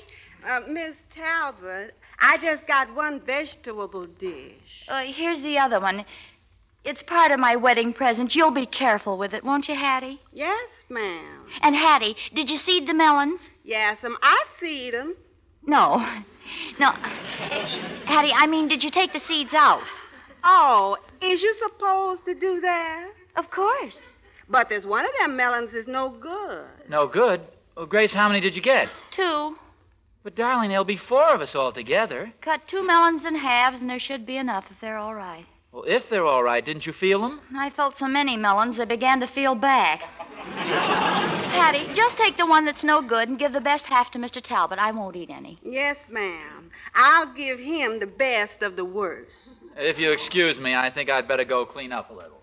Now, Hattie, you're sure you remember everything I told you, huh? Where to stand and what to serve first? Yes, ma'am. The soup. No, first the melon. Oh, that's right. I forget the melon. And then the soup. Roast chicken, the vegetables, and then the salad. And then after everything else... Yes, ma'am. You washes it down with the coffee. You know, I really believe you can do it. If you'll just remember. Yes, ma'am. My mother says I can do things right if I only wants to. Then please, Hattie, just this once, please want to a lot.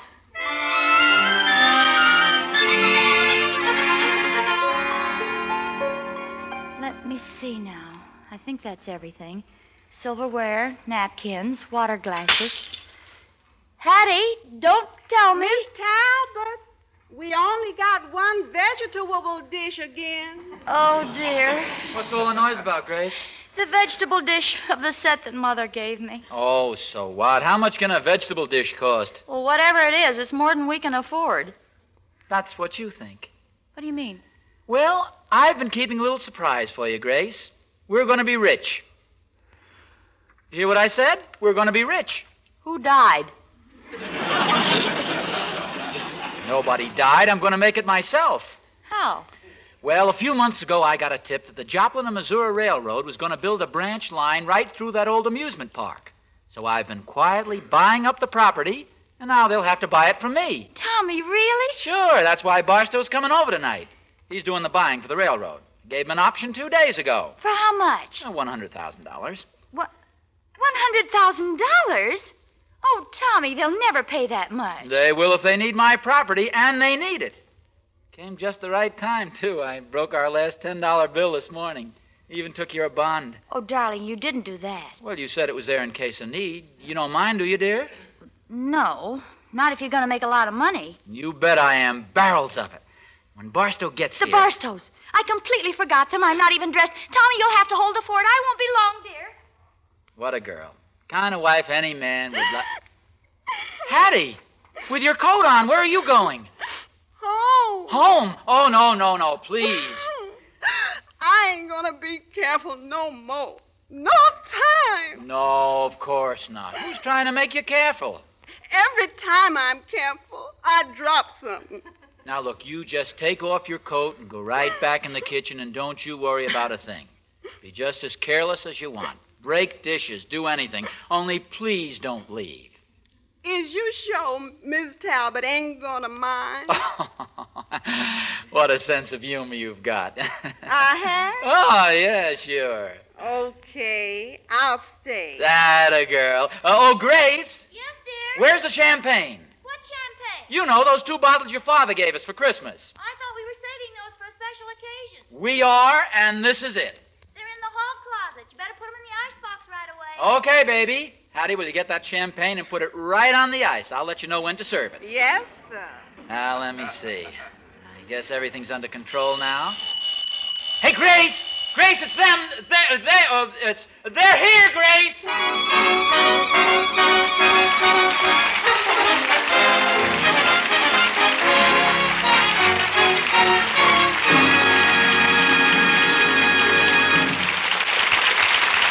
The second act of the Lady Esther Screen Guild show will follow in a moment. Now, a word from Lady Esther. Have you ever had this strange experience? You've gone to a party, and there you've met a woman who is very attractive, except for one little thing. Her dress and hair are stunning, but her skin looks tired, and that makes her look tired and too old. Why does her skin look tired? She has not cleansed it thoroughly enough to get rid of the stubborn, clinging, oily film, which clouds your skin and adds years to your looks. That tired, older look can be avoided if you will do this. Once a day, smooth on Lady Esther 4-purpose face cream and wipe it off. Then immediately repeat this treatment. Again smooth on Lady Esther face cream and wipe it off.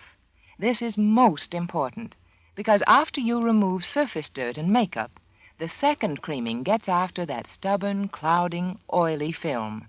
You'll not have to wait to see the difference. Before your own eyes, your skin does look fresher, radiantly clear, and younger. And you need the help of no other cream to do this. Lady Esther 4-purpose face cream alone does the 4 things your skin needs most for beauty. And it's so soft, you don't have to rub it in, risking harm to the delicate underskin tissue. Now, if you will use Lady Esther 4-purpose face cream as I suggest, I know someone will say to you, "My, you look pretty enough to flirt with. What have you done to yourself?"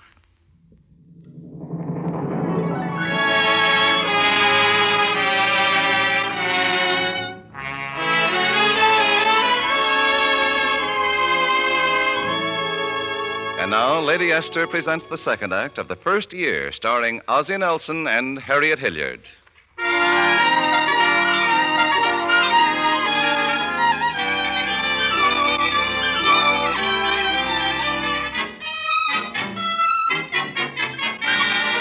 Well, the Barstows have arrived for dinner.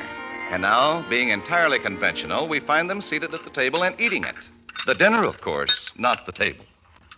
Oh, that was wonderful melon, Miss Talbot. Just wonderful. I'm so glad you liked it, Mrs. Barstow. How about you? I noticed you didn't eat any. But, you see, She's dieting. With her figure? Huh, that's silly.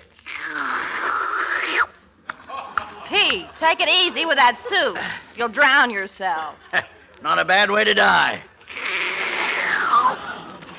Believe me, Mrs. Talbot, home was never like this. Where is your home, Mr. Barstow? Well, we park our furniture in Kansas City, but my work keeps us traveling all the time. Oh, that's what I've always wanted to do. I've told Grace she should have married a conductor. That's rich.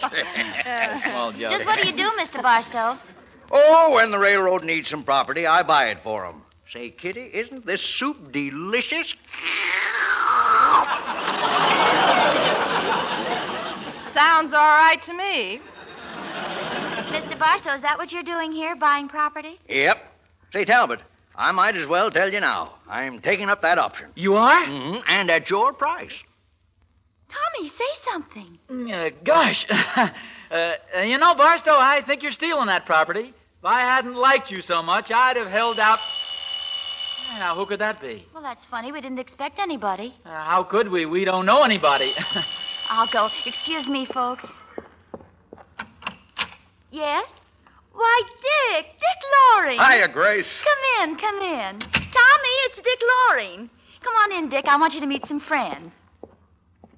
Mr. and Mrs. Barstow, this is Dick Loring. Oh, How do you do? Hello. Look, don't let me interrupt. Please go on with your dinner.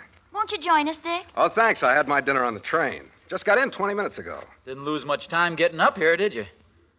No, I didn't, Tommy. How did you know where we lived? Grace's mother told me. I've been home for a week. Home. How's my family, Dick? Your mother's fine. Your dad's away. Oh, I don't mean that's why she's fine. He's attending some sort of doctor's convention. Mrs. Barstow, I'm sure you'll pardon us. It's so wonderful to have news from home. Oh, I know just how you feel, dear. You see, Dick was almost one of the family. That's right. Yeah, almost. Tommy. Tell me, Dick, where have you been? Oh, lots of places on lots of jobs. Arizona, Washington, British Columbia. Now the railroad sent me down here. Oh, you in the railroad business, young fella? Uh-huh. Construction department. That's so. I'm with the Joplin in Missouri myself. Oh, really? That's my road, too, as of tomorrow. I'm going to be assistant to Beckett. Of course. I've heard him talk about you. Said some mighty fine things. Oh, thanks. How have you been doing, Tommy? Oh, I'm making out all right. All right. Why, Dick, he's practically rich this very minute. Grace, I don't please, think it'd be I've got to tell him, Tommy. You see, Tommy has a lot of land, and the railroad's buying it to build a new road. You mean that spur line out through Hillsboro? No, not Hillsboro. My land's in Ferndale. Hillsboro is 35 miles to the south. Yeah. That makes it sort of tough, doesn't it? What do you mean? I mean, it's too bad you didn't buy in Hillsboro. That's where the new line's going through. Ah, you're crazy. What do you know about it anyway? Oh, not much. I'm just going to build it, that's all.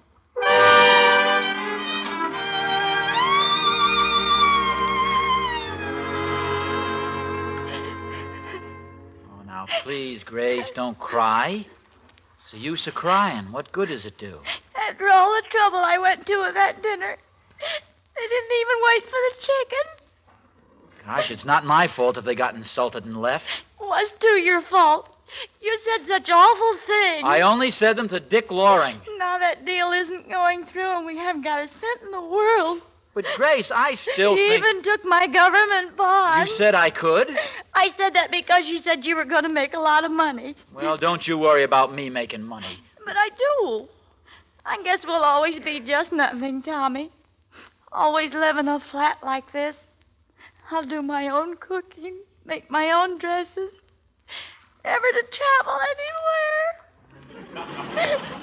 That's all that means anything to you, to have money and travel. Tommy. Maybe it'd be better if I went out and never came back. You could have my insurance then. That'd take you as far as Chicago. Oh! Tommy, don't you talk that way. Maybe you'd rather have me wait. Wait until I take out another policy. Then you might get as far as Pismo Beach. Is that supposed to be funny? The only thing funny around here seems to be me, and it's all that Dick Loring's fault. Just 'cause he walks in and turns on the charm. That big chowderhead... Dick Loring has nothing to do with it. Oh, he hasn't, hey? Well, you sure got starry-eyed when you saw him. Tommy Talbot, I won't listen to this. Not for one single moment. Hey, wait a minute. It's 9 o'clock. Where do you think you're going? I'm going home on the 9:20 train. No, you're not. You're not leaving this house. And may I ask who's going to stop me? I am? Oh, no, you're not. And don't you Oh! Tommy Talbot, you let go of my arm. You're hurting me. Oh, I'm sorry. I didn't mean to hurt you, Grace. There's no reason for you to act this way. Trouble is, you're just train crazy. You just can't stay still. I can't stay still. I've stayed still in this stuffy little flat with no one to talk to and nothing to do for 11 months. Well, who wanted to come to Joplin in the first place? You did. You were going to make a fortune in 1 year. You practically promised. Oh, Grace. It's just no use. That's all I've got to say. Well, it isn't all I've got to say. Grace, if you go out that door, we're through. I mean it. I hope you do. So do I. Goodbye.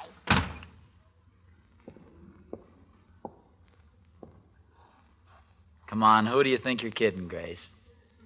I know you're standing right outside the door. Thought I'd come rushing out after you, huh? Well, I fooled you. You know, I ought to teach you a good lesson and lock the door and leave you standing out there a couple of hours. But I'll let you in on one condition. That you say you're sorry. Is that a bargain?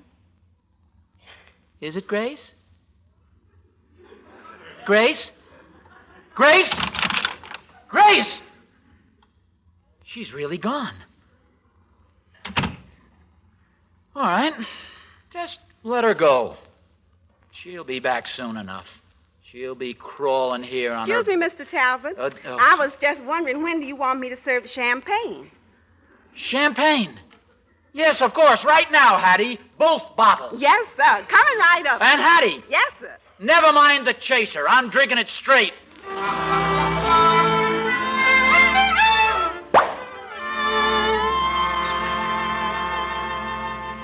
Grace, don't you think you'd better get ready? That's the last bell. Don't wait for me, Mother. I don't think I'm going to church. Oh, you really ought to, Grace. I mean, you've been home for 3 days now, just moping around the house, not going anywhere or seeing anyone. What'll folks think? I can't help what they think. Besides, I've got a letter to write. To Tommy? Yes. Grace, dear, you and Tommy haven't had any trouble, have you? I mean, if there's anything you'd like to tell Why must you keep on asking me questions? I'm home and that's that, and it's nobody's business. Well, what's all the shouting for? Dad! Myron, when did you get back? Just now. Train was 10 minutes late. Oh, Dad. Dad, I'm so glad to see you. I'm so happy! Wait a minute now. It isn't like my little girl to cry. Hey, what's it all about? Come on now, whisper it in my ear. Dad. You mean that? Why, Gracie, that's wonderful. So wonderful she has to cry? Oh, now, Mother, you know how Gracie is. It sure is good to be home again. Myron, I expected you on Friday. Wasn't that doctor's convention over? Yes, but I stopped off to make a little visit in Joplin. Joplin? Did you see Tommy? Oh, yeah. Was he all right? Well, fair to middling. When I got there, he was in the hospital. The hospital? What for? Well, his chart was a little confusing. Seems the diagnosis was bruises and bumps. Oh, Father. Oh, it was nothing really serious. The janitor said something about him trying to drink a bottle of champagne while falling down the stairs. He'll be all right in a few days. Oh, dear, I've got to get packed. I've got to go to him no matter what. What do you mean, no matter what? Well, not now, Mother. I'm in a hurry. Dad can probably tell you all about it. About what? About my leaving Tommy. What's the station number? Grace, you mean to say you quarreled? We didn't quarrel. We fought. Oh, dear, now he may be dying. Lying there in the hospital without a penny to his name. Oh, I wouldn't say that. Of course he's got a penny. Yeah. And a lot more.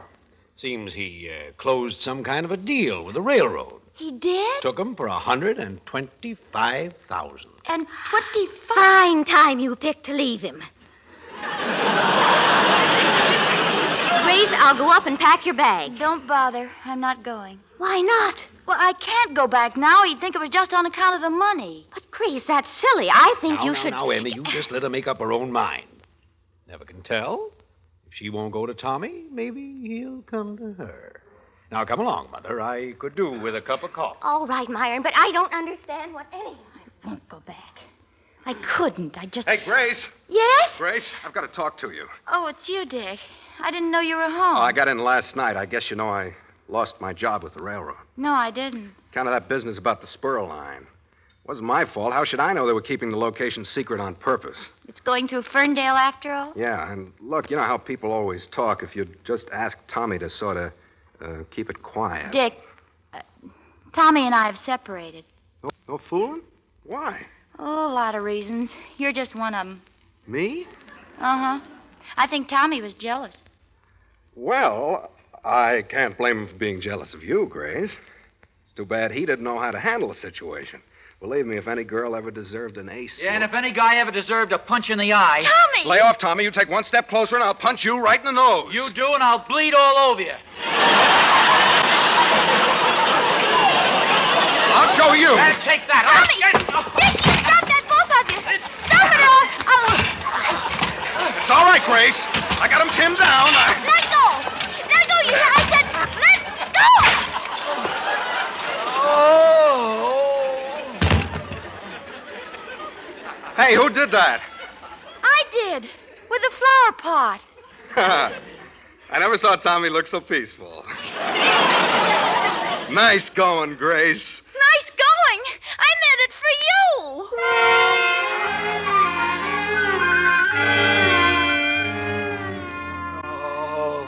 All right, boys. Steady now. Steady. Doc. Where's Dick Loring? Gone. He's coming back? No, he's gone. Are you sure? Positive. Let me at him. I'll murder him. Let me at him. Now, take it easy. Relax, Tommy. Here's the ice bag, Dad. Tommy, does it hurt? I've been hurt so much lately, I don't mind anymore. I'm sorry. I didn't mean... Grace, will you get some water and a cloth? Yes, Dad. Tommy, you shouldn't talk to her that way. She feels pretty bad. Well, I don't feel exactly great.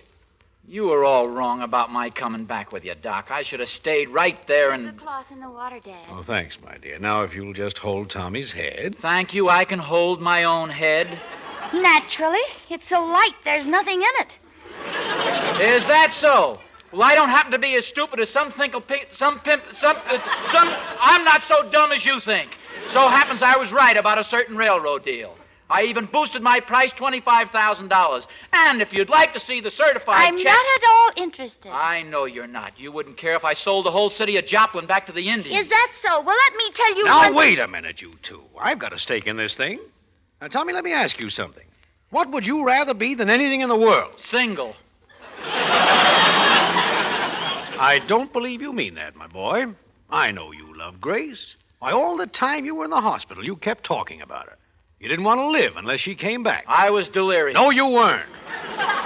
And Grace, when she heard you were sick, she nearly tore the place apart trying to get back to you. Please, Well, Dad. you did. Now, you know you did. Well, he needn't think Stop that he it, Grace. Well, if she thinks that she... Shut up, Tommy.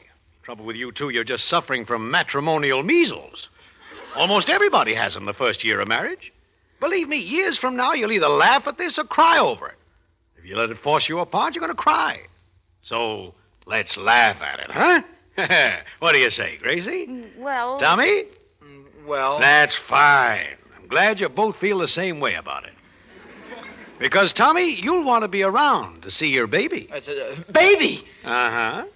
And don't look so scared. It's happened before. I know, but not to me, I don't think. It's, Grace, is it true? Uh-huh. And you really forgive me? Uh-huh. Oh, gosh. I just hope he's going to look like us.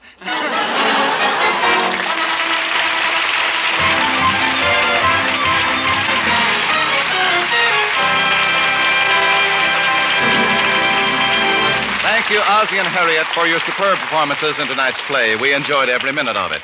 And now, before we tell you about next week's show, here's a word from one of America's foremost beauty experts, Lady Esther. Many women say the most valuable advice I've ever given them is how to get rid of that stubborn, clouding, oily film which makes skin look tired and older than your years. This is what I advise. Sometime every day after once smoothing on Lady Esther four-purpose face cream and wiping it off, immediately repeat the treatment. The first time removes makeup and surface dirt. The important second time gets after clinging, stubborn, oily film that clouds your skin. Lady Esther four-purpose face cream is so soft and gentle, there's no need to rub or massage and perhaps harm your skin. The cream does the work, not your fingers. And in a matter of minutes, you've given your skin the 4 things it needs most for beauty. Yes, this one cream first thoroughly cleans the skin. Second, softens the skin. Third, helps nature refine the pores. And fourth, leaves a smooth, perfect base for powder. Of course, if you are completely satisfied with your present skin care, don't change. But if you're not, doesn't it seem a good idea to try what I've suggested? You won't have to wait weeks or even hours to see results. No, at once you will see with your own eyes the clearer, younger look of your skin. A radiant, younger-looking you. Next week, the Lady Esther Screen Guild players will present Blind Alley. It will star Edward G. Robinson, Isabel Jewell, and Broderick Crawford. Be sure to listen. The first year was produced and directed for Lady Esther by Bill Lawrence, adapted by Harry Cronman, and presented through the courtesy of 20th Century Fox, producers of Darrell F. Zanuck's The Razor's Edge. Ozzie and Harriet are starred on their own radio program, sponsored by International Silver and 1847 Rogers Brothers Silver Plate. Music on tonight's program was arranged and conducted by Wilbur Hatch. This is Truman Bradley speaking for Lady Esther. Thank you and good night. This is CBS, the Columbia Broadcasting System.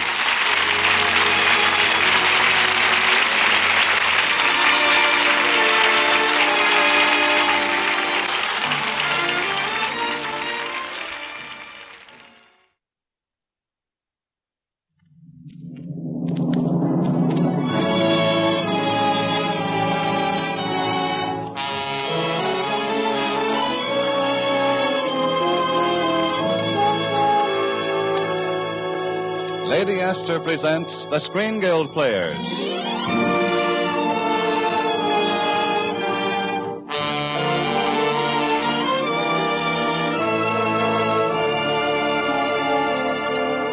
The Lady Esther Screen Guild play tonight, The Mask of Dimitrios. The starring players. This is Sidney Greenstreet. And this is Peter Lorre.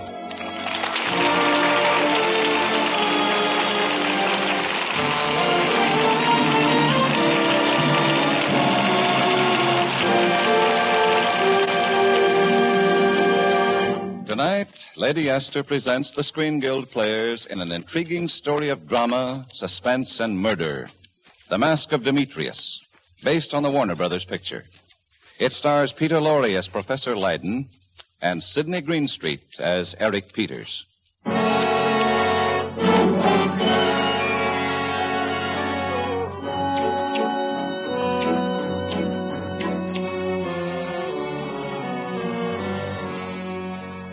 Even now, when I know the whole story, it's difficult to believe it all happened to me.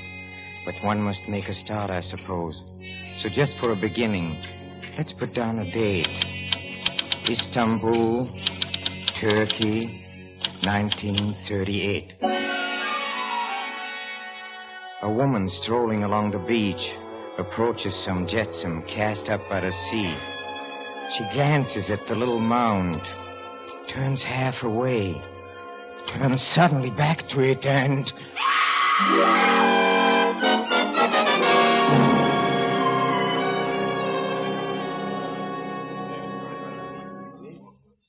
Nothing else on the body, Colonel Hackey. The identification card, that's all. Thank you, Sergeant. Dimitrios Macropolis. And now, at last, the case is officially closed. And so it might have been. The case of Dimitrios might have been closed. Only that very afternoon at a little party in Istanbul, I was introduced to Colonel Hackey, chief of the Turkish secret police. A pleasure, sir, to meet you at last. So you're the famous Professor Leyden. Oh, please, not so famous and no longer a professor. I've been retired. Well, how fortunate. Now you can devote yourself to your writing, to your murder mysteries, huh? Well, possibly, if I can find material. Material? The world's full of it. Why, just today... Tell me, have you ever heard of Dimitrios? Dimitrios. That was the first time I ever heard his name. Dimitrios Macropolis. He sometimes called himself Dimitrios Talat. A spy, an assassin, a murderer, hunted by every policeman in Europe, but never once taken into custody. It was a strange tale that Colonel Hackey wove, a story he claimed that had no ending. But I protested the story was ended. Dimitrios was dead. He was lying in a morgue that very moment. Whereupon the colonel smiled and suggested we go down and make sure. On this slab, Colonel, this is Dimitrios. Oh, yes, thanks. Ugly devil, isn't he, Mr. Leyden? I'm afraid I'm no judge. I've never looked at a dead man before.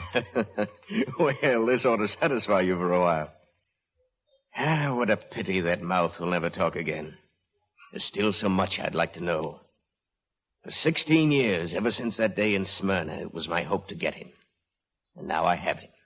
Spewed up by the sea in a cheap, shoddy suit. Dead by stabbing. Mr. Leyden, would you care to see the wound? No, I don't think so, Colonel. Had enough, huh? Yes, quite enough. It wasn't true. I hadn't had enough. That night in my hotel room, trying to sleep, my mind was full of Dimitrios. What a character, I thought. What a story he would make. If I could root out the things the police never knew.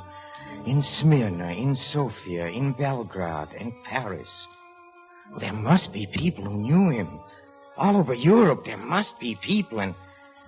then I told myself, no, the thing is foolish. It's unthinkable. It's absurd. But even as my mind rejected it, my hand reached out for the telephone.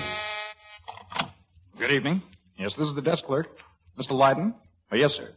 Ticket to Smyrna for tomorrow morning. Yes, sir. I'll take care of it at once. You're welcome, sir. Good night. I beg your pardon? Oh, yes, sir. Is Mr. Constantine Gullis staying at this hotel? Gullis? No, sir. No one by that name. Thank you. Sorry I've troubled you. No trouble, sir. We're never busy at this hour. I was just reading about this murder. Murder? Dimitrios Macropolis. They found him on the beach. Dimitrios? Yes, sir. Did you know him, sir? No. No, it's just that... Thank you very much. Good night.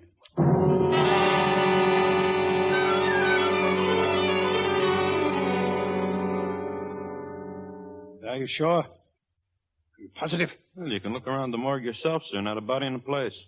The paper said this man named Dimitrios. Oh, him. He's gone. Yes. Cremated. About an hour ago.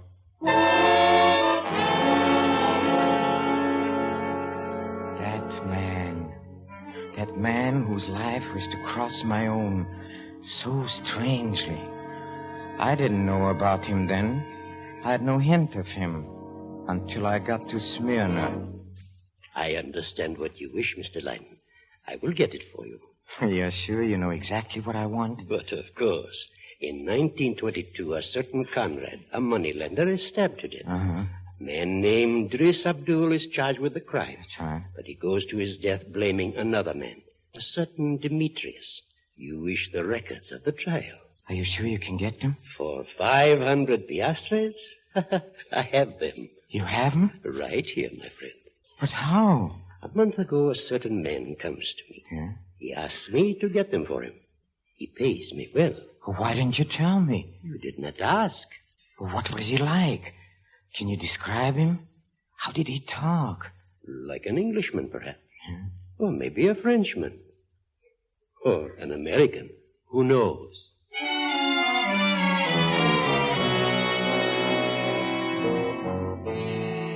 I didn't think much about it then. By now, there was only one thing in my mind. To follow that crooked trail through the years. From Istanbul to Smyrna. From Smyrna to Athens. And from there to Sofia. It was on a train just before we got in. As it happened, I was all alone.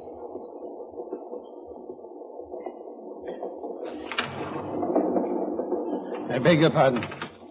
I must apologize for intruding. My compartment was so very crowded. Oh, that's quite all right. Plenty of room in here. How good of you to put it that way. I'm sure we'll have a very pleasant journey. Well, a rather short one, I'm afraid. I'm getting off in Sofia. Oh, that's too bad. I'm going through to Bucharest. Oh? If I may introduce myself, my name is Peters. Peters? I would guess you're English. By birth, perhaps. But actually, I'm a citizen of the world. To me, all languages are beautiful. Oh, yes, if one says the right thing. We're coming into Sofia, sir. I'll take your bag. Oh, thank you, Porter. You like Sofia? Thank you. Beautiful city. The best hotel is the Slavianska Basada. I hope you don't mind my suggesting it. Oh, please, to the contrary, you're very kind. Not at all. That's the trouble with this world. There's not enough kindness. Well, I believe you're helping to remedy that deficiency. Goodbye, Mr. Peters. Goodbye, Mr. Leiden. Goodbye. Curious sort of fellow. You're... That's funny. How did he know my name?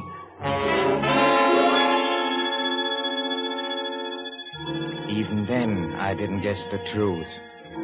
Oh, I wondered about Mr. Peters, of course, but I was more concerned with Dimitrios. And in Sofia, There was a good deal to be learned.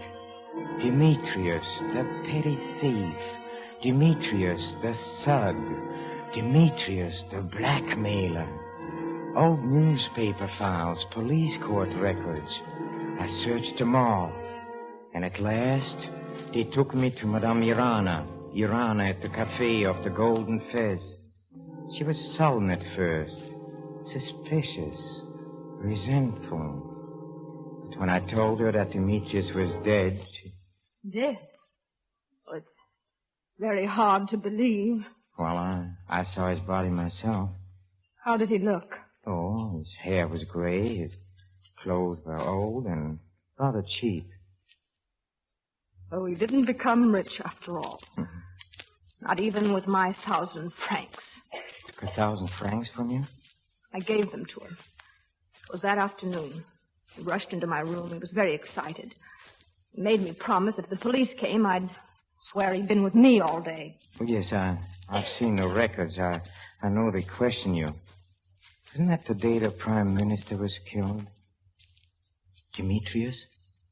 I never knew for sure. He told me he needed 1,000 francs to get away. That once he reached Belgrade, he'd be very rich. He'd send for me. And did he send for you? I never heard from him again. Oh, all these years, it wasn't just 1,000 francs. I understand. You were in love with him. A liar, thief, an assassin, perhaps. And still, Madame Irana, I've troubled you enough for one evening. You've helped me really a great deal with my story. Possibly if you think of something else, If I think of something else. I'll be at my hotel, the Slavianska Bizarre.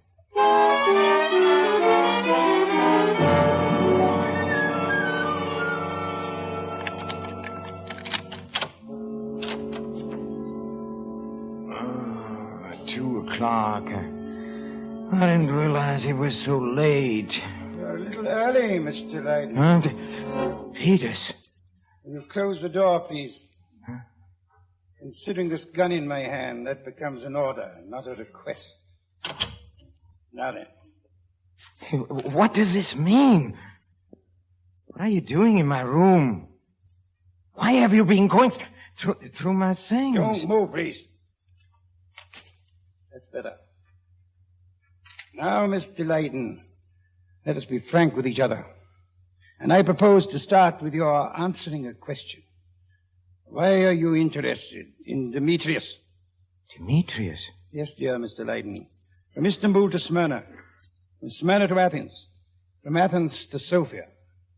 You have been absorbed in tracing his record. You see, I have observed you rather closely. No doubt. You haven't answered my question. I have nothing to hide. I'm interested in Dimitrios as a character, as a basis of a book. I may write a detective story. A detective story? How fascinating. And now perhaps you'll answer a simple question, Mr. Peters. What is your interest in Dimitrios?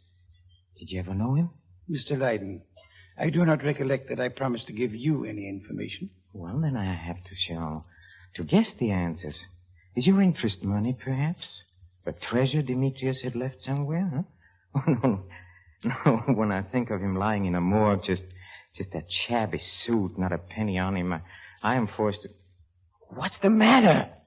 Did I understand you to say that Dimitrios is in a morgue? Yes, so what of it?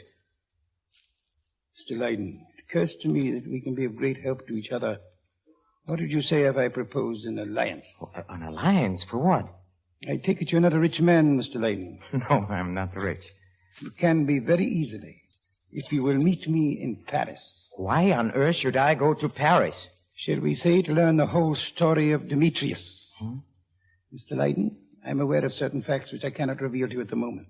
You, on the other hand, possess an important piece of information. You may not know it is important, but nevertheless, it is. But how will that make me rich? Added to what I already know, it is worth, at the very least, 1,000,000 French francs. 1,000,000 francs? 1,000,000 francs. Mr. Leyden, shall I have the pleasure of seeing you in Paris?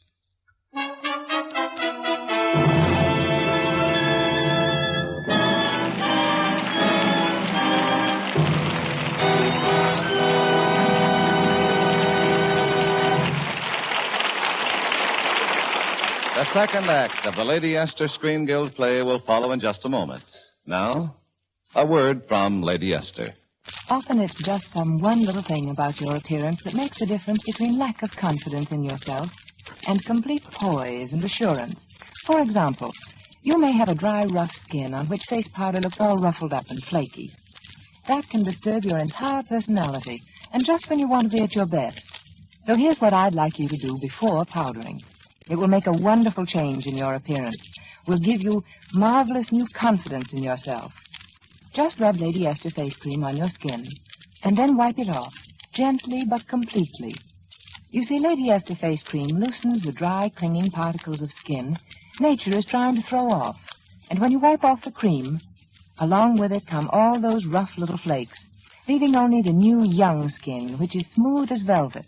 And on this new skin, your powder takes on a fresh, vibrant look, a clear, translucent look. Now, if you want proof of all this, make the patch test. Just rub Lady Esther face cream on one side of your face, wipe it off, and apply your powder. Then compare that side of your face with the other. Feel the difference with your fingertips and see the difference in your mirror. Remember, all that counts in the use of any face cream is results. That's why I ask you to make the patch test and compare results with those from any cream you've ever used, regardless of price. Get a jar of Lady Esther face cream tonight if you possibly can. You'll find it wherever good cosmetics are sold.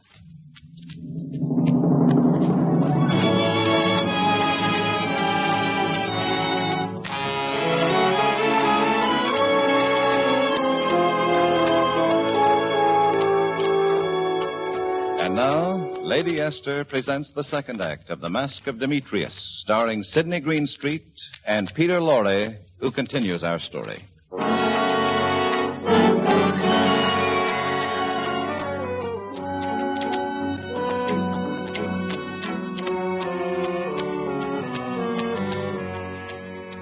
Yes, I did go to Paris. Quite eagerly, in fact. The story of Dimitrios had grown beyond anything I dared to imagine. I knew that now I could never drop it until I had discovered the end.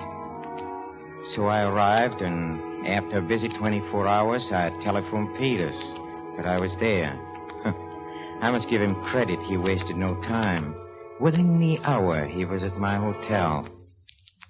My dear Mr. Leyden, I cannot tell you how glad I am to see you. Glad enough to leave your gun at home? But of course. Oh, that's good. Permits me to speak more freely, Mr. Peterson. Peterson? You know about that? Oh, yes, and more. Your name is Eric Peterson. You belong to a smuggling gang organized here in Paris by Dimitrios. You were arrested in December 1931, fined 2,000 francs, and sentenced to 1 month imprisonment. Who told you that? Oh, no one. I dug that out for myself. Old newspaper files are very interesting. Well, yesterday I found this story and this picture of you. Oh, yes, that picture. Not very flattering, is it? Oh, well, we are not discussing photography, Mr. Peterson. Please. The name is Peters now. All right, then, Peters. You know, in Istanbul, I was told that Dimitrios betrayed a lot of you to the police in order to ensure his own escape. Is that true? Dimitrios behaved very badly to us all. Oh, yes, and there was talk of vengeance. You all threatened to kill him as soon as you were free. I did not threaten. Some of the others, perhaps. Oh. Constantine Gullis was always a hothead. Oh, I see. You did not threaten. You preferred to act. I'm afraid I don't understand. No? Then let me put it this way. It is believed that Dimitrios died a poor man. Is that likely? Your gang must have made a lot of money for him. Very great deal. And he was not the sort to let it go, was he? So do you know what's in my mind, Mr. Peters? I am wondering if you killed Dimitrios for his money. Mr. Leyden, I think you are very indiscreet. Do you? And also very fortunate. Now, just suppose I had killed Dimitrios. Shouldn't I now be forced to kill you, too? Oh, sure. So you did bring your gun. Yes. I lied to you a moment ago, I admit it. I was curious to know what you would do. Well, now you know. Mr. Leyden, even if you cannot be indiscreet, at least try to use your imagination. Is it likely that Dimitrios would make a will in my favor? No. Then how could I put my hands on his money? People no longer keep their wealth in treasure chests, you know. No, I suppose they don't. Then what motive would I have to kill him? Come now, Mr. Leiden, let us be sensible. I know you disapprove of me. I really cannot blame you. But since we must do business together, let us cultivate at least the illusion of friendship. Shall we dine together tonight? Very well. Excellent. Afterwards, we'll have coffee in my apartment. And then, Mr. Leiden, you shall know everything. Everything? Everything.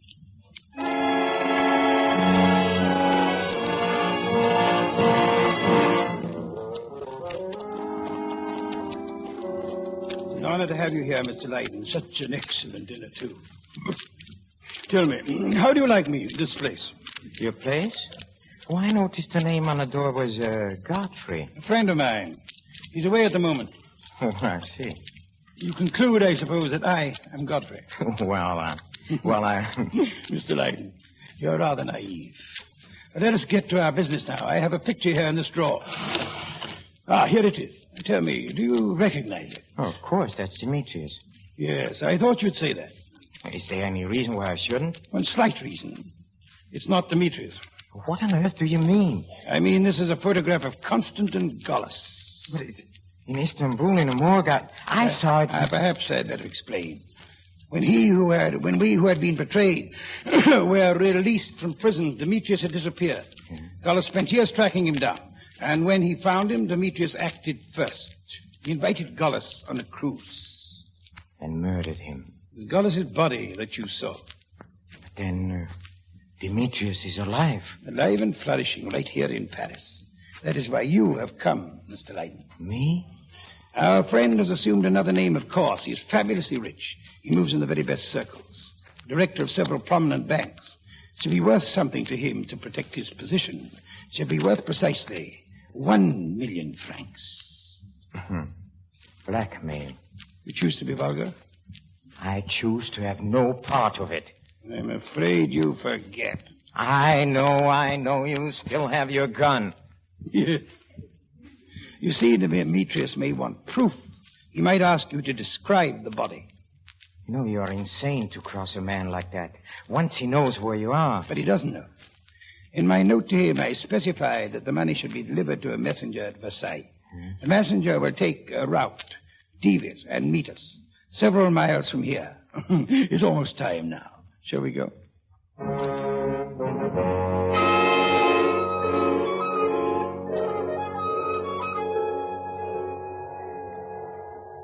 Hey, Mr. Peters, do you really think he'll pay? Of course. I haven't the slightest doubt. No, I have a feeling it's too easy. The great things are always easy. Listen, the car. Yes, it's a Renault. That's it. Ça va? Good. I have it. Is it here? Isn't it beautiful? All in 1,000-franc note. Well, then it appears that you have won. Mr. Peters, I don't think you'll need me any longer. But, Mr. Leiden, your share. I never intended taking any part of it. Yes, I can understand that you would think that way. But at least you must help me count it, my friend, and help me celebrate. A bottle of champagne, the very best. A great vintage year, say 1919 or 1920. 100 francs a bottle. I insist. You insist? Yes, I insist.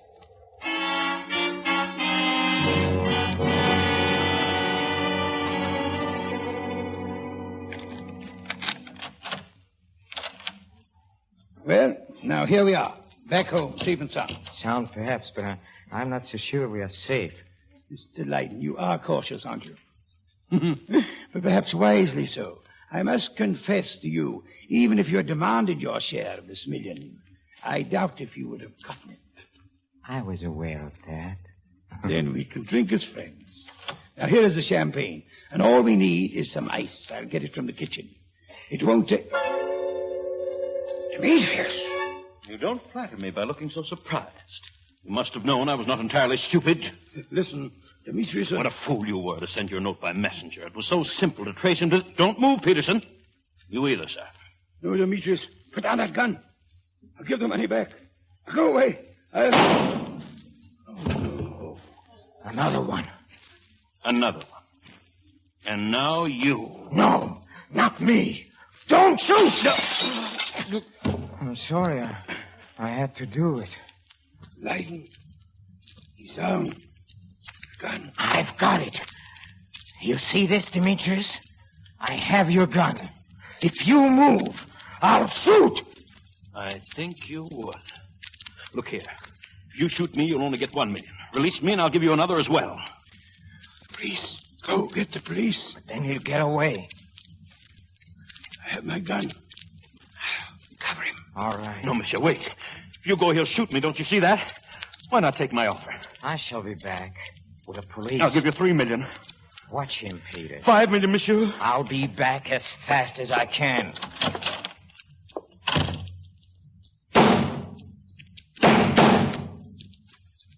No, he couldn't.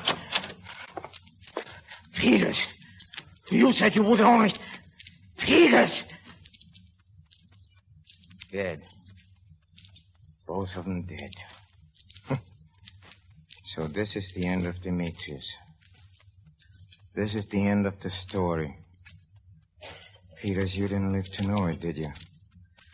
You didn't live to open your champagne. All right. I'll open it. I'll drink to you. I'll drink to you because I have my story now. Because... Huh? What's this? Champagne Sec, 1934? 5 francs the bottle in any cafe. I should have known that, Peters. I should have guessed. You cheated even on the champagne.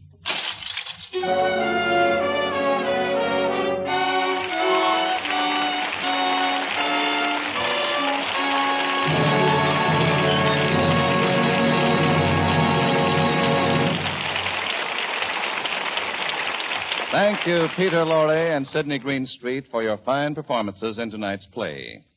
The Lady Esther Screen Guild players are grateful for your appearance here because, as you know, the benefits from these programs go to support the fine work of the Motion Picture Relief Fund and its country house. And now, before we tell you about next week's play, here's a word from one of America's best-known beauty authorities, Lady Esther. I've always said, seeing is believing.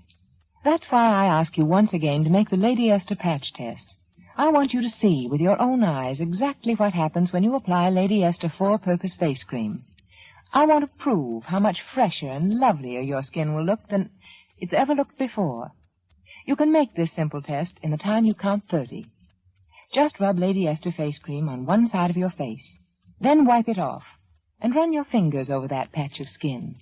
Feel the difference. Feel how smooth and silky it's become to your touch. Now apply your powder and see the difference. See how the dull, drab look is gone, how your skin has taken on new life, new beauty. You see, Lady Esther face cream does all these 4 things. 1, it thoroughly cleans your skin. 2, it softens your skin.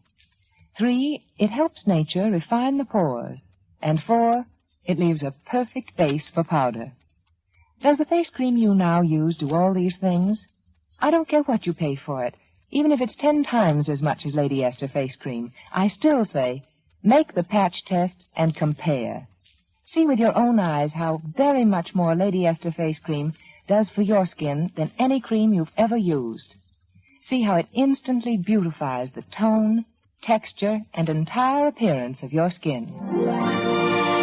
Next week, the Lady Esther Screen Guild players will present Flesh and Fantasy. It will star Ella Raines and Charles Boyer.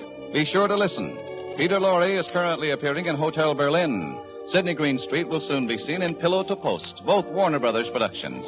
In last week's program, Dennis O'Keefe appeared through the courtesy of Edward Small Productions and can now be seen in their latest picture, Brewster's Millions. Music on tonight's program was arranged and conducted by Wilbur Hatch.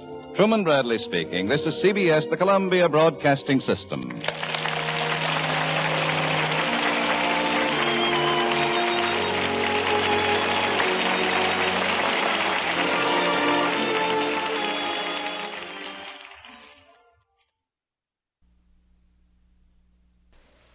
Myrna Loy, Don Amici.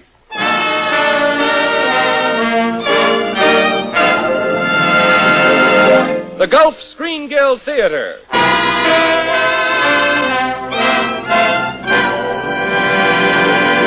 Your host, the director of the Gulf Theater, Roger Pryor.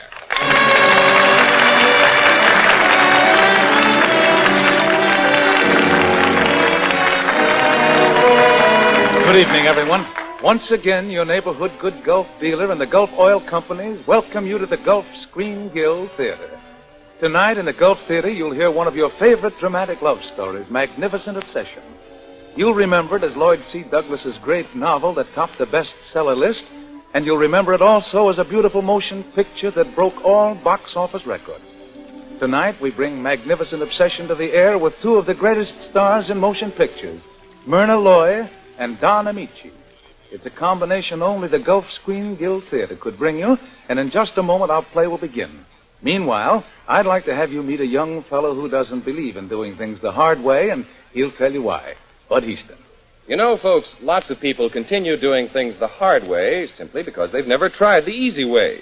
And right now, I'm thinking of the easy way to help ensure quick starting for your automobile. Just use Gulf's quick starting team, Gulf Pride motor oil, and Gulf no-nox gasoline. You'll find free-flowing Gulf Pride ready to help your motor turn over the instant you step on the starter. And you'll find stepped-up Gulf no-nox ready to fire in a flash, even in icy cold cylinders. And after your car is warmed up, you can really depend on Gulf Pride to give you perfect lubrication and Gulf no-nox to give you a smooth, quiet-running motor, a knock-proof ride under all normal driving conditions. So why not try the easy way to quick starting and at the same time get perfect peace of mind this winter? Tomorrow, stop at the sign of the Gulf Orange Disc for Gulf's quick starting team, Gulf Pride motor oil, and Gulf no-nox gasoline.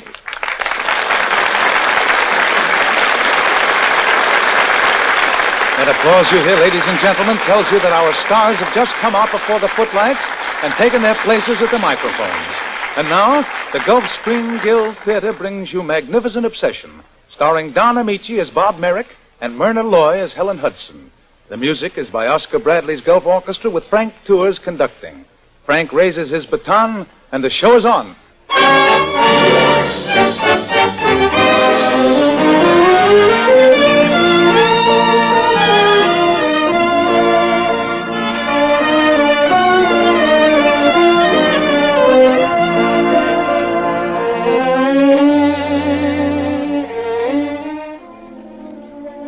Wise men tell us there's a point in life where reason ends and faith begins.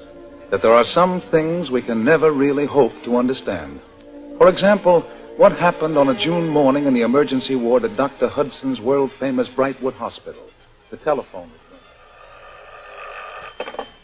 Emergency. Dr. Carlton speaking. This is Mr. Merrick across the lake. Where's that pull motor you promised? Well, it left here almost 20 minutes ago, Mr. Merrick. They're taking it over on a speedboat. Ought to be there any minute now. You can tell Dr. Hudson, if anything happens to my grandson, I'll hold him personally responsible. Dr. Matthews went along, sir. He'll do everything possible. I hope so.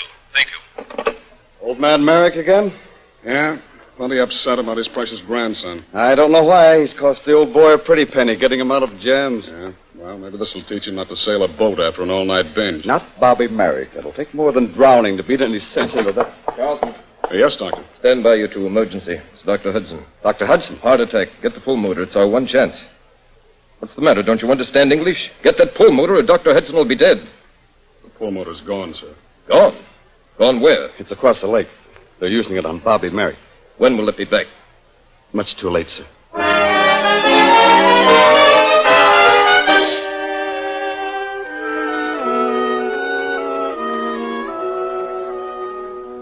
Well, that's how it happened. One was saved and one was lost. Bob Merrick lived, and Dr. Hudson died. The doctor's young wife, Helen, tried to carry on the work of the Brightwood Hospital, and she hated Bob Merrick, who had been brought to the hospital after the accident. Merrick proved to be one of the most unreasonable and unruly of patients. He finally got so out of hand that Nancy Ashford, the head nurse, who was Helen's close friend, went to his room to try and quiet him. Slop away and bring me some lunch. I'm not sick. It's his egg that's sick. And you can tell that cook if she sends me in again, I'll buy this place and fire her. Mr. Merrick, please. I'll fire every one of you. Mr. Merrick, if you insist on creating a disturbance, I'll... Never mind, Nancy. I'll speak to Mr. Merrick myself. Well, hello. Mr. Merrick, we may as well understand each other. All your life you've been petted and coddled and thoroughly spoiled. But here in this hospital, you're just a case, and you'll be treated accordingly. Well, now that's quite a speech. At least you can talk. That's the most anybody said to me since they brought me in here. Sort of pretty, too, especially when you're mad. Mr. Merrick, please. This is Mrs. Hudson. Mrs. Hudson? Nancy, will you leave us alone for a minute? Yes, ma'am. Now, Mr. Merrick, All right, go ahead and say it. You hate me, don't you? you're the same as any other patient here. Am I? Why, there isn't a nurse in this place that wouldn't like to slip some poison in my coffee. And why? Could I help it if I was saved and the doctor was drowned? Is it my fault they were using their only lung machine on me when they needed it for him? Did I ask to have my life saved? You mustn't blame the staff for their attitude. They've been under a strain. They all loved and honored Dr. Hudson. Sure. And now they're asking themselves, what right have I to be alive and Dr. Hudson dead, aren't they? Aren't they? All right, then who are they or anyone else to pass judgment on what kind of people have a right to live? That's quite true. I think you have a right to be indignant. Oh, I'm not indignant about that. I'm indignant because I feel the same way. Mr. Merrick. I know I'm not worth anything, let alone a great man's life. And it's a darn shame the wrong man had to go, but there it is, and we all have to make the best of it. He's dead, I'm alive, and we're both out of luck. Please. I think I'm a little ashamed. I've been unfair, too. Will you forgive me? Well, I'll think about it. As a matter of fact, I have a very forgiving nature. I tell you what, as soon as I get out of here, I'll call around. We'll talk it over, huh?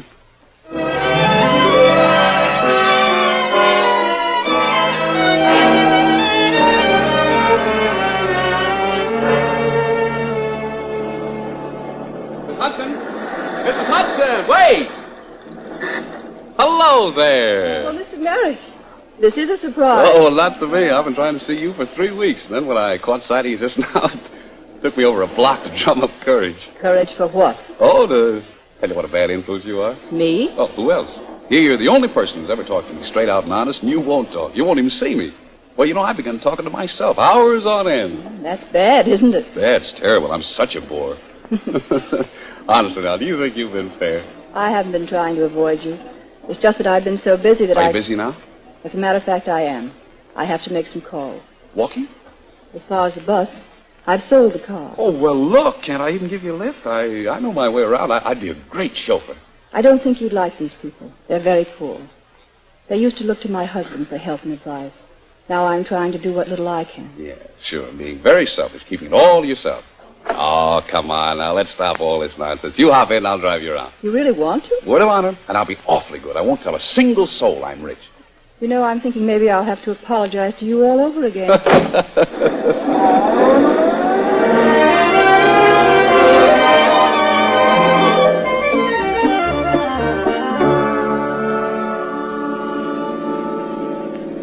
You know, that was a very nice thing you did tonight for the Martins. Oh, forget it.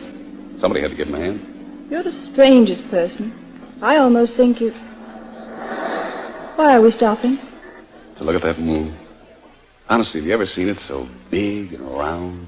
It is lovely, isn't it? Yeah, very lovely. But you're not looking at the moon. I know. To one who has been long in city pent, 'tis sweet to look into the fair and open face of heaven. Poetry. That's Keats. Are you surprised? And impressed. Now I think you'd better take me home. Oh, can't. Run out of gas. Please. I'd like to go now. But we've run out of gas. Really? If you keep this up, I'll have to get out. Yeah, and then what would you do? Walk until someone gives me a lift. Ah, just like all the old-fashioned girls in the anecdote, huh? Mr. Merrick, you're making me very angry. But not bored. I might have known you hadn't changed. Your kindness and charity tonight. That was just pretense. Oh, now, wait a minute. That's not fair. Please start the car. I'm not in the mood for any more clowning. But just look at that view. You know, it's positively Arcadian. You could swear that those cows had studied art and just couldn't help posing a perfect landscape. All right, if you insist. Now, wait a minute now. Don't get out. You... Thanks for a lovely ride. Good night. Mrs. Hudson, look out! Look! Helen! Helen! Helen!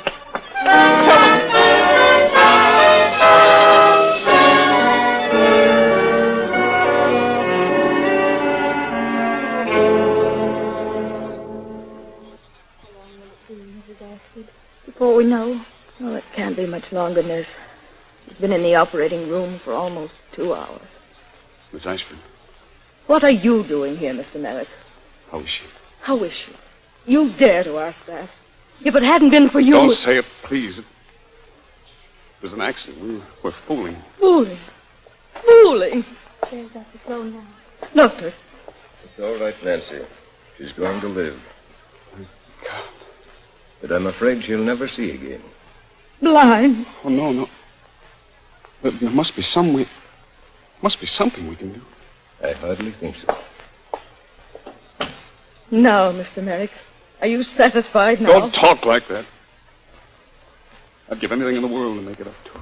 What will you give? Pennies and dimes? Do you think they'll buy back her sight again?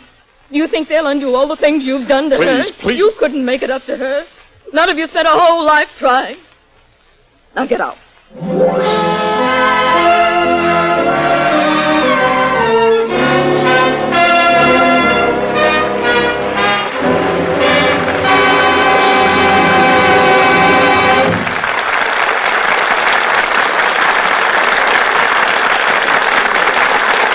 So the Gulf curtain falls on Act One of Magnificent Obsession, starring Myrna Loy and Don Amici. Our Gulf curtain will rise again after a few seconds of intermission, during which Bud Heaston would like to say a word about speed, record-breaking speed, and how it affects you. Folks, did you ever stop to realize what it means to you when a racing driver smashes world records for speed? Take George Barringer, for instance. Barringer, in a record-breaking run of 500 miles on the Bonneville Salt Flats of Utah, established 33 new Class D speed records, including one 500-mile run at an average speed of 142 9/10 miles per hour. And how does that affect you? Well, Barringer made those records with Gulf Pride motor oil in the crankcase of his racer and Gulf No-Nox in his gas tank. Mind you, the exact same Gulf Pride and Gulf No-Nox that you can get at any good Gulf station. There's proof enough that Gulf Pride motor oil and Gulf No-Nox gasoline can really take it. More than that, there's proof that under the worst possible conditions, Gulf Pride and Gulf No-Nox will always deliver top performance. So during these winter months, when your car really takes a beating, give it the extra protection of Gulf Pride motor oil and the extra performance value of Gulf No-Nox gasoline.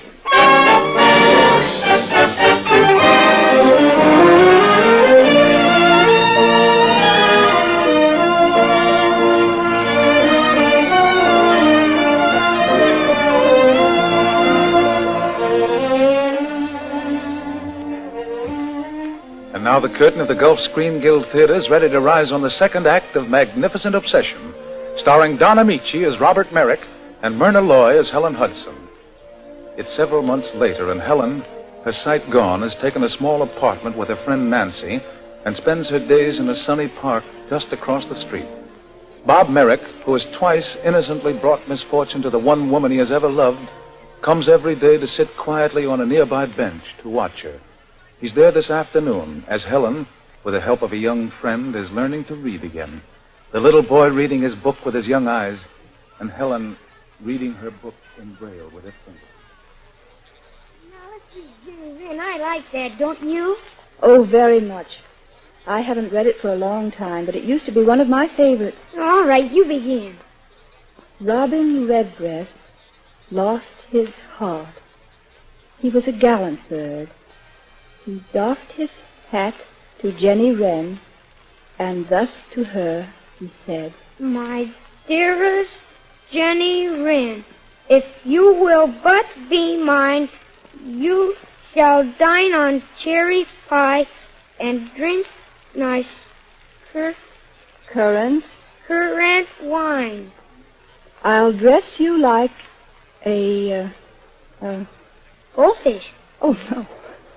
That can't be right. I'll dress you like I'm afraid I can't get it. Wait, I'll ask the man. What man? The man on the next bench. He's always here. Every day. I'll ask him. Oh, no. Oh, sure. He won't mind. Mister, you know this word? Goldfinch. Oh, thank you. Goldfinch. It's goldfinch. Oh, yes, of course. That's a bird. I don't think we'll read any more today. Why not? I thought we were alone. We'll do some more tomorrow. Well, all right, but don't forget. I'll be waiting for you. Goodbye. Goodbye. sorry. I'm afraid I've spoiled things for you. Oh, no, not at all. Please don't stop just because he's run off. Can I coach? Oh, I couldn't. I'd be embarrassed learning my ABCs with a grown-up. Oh, don't be. It won't be long before you're reading Shelley, Keats, Shakespeare. They have them all in Braille, you know. Really? How do you know? Well, you see, I'm interested in such things. Oh, then you're a doctor. Well, Were you ever connected with Brightwood Hospital? I've visited there. I thought your voice sounded familiar. I'm almost sure we've met sometime. Let me see. Well, isn't what really matters is that we've met today? By the way, I have a friend who has a whole library of Braille books. He'd be happy to lend them to you. Won't you let me bring you some tomorrow? You're very kind, Doctor. What did you say your name was? Roberts. Dr. Roberts. Dr. Roberts. Yes. You know, I have a confession to make. I was feeling sorry for myself all morning. Now, I think this is one of my lucky days.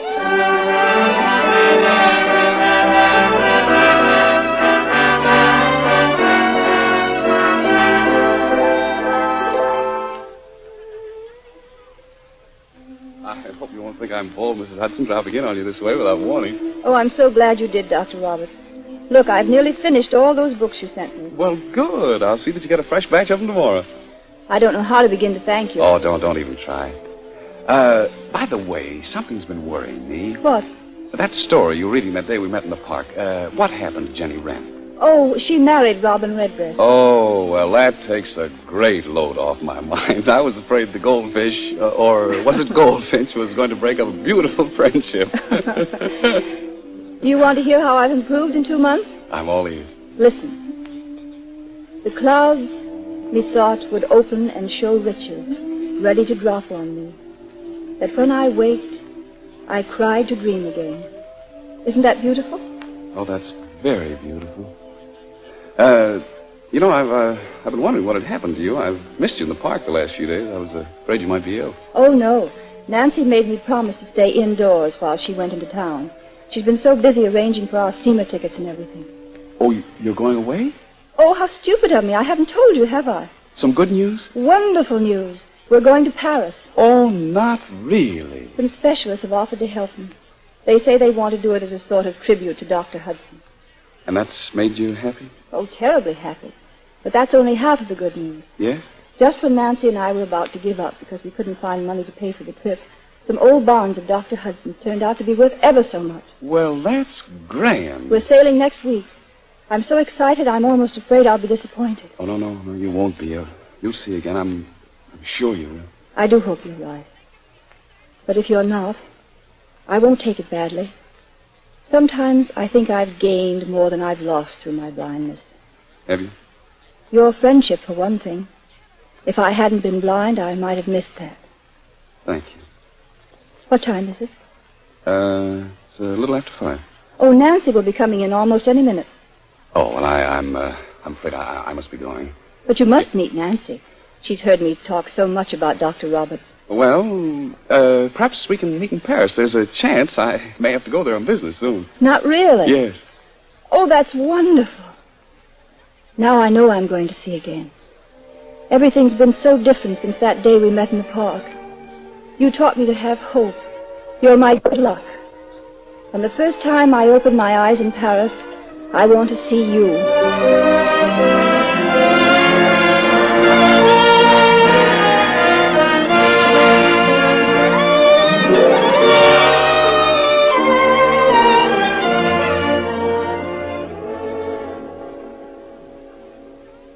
You should have been here long before this, don't you think, Nancy? What time is it now? Oh, now stop worrying, dear. It's only 8. Do you think I should tell him how much I've missed him? That this month in Paris has seemed like 6 at least?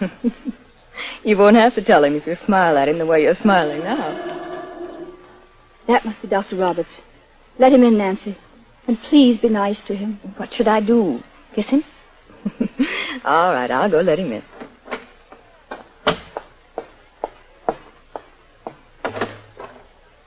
Good evening. Good evening. Oh. This American Paris? What do you want here? May I come in? I sent a note. A note?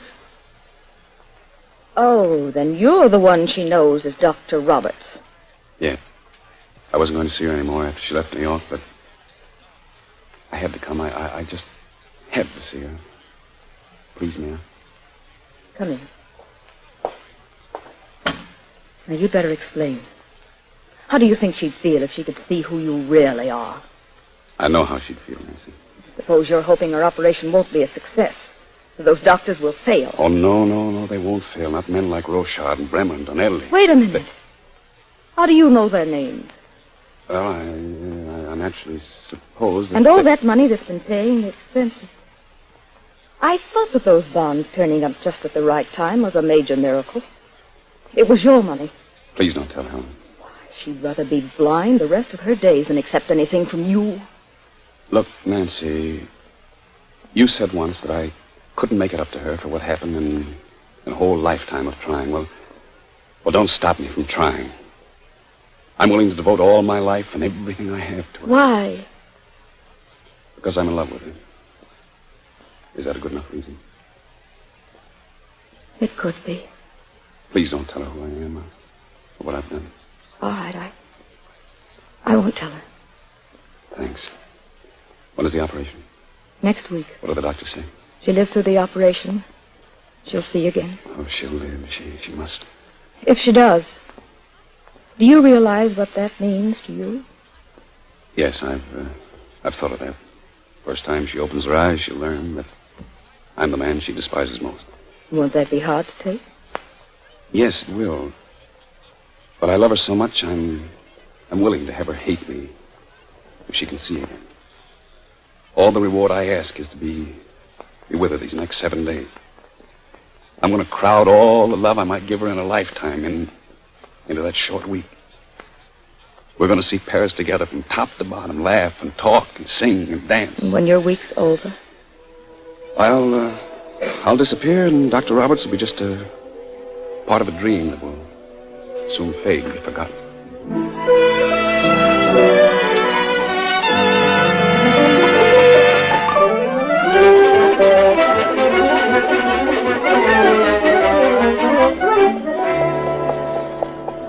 Well, we are now riding down the Rue de Rochambeau. Our horse is very old and our coachman very fat. Has he a red nose? The horse? No, the coachman. Oh, very red. A violent cerise, I think you'd call it. He has the longest ears you've ever seen. The coachman? No, the horse. Oh, by the way, what would you say to the blue mouse? I'd say, how did you get blue? Did you fall in the paint bucket, or are you disappointed in love? Oh, no.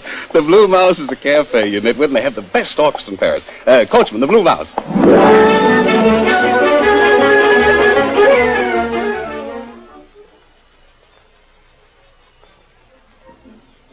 You know, we're the most attractive couple on the floor. It's our charm, don't you think? Oh, there's no doubt about it. Skinny Count leaning against a potted palm has been winking at you for 5 minutes. He's probably potted, too. Yeah. And the Duchess at the corner table has dropped her handkerchief 6 times and the whole 5 bigger up. How naive. I wonder why she doesn't wave her wooden leg. Dancing always makes me hungry. Now, I know a little restaurant on top of the hill just a few minutes' drive from here.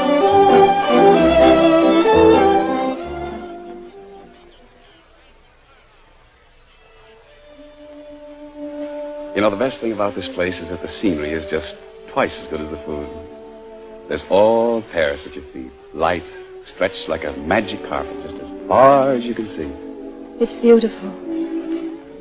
Well, Helen, this is the end of our week. Have you liked it? It's something I'll remember always. So will I.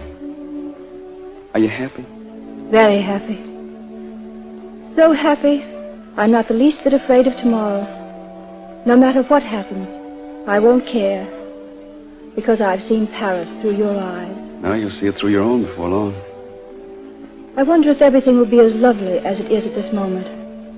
I'm almost afraid that if I wake up, I'll be like the character in my poem.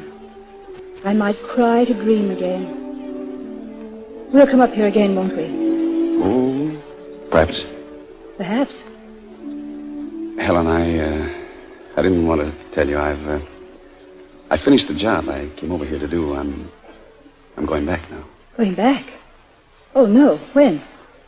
Tomorrow. It isn't that I want to go. I'm afraid I must. But You will come and say goodbye after the operation. Well, you see, I have... Please. I want you to come. All right, I'll come and say goodbye. Oh, my, just look at the time. Come on, you should be in bed to sleep and dream. And when you wake up, the tomorrow you've been waiting for will be here.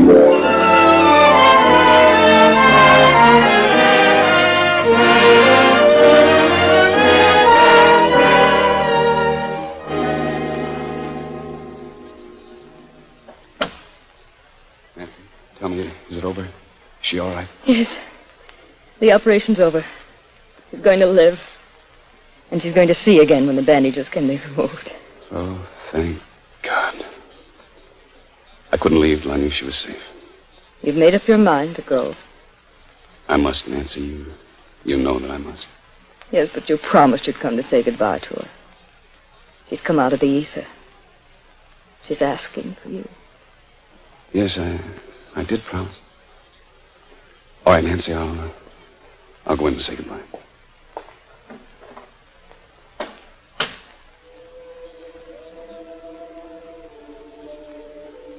Nurse. Nurse. Darling, don't try to talk. Just be quiet. Dr. Roberts? Yes, Helen, I came to say goodbye as I promised. Do you really have to go? Yes, darling. But why?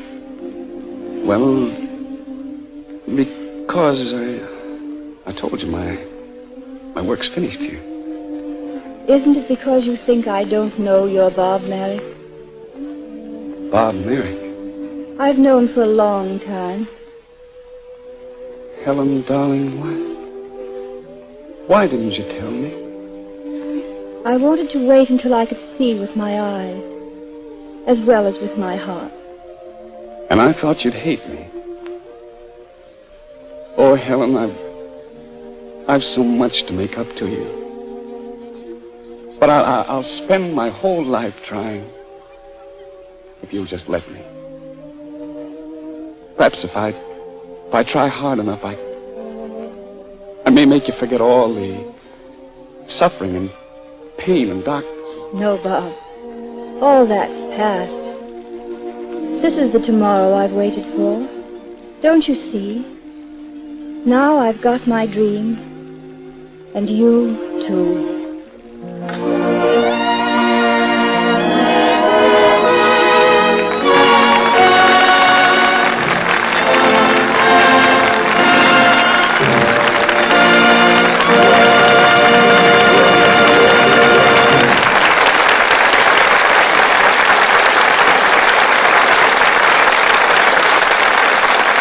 Sure, we all agree that Myrna Loy and Don Amici deserve every bit of the applause they're now getting. They did a truly splendid job. And you know, ladies and gentlemen, Myrna and Don donated their performances this evening, as do all the stars who appear here in the Gulf Screen Guild Theater. In return, Gulf gives very generously to the Motion Picture Relief Fund to help the fund carry on its great task of building a home to provide for the workers in the film industry who can no longer provide for themselves.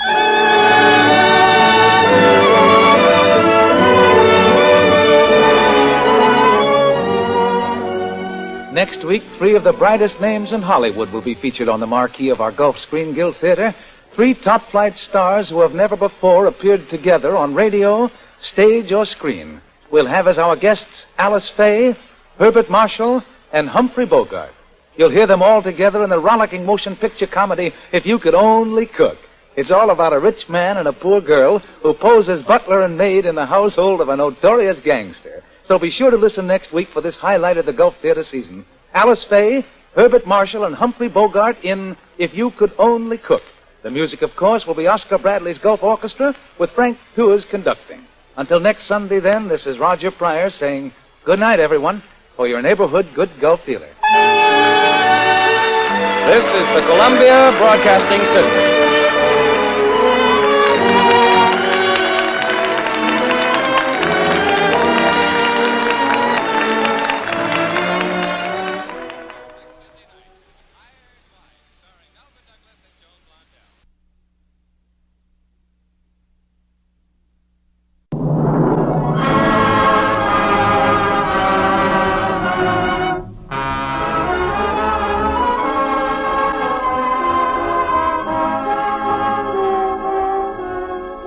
Lady Esther presents the Screen Guild Players.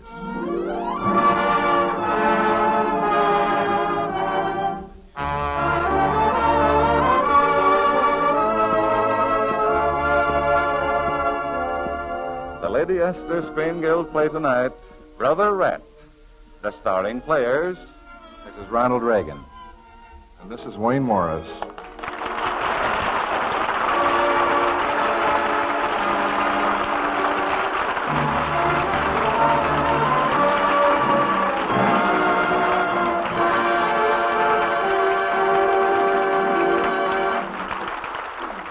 Tonight, Lady Esther presents the Screen Guild Players in Warner Brothers' delightful comedy, Brother Rat. It stars Wayne Morris as Bing Edwards and Ronald Reagan as Billy Randolph. The Lady Esther Screen Guild Players in Brother Rat.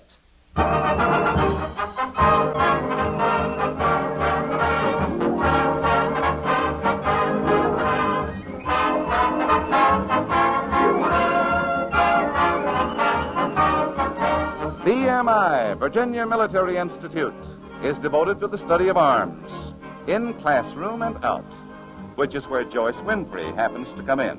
Joyce is young, vivacious, and beautiful. Her best friend, Claire, is young and wears glasses. And at the moment, the girls have just arrived for the season's most important baseball game and are greeting Joyce's grandmother, Mrs. Brooks, who lives on the edge of the college parade grounds. Graham, darling, I declare you're getting younger all the time. How do you like my new dress? You know Claire, of course. Land sakes, child, you're blowing off steam like a calliope.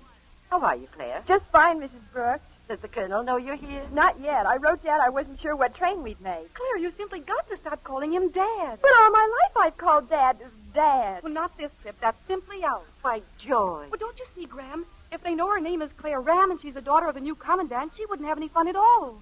Why, if any cadet even danced with her twice, they'd all say he was toadying up.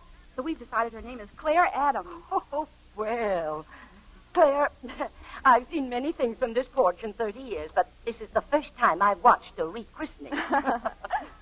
Joyce, who asked you down this time? Harley Harrington, Graham. Has he been over yet? No, not yet. Nor Billy either?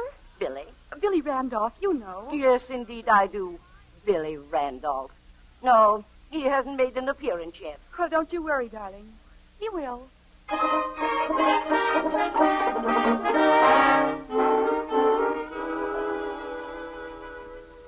Jenny, the question before the house is she here or is she ain't? And if she ain't, what time do you expect she'll is? Oh, she's here all right, Mr. Randolph. Upstairs changing. Better go on in. Miss Brooks is in there. Mrs. Brooks. Well, lightly to the charge, Jenny. I declare honey sure to attract them flies. Mrs. Brooks? Yes? Who? Oh. Good afternoon, ma'am. How are you this bright afternoon? I'm very well, thank you, Mr. Randolph. I believe I have an old score to settle with you. With me, ma'am? With you. For keeping Joyce out till 3 in the morning. The last time she was here. Oh, that. Well, I'll tell you how it happened, ma'am. I distinctly remember looking at my wristwatch, and both hands were together. You see, exactly 12 o'clock midnight. Well, a little later, I looked at my watch again, and the hands were still together, so I thought it had stopped. Come to find out, Mrs. Brooks, it was 3:15. I guess maybe my arm was in a different position. I guess maybe it was. And furthermore... Good afternoon, Mrs. Brooks. Oh, hello, Bing. I have a message for you. From Kate? Yes, she's been delayed a bit. She telephoned, said you were to wait. Thank you, ma'am. You going to pitch in the game tomorrow, Bing? Yes'm. Unless the coach uses somebody else. How's the arm? Pretty good, ma'am. And the chemistry? I'm just about staying above water. You watch those marks. We can't afford to have you on the bench. Look, Mrs. Brooks, first call will be sounding pretty soon. If I don't see Joyce... I'd be very thankful. I'll go up and tell her you're here. You know, Bing, I don't think she likes me. You don't? I'll bet she's the one that's been working on Joyce. She's got me baffled. Who? Joyce. Down on my bid for the midwinter hop, she was bending toward me like a bush in a blizzard. I could see it in her eyes. And now 2 months later, that weasel Harrington has her down, and she accepts. Why didn't you ask her? I did. No dice. She's playing me cozy. I wish Kate'd get here. No hurry. First call hasn't blown yet. I know, but I gotta make a deposit in the bank. I sent a check to the dentist yesterday and not a cent to cover it. Hey, you bump the check in the commandant's face and you'll never pitch. Look, give me the check. I'll deposit it for you. Oh, gee, thanks. Here, it's my scholarship money. $50. It sure pays to be an amateur. Oh, if I didn't have to wait for Kate. Why, Bing! And Billy. How are you, Billy? I lifted my eyes toward heaven and saw an angel standing there. Listen, Joyce, I haven't much time. Don't stand there arguing with me. Well, I'm not arguing. That's why I love you. Come on, let's go. Go where? Afternoon parade. You can watch. But what about Harley? Too bad he broke his leg this morning. Come on. Oh, Billy. Come on. I can't, Billy. I couldn't leave Bing here, sitting alone. Oh, that's all right, Joyce. I'm waiting for Kate.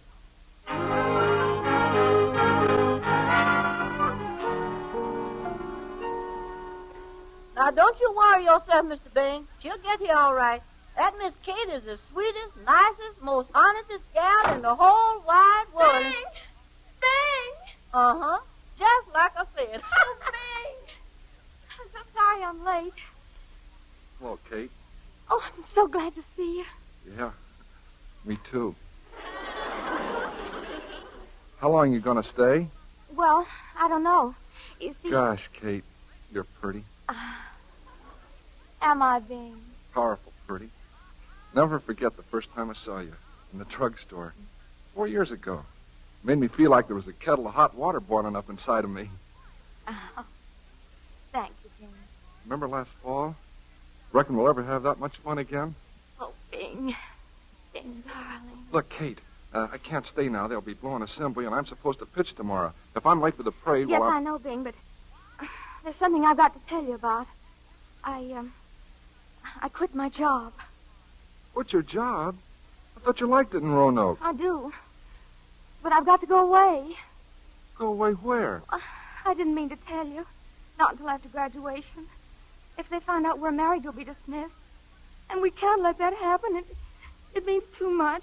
A diploma, a job, a home of our own. Kate, what is it, honey? Don't cry. What's happened, Kate? Oh, Bing.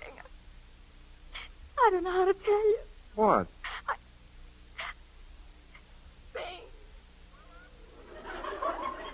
I'm going to have a baby. Oh!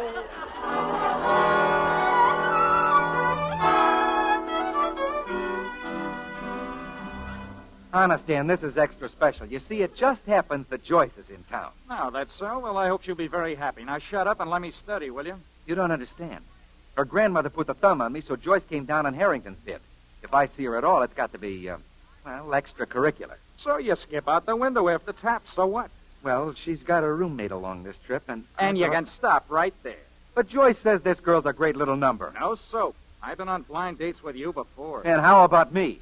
That time you sucked me in for that Peggy something from the teacher's college. Not enough appeal to flag a handcar. Yeah.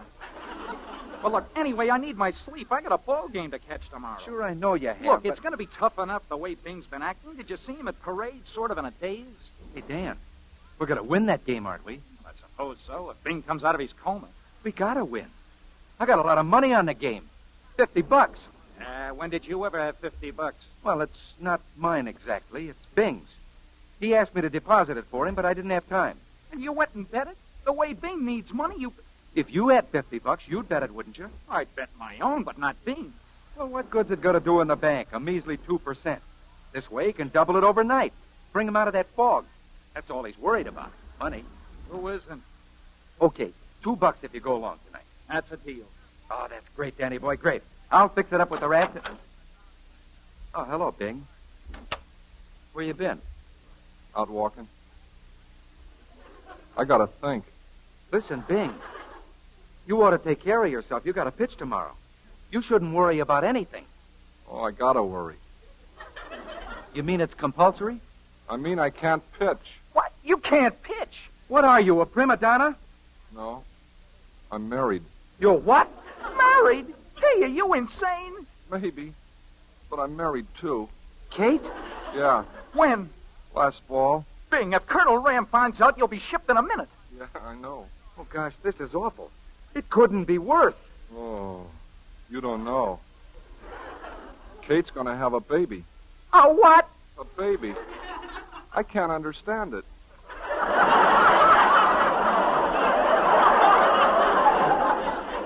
We haven't got time to explain it to you now.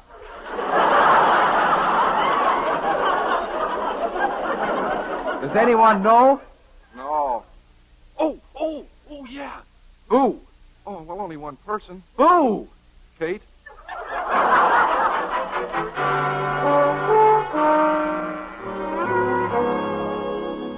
After all those promises, Billy, I couldn't imagine what made you so late. It was Bing. We had to get him to sleep. You see? Yeah, you see, he's on a baseball team.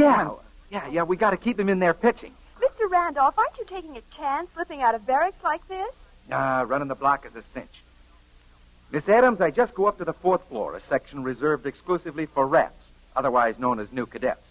And I pick one and pay him the signal honor of sleeping in a first-classman's hay. And when the OC flashes his light in my room, a cinch. Yes, but who sleeps in the rat's hay? They never inspect the 4th floor. Rats are too scared to run the block. Well, it's lucky you first-classmen room on the ground floor. That's what makes the military system what it is. You start at the top and work your way down. Beautiful moon, isn't it, Dan? Yeah, it's all right. Yeah, beautiful moon, beautiful girls, beautiful porch. Only one thing missing, Joyce. What? Some beautiful food. I'm so hungry that I could...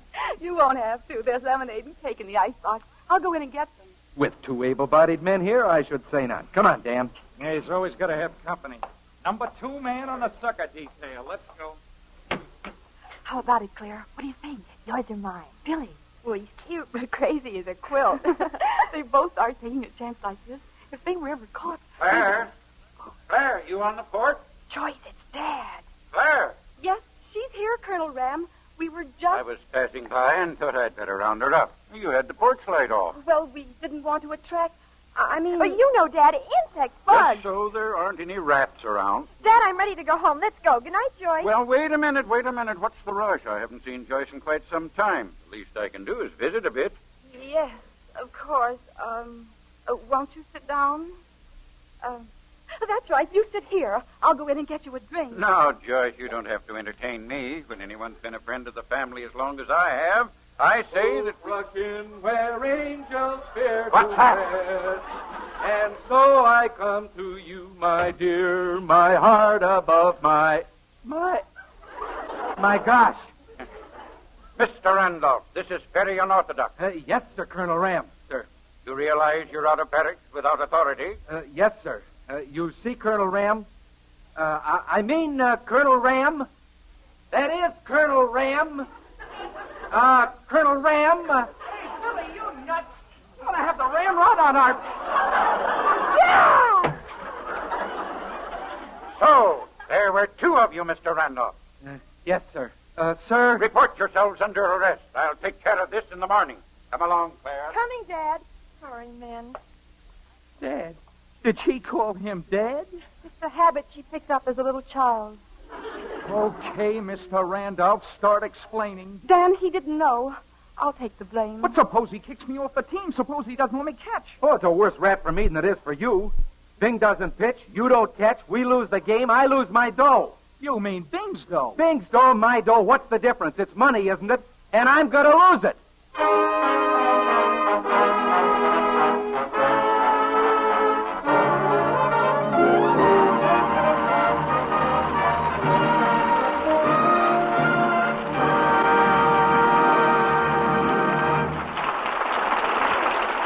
The second act of the Lady Esther Screen Guild play will follow in just a moment. Now, a word from Lady Esther. Have you noticed any change in your skin lately? Is it getting a little dry, a little flaky? Have you discovered a blemish here and there, an enlarged pore opening?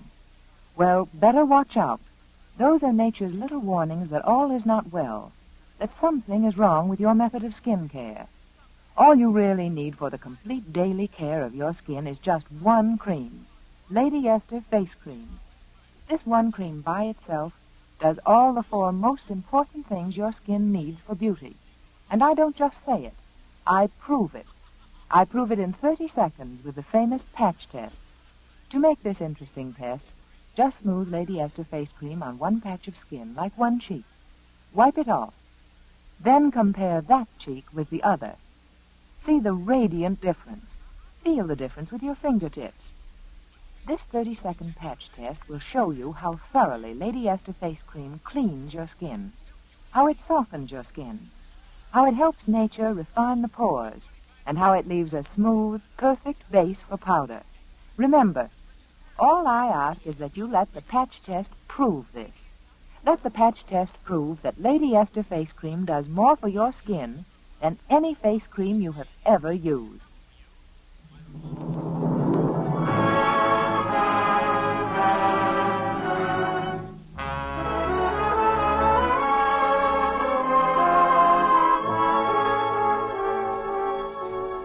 And now the second act of Brother Rat, starring Wayne Morris and Ronald Reagan.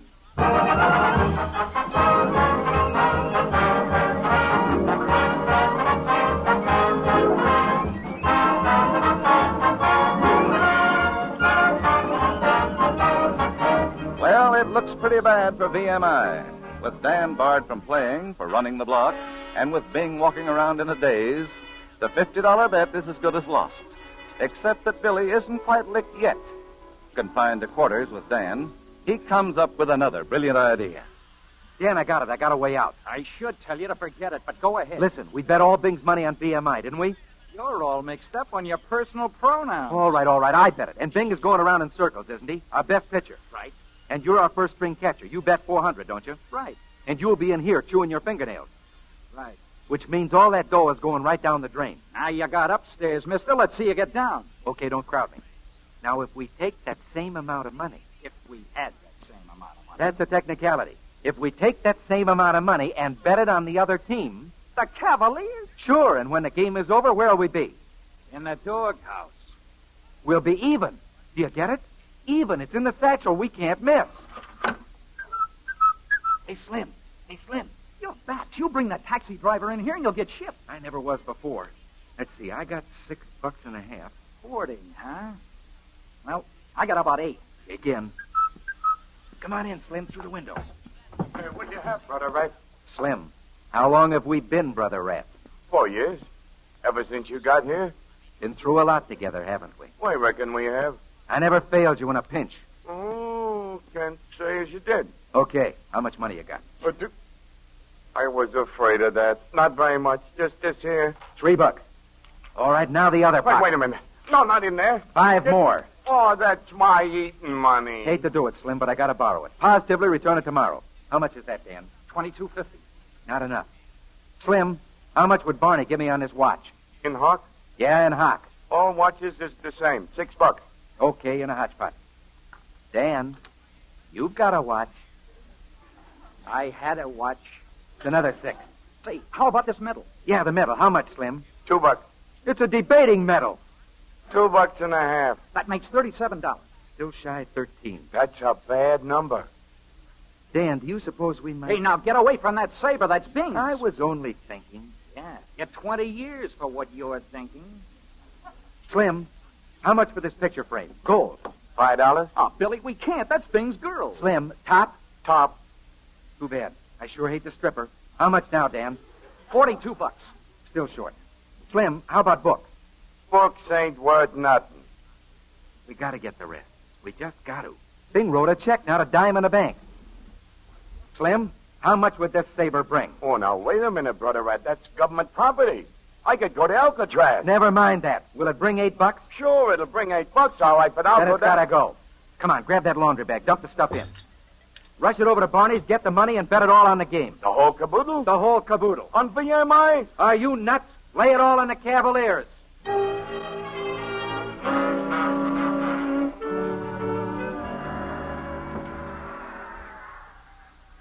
I never thought I'd sit in my room and catch our biggest game by ear. I wonder how it's going, Dan. Hey, you think that cheer is pro or con? I don't know. Townsend said he'd let us know, but if he doesn't come soon, I'll... Hey, Dan. How about it, Towns? What's the word? Awful horrible. I couldn't stand it. The game? You mean we're losing? The Cavaliers scored 8 runs in the first. 8 runs off of Bing? Oh, it was cruel, I tell you. He passed the first 3 men. Then that Cavalier first baseman hit a home run, and before we could eat another peanut, they put 3 more runs across. I know it. But Bing Slim was in a fog. I never saw him like that. Did the coach take him out? Wait, let me tell you. A guy got up and hit a line drive, see? And Bing just stood there. I swear. Didn't even duck. Took the ball right on his head. Is he hurt? I don't know. They carried him into the dressing room. I'm going down now to find out how he is. I'll let you know. Of all the rotten breaks I ever... Yeah, Slim? Oh, I'm sorry, brother. I couldn't lay that bet. Too late. Too late? The game had started. Holy Toledo.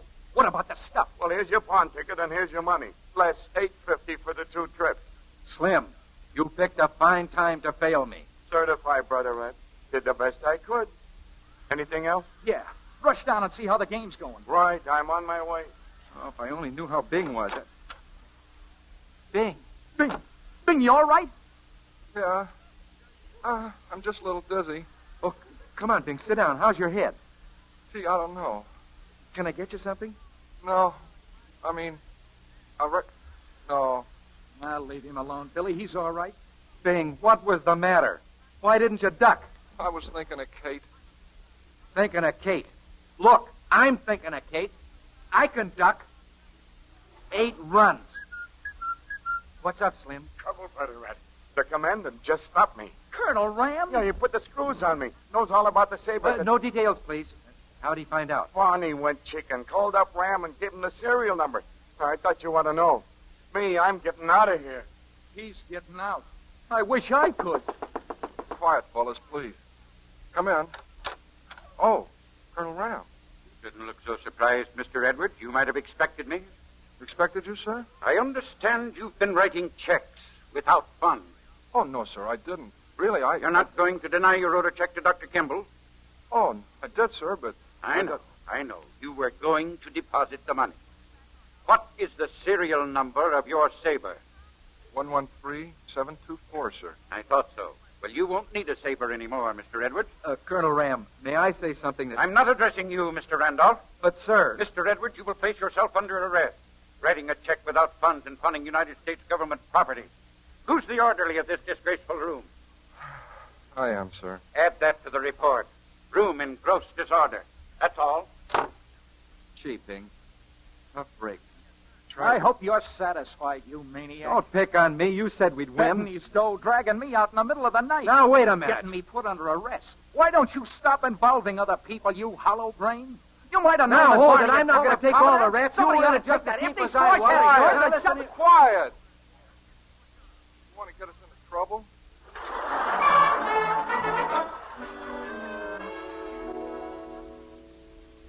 Pardon me, nurse.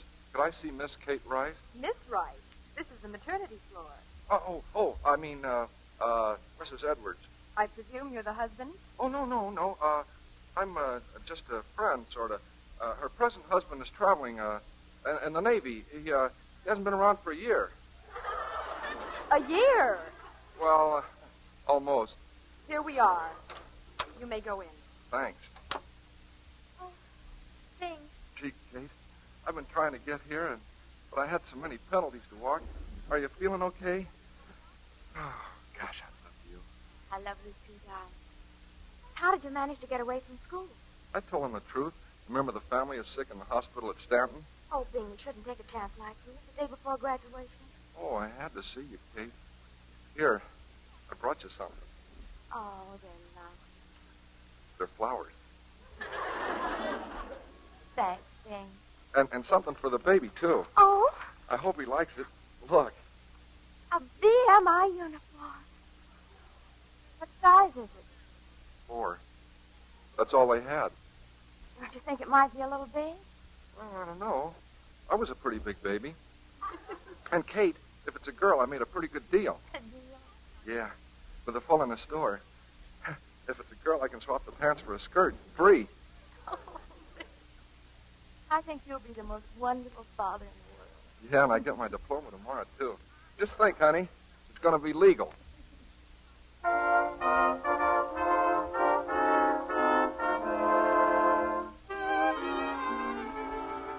Cheer up, Dan. All our penalties are walked off now. 2 more hours, graduation, and we're free.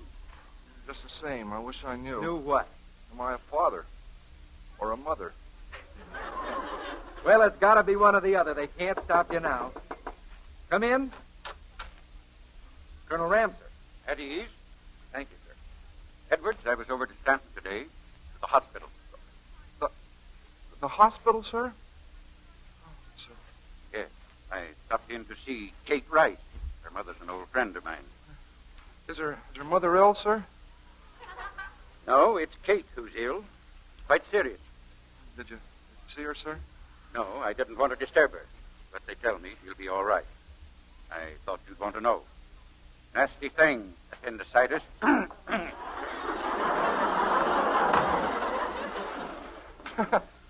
Billy, did you hear? Oh, the thing you can't make now.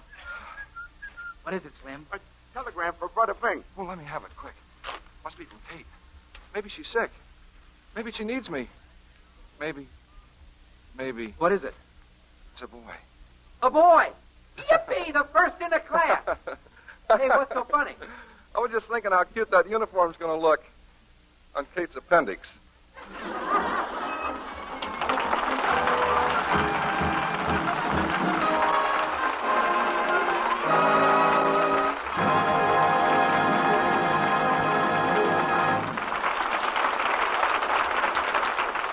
Thank you, Ronald Reagan and Wayne Morris, for your delightful performances in tonight's play. The Lady Esther Screen Guild players are grateful indeed for your appearance here, because, as you know, the benefits from these programs go to support the fine work of the Motion Picture Relief Fund and its country house. And now, before we tell you about next week's show, here's a word from one of America's best-known beauty authorities, Lady Esther. How would you like to look the way you've always dreamed of looking, but never quite dared? You know, exciting, romantic, perhaps a little exotic. Now, I don't say that Lady Esther Bridal Pink Face Powder will perform miracles, but I do say this new shade will give life and color to your face, depth to your eyes, a real lift to your spirits. For Bridal Pink instantly makes you look more interesting and romantic. Women of every age have written to tell me how much more attractive they feel since they began using Lady Esther Bridal Pink Face Powder. Bridal Pink has been deliberately blended to flatter even a dull or sallow skin. You'll see for yourself how it gives instant new life and vitality to your entire appearance, how it gives glamour to your skin, sparkle to your eyes, even a new richness to your lips. And it really doesn't matter what your own coloring happens to be. You can use Lady Esther Bridal Pink whether your hair is blonde or brunette, auburn or brown. The texture of Lady Esther face powder is so flattering, too. The instant you apply it, tiny lines and blemishes seem to vanish, completely covered. Your skin looks so much smoother, so much finer. If you want to present a dazzling new appearance to your family and friends, try this. First, smooth on Lady Esther four-purpose face cream. Wipe it off. And then apply Lady Esther Bridal Pink face powder. Bridal Pink, the shade that instantly wakens your face to new life, new beauty.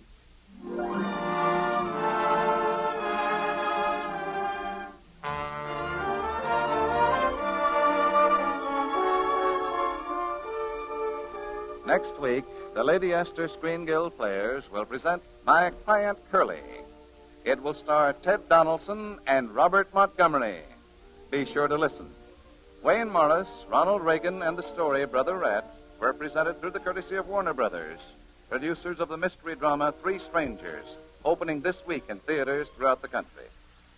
You save enough on the largest size jar of Lady Esther face cream to buy a box of Lady Esther face powder. So remember, ask for the largest size. Music on tonight's program was arranged and conducted by Wilbur Hatch. This is Truman Bradley speaking for Lady Esther.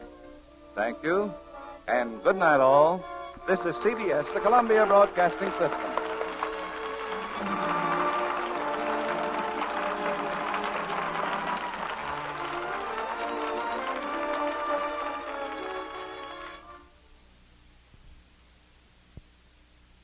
Madeline Carroll, Melvin Douglas.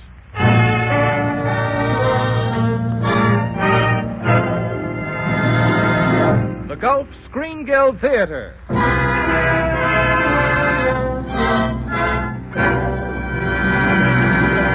Your host, the director of the Star's own theater, Roger Pryor.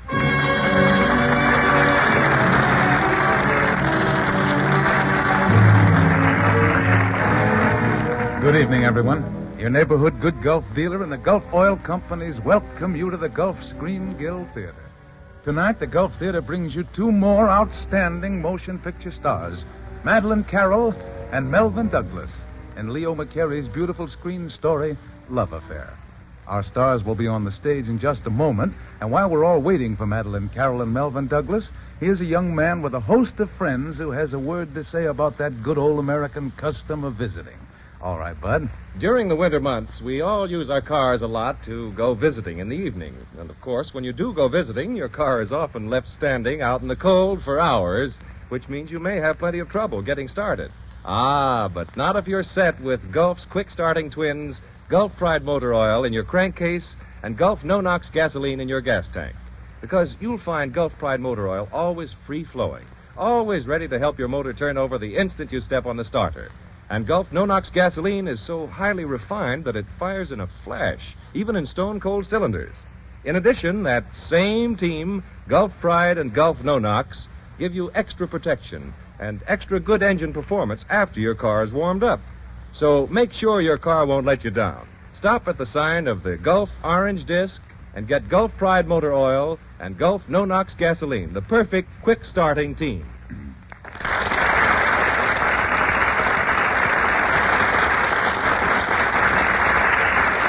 Ladies and gentlemen, that burst of applause is for Madeleine Carroll and Melvyn Douglas, who have just made their entrance on our Gulf Theater stage.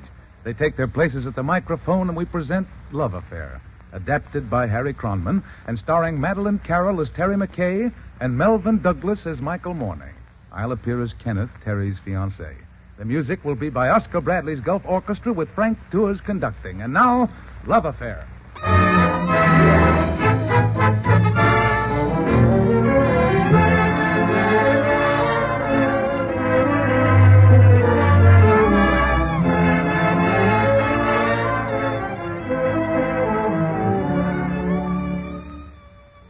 Sometimes it's the moon that plays pranks with a girl's heart.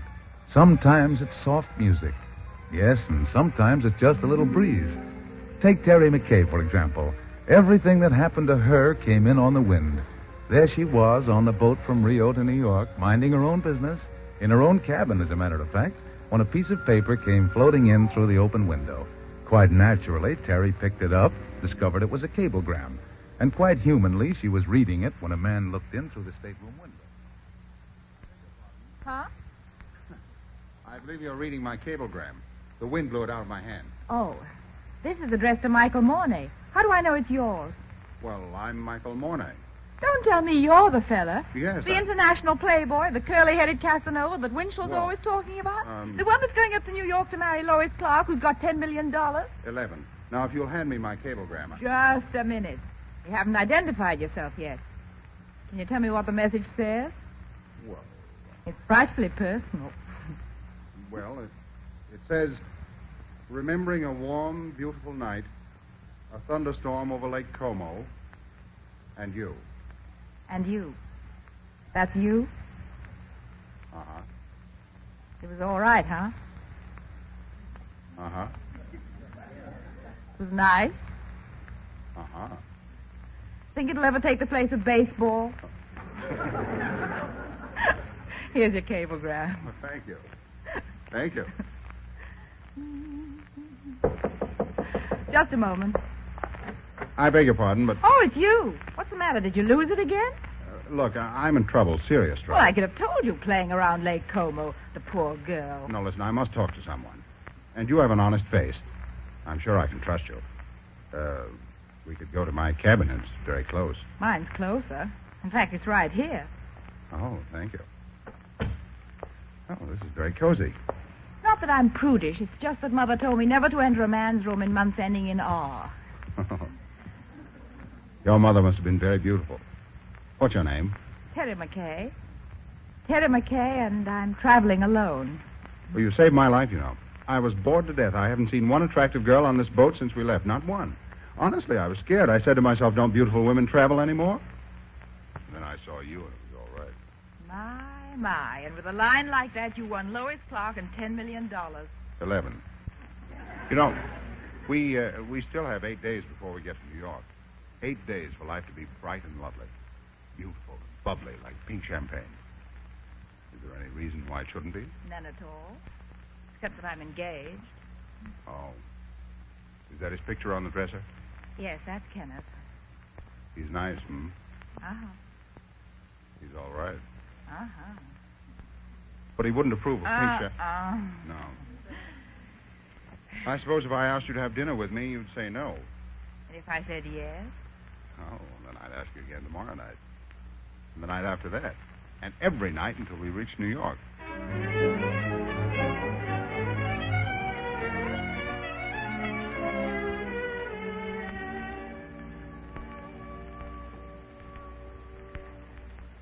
It's lovely on deck at night, isn't it?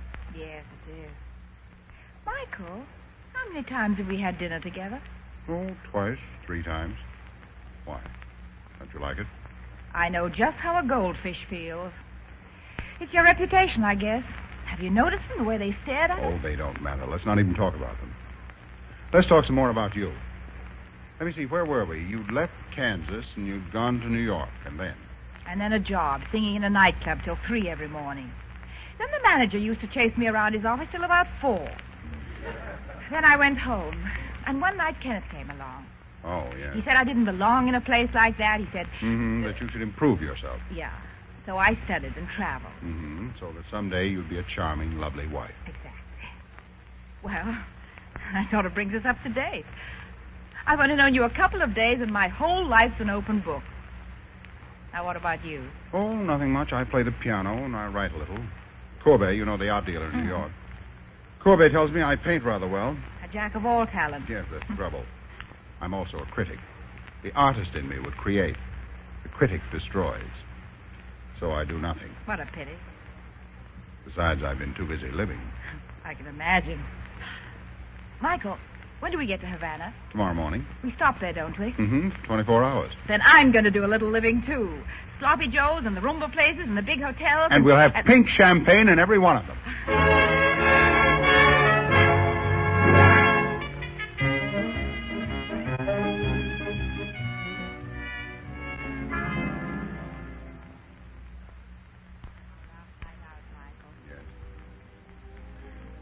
Funny how much colder it is. Almost too cold to stay on deck. I haven't noticed. This shawl you got me in Havana keeps me warm. Dreaming? No, just looking at you.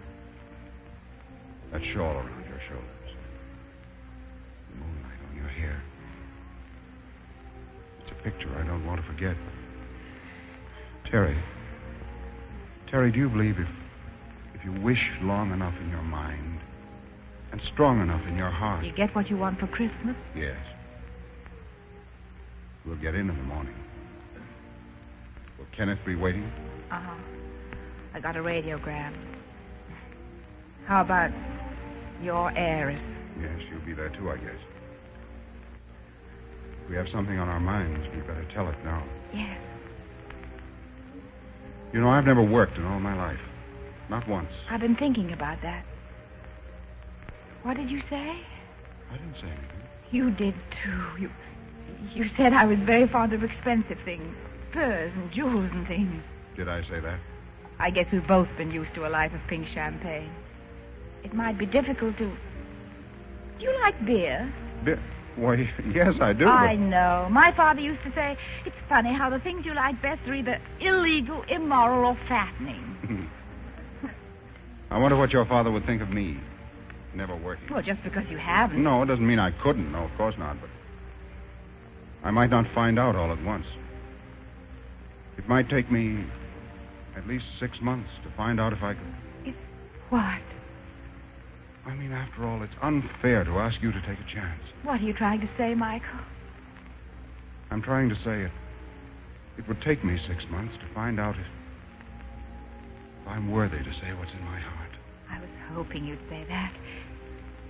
If everything goes all right for both of us, 6 months. That'd be July. July, yes. Michael, have you got a pencil? Yes, but... Then write this down. Write it carefully so there won't be any mistake. Darling. Darling? Is that for me? Uh-huh. Darling, July 1st, 5 o'clock.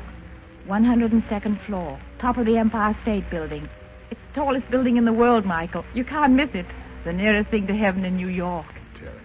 No, Michael, please. Please don't kiss me now. We've both got a lot to do in the next 6 months. It'll be a long, hard climb to the top of the Empire State. Let's wait till we get there.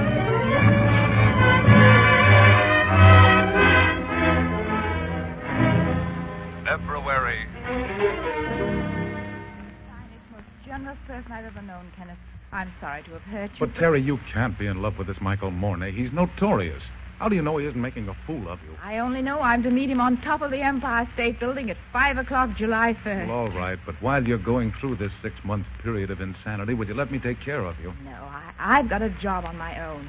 Find myself, just as he's doing. Oh, Terry, can't you see I'm in love? Yes, Kenneth, but so am I. March. From Gotham. What has become of the dashing Michael Mornay? Why, shortly after his arrival from Rio was the engagement between him and Lois Clark, heiress to the Clark million, suddenly terminated. Numerous rumors have reached your correspondent's desk, but all of them, when run to earth, have proven... April. You're the only nightclub in town that's doubled its business in the last month. Can't be your dinner, so it must be Terry McKay's singing. Yeah, I sure wish I had a name on a long-term contract. The one I got expires at midnight, June 30th. May. Come on, Corbet. Don't be afraid of my feelings. Out with it. Is my picture good or bad? It is good, Michael. Keep on working, and perhaps one day I will say this is a great picture by the great Michael Mornay. This is the beginning. This flower must go on. June. I'll take this gown. He loves blue. I'd like to see some wedding rings. June 20th, 10 days. The 25th. The 30th. This afternoon. The Empire State Building, 5 o'clock. I'll be there, darling. I'll be there.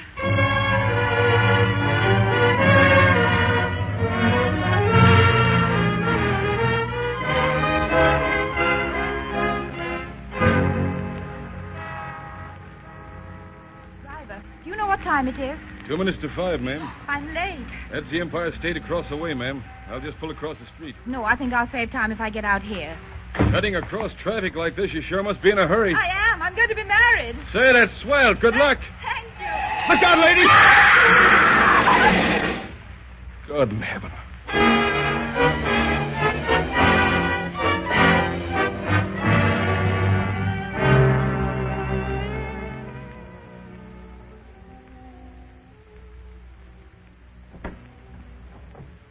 Last stop, 102nd floor, observation balcony. This car going down. Say, son, what time have you got?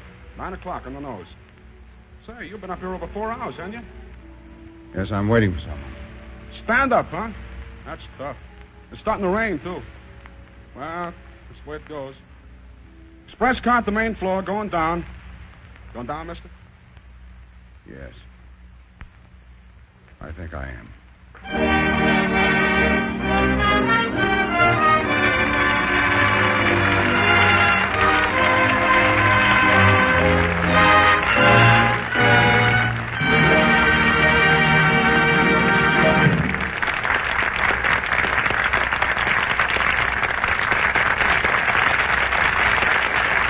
The Gulf curtain will rise on Act 2 of Love Affair in just a moment. Meanwhile, Bud Heaston goes slightly nautical and says... When a ship captain sets off on a voyage to the South Seas, folks, he has a chart to tell him where he's going.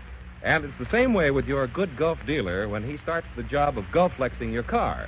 Not only does he have those special Gulf-Flex lubricants, but he also has complete diagrams and specifications telling him exactly what points to lubricate and which of the 5 different Gulf-Flex lubricants to use. Naturally, he'll give you winter-grade lubricants all around, for instance, in your differential and transmission, so that even in the coldest weather, your gears will work smoothly and easily. As for the chassis, well, he'll Gulf-Flex that so that your car will steer easily and ride quietly and gently. So now that winter is here, now that proper lubrication is so important, stop at the sign of the Gulf Orange Disc and put your car in the hands of a man who knows just how to lubricate it, your neighborhood good Gulf dealer.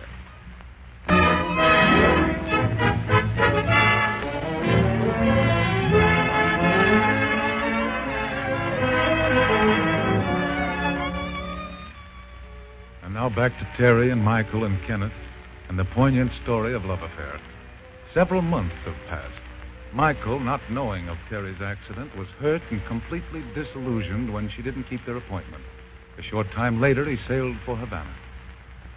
As our story resumes, Terry is out of the hospital, but still far from recovered, still unable to walk. On a chilly autumn afternoon, we find her bundled up in her wheelchair and sitting in the window of her poorly furnished room.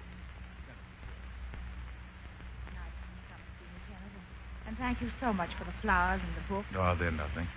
Terry, please, won't you listen to reason and let me do what I want to do for you? Oh, Kenneth, thank you. But it isn't right for you to have to live in an out-of-the-way place like this. It's the best I can afford. But I've plenty of money. Won't you let me lend you enough so that you can move to a better neighborhood? That's very sweet of you, but I couldn't let you. You've done too much for me already. All right, we won't talk about it anymore. But if the time ever comes when you want to change your mind, well, all you have to do is yell. I will. Oh, I saw a mention of Michael Mornay in the paper the other day. He's still in Havana. Yes, I read it too. Look, I want you to be happy more than anything else in the world. Will you let me cable him? No, not unless I can walk to him. And when I say walk, Ken, I mean run. I just can't see myself going down the aisle a piggyback bride, wagging my veil behind me. Terry, I talked to the doctor this morning. What did he say? Well... Don't lie to me, Ken. Will I ever walk again? He said if you're a very, very good girl and you keep on improving, he'll make another examination right after Christmas, and there might be a chance. Christmas? Oh, I know that's a long time. Quite no time at all. Honestly, the way I feel it, it's practically Christmas already.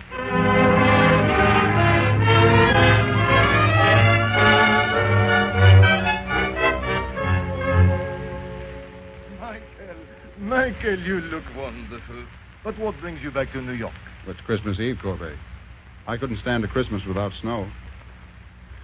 Did you get those canvases I shipped you? Are you blind, Michael? They're cluttering up my whole place. You didn't waste these 6 months in Havana. You should see how many I threw over the cliff. Yes. And I can read what was in your mind when you painted every one of these. This one. You were very sorry for yourself when you painted this. Yeah, that's right. That was painted in August. And this one, so violent. You were angry here. You are getting over your broken heart. No, I didn't get over it, Cowboy. But I had to learn to live with it. Yeah. But that other one, the girl with the lace shawl, there you became a painter. Yes, I'm not exactly ashamed of that one myself. And the effect you got with the moonlight on her hair. Oh, Dieu, where did you find a model like that? I didn't use a model. You didn't? I didn't need one. I had a lot to say. I tried to paint it instead. So. Yes. Yes, it comes through that way on the canvas, Michael. You know, there was a girl in here the other day. She saw it in the window. She said he spoke to her many things, beautiful things. She wanted it. I'm sorry, that's one I don't expect to sell. She couldn't afford it anyway. Why, is she poor? Yes, and besides, she was in a wheelchair. Her legs, I think. Oh. She liked it, huh? That painting she loved. It's too bad, of course, but I have her address just in case. Oh, stop hinting, you old buzzard. But you can send it to her. I already have. Why, you old... You're not angry? Oh, no, of course not. Tomorrow's Christmas, Cowboy. Oh, you're a good boy, Michael. And being away alone has helped you. Only you mustn't stay away too long. In New York, they forget you like that. You turn around once and poof, even your name is gone from the telephone book. Oh, nonsense. No one even knew I was gone. I'll bet my name's still in the directory. Oh, wait, here's a book. Let's see if it is. I was just making a joke. No, I'm curious now. Let's see. K-L-M. Here we are. Mornay ought to be right near the top. McAdams, McBride. Why did they always put the MCs first? McFarland, McGowan, What is it, Michael? Have you seen a ghost? McKay. Terry and McKay.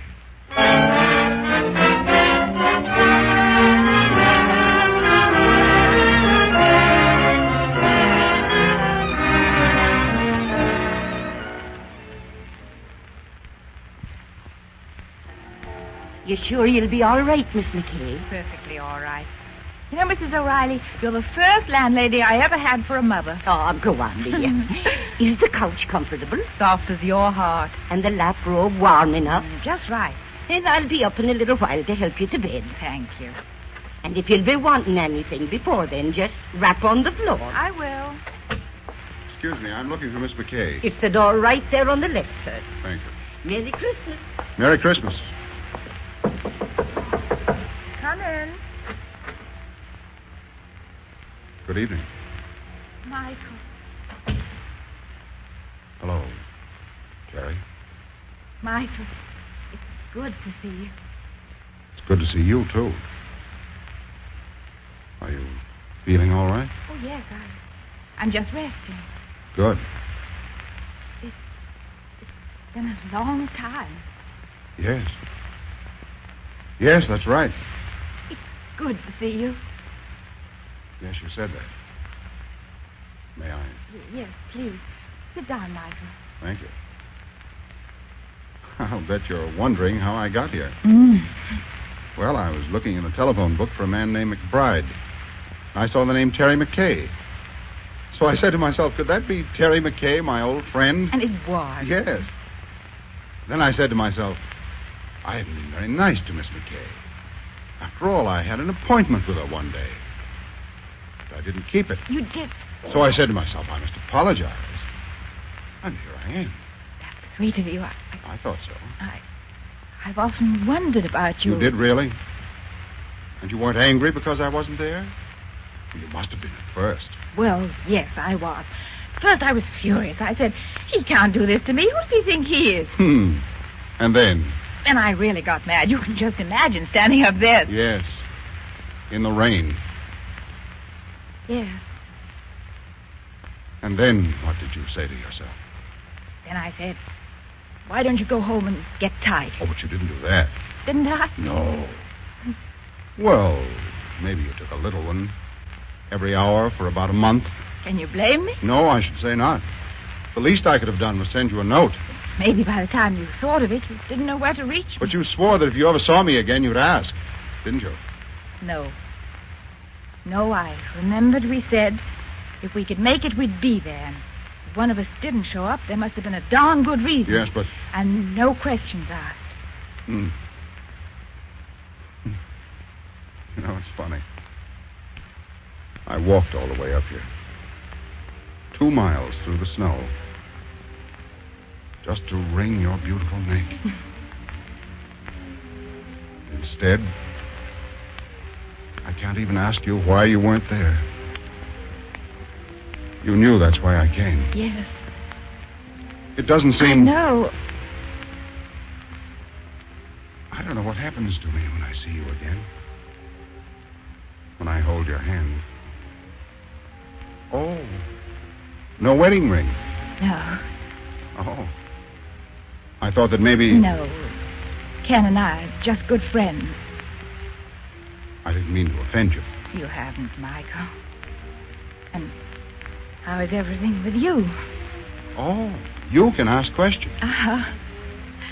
Well, I thought everything was fine until I saw you. Now I don't know. I'm worried about the future. What will people think of me? They'll say, there goes Mornay, the mad painter. There's something the matter with him. He doesn't like women. You won't even speak to him. Oh, yes, he sails the 7 seas, and to every woman he meets, he says, where will you be in 6 months? And they're there? Yes, everywhere. Tall buildings, pyramids everywhere, waiting, waiting, waiting. And where is he? Waiting. You want me to change the subject? Please. You're wearing my shawl. I remember you wore it that last night on the boat. I painted you like that. With that shawl. I wish you'd seen it. Cowboy said it was my best. It doesn't matter. It's gone now. Gone? Yes, a girl came into Cowboy's shop. She saw in the painting what I'd hoped you might see. So I told Cowboy to give it to her. Did you? Yes. Oh, she was very poor, you see. So I said, send it to her, Corbett. Tomorrow's Christmas. Just like that. You're very generous, Michael. Well, after all, she liked it so much. She couldn't afford it. Besides, Corbett said she was in a wheelchair, that she couldn't... That she couldn't... What is, Michael? What are you staring at? At that robe around your knees. Aren't you too warm? No, I'm quite comfortable. It was cold in here. And you haven't been very hospitable, Terry. You haven't moved from that couch. You might have shown me around your apartment. Yes, I know, Michael, but you see... I'm sure there must be another room, a bedroom, maybe. Michael, don't go in there! Why not, dear? I'm such an old friend. Surely you wouldn't want me to leave without... Michael! It's there. Terry, why didn't you tell me? Oh, God, if anything had to happen to one of us, why did it have to be you? Darling, don't look at me like that. Nobody's fault was my own. I was looking up at the 102nd floor. The nearest thing there was to heaven. Terry, darling. Listen. It's 12 o'clock. It's Christmas morning. Our Christmas morning. Terry, do you remember what I told you once? If you wish long enough in your mind and strong enough in your heart, you'll get what you want for Christmas. Yes. And we will, Michael. I know we will. Because if you can paint, I can walk.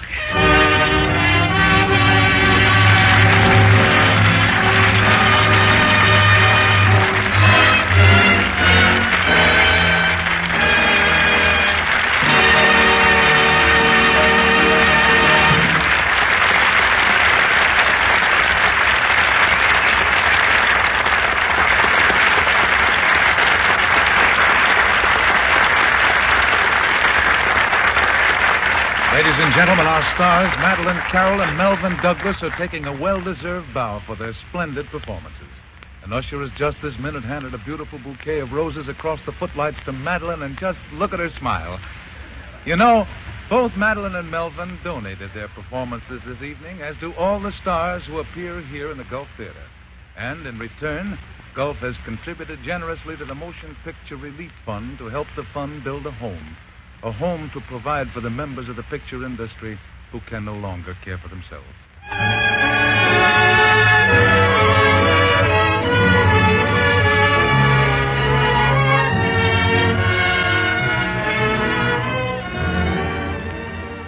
Next week, the Gulf Theater brings to the air for the first time one of the most stirring motion pictures of the year just past. The love story that thrilled the nation, Waterloo Bridge. In the leading roles, we're proud to present, co-starred for the first time, Joan Fontaine and Brian Aherne.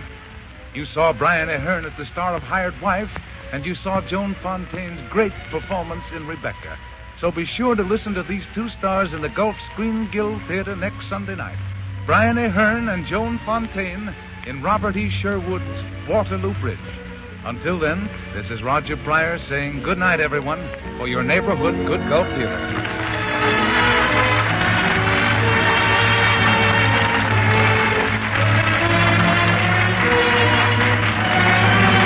Carroll will soon be seen in the Paramount Technicolor production, Virginia.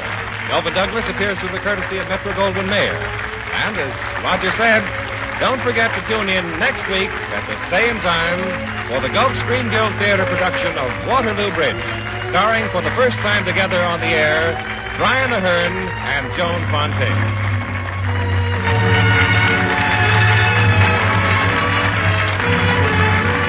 Bud Easton speaking. This is the Columbia Broadcasting System.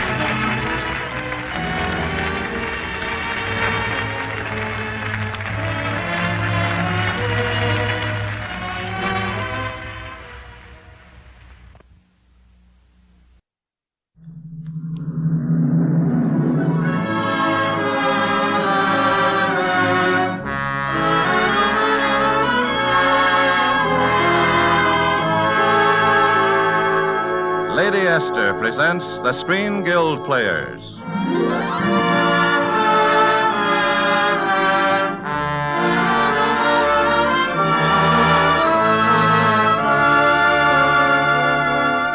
The Screen Guild play tonight, Theodora Goes Wild. The starring players... This is Irene Dunn. This is Cary Grant. This is Hanley Stafford.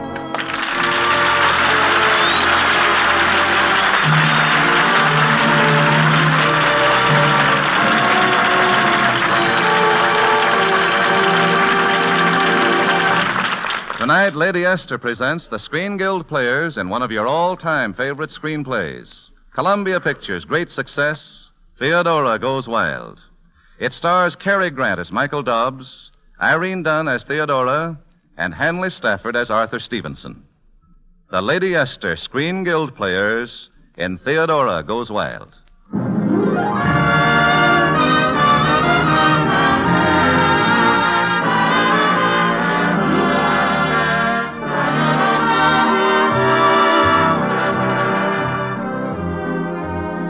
What happens when a sensational first novel by Carolyn Adams defies all the customary conventions of print? What happens? Why, all America reads it, of course.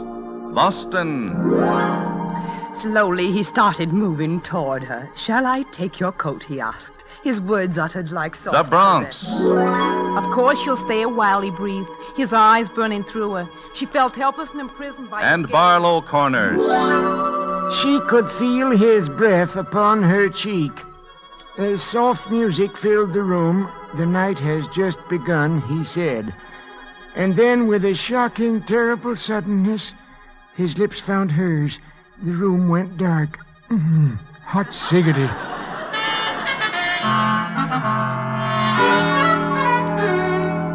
And now, since all America is asking, who is this Carolyn Adams that wrote this book? Let's step into her publisher's office and find out. Well, it's certainly about time you got into town. I've been shoveling money into your bank account like mad, and I've got the movie rights for you to sign, and... Well, haven't you anything to say? Have you got an aspirin, please? Of course. Janet, an aspirin for Miss Adams. Yes, sir. Now, Theodora, let's... Mr. Stevenson, please don't mention that name. Huh? I'm Carolyn here, Carolyn Adams. Still scared of Linfield, Connecticut, eh? Still scared they'll find out that Carolyn Adams is Theodora Lynn. I think I'd just about die of shame. But, my dear young girl... Were you raised in a small town by a maiden aunt? No. Have you taught Sunday school for the past 10 years? No. Have you played the organ in church since you were 15? No. Well, I have. And right now I ask myself, where did Carolyn Adams come from? How did all this start?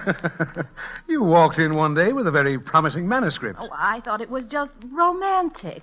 I must have been mad. Yesterday I had to read it aloud to my aunt. It sounded positively indecent. But profitable. Tell me, how did you manage to get away today? They think I'm visiting Adelaide Perry. She's supposed to have a job down here. Well, hasn't she? No. You see, Adelaide is... Well, I'm sorry, it's a secret. Well, you keep her secret and I'll keep yours. I promise you the identity of Carolyn Adams will never be known. No one will ever find... Janet, old girl, you know that's silly. Steve is always into me. Listen. Forget it, darling. I'll just go in. He's coming in. Oh, hello. He's in. Well, now, there's a profound observation. Michael Dobbs is me name. Mr. Stevenson, you promised... Oh, he's harmless. Michael, run along and stop bothering Miss Adams. Miss Adams? Oh, Carolyn Adams? Well, you ought to meet me, Miss Adams. I painted the woman for the cover of your book, that glorious woman. She may be glorious, but she's also underdressed. Oh, sorry, that's how I found her between the covers of your book. Mr. Dobbs, if you don't mind. You're Carolyn Adams. Mm-hmm. Going? Well, what about our business? Well, I'm sorry, but I promised to drop in on Adelaide. Then how about later? Dinner, maybe? Oh, no, I couldn't. I have to catch an early train back to, back home. Oh, home? Where's that, Miss Adams? Well, it's out west. Way out west on the range. Yes, it's out west. Look, can't you take a later train? We've simply got to get these details cleaned up. All we need is an hour at dinner. Just the two of us. Well, of course, if it's important. Well, now, that's swell. We can accomplish a lot in an hour. Yes, especially if Mr. Stevenson and I are alone.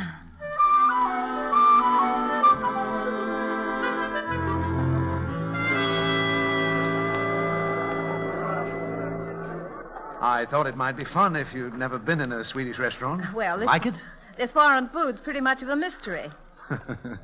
Speaking of mysteries, you certainly had Michael popping all right. Michael? Oh, Mr. Dobbs. He seemed a little mad. He is. Why, he's apt to do anything. Oh. I remember once when he was... Mr. Stevenson, look. Oh, hello. Hello, it's me again. It's me. Michael, where did you come from? Well, now, my mother says heaven, and my friends say... but then you know what friends say. Well, I'm glad you got here on time. I'm ravenous. Did anyone ask you to have dinner with us? Well, did anyone ask me not to? Wonderful food we have here, Miss Adams. Yes, I could guess from the way your plate is loaded. Well, you know how it is with growing boys. No. How is it with growing boys? You got me, pal. How would I know? Your martini, Mr. Stevenson. Oh, my. What, only one? Dear me. Come. Aren't you having anything, Miss Adams? No, not drinking, thank you. What, you mean you never drink? Did I say I never drink? No, but you look like you never drink. As for Carolyn Adams, that's very strange. Now, tell me. It's no use, Michael. Carolyn just won't take her back hair down. Oh, I was just wondering. Has she any back hair? After all, a single cocktail... You know, all this talk about drinking's made me just a trifle thirsty. Oh, now we're getting somewhere. A martini, Miss Adams? Straight whiskey, Mr. Dobbs.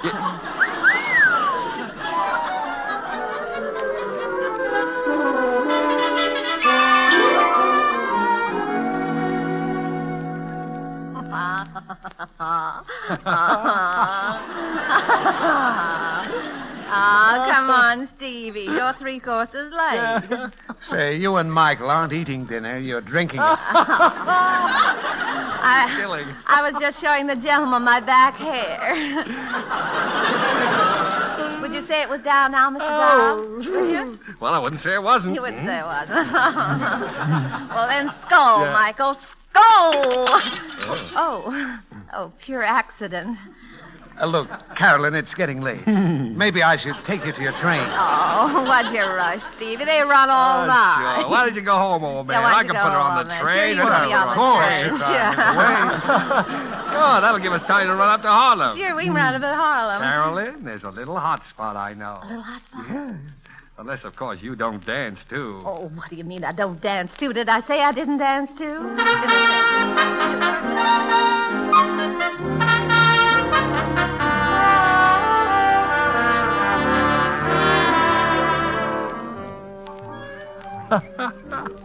How you doing? I'm flying, Michael. I'm floating on a breeze. Ouch! Oh, pure accident. Oh, go on. That was no accident. That was my foot. You had your mind all made up about me, didn't you? Thought I didn't drink, thought I didn't dance. Yeah, thought a lot of things I'd like to tell you. Only you'd never visit a man's apartment. Or would you? Well, did I say I wouldn't?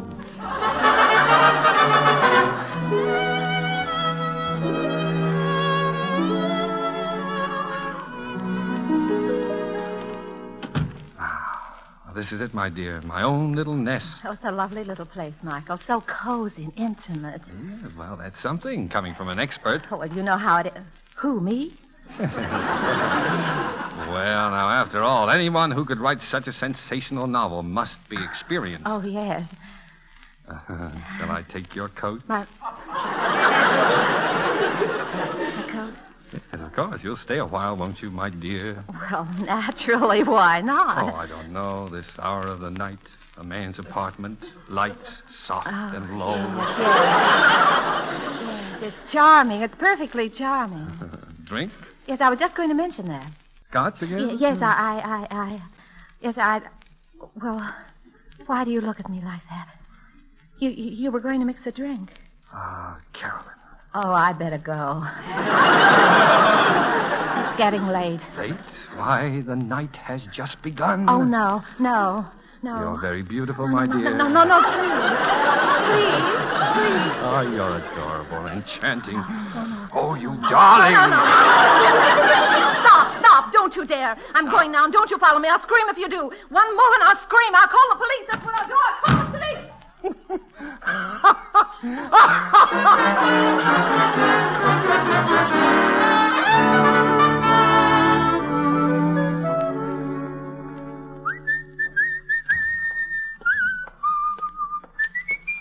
Pardon me, ma'am. I'm a stranger in Linfield. Yes? I'm looking for the Lynn home. Don't seem to me you're looking very hard, hanging right on the front gate and whistling on the Sabbath. I declare I don't know what we're coming to.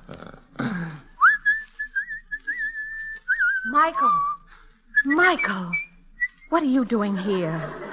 Well, you forgot your purse in my apartment. Here it is. Now, see here, Mr. Michael Dobbs. Dewberry is the name, ma'am. Right smart weather we're having. You get out of this town as fast as you can. Now, is that the way to greet an old friend, an old drinking companion? Michael, listen. My Aunt Mary's in there. She heard you whistling and sent me out to get rid of you. And Adelaide's mother's in there, too, Mrs. Perry, the worst gossip in town. Fine old homestead you got here, lady. Oh, will you please go? Of course, your lawn looks seedy. Those vines need training. Oh, Michael, don't joke. I'm not joking. You could use a gardener. Don't be absurd. We never had one. Lady, you've got one. Now, listen, Michael. Where did he come from? I found him at the station. He's the only one who'd come down to meet me. We're throwing in together, aren't we, Jake? I call him Jake.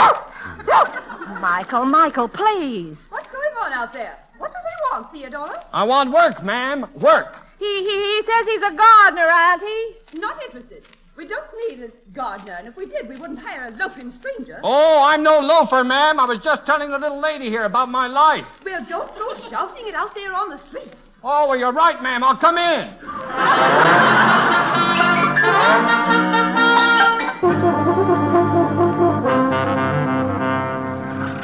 Get along, little doggy, get along, little doggy, get along. Howdy, neighbor. Get along, little doggy, get... Morning, squire. Get along, little doggy, get along, little doggy. Lunatic. Huh? Oh. What are you doing with that dog hitched to the lawnmower? Good morning, Mrs. Cobb. Morning, Theodora. Can't stage a circus in this front yard. Unhitch that barking dog and stop the... Oh, good morning, Miss Wilson. Nice day, Theodora. Go on, unhitch him. Oh, all right. Now, run along, Jake, and remember it's a disgrace to have a little fun in Linfield. Well, what now, ma'am? Come on, get down behind this hedge where they can't see us. Here, take this trowel and pretend to be busy. Okay, lady. Michael, look. You've had your laugh. Why don't you go away? Why don't you? Well, I'm happy here. Go on. No quaking rabbit was ever happy. What you need is a big, broad, flexible outlook. What I need is for you to go back to New York. That's what I mean. Here you are, full of normal desires, but they're being strangled. And for a lovely woman with a talent, that's a sin. Well, what can you do about it? Plenty. I'm going to break you out of this jail. You wouldn't tell them about Carol and Adam. No. You're going to do that yourself. You're mad. No, I'm not. Remember the big, broad, flexible outlook. Idiot, look what you've done to that rose bush. It's almost out of the ground. Well, bless my sinner's soul. Transplanting, no doubt. Not a bad idea. You keep a bush in one place too long, it uses up all the nourishment in that spot. Then you know what happens? It stops growing, settles down to a dull existence. Mm-hmm. Well, that takes care of the flowers. Now the birds? Nope, no birds. Now about people. Sometimes people need new soil, too, with new life in it. Mm-hmm. Trouble is, most plants and people are dead and don't know it. Oh. So you're going to resurrect me? Well, that wasn't exactly the word. But I think you sort of got the idea.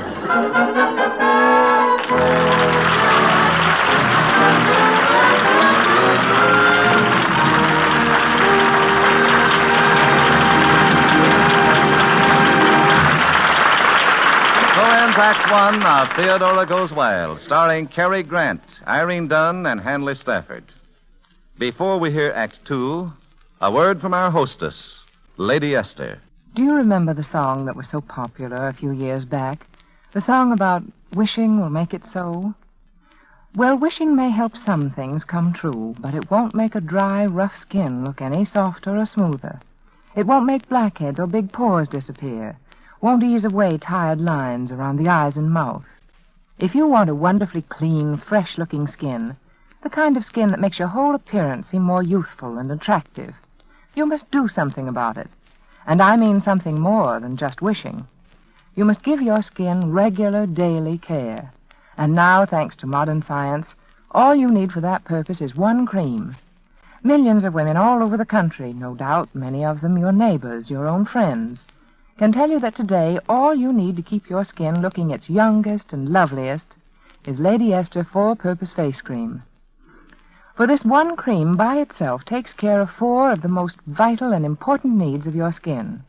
First, Lady Esther face cream thoroughly cleans your skin, leaving it immaculately fresh. Second, it softens your skin and helps smooth away any dry, taut look around your eyes or mouth. Third, it makes your skin look lovelier and more delicate by helping nature refine the pores. And fourth, it leaves a smooth base for powder. Just try Lady Esther four-purpose face cream and see why millions of lovely women now use no other cream for the complete daily care of their skin.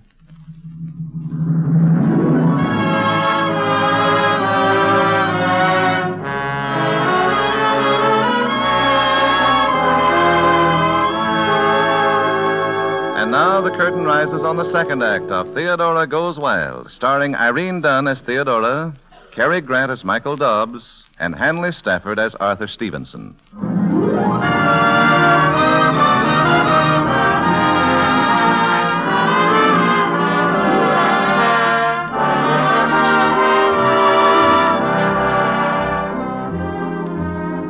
Well, Michael Dobbs is still in Linfield, posing as an humble gardener and teaching Theodora the big, broad, flexible outlook. His educational course includes many things. A trip to the woods to gather berries. When he's nice, he's nice. I sort of like him, really. Then a little fishing trip. He's good looking, too. A wonderful smile. And then, inevitably, a kiss. What's happening? I liked it. Of course, in the meantime, local tongues had begun to wag. And now Theodora is excitedly telling Michael all about it. It was just like a delegation, Michael, with Mrs. Perry as a sort of a spokesman, but I told them off all right. You did? It's a free country, I said. I'm over 21, and what I choose to do is none of Linfield's business. I invited the whole town to go jump in the lake. That gardener will stay as long as I want him, and that's forever because I love him, I said. You did? You did? That's what I told them, Michael. And it's true. Oh, that's what you told them. Yeah. Yeah. Oh, darling, I was so thrilled to hear myself say it, and proud, too. Well, I guess we have a lot to talk about, Michael. Yeah, I guess we have.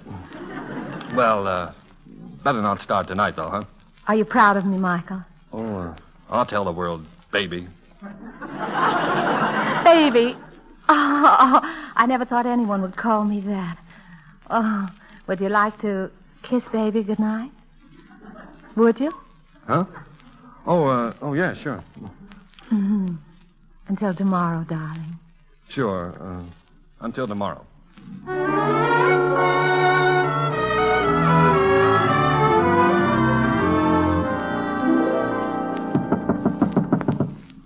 Michael? Michael? Are you there? That's funny. Where is he, Jake? Where is he? What's the matter? Oh, a note. A note. Oh, all right. I've got it. All right, just give me a chance to read it. Theodora, you're free, baby. Step out and be yourself. I'm on my way again to find more gardens to set in order. Good luck. And kiss Carolyn Adams for me. Oh, Jake.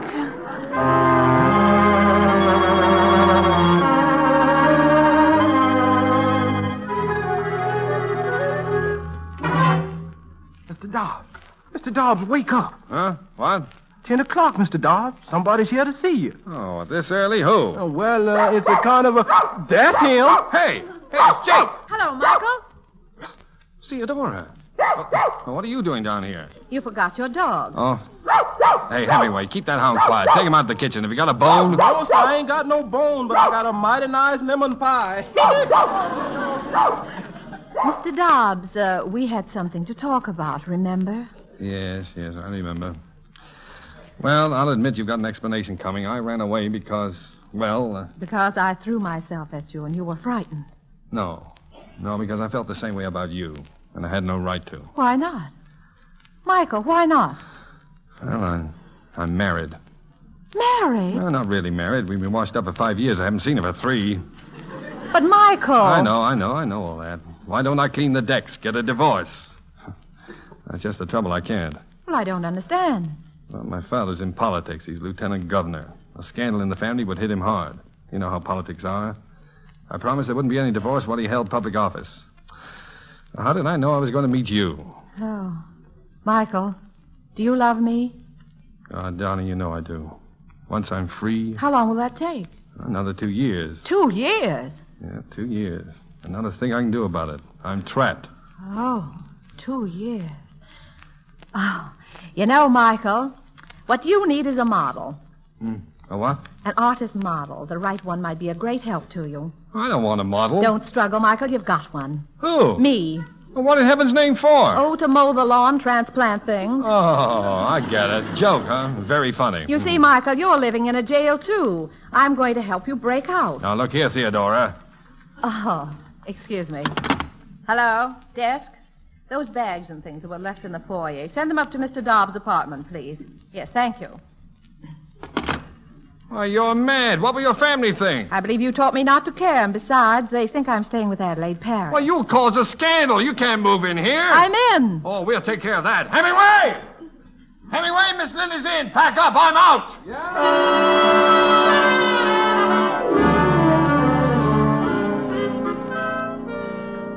But, Theodora, do you know what you're doing? Stevie, I was never more rational in my life. I want publicity, lots of it.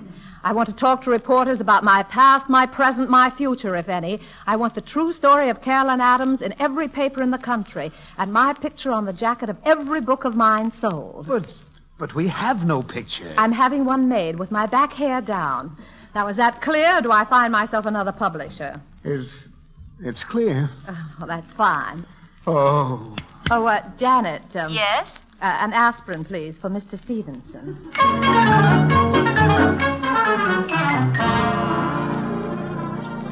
Yeah, see, this scotch is pretty good, too. Oh, Miss Adams, could you tell us about your new book? Of course. It's about a girl in a small New England town. Outwardly, she belongs to that narrow little community. But in her heart, she just longs to be called Baby. Would that be the story of your life? Well, I wouldn't say it wasn't. And who would the man be? The man? Oh, well, now, gentlemen, a lady's entitled to one secret. Hey, what the devil's going on here, anyway? Why, Michael! Theodora, what's the idea of these reporters? Say, aren't you Michael Dobbs? Yes, and that's my scotch you're drinking. Yeah, good. Now, look here, Theodora. Oh, Michael, darling, I'm so glad you're back. Baby's missed you so. Hey, wait a minute. Lay off. It's a clinch, Joe. Get it. Now, Theodora, take your arms away. Got it, Sam. No, you don't. You don't print any picture of me. I'll break your neck. We'll just print what we see, Mr. Dobbs. And from where I stand, she's still got her arms around his neck. Oh.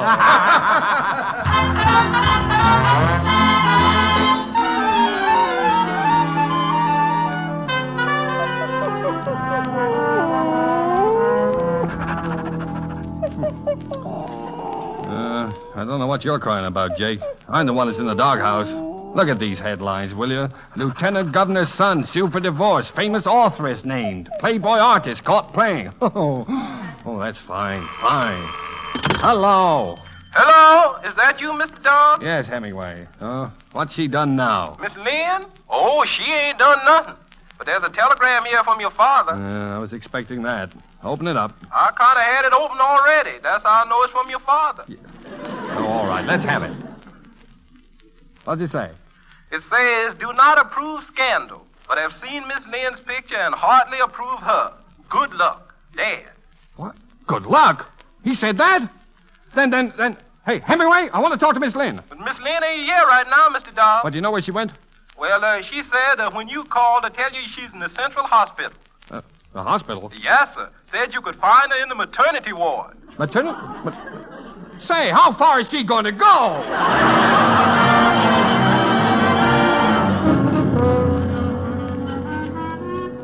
She's in this room, Mr. Dobbs. Oh, thank you. Oh, Michael, darling, hello. Now, Theodora, this is too much. I won't have it, you hear? Have what? Well, this baby. You can't defy convention like this. It's absolutely ridiculous. It isn't ridiculous to Adelaide. Adelaide? Mrs. Perry's girl, Adelaide. It's her baby. Hers? Well, Michael, don't look so shocked. She's married. She's out on the sun deck with her husband right now. Oh, gosh. For a minute, you had me going. The big, broad, flexible outlook, huh? Oh, well. After all, what do you expect? How do you think I'd feel about the girl I'm going to marry? Marry? It's all right with Dad. My divorce will come up in a couple of weeks, and I'll be free, Well, will you, Theodora? Oh, Michael, darling. Yeah. Just a quiet little wedding and then a honeymoon, and then we'll both get back to work. I'll paint, you'll write. And then?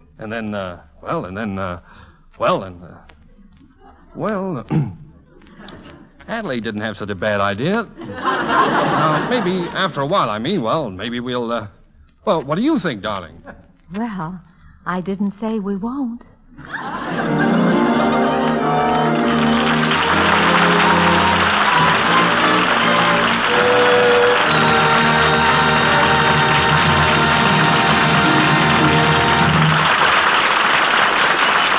Thank you, Miss Dunn, Mr. Grant, and Mr. Stafford for bringing us the story of Theodora Goes Wild. The Lady Esther Screen Guild players are indeed grateful that you could be our guests tonight. Thank you, Mr. Bradley. We're all aware of the fine work being done by the Motion Picture Relief Fund and Clinic. And to know that the benefits from this program support that work makes our annual appearance with the Lady Esther Screen Guild players a real pleasure. We'll be back soon. And now, before we tell you about next week's program, here's a word from one of America's best-known beauty authorities, Lady Esther. Thank you, Miss Dunn.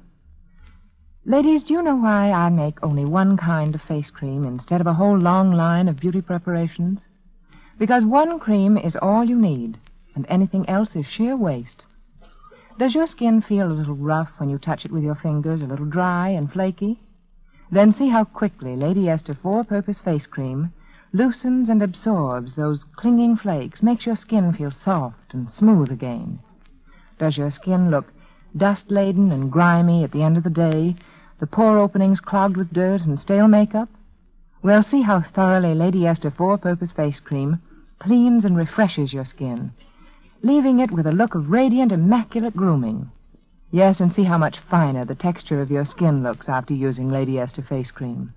See how much smoother your face powder looks on your skin, how much younger and more attractive your whole appearance has become. Lady Esther Face Cream asks no help of any other cream or lotion. It cleans your skin, softens your skin, helps nature refine the pores, and leaves a perfect base for powder. I know that when you start using it, all your friends will think something wonderful must have happened to you.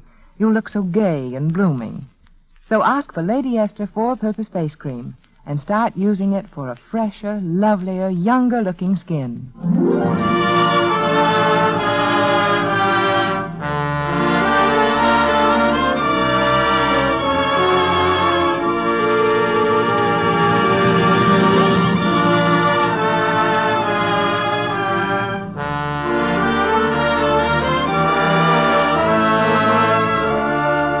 Next week, the Lady Esther Screen Guild players will present Only Yesterday.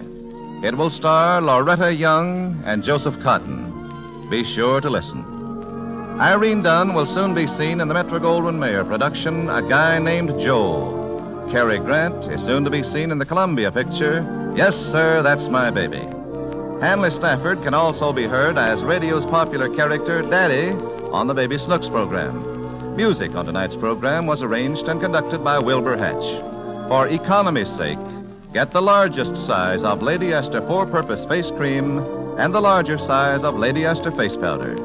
This is Truman Bradley speaking for Lady Esther, saying thank you. And good night, all. This is the Columbia Broadcasting System.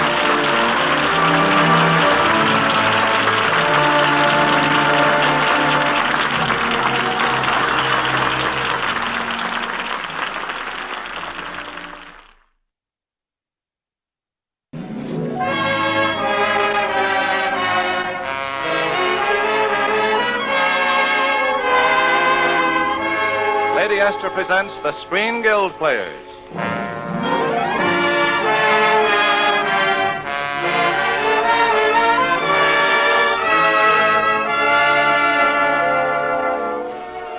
The Screen Guild play tonight, The Yank and the RAF. The starring players. This is Tyrone Power. Betty Grable. And John Thutton.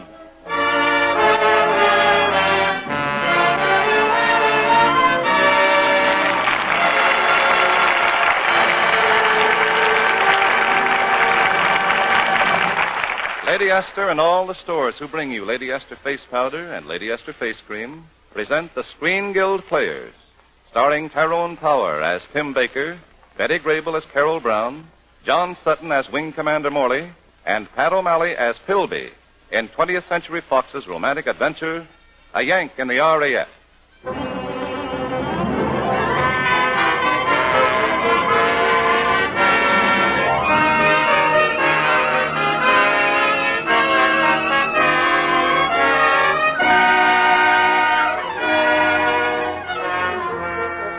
Our story begins in 1940, when Tim Baker, a young American pilot, learned he could make $1,000 a flight ferrying bombers to England. It was strictly business so far as Tim was concerned, and business is bad as the curtain rises. Tim is over the Atlantic, and his radio is dead. There isn't any radio beam, sir. I've tried all the frequency bands, and I can't get a whisper out of this set. Well, see if you can get a program from British Broadcasting. When I was flying the mail back in America, I used to always ride in on Kate Smith. Boy, there was a beam for you. This is no joking matter, sir. Now, you said it. If we don't land in England, I don't get my $1,000. Is that all you're worrying about, sir? I should say not. I've got a girl waiting for me there, too. She's an entertainer at the Regency House in London. That's nice. You just don't know. Boy, is she nuts about me.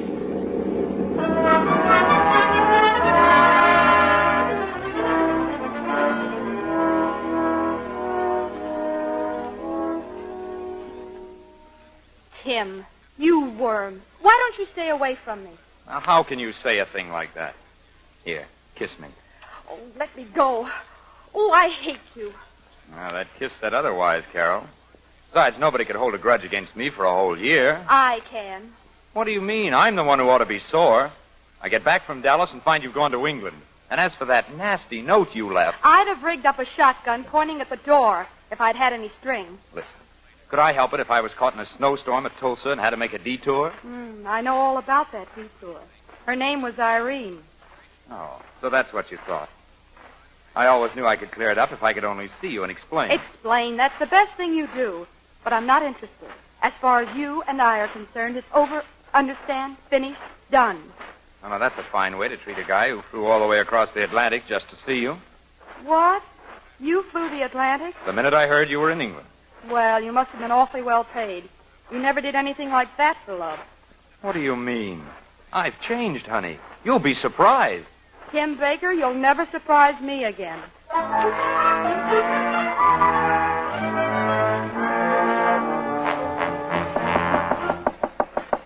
Just a minute. Surprise? Tim, what are you doing here? Waiting to take you to supper? I mean, what are you doing in that RAF uniform? Just breaking it in for a friend. And who's the friend? Me. Come on, let's eat. Didn't I make it clear that I don't want anything to do with you? Well, you don't have to have anything to do with me in a public restaurant. We'll just eat, tip the waiter, and go our separate ways.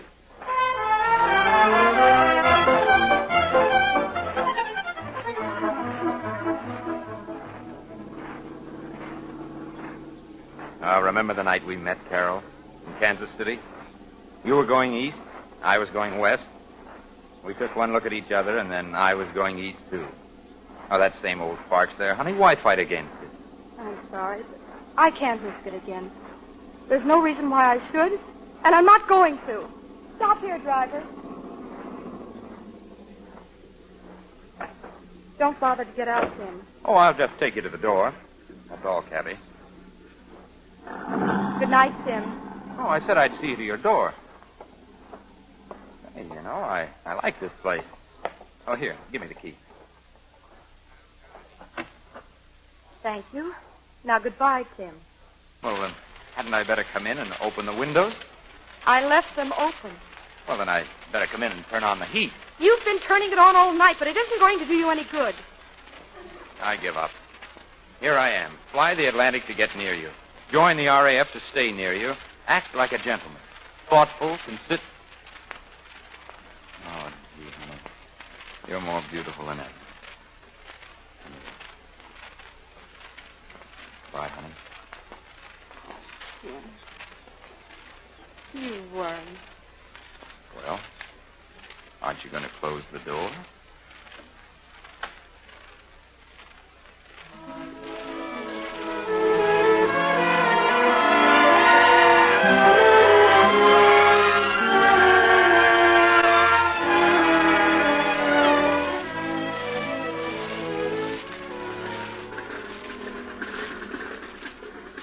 Well, Tim, how does it feel to be a pilot in the RAF? Now, ask somebody who knows. What do you mean? They won't trust me with a plane. They've got me going to school. Me. They're going to teach me to fly. Well, I don't understand. Well, I don't have time to explain it to you now. I'll pick you up backstage after the show tonight and tell you all about it. It's a date.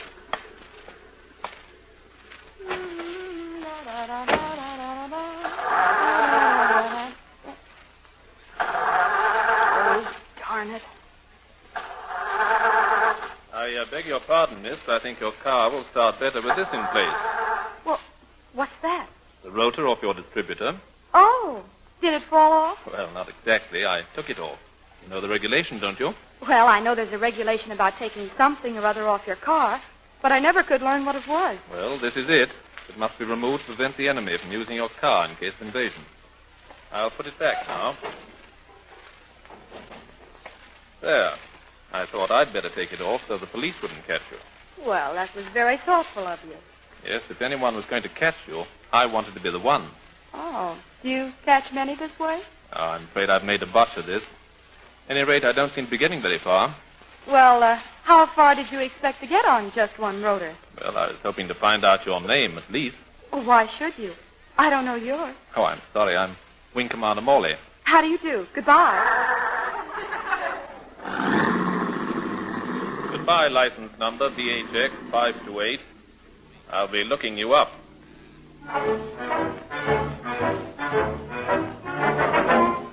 Is this the way to Miss Carol Brown's dressing room? Yes, sir. Shall I announce you? No, thank you. Just a second, Tim.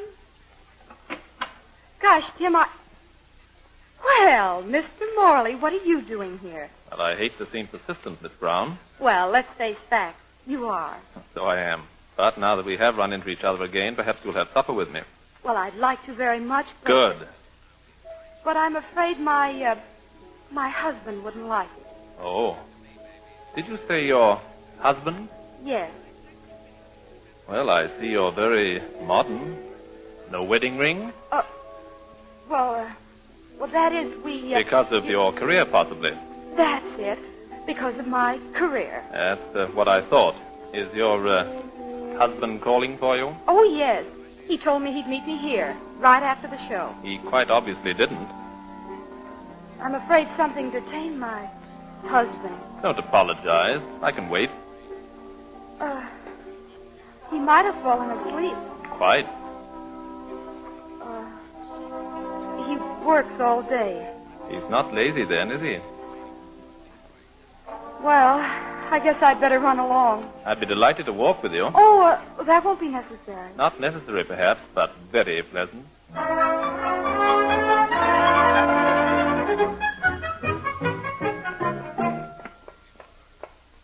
Thanks a lot, and goodbye. Not goodbye. Good night.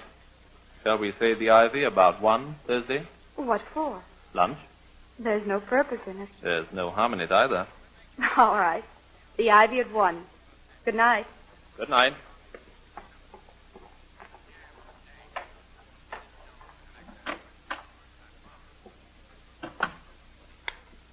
Hey, who turned those lights? Oh, it's you. I hope I didn't disturb you. Now, listen, honey, I know it's my fault, and I apologize. I'm sorry I stood you up, but I was awful tired. I just came up here and took a nap instead of showing up at the Regency House. It really doesn't matter. Now, don't be that way. At least I wasn't out with anybody else. Really? I was. He was very charming. If I'd known you were here, I'd have asked him in. Oh, so that's it, huh? Trying to make me burn. Not at all. Just bringing you up to date. I'm having lunch with him Thursday. You can have lunch with all the men you want. You're very sure of yourself. Come here. Give me a kiss. Hey, what kind of a kiss is that? Hey, you were out with another guy. I told you I was. With Wing Commander Morley. Wing Commander Morley? Well, what's so shocking about that? Well, nothing. Nothing at all. Wing Commander Morley just happens to be my superior. Mr. Baker, you can say that again.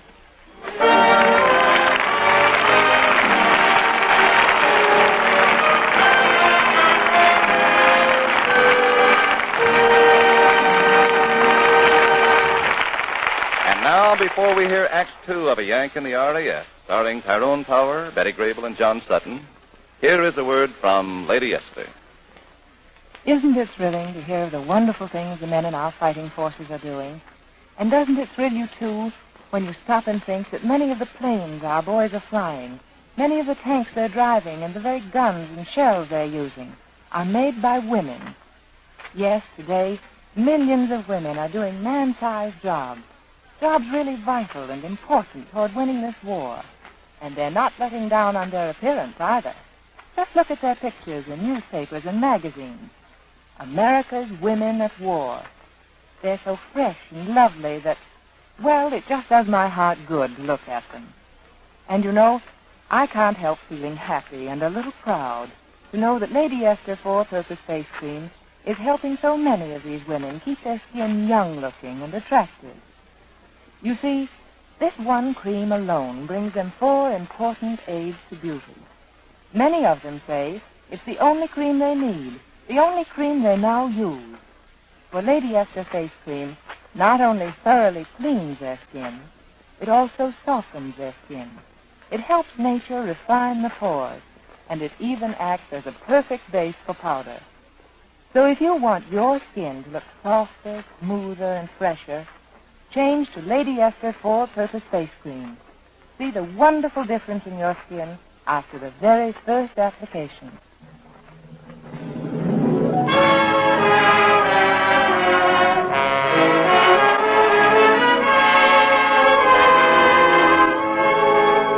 Now back to A Yank in the RAF, starring Tyrone Power as Tim Baker, Betty Grable as Carol Brown, John Sutton as Wing Commander, and Pat O'Malley as Pilby. Adapted for radio by Bill Hampton.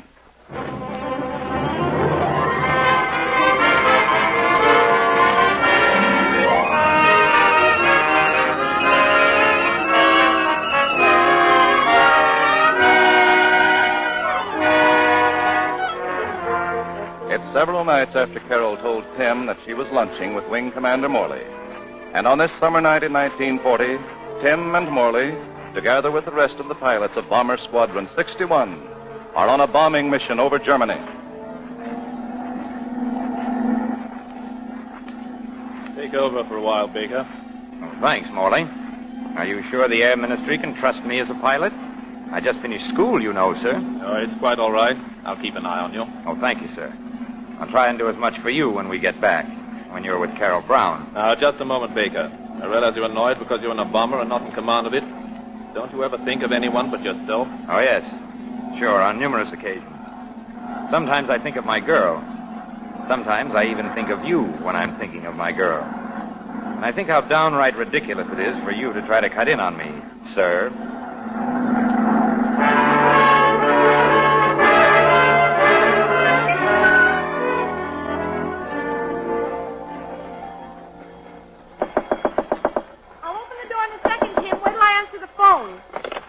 Hello? Hello, honey.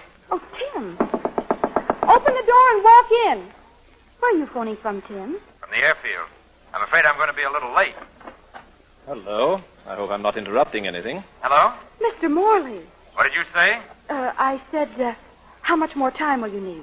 Oh, 45 minutes on the dot. Okay? Yes, but please, Tim, don't be late this time. Don't worry, baby. I'll be there in 45 minutes. I hope so, Tim. I hope so. Well, under the circumstances, I don't suppose I could interest you in a weekend at my family home down in Kent, could I? No. Tim will be here in 45 minutes. Hadn't you better go? Well, all right, but I'll stop back in a couple of hours. Tim might be late. Awfully late.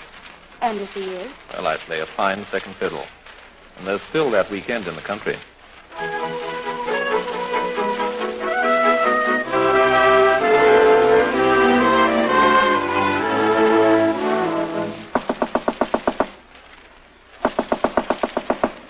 I can't understand why Carol doesn't answer, Philby. Well, our being 6 hours late couldn't possibly have made her angry, could it? Oh, of course not. No, I didn't think so. You know, most women love to wait 6 or 8 hours for a date with a man, especially if it's a dinner date and the girl's hungry. Listen, I haven't been on time for a date with Carol since the first night I met her. She waits. Aye, of course she waits. But where? And with whom? What are you worrying about? She's my girl. Well, she might be my girl sometime. After all, flying bombers can be dangerous occasionally.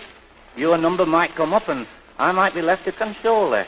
That is, if I ever meet her. You know, when I think of that poor, innocent little girl going all through life without ever having met me. Hillbeam, you're a wolf. Not at all. I'm just a faithful old sheepdog. Yeah, well, comb the hair out of your eyes and help me hunt for the key. Maybe she left it under the doormat. She did. Ah, but if she isn't home, we daren't go in. Daren't we? We're in. Carol? Carol? She isn't the coy type, is she? What do you mean? Hiding under the bed. Oh, no. I wonder where she could have gone. Well, Wing Commander Morley disappeared right after we returned from Berlin. You don't suppose Don't that could be silly. Carol wouldn't go anywhere with Morley when she could wait right here for me.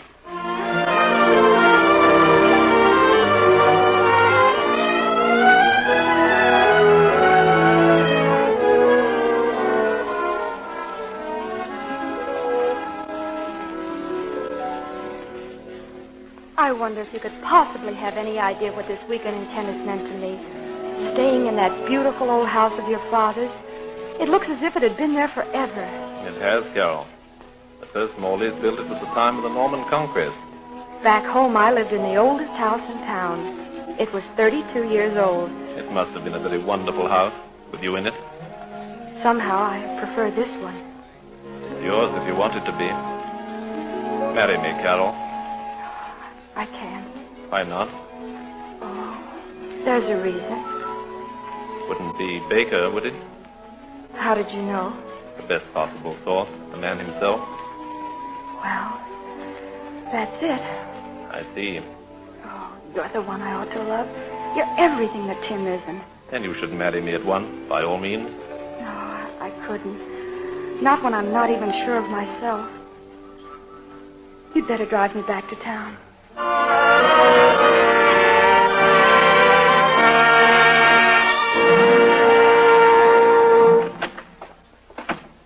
Well, it's about time you came back. Tim, what are you doing in my apartment? We had a date, didn't we? Yes, we had a date. Yesterday. Oh, I know. And this time I haven't even got an excuse. It's all right. I was in the country. In Kent. Oh, yeah? Who'd you go with? Friend of mine. Oh, I get it.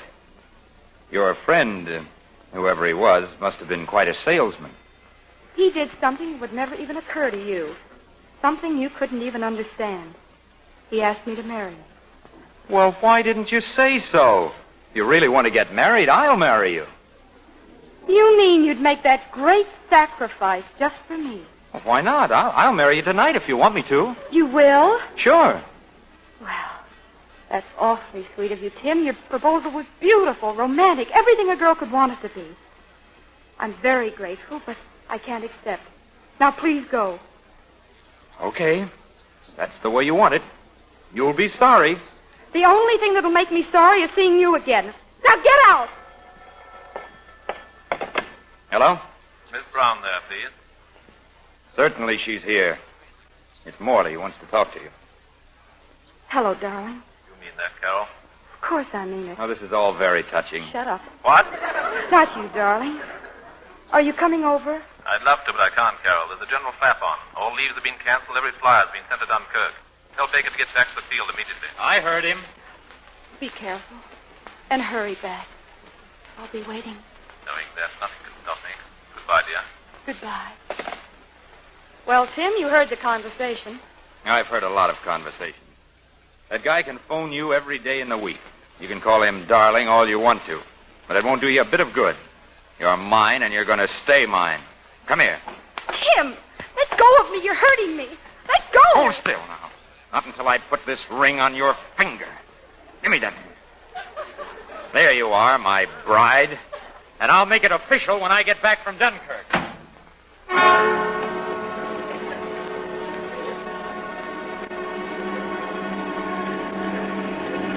That's Dunkirk, chap. All set. All set, Kelby.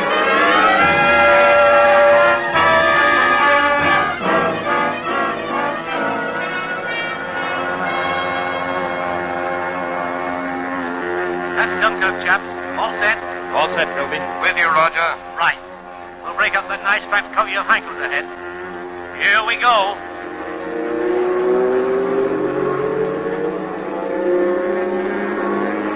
Number 2, take over. Number 2, take over. I'm hit. Number 2, taking over, Philby. Hold on me, Baker. Sorry, I gotta help Philby. Obey orders, Baker. I can handle this. You cannot. There are 3 heinies dropping on your tail right now. I'm coming in on them.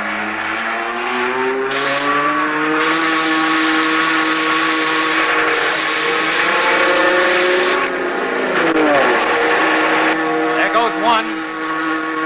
Hold tight, Roger. I'm coming in again.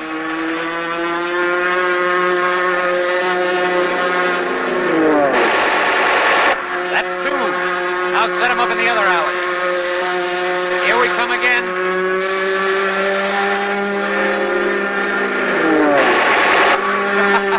3 for 3. They had me playing second fiddle in a bomber. Great work, Baker. Now get back in formation. Sorry, Philby, but that'll take a bit of doing I'm not up to. What's wrong? Baker! Baker! What's wrong, Baker? Nothing, Philby. If I can get out of this cockpit, the hatch is jammed. So long, guys. Here goes nothing.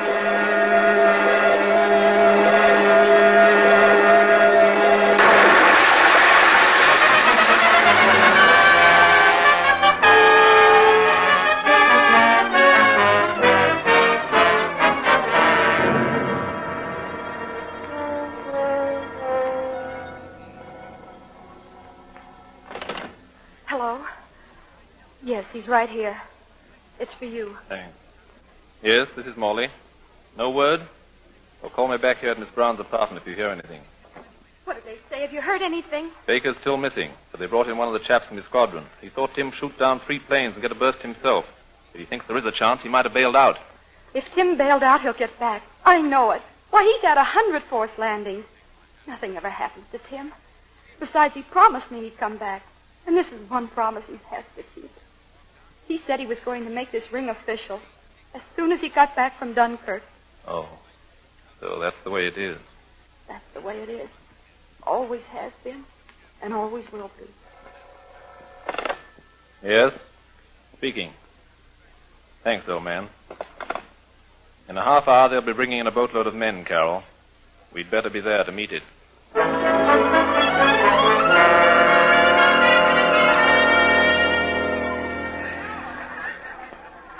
Do you think we've missed him? No, they just started coming off. But where is he? There are probably 1,000 men on this boat, Carol. I suppose we could have missed him. But you said we saw the first of them. It's easy to overlook someone in a crowd like this. You stay here at this gangplank, and I'll go over nearer the other one. There he is! Tim! Tim! Hello, honey. Are you screaming at me or to me? Oh, Tim. I've missed you so. Didn't I tell you you would? Are you badly hurt, darling? Not too bad. Oh, I knew nothing would happen to you, Tim. Sure you knew it. I told you. I told you something else, too, remember? Yes, Tim. Are you ready to make it official? We'll have to. I couldn't get the ring off. Oh, hello, Morley. Congratulations on getting through, Baker. Yes, sir. Thank you, sir. What a very lucky man. What about me? Oh, you're luckier than I am.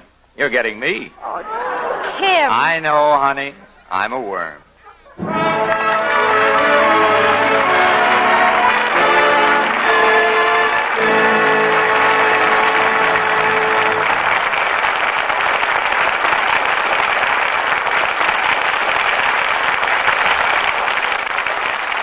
Thank you, Tyrone Power, Betty Grable, John Sutton, and Pat O'Malley for your grand performances in tonight's play. Our sincere thanks, too, to 20th Century Fox for permitting us to present our radio version of A Yank in the RAF. And now, before Tyrone Power returns to tell you about next week's great show, a word from Lady Esther. I'd like to take this opportunity to thank each of you who has written to tell me how much you like this new Lady Esther program. I'm so happy to be able to bring it to you. And tonight I'd also like to thank the millions of women whose loyalty to Lady Esther Four-Purpose Face Cream has helped make this program possible. If I were asked to give one reason why my cream has made so many, many friends, I'd say it was because it's right in tune with these busy times. You see, it takes care of not one, but 4 important needs of your skin. Every time you use Lady Esther 4-Purpose Face Cream, here's what this one cream does. First, it thoroughly cleans your skin. And by that I mean it even removes the hidden dirt from the mouths of the pores. Second, it softens your skin, really softens it. Removes the dryness and flaking that may cause little lines to form. Third, it helps give the texture of your skin a fresher, lovelier look because it helps nature refine the pores. And fourth, you don't need a powder base because it leaves your skin so soft, so smooth, that powder and makeup look much more flattering. Now that's why I call my cream a 4-Purpose Face Cream. It's not just a name. Lady Esther Face Cream really does all these things. And because it does these 4 important things, you'll see that your skin looks fresher and younger than it has in years.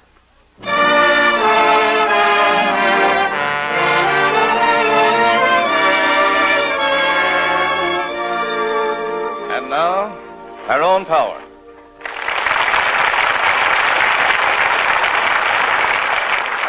Today, nearly every one of us is working either directly on a war job or on work that concerns the making of war supplies in some way. Now, one person or a dozen people taking an extra day off doesn't affect production a great deal. But when a few people take a few hours or a few days off merely for pleasure, and that's multiplied by the number of busy plants in America, our war production is cut down. Days lost now may mean added weeks or months of war. Except for necessary rest periods, our fighting men are on the job every day, all day. When we loaf on the job, don't do our part, we're handicapping those men, our own friends and brothers and husbands and sons. The next time you feel like taking time off merely for pleasure, remember it may cost a man's life because of the work you didn't do. Remember that, and stay on your job. As to next week's show, the Lady Esther Screen Guild players have a real treat in store for you. RKO's rollicking romantic comedy, My Favorite Wife, starring Barbara Stanwyck, Robert Taylor, and Franklin Pangborn. It's a great show with 3 of the brightest stars in Hollywood, and I know you'll enjoy every minute of it.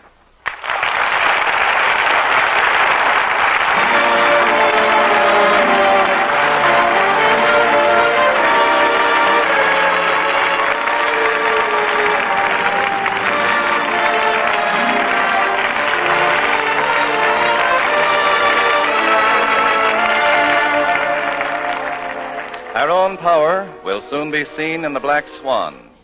Betty Grable is currently appearing in Springtime in the Rockies. John Sutton will soon be seen in Thunderbird. And Pat O'Malley will soon be seen in Over My Dead Body. All are 20th Century Fox productions. Next Monday night then, same time, same station, Lady Esther will present the Screen Guild players in My Favorite Wife, starring Barbara Stanwyck, Robert Taylor, and Franklin Pangborn. The music on this series is arranged and conducted by Wilbur Hatch.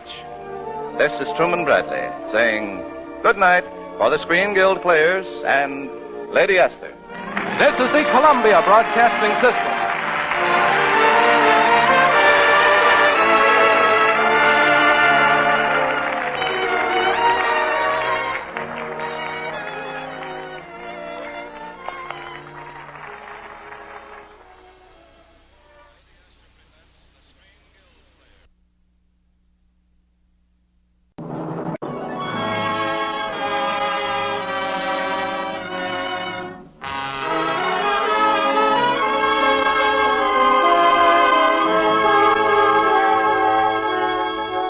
Lady Esther presents the Screen Guild Players.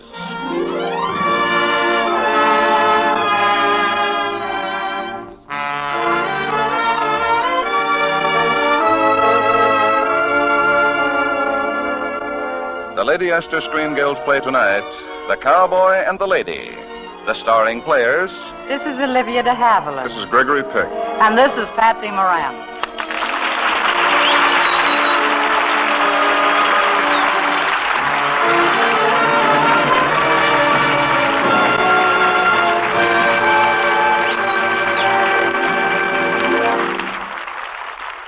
Tonight, Lady Esther presents the Screen Guild players and Samuel Goldwyn's delightful comedy of High Heels and Spurs, appropriately titled The Cowboy and the Lady. It stars Gregory Peck as Stretch Willoughby, Olivia de Havilland as Mary Smith, and Patsy Moran as Ellie the Maid. The Lady Esther Screen Guild Players and The Cowboy and the Lady.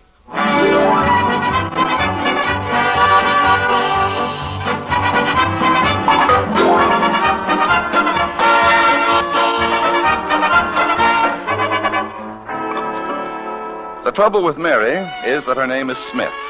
Not any old Smith, you understand. Oh, no. Her father is the wealthy and famous Judge Smith, who has dreamed of only one thing all his life, to be nominated for the presidency. Of course, the merest hint of scandal sends the judge into a tailspin. So when Mary goes to a gambling club, and the club is raided, and the judge finds out... Mary, this is awful, awful. If the newspapers ever pick this up. A name like Mary Smith. How could they, Dad? And my pictures never appeared anywhere. They've no idea what I look like. Well, some reporters can pry out anything. And just as I had that nomination cinched. Mary, I've got to get you out of town tonight. I'll charter a plane. A plane? For where? For Florida. Take a maid and a butler and open the house. And don't do anything till you hear from me. Which explains why Mary is in Florida, slightly out of season, not doing anything and not liking it either. Miss Mary, will you be going out tonight? No, Ellie, I'm not going out tonight. Again. Yes, miss? Ellie, do you know any card games at all? Not very many. Casino, maybe. Oh, I'm crazy about casino. Would you play with me? I'd love to, Miss Mary. But, well, you see, You have a date? Well, I could call and break it, miss. It's just a fella from the rodeo. A cowboy? Yes, miss. Well, I wouldn't think of letting you break it. Have a good time. Thank you, miss. Will there be anything else? No, I don't think so. Unless... Ellie. Yes, miss? Ellie, has he got a friend?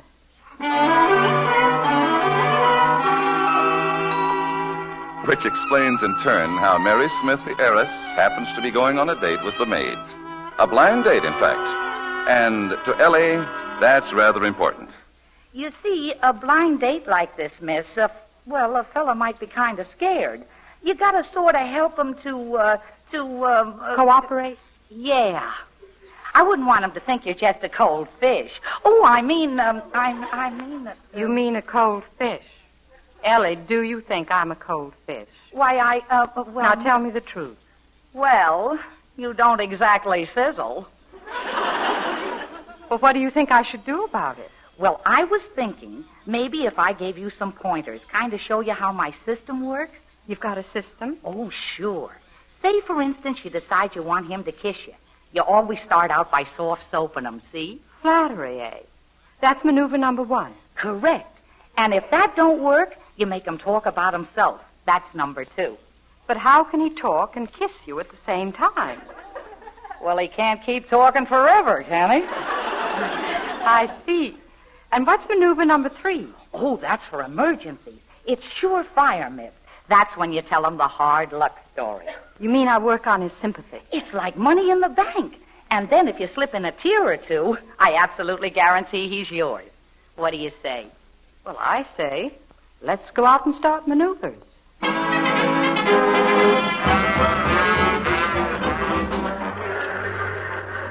I told Sugar we'd meet him here after the show and to bring along a friend.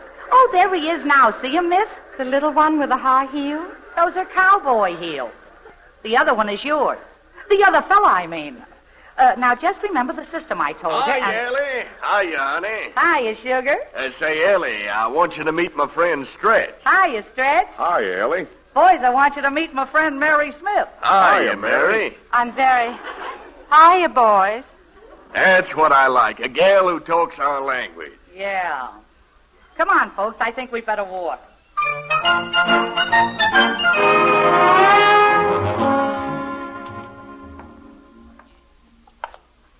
You know, Stretch, these roads get pretty lonesome at night. I'm glad I've got a man to protect me. Yeah. Especially one who's so tall and strong. Yeah. Yes, I thought you were wonderful in the rodeo tonight. About the best rider I've ever seen. Yeah. I got awfully excited when you threw that steer. Yeah. I was scared. I screamed. Didn't you hear me? Nope. Well, I did, and I'm not ashamed to admit it. I think you're brave and daring and handsome, too. There, what have you got to say to that? Well, I think maybe we better mosey on home.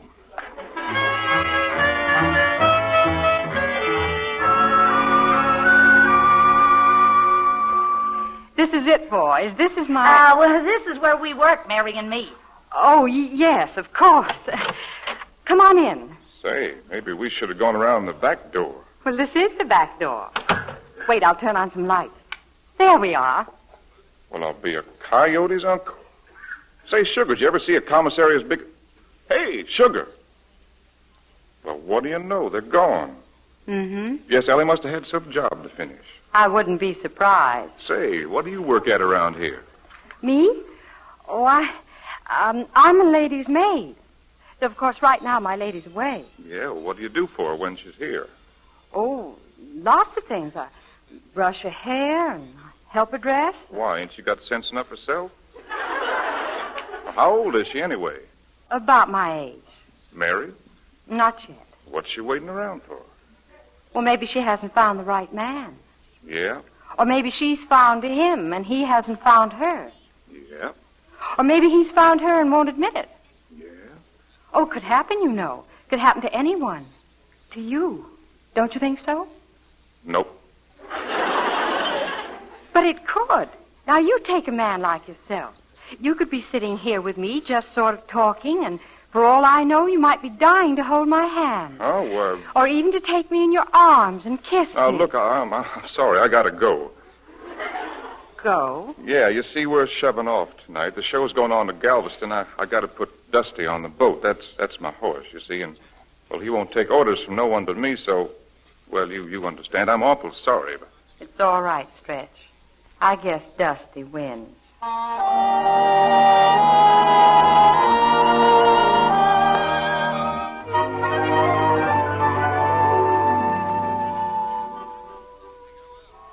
Where is he, Mary? What did you do with him? Not a thing, Ellie, and it wasn't my fault. You mean no luck? Not a bit. He's out there on the porch playing the harmonica and waiting for Sugar to truck on home with him. Oh, that's too bad. You sure you tried everything? Everything you told me and a few of my own. Even number 3? Number 3? The emergency. You know, the hard luck routine. Oh, my goodness, I completely forgot about that. Ellie, can I have another chance? Why not? Well, he wants to leave. He's waiting for Sugar. Yeah, but Sugar's waiting for me. You get out there. I'll keep Sugar melted down. Thanks. Stretch, I told Ellie you're waiting. She'll be sending Sugar out. Eventually. Much obliged. You don't mind too much having to wait? Nope. You know, I envy you, Stretch. Nothing ever seems to bother you. I wish I could always take things that way. You don't look to me like you've had a tough time. You don't think so? That's funny. That's really very funny. Well, what's the matter? Gosh, I'm sorry. I didn't mean to. Oh, that's all right, Stretch. Well, yeah, but making you cry like that. What's the trouble? If you want to tell me, No, I wouldn't want to burden you. Why not? Might be good to get it off your chest. Maybe I can help. Oh, you're very kind. What is it, Mary? Is it your family? Uh-huh. Mostly my father. Your father? His drinking. Oh. He's drinking. Night after night. Sometimes for weeks without stopping. He hasn't worked a single day in 12 years. 12 years? Who supports him? Oh, I see. Any more in the family? Well, there's 5 of us children, including me. Well, don't any of the others work? Why not? Oh, they're so young. All girls. Oh, gosh. 4 kid sisters, and you support them all. Oh, I don't mind. They're all such darlings. Only sometimes, well, last year, for instance, when Dottie and Henrietta both had the measles, At the same time? And Georgia had the flu, and I was out of work, and the bills were piling up, and, well, sometimes I just don't know how I can go on. Oh, gee, you poor kid. Oh, you're so understanding. And you're mighty sweet. Mighty sweet. Say, you kiss like you really mean it. Well, maybe I do. Would you like to try again? Hey, Stretch, it's time for us to vamoose. Stretch. Stretch, don't you think we better be... Say, why don't you go down by the swimming pool? It's cooler there.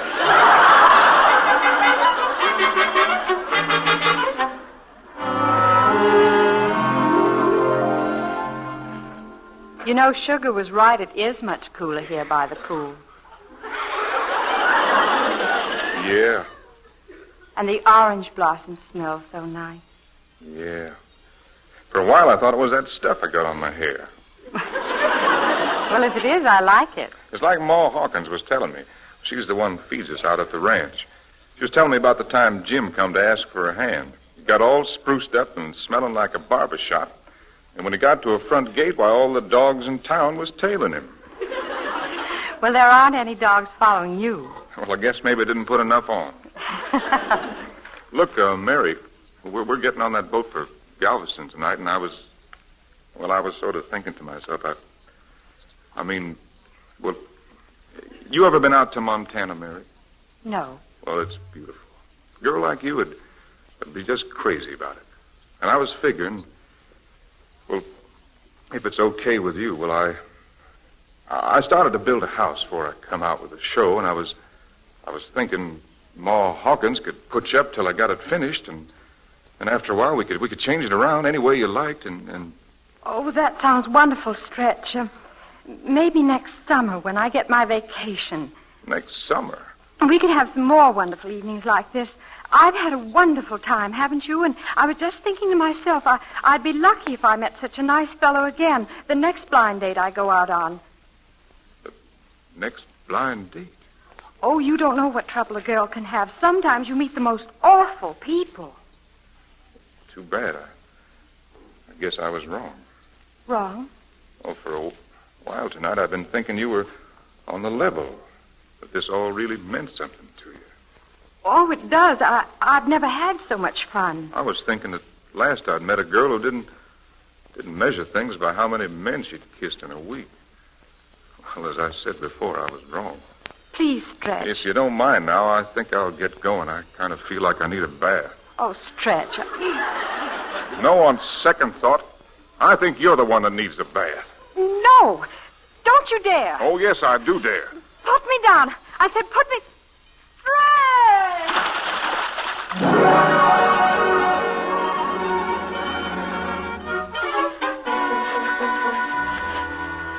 You better get out of them wet clothes fast. Here, let me help you, miss.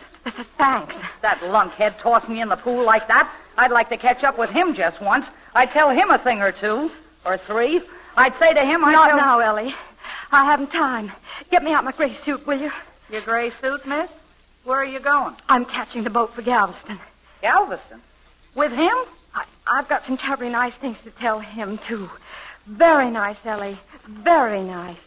Miss Mary, you mean that cowhand's hooked you? Ellie, let's put it a little more delicately. Let's say he just used the fourth maneuver.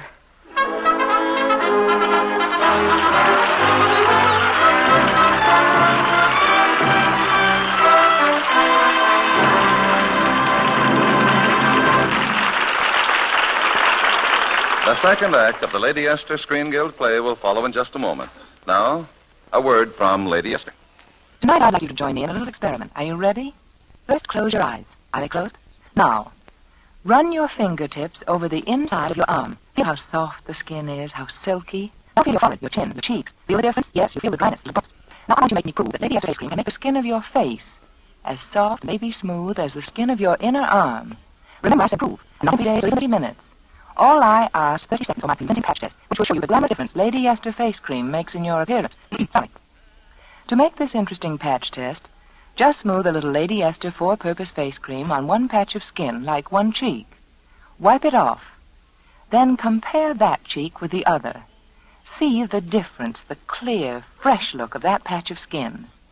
Then, most convincing of all, feel the difference with your fingertips from just one application of Lady Esther face cream. You see, this one cream by itself thoroughly cleans your skin, softens your skin, helps nature refine the pores, and it leaves a smooth base on which face powder looks simply marvelous. I'm sure you want this proof you can see on your own skin in your own mirror. Decide now to let the patch test show you the instant beautifying effect of Lady Esther four-purpose face cream.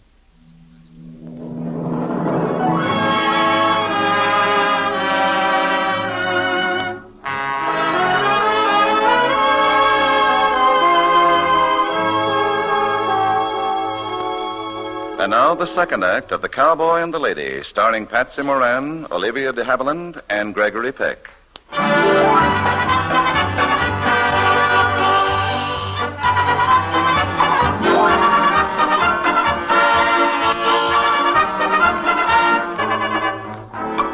Well, Mary follows Stretch aboard the boat, and that leads them both to maneuver number 5, a wedding performed by the captain of the ship, which causes a stir in the rodeo crowd, with Sugar being especially upset.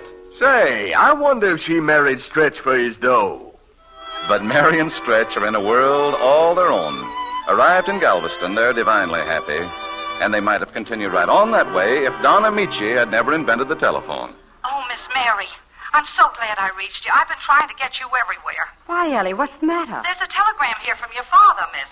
He's coming down to Florida. To Florida? But he can't come right now. I know he can't, but he is. And he's bringing a lot of politicians along, and that Mr. Henderson who controls the nomination. They're going to expect you to entertain. Oh, Miss Mary, you better rush back. But, Ellie, that's impossible. Now, Miss Mary, look. I'm sorry about Dad. I hate to let him down, but I can't come back now because... Because why? I'm married. Married? You mean you married the boy... Oh. Ellie, what's happened? What's wrong? Ellie, this is no time to faint. This is long distance.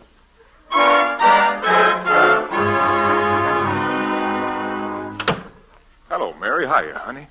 I'm all right, Stretch. Oh, it don't sound much like it. Anything wrong? No, it's been so hot all afternoon. The fellow who called you to the phone told me you had a long-distance call. Any trouble at home? No. Still, I guess you worry about your father. Well, at times. And your sisters, too. I've been thinking, Mary, if we could get him out to the ranch, we could take care of him some way. Oh, no, Stretch. Don't you worry about that. Well, I got to. I was thinking that maybe you better go back and see that they get settled. Go back? Yeah, I figure if you go back and get them fixed up, you can be out to the ranch by Tuesday. The ranch? I don't understand. Now, this ain't no kind of life for you. For me either. I'm quitting the rodeo into this week, and I'll be home by Tuesday. Of course, if you don't like the idea. I love it, Stretch. And Mr. Willoughby, more than anything, I love you.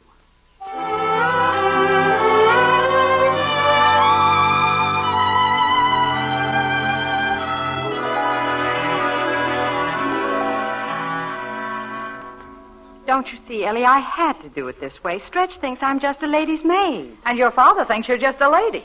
What's going to happen when he learns the truth? Well, I'll find out when he finds out. Meanwhile, don't tell anyone I'm married, not anyone. I won't. I'll wait till Dad gets here and sort of get things going for him. Then I'll tell him what's happened and run. By Tuesday, I'll be at the ranch with Stretch. I don't think you will, not by Tuesday. Why not? Tuesday? That's the day your father's getting in.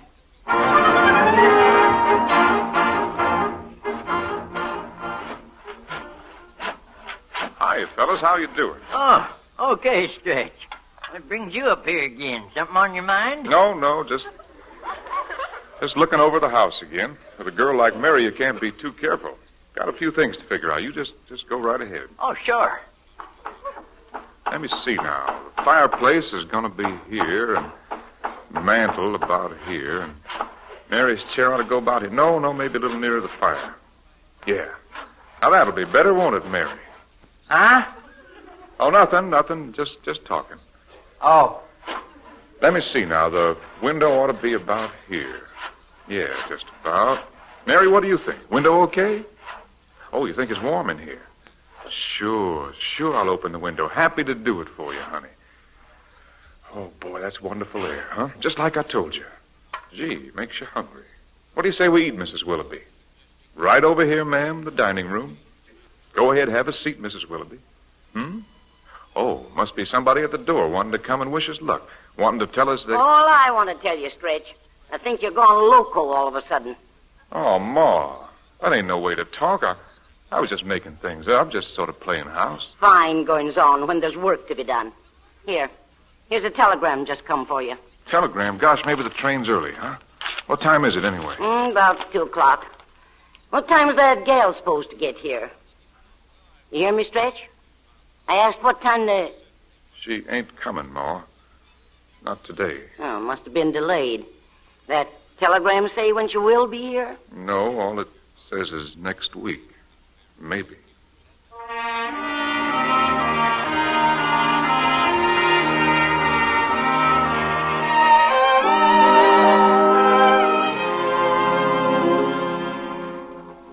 Ellie, I know it's been difficult, only two in help, but you know how much this means to my father. Oh, I ain't worried about myself. I don't mind the work. But what about you, miss? When do you figure you'll get away? Oh, I wired Stretch again this morning. I told him next week, sure. You told him that last week.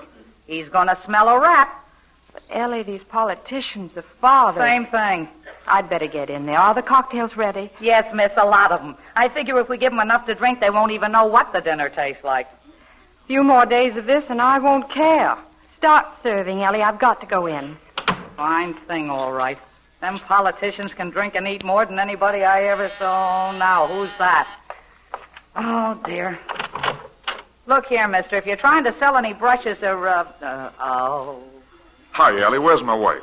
Your wife? Yeah, I've been getting kind of worried about it. Thought I'd better come and see. Is she all right? Oh, yes. I mean, well, I don't know exactly. You see, she don't work here anymore. Well, where does she live? I don't really know. That's funny. You're a good friend of hers, aren't you? Oh, sure. That is, look, you better get out of here. I could lose my job. The boss is here. Boss, I will say, maybe she knows where Mary lives. Oh, no, she don't. I'm sure she don't. Well, tell her I want to see her, will you? Huh? Oh, I couldn't. I'm sorry, Say, you're acting awful funny. Maybe I better ask her myself. Oh, no, you can't. Who says I can't? I say you can't. You can't go in there. If you do, I'll lose my... Situations wanted. Here I come. Say, what's Mary doing with all them people? I thought she wasn't here. Yes, what is it, young man? I'm sorry, mister. I didn't mean to bust in like this. I was looking for somebody. I'm Judge Smith. This is my home, apparently. You've made a mistake. Yeah, a big mistake. An awful big mistake. Stretch. Wait, Stretch. I've got to talk to you. You've got to let me explain. Please, darling, please. Lady's maid, huh? You were bragging. Ellie, he's gone. What'll I do? Miss, this is one time I wouldn't know. I don't think my system covers this.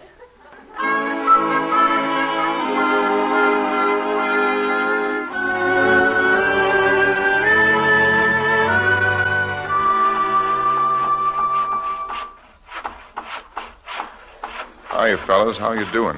Oh, okay, Stretch. Fine. I'd have the roof on by tomorrow. I just got back. Thought I'd better come up and tell you. You might as well quit. Just leave it go the way it is. Like this, unfinished. Mary. Stretch, I'm willing to rough it out here, but don't you think we ought to have a roof? How'd you get here? Oh, I had a long talk with my father. He's chartered a private plane for me. You know, he's quite a man for chartering planes. It amounts to a hobby. Oh, why'd you come here? What do you want? That's what I tried to explain, but you wouldn't let me. This is what I want, Stretch. This house, this country, this life together. Only I can't keep running after you forever. Stretch, don't send me away again, please. All right, fellas, what are you waiting for? Come on, get busy. You got a house to build. Okay, Stretch. Oh, Stretch. Gosh, Mary, it's going to be swell. Yes, but darling, I've been looking over the house. You better have them add another room. Another room? What for? Well, for the moment, we'll just call him maneuver number 6.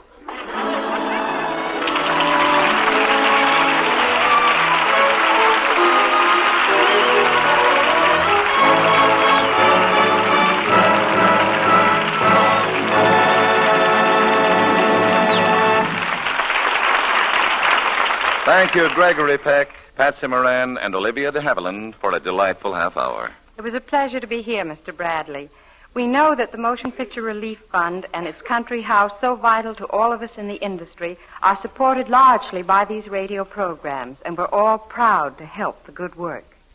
And now, before we tell you about next week's program, here's a word from one of America's best-known beauty authorities, Lady Esther. Thank you, Mr. Haviland. Ladies, when you buy a face powder, you naturally expect it to be flattering. That's what you use powder for, to flatter you, to make your skin look smoother and lovelier. But Lady Esther Bridal Pink Face Powder goes a step further. Lady Esther Bridal Pink is not just flattering. It's intensely flattering, and to almost every skin it touches. Here, for the first time, is a shade that takes guesswork out of choosing your face powder.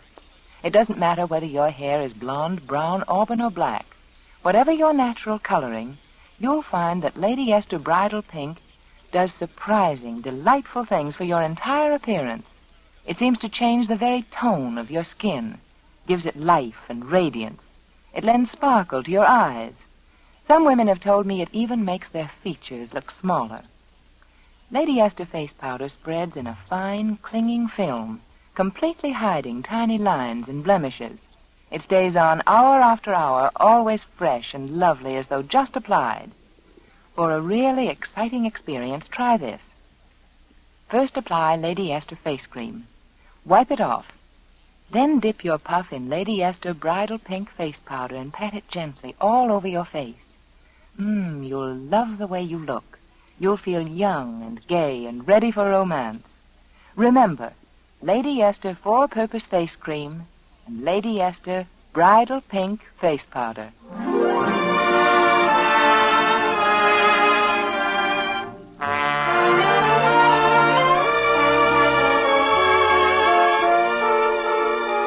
Next week, the Lady Esther Screen Guild Players will present Bachelor Mother. It will star David Niven, Francis X. Bushman, and Ginger Rogers. Be sure to listen. The picture, The Cowboy and the Lady, was produced by Samuel Goldwyn, whose next production is The Kid from Brooklyn, starring Danny Kaye. Olivia de Havilland will soon be seen in the Paramount picture To Each His Own. Gregory Peck may soon be seen in the David O. Selznick production Duel in the Sun. Music on tonight's program was arranged and conducted by Wilbur Hatch. This is Truman Bradley speaking for Lady Esther. Thank you, and good night, all.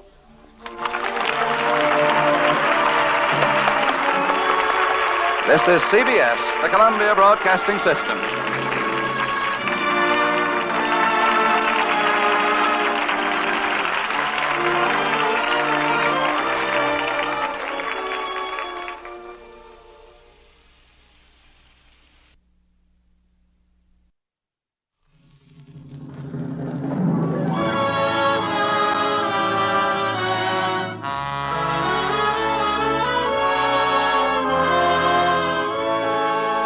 Lady Esther presents the Screen Guild Players.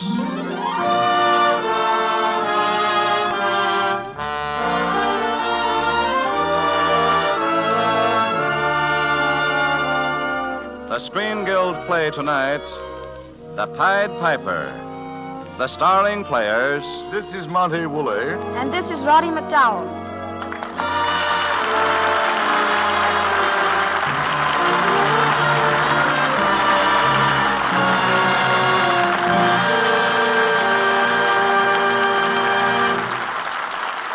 Tonight, Lady Esther presents the Screen Guild Players in one of the most charming screen adventures of the past year, The Pied Piper by Neville Shute. It stars Monty Woolley as the 20th century Pied Piper and Roddy McDowell as Ronald. Monty Woolley tells our story.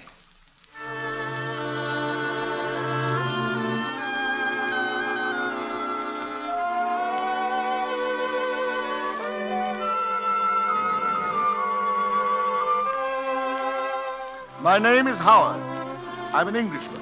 And if you wonder why I'm in the French Alps in June 1940, why I'm on a fishing trip when England is at war, I can tell you the reason concerns no one but myself. At the moment, you'll find me in the little lounge of our inn. I'm waiting for the light beer I've ordered.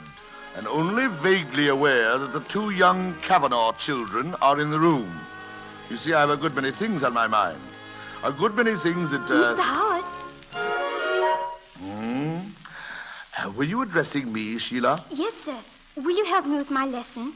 Well, is that regarded as ethical? Oh, that's quite all right, Mr. Howard. Everybody knows she cheats. Go ahead, ask him, Sheila. Mr. Howard, I have to name 5 states in the United States, and I can only think of Texas. Texas, eh? Well, I see now. Texas, and then, there's California. That's right, California. And, Virginia. Virginian cigarettes, you know. And there's, Florida. And, Rochester. Rochester? That's not a state, it's a city. May I inquire, Ronald, did anyone ask you? No, sir. Then you will be doing me a great favor by keeping your irresponsible conjectures to yourself. Yes, sir. Oh, there you are, Ronnie.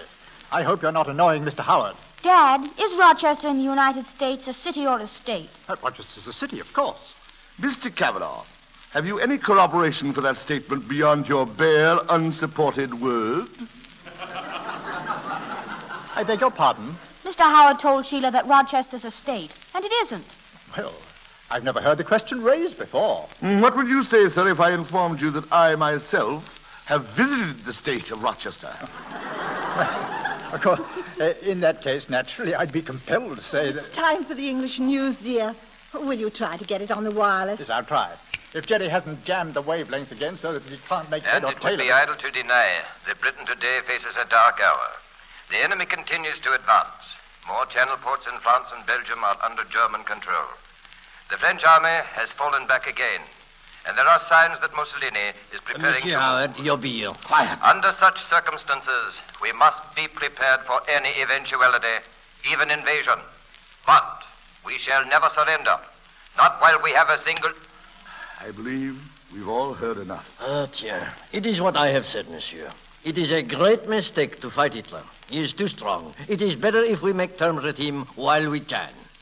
Are you quite finished? But of course, monsieur. Then allow me to inform you, sir, that if you ever again address one word to me, I shall thrash you within an inch of your life.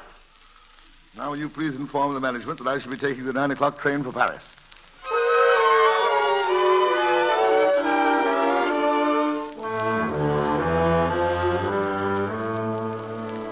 Howard, under ordinary circumstances, I shouldn't have dared disturb you at your packing. But you see, my husband goes back to Geneva tonight.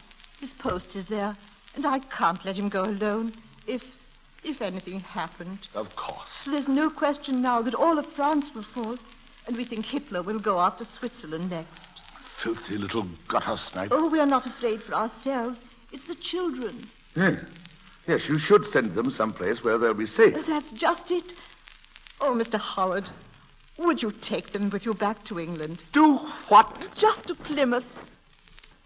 My sister would meet you there. You mean that boy, too? Please. I know about this afternoon. Ronnie didn't mean to be rude. He's really a very good child. And Sheila would be no trouble at all. Sheila, I admit, seems to be a very decent sort. But the boy... You understand, Mrs. Cavanaugh, it was never a matter as to whether Rochester is a state or is not a state. That is a question for the authorities to decide. It was his stubborn, dogmatic attitude. I'm sorry. I naturally do not expect parliamentary rules from a child, but, well... I'm sorry. It was really too much to ask. No need to fly off the handle, you know. I have no reproaches whatever, I assure you. Just a moment. These children, are they... capable of clothing and unclothing themselves and tending to themselves in, well, the conventional emergencies? Oh, but of course. Do you really mean... Mrs. Cavanaugh, I have had very little association with children for many years, and I am far from robust. But if you feel that they can exercise a measure of patience and sympathy with me, I shall be glad to have them as traveling companions.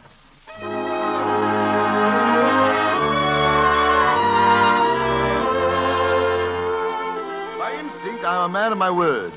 By a rational process, I sometimes regret it. Once on the train, the children were the least of my troubles. Tout le monde descende. Le train va plus loin. Le train va plus loin. Mr. Howard, he says the train doesn't go any further. Ronald, I know my rights as an Englishman. Hey, you there. You there. When does the next train leave for Paris? Monsieur, do you not understand? The Germans have crossed the Marne. The whole front is breaking. Maybe the trains will never run again.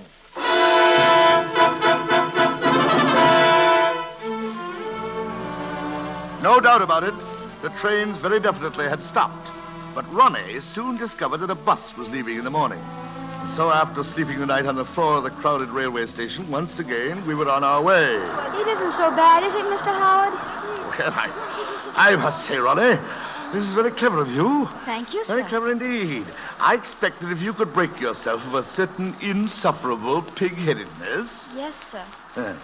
Now let's all have a bit of chocolate by way of celebration. You, Sheila. Thank you, sir. You, Ronnie. Thank you, sir. And you... Who is this child? Mr. Howard, do you remember the lady who slept to us in the station last night? Her mother? Well, where is she? That wasn't her mother, sir. That was her aunt. Well, where's her aunt? What is this? Why are you children goggling at each other? Then read Le Papier, René. She wants you to read this paper, Mr. Howard.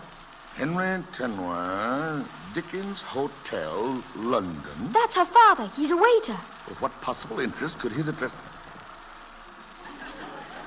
So that's it. But, Mr. Howard, they hadn't any home. The Germans burnt it down. They didn't have anywhere to go at all. Don't you see? Come one, come all, eh? But you wouldn't want them to be caught by the Germans, would you, sir? Well, that's not the point, sir.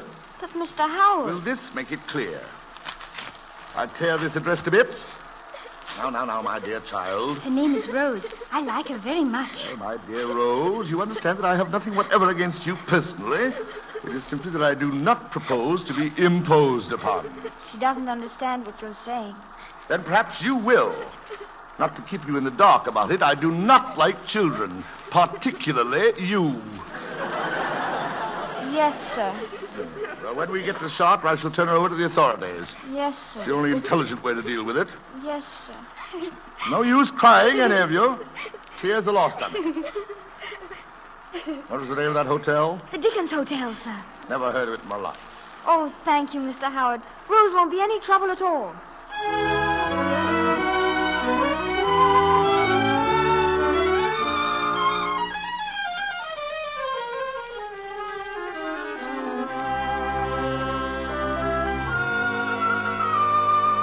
Think I'm a sentimental old idiot, don't you? Well, let me assure you, I am not in the habit of turning helpless little children off a bus. Though I dare say Rose might have been safer if I had. 3 Nazi planes came roaring out of the sky and dropped their bombs. Then, not satisfied, the filthy beggars turned and opened their machine guns on us. After that, the bus stopped running, too.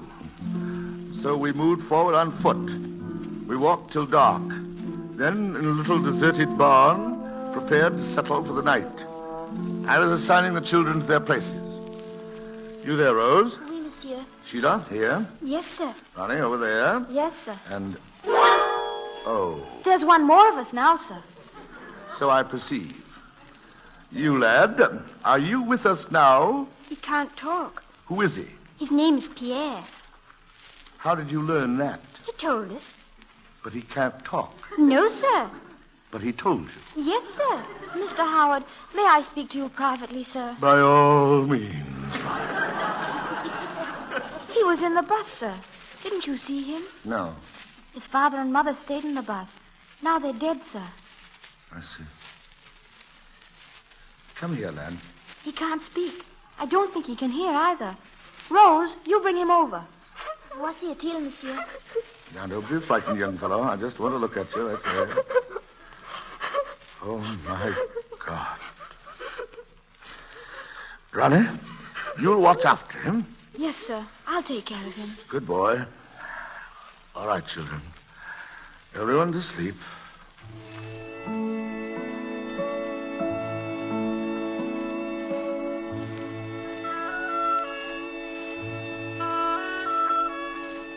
Mr. Howard.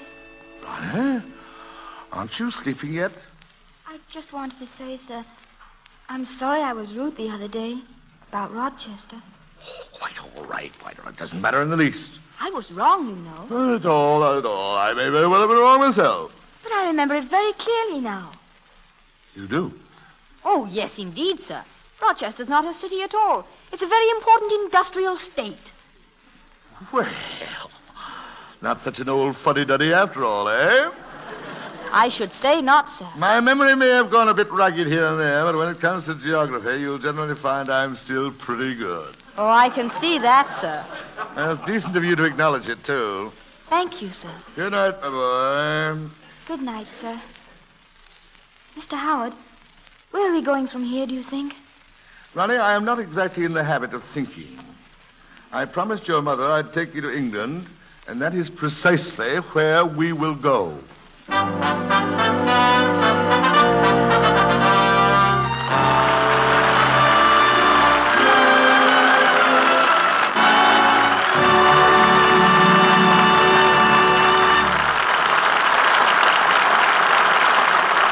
And so ends Act One of The Pied Piper, starring Monty Woolley and Roddy McDowell. Before we hear Act Two, a word from our hostess, Lady Esther. Deep in the secret hidden places of many a woman's heart is the belief that she could be quite fascinating if only she put her mind to it. And in a way, that's quite true. A woman can make herself look more fascinating. And the way to start is with the face, which is your subject, you, and frame it as you would frame a lovely painting. Now, the very first step, perhaps the most important step of all, is to find a truly flattering face powder. By that I mean not just a covering to hide the shine, not just a lifeless film or coating on the skin, but a face powder that adds extra glamour and beauty of its own. So many women have written me that just changing to Lady Esther face powder has made a thrilling change in their appearance. They say my powder does wonderful things for the appearance of their skin, helps to make it look softer, smoother, and more youthful. They say it gives their skin a certain clean, fresh, translucent look that everyone admires. Well, there's a very good reason why my powder is so unusually flattering. You see, Lady Esther face powder isn't just mixed, just sifted, the way ordinary powder is made. My powder goes through the patented and exclusive Lady Esther twin hurricane process. The tiny particles of color and powder are blown together with the force of hurricanes until they're perfectly married, until they're no longer divided and coarse, but now unified and smooth. No longer separate powder particles, but a perfect, delicate film of beauty for your skin. Try Lady Esther face powder and see how much smoother it is than ordinary powder, how it helps hide little lines and blemishes. See how deep and lovely the shades are, how Lady Esther face powder adds instant new beauty and interest to the appearance of your skin.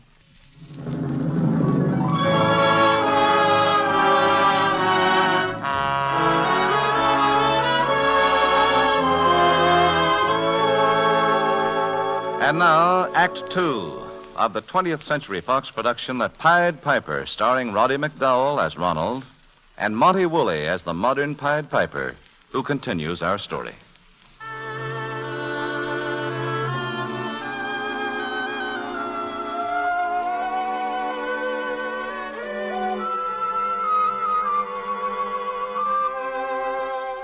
One man and 4 children.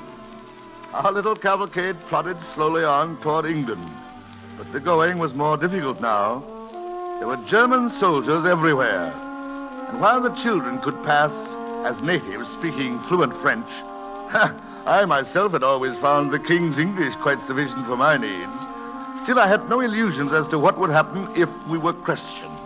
And so I determined on a little game. I told the children I'd pretend that I was very old and very deaf. And a little crazy, too? Crazy? Just a touch, sir. Well, might not be bad at that, Ronald. Mouth open sort of thing, you mean? Babbling a bit? No, sir. I think that might be a little too much. Overdoing it, eh? Well, how about this sort of expression? How do I look? Wonderful, sir. Perfectly awful.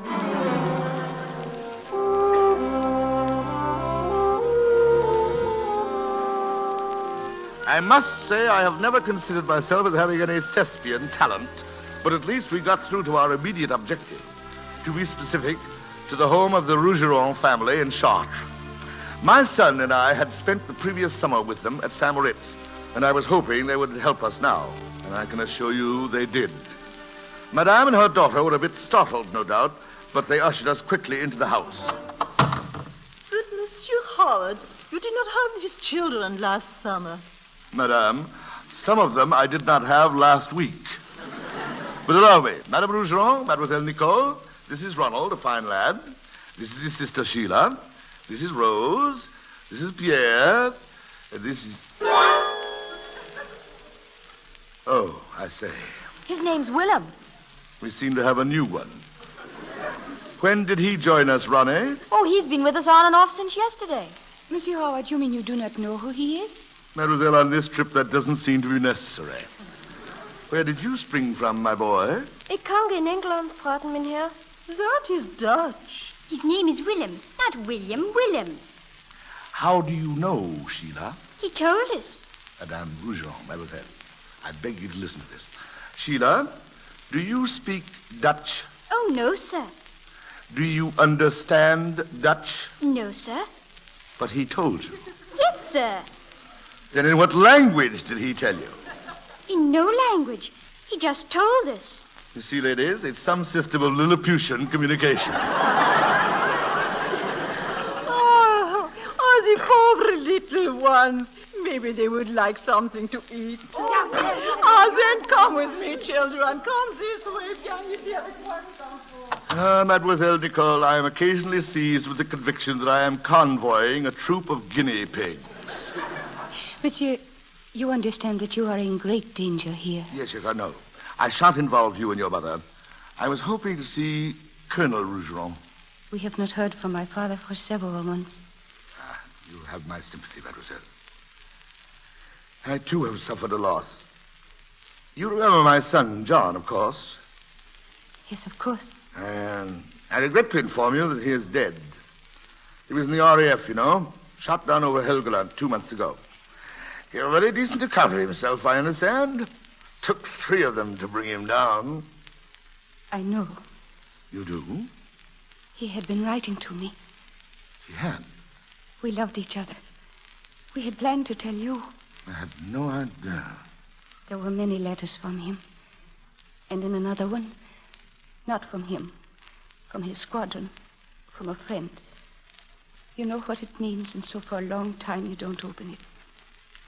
And then, at last, you open it. My dear child. And then, after that, your whole world is darker than it was before.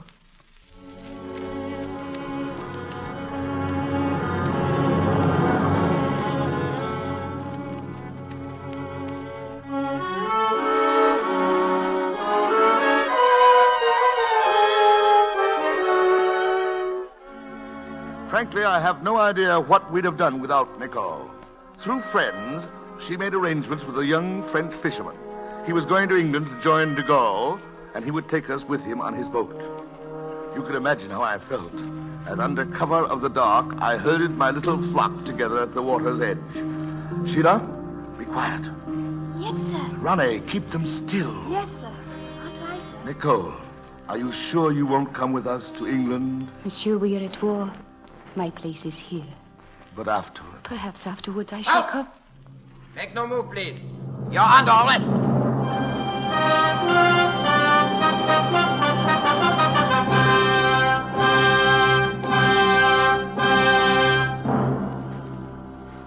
Really, Herr Howard, you must think we are stupid. An English gentleman traveling across France with 5 children, anxious only to get back home. A pretty and most disarming device. It happens to be the truth. English truth. You will speak more freely before we are through with you. Major Deason, if your intention is to frighten me, you are wasting your breath. Herr Howard, we are no longer dealing with children. You know very well that the German fleet at Brest was bombed during the Führer's visit. I didn't know it, but I'm glad to now. We know who caused that raid. It was you. You and Charendon. Charendon we have already arrested. He will not talk perhaps, but you will. You will tell us how that message got to England. I shall tell you precisely nothing, because there is nothing I know. Oh, Lieutenant, take him away. Superfair, Major. Just a moment. I say, Major, did they get him? Get whom? Hitler. Of course not. That's too bad!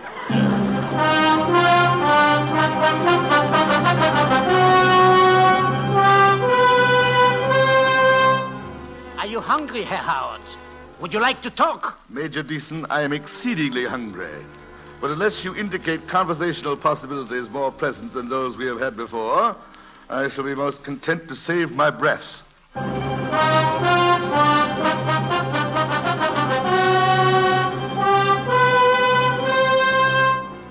We executed Charendon this morning, Herr Howard. Does that mean anything to you? Major Deason, I regret, of course, that an Englishman has died. But faced with the alternative of an endless visit with you, I am sure he was most happy to go.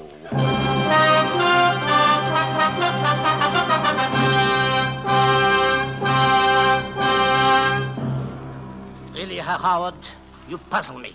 If you are a spy, you are at least a very clever one. What did you intend to do with these children? I don't know. I hadn't thought. Send them to America, I suppose. They'd be safer there. And in America, what would they do? Starve? I don't think so. I have a married daughter there. She'd make a home for them till the war is over. Herr Howard, I do not believe one word of your story about these children. Oh, I will say anything you wish if only you'll let them go. What about the Jewish child? Jewish? Which Jewish child? The dark one. He's Dutch. It didn't occur to me to ask if he were also Jewish. And in America, they would accept a Jewish child? I don't believe they would turn down any child. Even a German. Even a German? That's what I said. Are you positive? Well, we've already sent them so many thousands of our own children. There were never any conditions that I know of as to color, race, or religion. Lieutenant. Good. He cannot hear. Mr. Howard, how would you like to continue your trip to England? Not without the children. That is what I mean. Listen carefully. I have a little girl in my care, my niece. Her father, my younger brother, was killed in Belgium. Her mother, we learned later, was not wholly Aryan, so we had to dispose of her. But the unfortunate problem of the child remains. Half Aryan, half Jewish. She happens to be a sweet child. And she would be better off with my older brother in the United States. She would be safer, you mean? If you wish. My brother's name is Rupert. Rupert Deason. He's an American citizen, and he has a business of his own in New York State, in a city named Rochester. City? The city of Rochester. Rochester, New York. Are you positive? Of course I'm positive. What are you talking about? Haven't you ever heard of Rochester? Oh, yes, of course. Very well, I will give you his address later when I bring little Anna to the boat.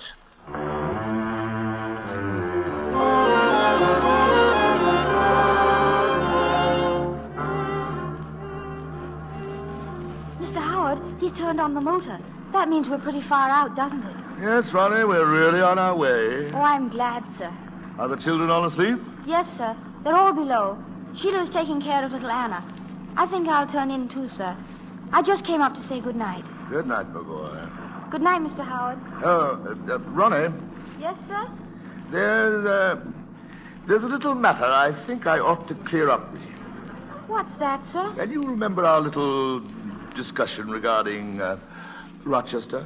Oh, yes, sir, but I told you. I know, but it seems we were both wrong. We were? Yes. Happened to be talking it over with a fellow the other night. The fellow knew all about it. It's not a state at all. It's a city. A city in New York State. Well, now, isn't that odd, sir? That we both should have made that same mistake.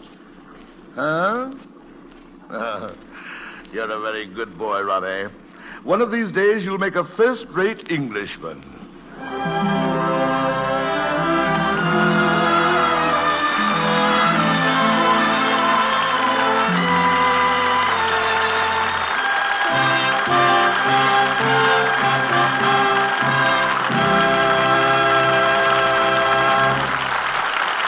Thank you, Monty Woolley and Roddy McDowell, for bringing us tonight the heartwarming story of the Pied Piper. The Lady Esther Screen Guild players, thank you indeed. It was Roddy's pleasure as well as mine to be here, Mr. Bradley.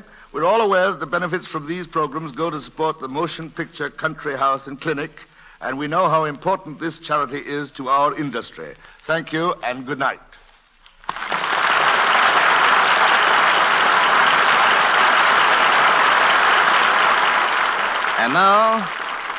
And now, before we tell you about next week's program, here's a word from one of America's best-known beauty authorities, Lady Esther. You just can't use Lady Esther face powder without looking younger, lovelier, more exciting. Now, I'm not saying this. Thousands of women are saying it. Women all over the country who have listened to me, just as you are listening now, and decided to try my powder and see for themselves if it is really so different from ordinary powder, so much more flattering. Well, their letters say that they've convinced themselves. Yes, every day women are discovering that Lady Esther face powder, made a new way by my patented twin hurricane method, is a delightfully new and different kind of face powder. Not only is the texture softer and smoother by far than the texture of ordinary powder, not only does it cling longer and keep the skin looking cool and fresh in hot weather, but even the shades are deeper toned and more lively, shades that add extra glamour and excitement to your summer skin. So why don't you, too, try Lady Esther face powder? There's no better judge in the whole world than your own eyes. And unless you're very different from thousands of others, I'm sure that what you see in your mirror will convince you that Lady Esther face powder is the most flattering powder you've ever used.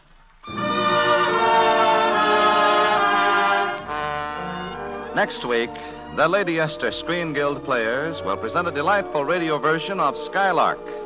It will star Preston Foster, Alan Joslin, and Ginger Rogers. Be sure to listen. Monty Woolley can soon be seen in the 20th Century Fox production Holy Matrimony. Roddy McDowell appears through the courtesy of 20th Century Fox and can soon be seen in the Metro-Goldwyn-Mayer production Lassie Come Home. Music on tonight's program was arranged and conducted by Wilbur Hatch. To help your government save tin, buy the larger size of Lady Esther face cream. And at the same time, you will save yourself money to invest in war bonds and stamps. This is Truman Bradley speaking for Lady Esther, saying thank you and good night. This is the Columbia Broadcasting System.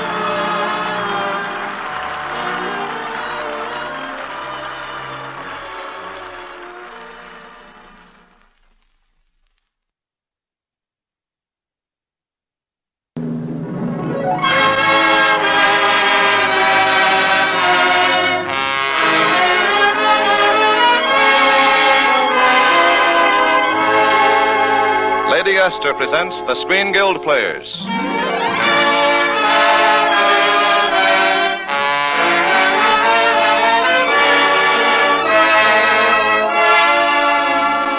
The Screen Guild play tonight, The Male Animal. The starring players. This is Olivia de Havilland. This is Joel McCrae. And this is Jack Carson.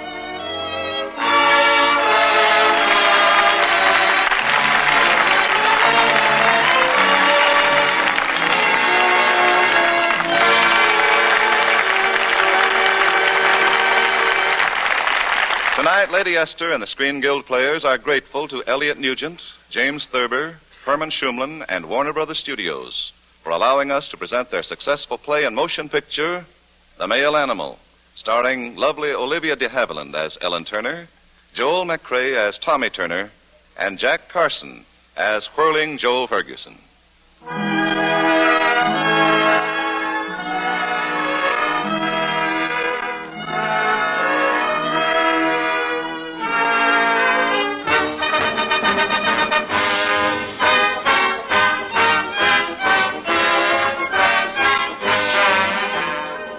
Joe Ferguson, Tommy Turner, and Tommy's lovely wife, Ellen, were all students at Midwestern University 6 years ago.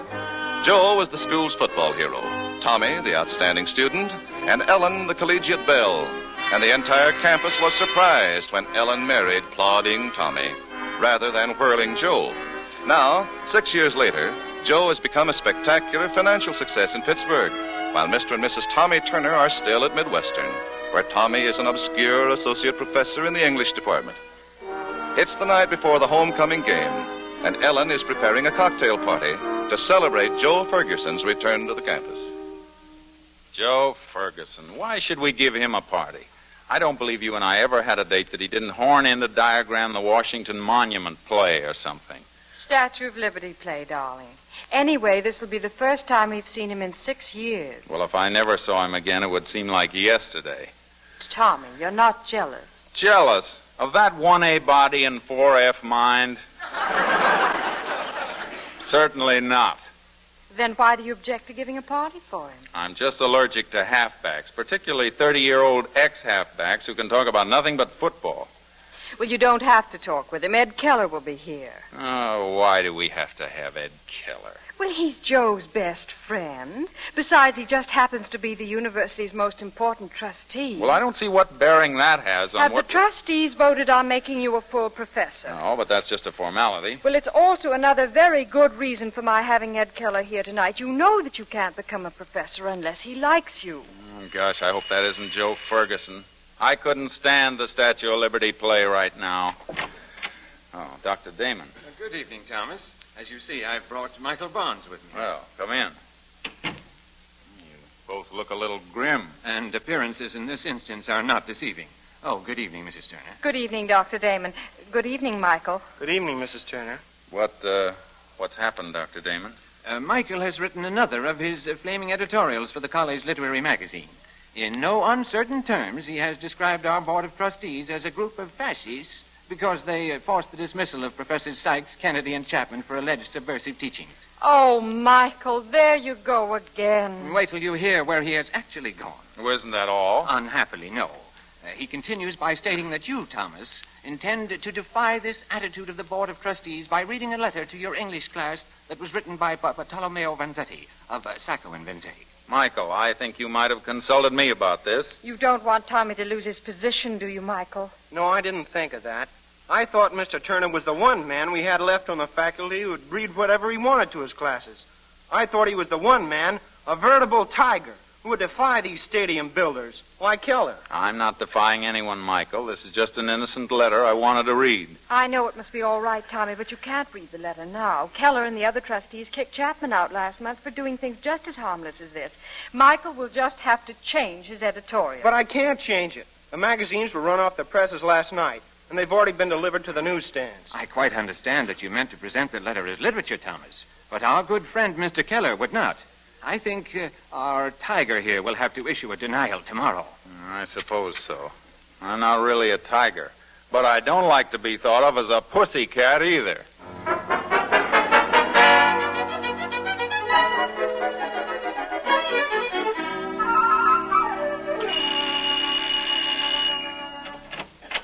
Why, Joe Ferguson! Ellen, how are you, baby? Gosh, you look great. Why, you're younger and prettier than ever. If I were a braver man, I'd kiss you. Doggone it, I will kiss you.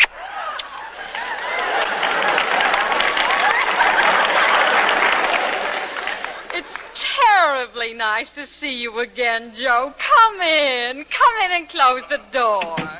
Gosh, this is swell. Where's the great Thomas? Upstairs. He'll be down in a minute. You haven't changed a bit. Do they still call you Whirling Joe? Do they? Did you read what Grantland Rice said about me the other day? I'm afraid I missed it. Huh? Well, I just happen to have it here in my wallet. That is. Thank you. Now, you can keep it. Matter of fact, I meant to have my secretary put you on the mailing list. There are always pieces in the paper about me, and I like to keep in touch with my friends. Well, that's very thoughtful of you, Joe. That's nothing, really. Gee, it's going to be a great game tomorrow, Ellen. I bet 1,000 fish on that game. We've just got to beat Michigan. Midwestern has a fine team this year, Joe. Don't I know it? Boy, I wish I could play. Can you imagine that backfield? Stalenkowitz, Wirasaka, Rodzinski, and me. Hello, Joe. It's nice to see you again. Tommy, old man, how are you? Teaching must be good for you. And Ellen here looks like $1 million. How have you been, Joe? Ah, fine. Except for a little cold. You want some Kleenex? No, thanks.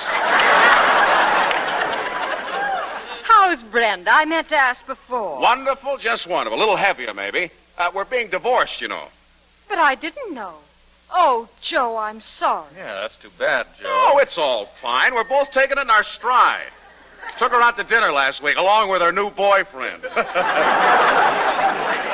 Wasn't that rather complicated? Oh, you're not up to date, Tommy. That's the modern way of doing things. Sure. Gosh, Ellen, I just can't take my eyes off you. I noticed that. Huh? I'll go mix the drinks. Hey, Joe. Yeah, Tommy? Would you like an olive or a cherry in your Mickey Finn?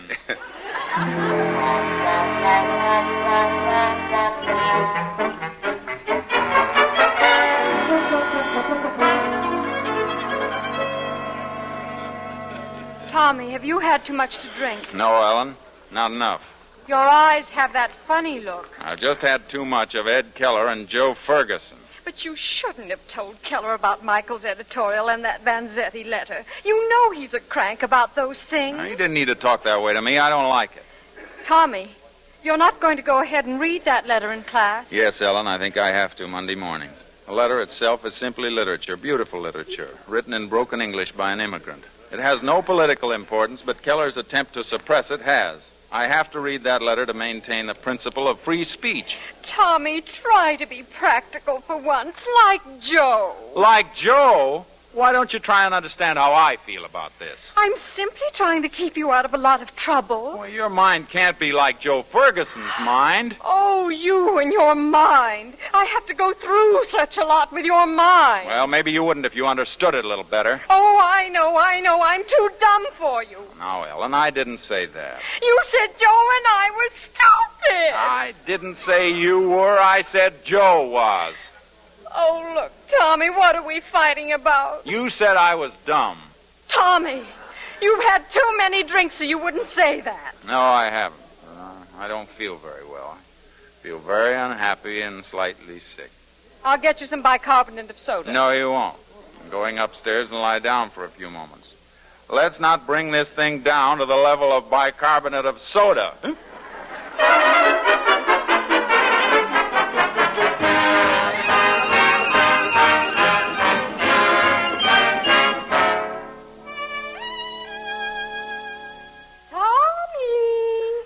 Are you ready?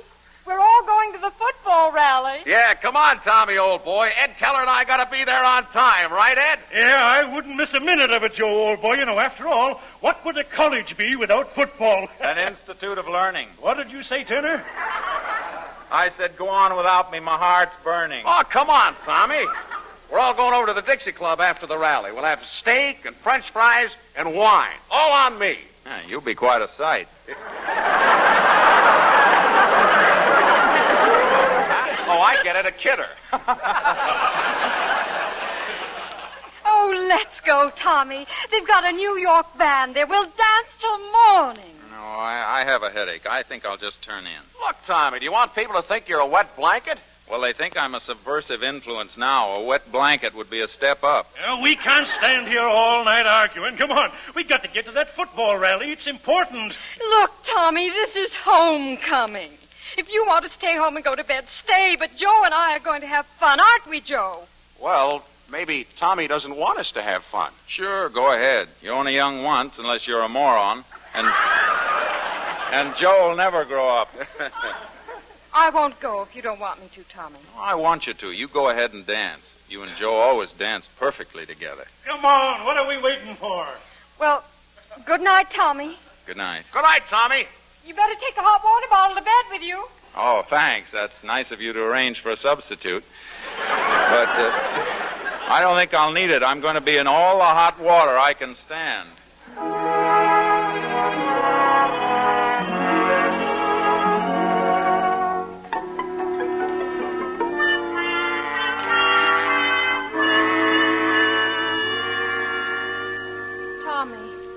Where have you been all morning?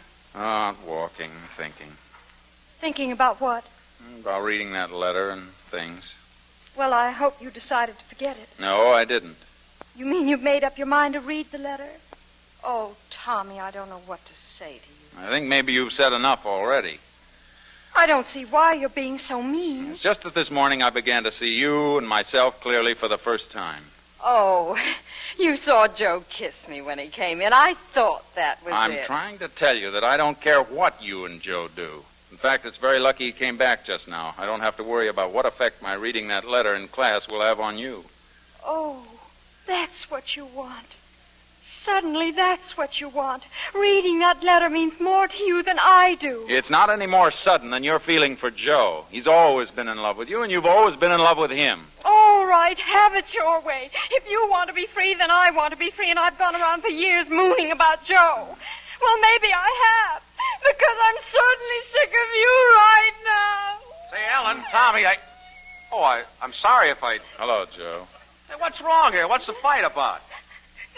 Tommy's tired of me. What? Tommy'd rather read letters and live with me. I beg your pardon? Us! Tommy and me! We're breaking up! Not just before the Michigan game. Yeah! Well, you're crazy. Tommy, what do you have to say? Rah, rah, rah.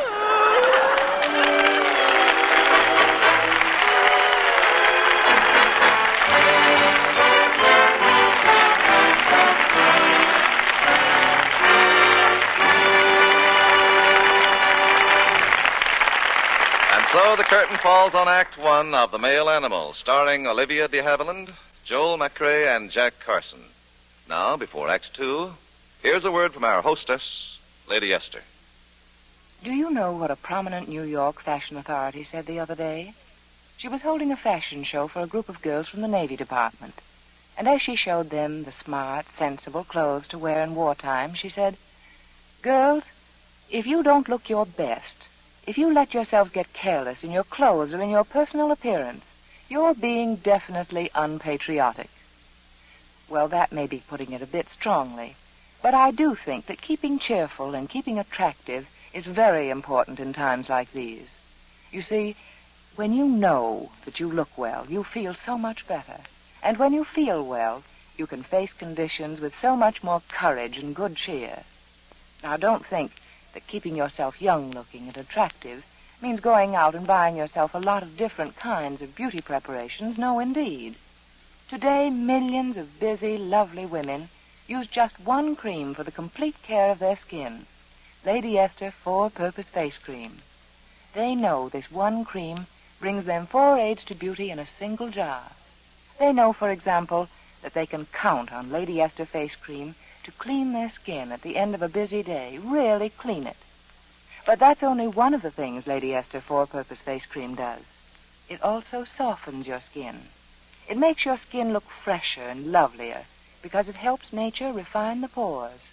And last but not least, you don't even need a special powder base anymore because Lady Esther Face Cream leaves your skin so smooth that powder and makeup look more flattering than ever. Fresher your skin looks after the very first application.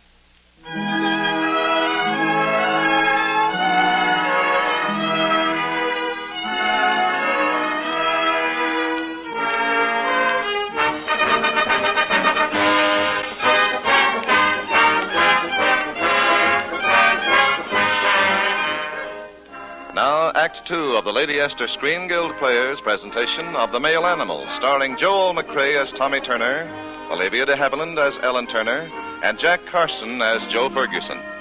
It's the Monday morning following the homecoming game, and a lot has happened. Ellen and Joe went to the football game without Tommy. When they got home, Tommy was drunk and spoiling for a fight with Joe. In self-defense, Joe knocked Tommy cold. So on this Monday morning, Tommy has a headache with a double two-way stretch. He has not only taken a beating, he has a hangover, his wife is getting ready to leave him, and he faces expulsion from the faculty of Midwestern University if he reads the letter written by Bartolomeo Vanzetti. As Amos and Andy would say, he is in a mess. As the curtain rises, Tommy and Ellen are seated in their living room waiting for Joe Ferguson to arrive. How do you feel, Tommy? Very strange.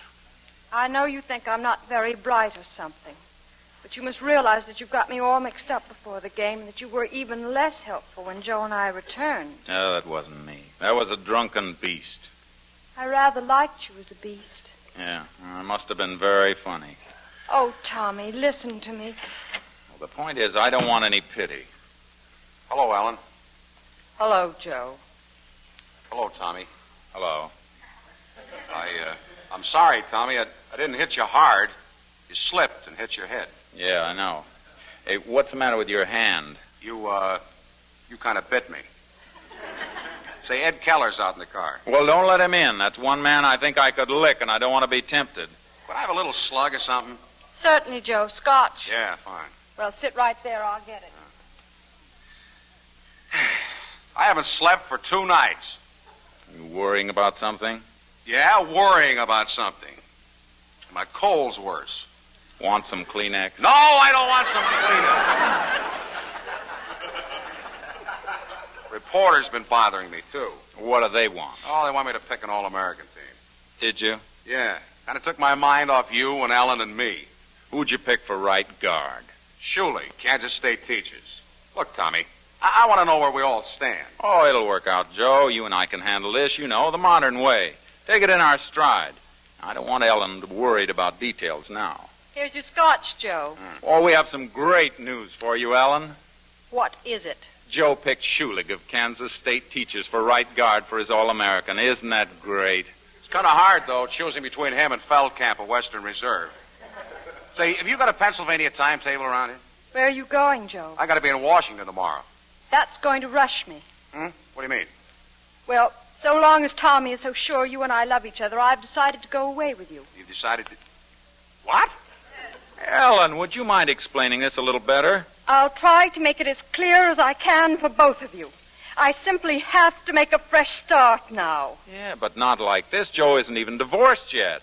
Well, don't worry about any scandal. Joe and I'll go directly to Pittsburgh. It's a big town. Nobody need know anything about us. Ellen! Look, Ellen, I don't live in great big Pittsburgh. I live in little bitty Sewickley. Everybody'd know about us. Say, are you trying to get out of this, Joe? Are you jilting Ellen even before we're divorced? How can I jill her before she's divorced? That's a technicality. Not to me. I come from a long line of married people. Besides, I'm not going to Pittsburgh directly. I'm going to Washington. And that's one place I couldn't take you, Ellen. Why not? I haven't got a priority for That's her. no excuse. Yeah, well, you try to explain that to Donald Nelson. Well, you can take her any place she wants to go. Oh, now what? It's Ed Keller. Well, keep him away from me. Well, I couldn't sit out there waiting for you all day, Joe. I'm sorry, Ed. I forgot all about you. Tommy, I persuaded Ed to come over and talk to you about that letter. Well, I don't want to talk to Ed. Well, listen then. We just had a trustees meeting. The boy who wrote that editorial is kicked out of Midwestern, and you'll be asked to resign tonight. Oh, Tommy. There's just one thing you can do. Come out with a statement quick. Say you were sick. Say that you think that Barnes' editorial is an outrage. You're not going to read this Vanzetti thing, and you think Barnes is getting what he deserves. That's the only thing that'll save your neck. Tommy wouldn't say that about Michael, Ed, and you shouldn't ask him to. That's all I have to say. I'd expect your resignation, Turner, tonight. Well, you won't get my resignation tonight or any other time. You're going to have to fire me. But before you do fire me, I'm going to read Vanzetti's letter to my class in English composition. Over my dead body! I couldn't think of a better platform. You seem to forget that you're talking to Edward J. Keller, the man who brought Coach Sprague here from Southern Methodist, the man who made Midwestern University, the man who built the new stadium. I'm too big for you. This thing is bigger than you or football coaches or the new stadium. Nothing is bigger than the new stadium. Perhaps you'd be interested in seeing these, Mr. Keller. What are they? Petitions the students have been circulating for Tommy. This one has 357 names. Let me see that thing, Ellen. Oh, you're wasting your time with that handful of names, Mrs. Turner. Hey, Ed, look. This thing has been signed by Stalankowitz and Wirasaka. And Dr. Damon. What? Dr. Damon? Here, let me see that. Ed, you gotta have respect for men like Stalankowitz and Wirasaka. Two of the biggest men in the university signing this subversive petition, and you, the greatest halfback we ever had, running away with Turner's wife. Why, they'll never ask us to the Rose Bowl now. What's the Rose Bowl? Oh, you can't depend on anybody. I've got a good notion to resign from the Board of Trustees. Good. But I'll kick you out if it's the last thing I do, Turner. Well, just to make things even, I'll kick you out right now. Here's your hat. Hey, Now wait get a out minute. of here. I've been having trouble enough. Well, that settles Mr. Keller. Yeah, but where are we? Tommy, I know. You know what? I know what you're going to say, but I don't want any substitute for love. I don't want loyalty. Oh, what's wrong with that? I just don't want Ellen standing by like a Red Cross nurse just because she knows I'm in trouble. I don't know whether you need a nurse or a psychoanalyst. I thought we were going to settle this thing quietly and calmly. Quietly and calmly. Give me that dish. Now, don't do that, Ellen. I can throw things, too, you know. No, you can't. You haven't got enough male animal in you. Oh, haven't I? Hey, now, wait. Let me hold those dishes. I don't throw things. I just want to say that I came to this city to see a football game. Oh, no, you didn't. You came here for me. You haven't been here for a football game in 6 years, and you wait until you and Brenda are separated, and then you come for me. That's very smart, Ellen. Very penetrating. Joe, subconsciously, you came here for Ellen. I don't do things subconsciously. Now see what you made me do. Oh, shut up. I'm not going to listen to any more of this. I've been packed for 3 days, and I'm going somewhere. Oh, well, then I'd better be going to class if I'm going to get a chance to read that letter before Keller fires me. Oh, Tommy. So long, Joe. I know you'll see she finds a place of her own. Oh, Ellen, you can take that 4-poster money with you, too. I'll have one more check coming to send you. What's 4-poster money? We were saving up to buy a 4-poster bed. Oh, here we go again. Why did you have to ask her what 4-poster money is? Well... Oh. Please don't cry, Ellen. Oh, go on. Put on your coat. If you're going to be kicked out of school, you can't go over there looking like a tramp. Well, where is my coat? I hung it up in your room. Oh, well, thank you, Ellen. I'll be right down. Look, Ellen, you're still crazy about Tommy, aren't you? I'm kind of scared of him. He used to be just nice, but now he's wonderful. Well, I don't think he's wonderful. Yes, he is. What he's trying to do about that letter is wonderful. He wouldn't let me or you or anyone stop him. I think you're wonderful, too, Ellen. No, you don't. You think I'm dumb. Tommy, were you listening? Of course not. You were, too. You were snooping. Now, for heaven's sakes, don't start that again. Why don't you quit criticizing Ellen? Why don't you go back to your wife? Joe, we can send her a wire. Don't worry about me, brother. I sent her a wire this morning. Good. Now maybe we can all fight in peace. Now who came in? Ed Keller. I'm getting awfully tired of kicking him out. Anna, can I have a word with you? Couple it with something. Make it a word and a blow. Uh-huh. You wouldn't understand. I was quoting Shakespeare. Shakespeare? Don't you know anything but subversive literature? What's on your mind, Keller? Well, I've been talking about you with the other trustees, Turner, and we've decided you can go ahead and read that Vanzetti letter if you want to. Thanks. I was going to anyway. I know it. That's why we gave you permission. Why the sudden change of heart? Well, if you must know, we got a bid to the Rose Bowl. You mean you want me to read the letter there? No! But Stalenkowitz and Whereas Soccer said they wouldn't play in the Rose Bowl unless you could read that darn letter. Ah, the blessings of higher education. Well, aren't you going to say something to Ed, Tommy? I mean, aren't you going to thank him for being so broad-minded? Why not 9 rising a tiger for good old Ed? The tiger sounds great. Rah, rah, rah, rah, rah, rah, rah, rah, rah. Yay, Keller! Come on, Tommy, be a sport. Rah, rah, rah.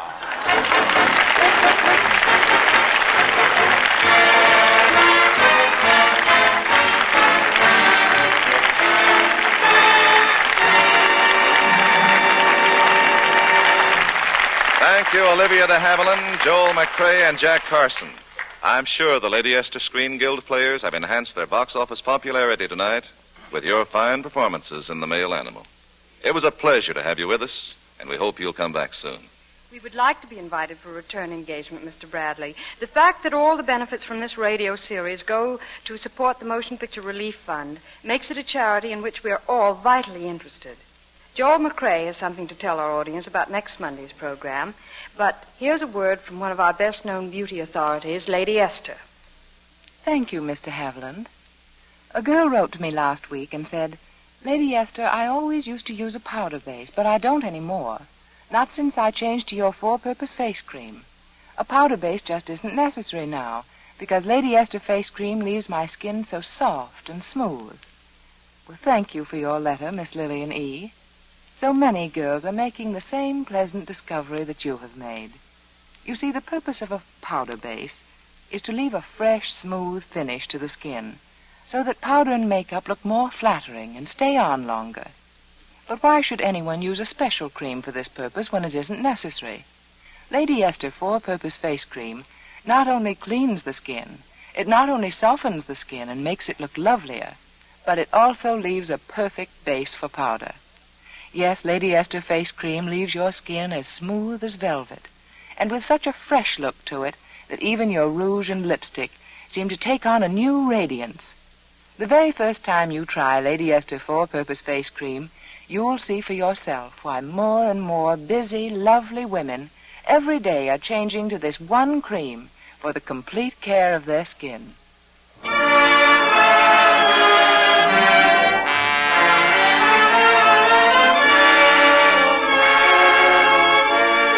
Now, here is Joel McCrae.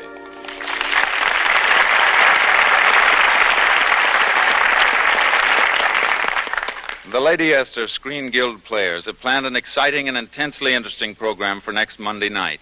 The play was one of the biggest pictures of last season, Suspicion, and our stars will be Nigel Bruce, Brian Ahern, and Joan Fontaine.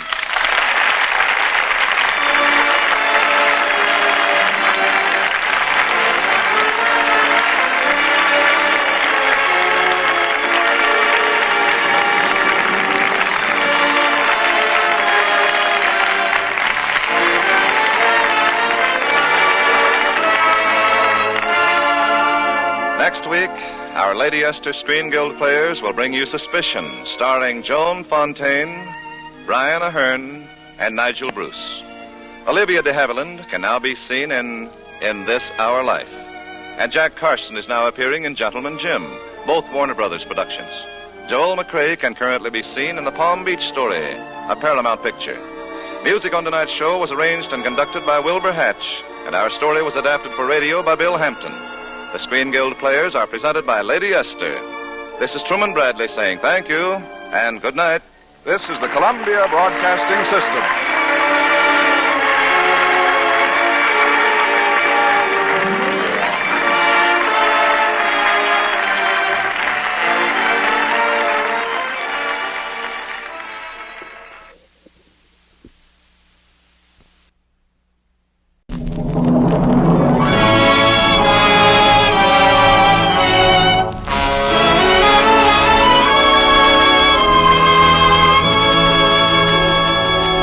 Lady Esther presents the Screen Guild Players.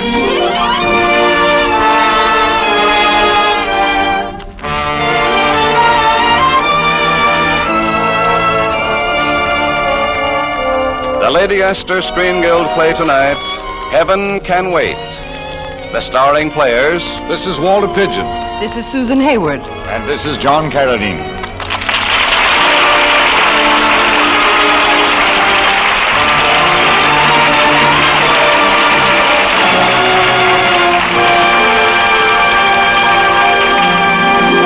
Tonight, Lady Esther presents the Screen Guild Players in 20th Century Fox's gay comedy of matrimony, In the Now and the Hereafter, Heaven Can Wait. It stars Susan Hayward as Martha, Walter Pigeon as Henry, John Carradine as His Satanic Majesty King Lucifer, and Arthur Q. Bryan as the Assistant Devil. The Lady Esther Screen Guild Players in Heaven Can Wait.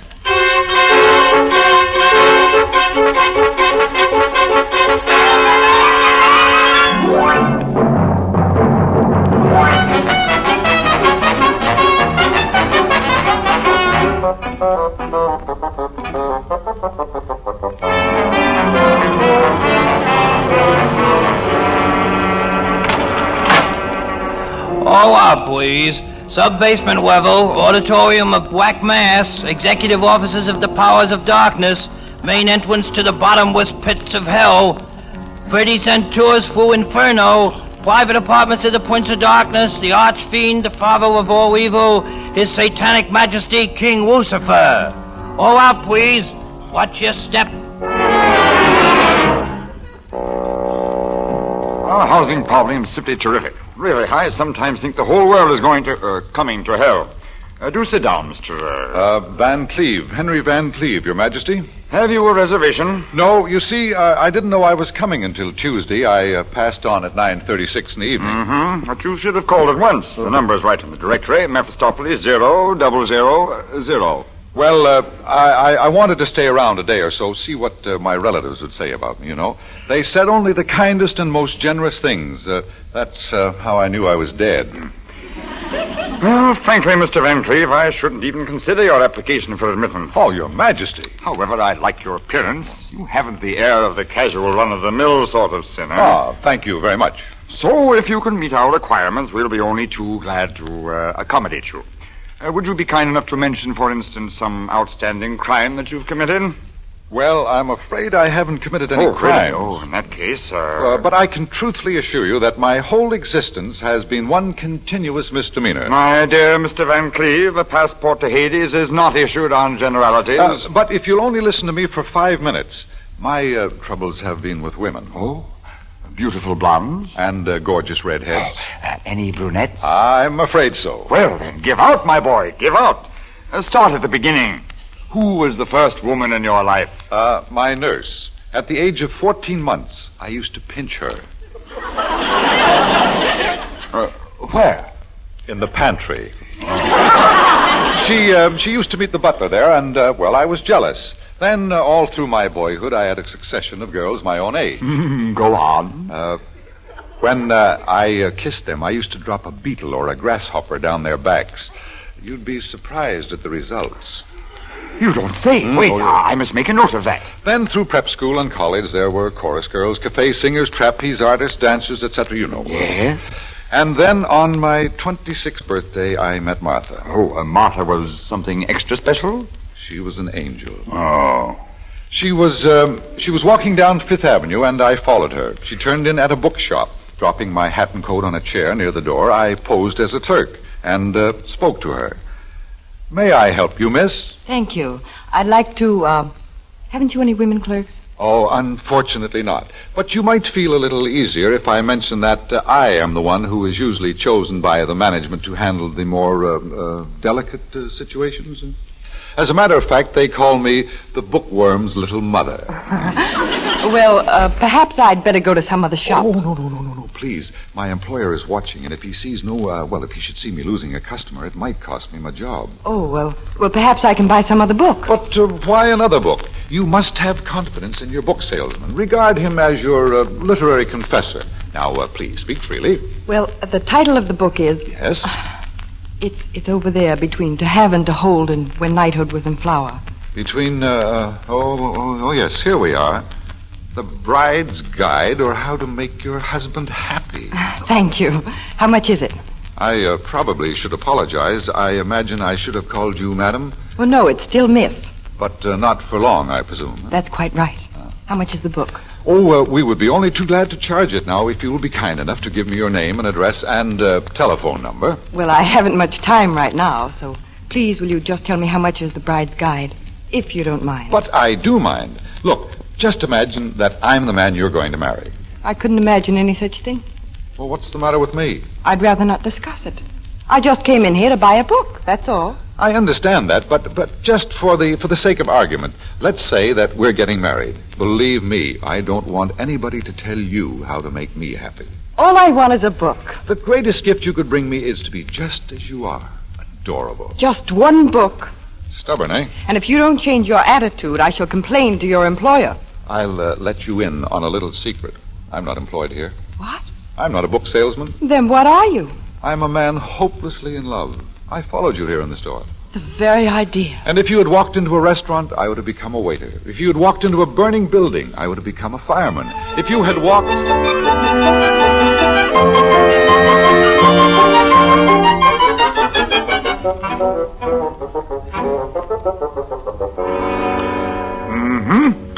Very interesting, Mr. Van Cleve. Tell me, where did she walk? She walked out of the store, and I followed her, and she called a policeman. Now, while I was explaining, she disappeared, Your Majesty. Oh, come, my boy. What the heck? Just call me Satan. Did you see the young lady again? Yes, that same evening at my birthday party, as a matter of fact. It was there that I learned her name was Martha and that she was engaged to my cousin Albert. I hope you're not wasting my time and that this fable has no immoral. Go on, Mr. Van Cleve. Well, finding out she was engaged to Albert was a bit of a shock. But later that evening, I went into the library and found Martha there alone. I didn't wish to frighten her, so, I just walked right over and kissed her. Please, you must never do anything like that again. Cousin Martha. I'm not your cousin Martha yet. I hardly know you. Why, even Albert, my own fiancé, never dared to. Kiss you? Of course he's kissed me. We're engaged. But he never kissed me like that. By the way, do you love Albert? I'm marrying him. Are you? He's a fine man. He's good. He has integrity. He's full of high ideals. He's full of a lot of things. I'm going to make him a good wife. Yes, I am. There'll never be a day in his life that he'll regret marrying me. And if you ask me one more question, I'll leave this room and never come back again. Never. Darling. I hate you. Oh, sweetheart. It's dreadful of you to put your arms around me like this. Dearest. And suppose Albert should come in and find you kissing me. Oh, well, if you... Oh, but he won't. Not for ages. He's playing pinochle with Father. My pretty one, you are going to marry me. But I hardly know you. You don't need to know anything when you love. You're mad. Love doesn't need any introduction. You don't know what you're saying. You must be out of your mind. You love or you don't love. Aren't you ashamed? Trying to steal the fiancé of your own cousin. Do you love me or don't you? Causing a family scandal. Do you love me? Why did you ever come into my life? Do you love me? Yes, I wish I were dead. Darling. You're the most odious person I ever met. You've ruined my life. I'll never be able to look Albert in the face again. Considering Albert's face, you're a very lucky girl. Come on now. Pack your bags and we'll elope tonight. Tonight? Uh-huh. Oh, you beast. You cad. You fiend. You darling.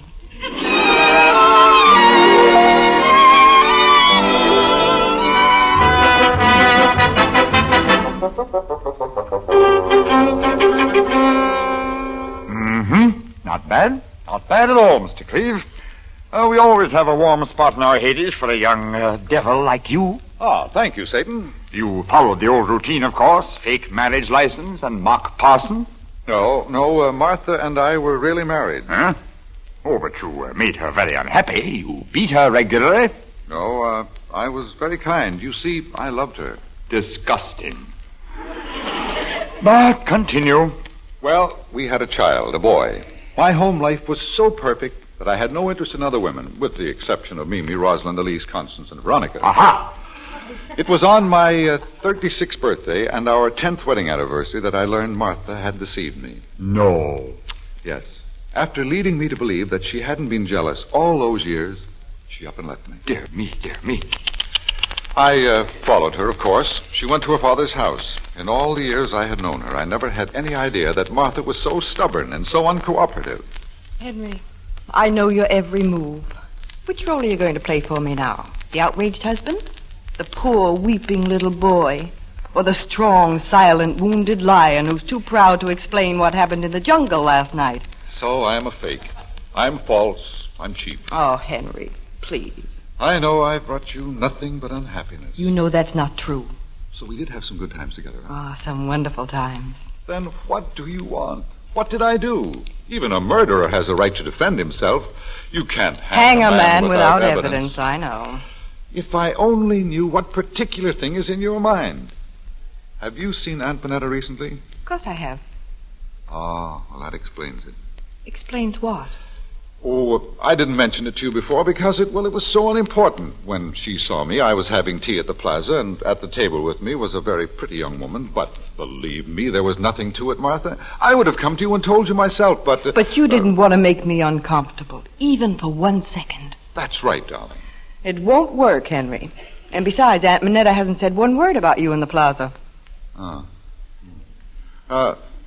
Martha, this is our wedding anniversary. Do you realize that 10 years ago today, I was almost as much in love with you as I am right now? There you go again. All right, darling, I give up. I know it's all over, but before we say goodbye forever, I want to give you a little remembrance I bought for our anniversary. Here you are. Open it up. Thank you, Henry. It isn't much, only cost $10,000, but I thought you could wear it around the house. Oh, it's such a lovely bracelet. Do you really like it? Oh, yes. It must be much prettier than the $500 one you bought for the other girl. Yes, it's much... What other girl? You left Tiffany's bill on your bureau. Oh, but... There were 2 bracelets, Henry. This one at $10,000 and another one at $500.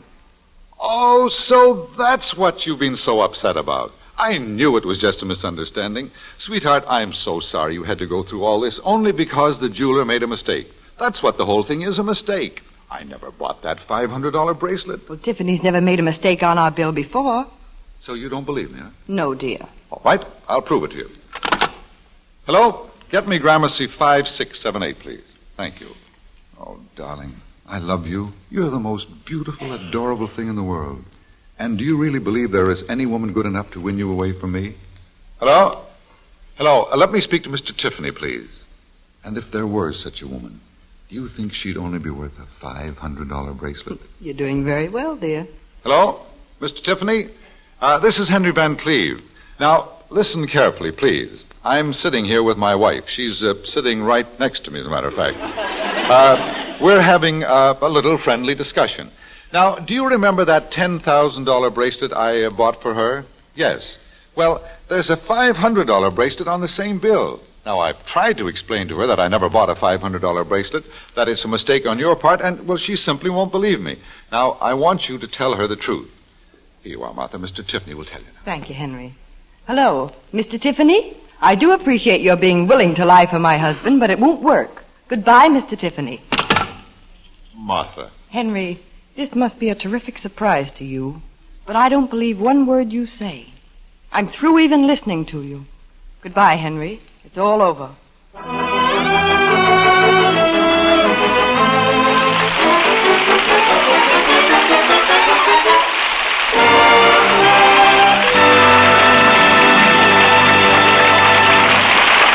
The second act of the Lady Esther Screen Guild play will follow in just a moment. Now, a word from Lady Esther.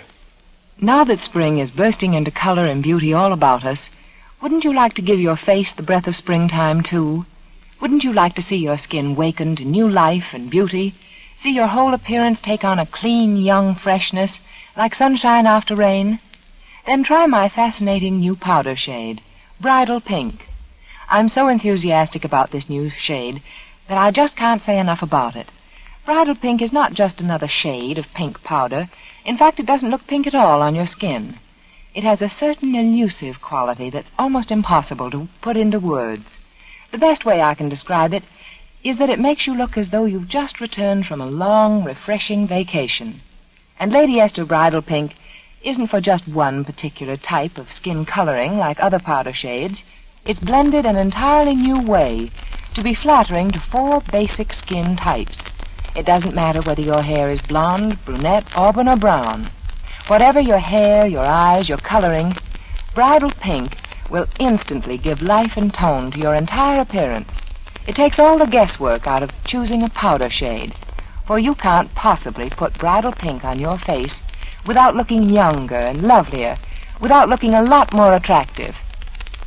Why, even when you don't feel well, your friends will compliment you, will tell you how wonderful you look when you wear Lady Esther Bridal Pink face powder.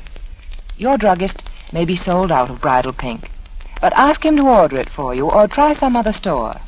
Be sure to accept no other shade if you want to see an instant, fascinating change in your appearance.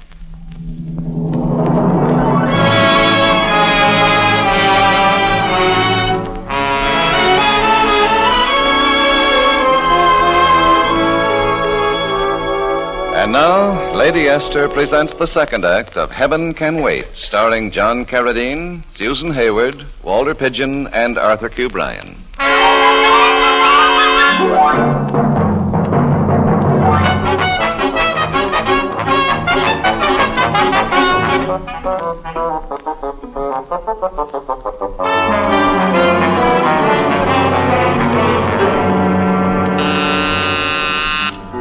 Hello? Mephistopheles 0000.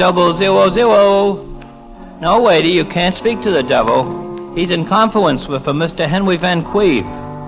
Well, I can't disturb him till it's time for his afternoon brimstone. You might try with a waiter.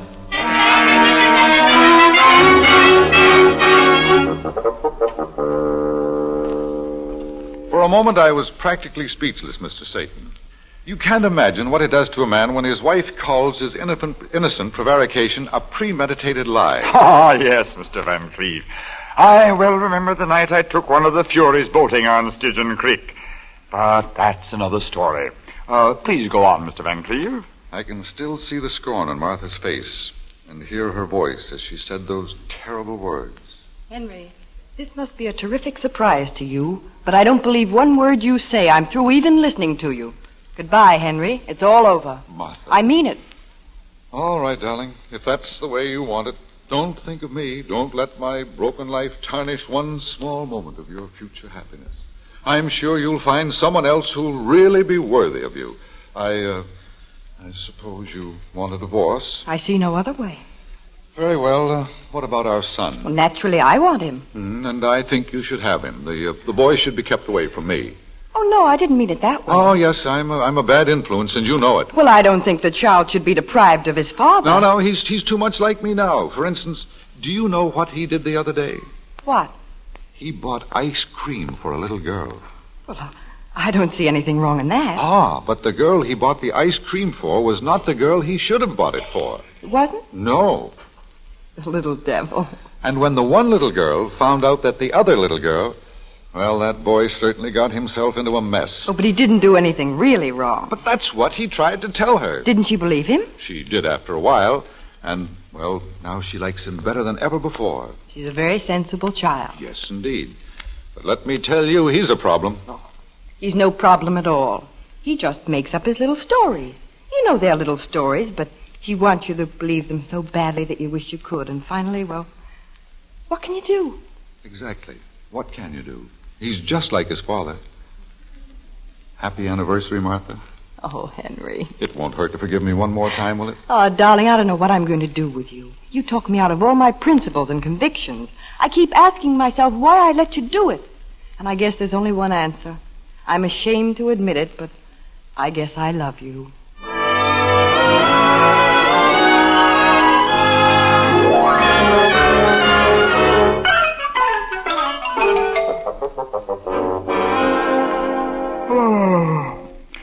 Frankly, Mr. Van Cleve, we could use a man of your talents down here. You are a most delightful liar. Why, thank you very much, Satan. Not at all, not at all. Care for smoke? Why, yes, Oh, no, thanks. Mind if I light up? Please do. Thanks. These devilish new lighters. Since the war, we haven't been able to get the good old lucifers. Now, here's our problem, Mr. Van Cleve. Huh? You don't quite fit the requirements we've had to make for entrance here. Really? We're a little short of room, too. Can't get priorities to build, you see. Oh, I might be able to help you out with that, Excellency. I know a chap who has a connection with the black market. Mr. Van Cleve, this really burns me up. You are addressing the man who originated that cute little device. The boys and I dreamed of not coming home from Black Mass one night. Uh-huh. Why, I know a lady in Hollywood who had her tickets and reservations all set. She was going up there, you know. Yeah. When she accidentally heard about a pair of nylons. But let's get back to your problem. As I say, we could use you here if you can just meet our entrance requirements. Think hard now.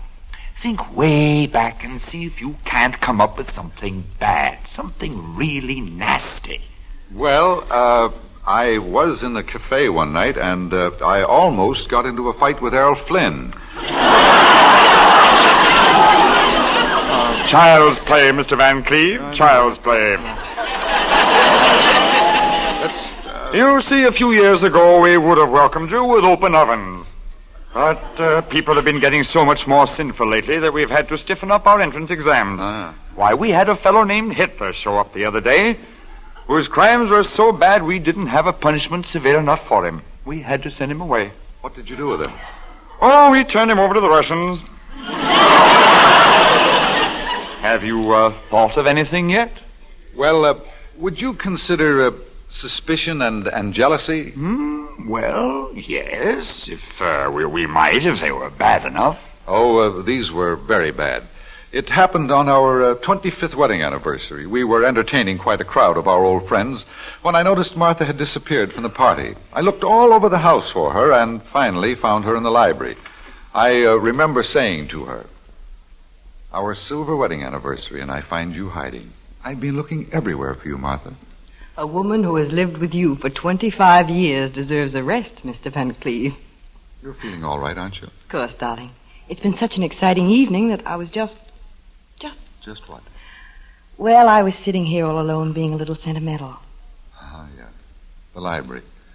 This was the room where it all started, wasn't it? A quarter of a century ago. You were standing there by the window when I came in. Mm-hmm. And then you started walking toward me very slowly. And the closer I came, the more frightened you were. Henry, I want to make a confession. I wasn't frightened a bit. You weren't? No, not a bit. I kept saying to myself, what's the matter with him? Can't he walk any faster? You're a fraud. A beautiful fraud, and I love you. Thank you, dear. Who called you on the phone a while ago? Well, no one important. Who was it? Jealous? Of course I'm not jealous. I just want to know whom you talked to and why you're so secretive about it. And another thing. Where have you been these past 3 afternoons? You are jealous. At last, after 25 years.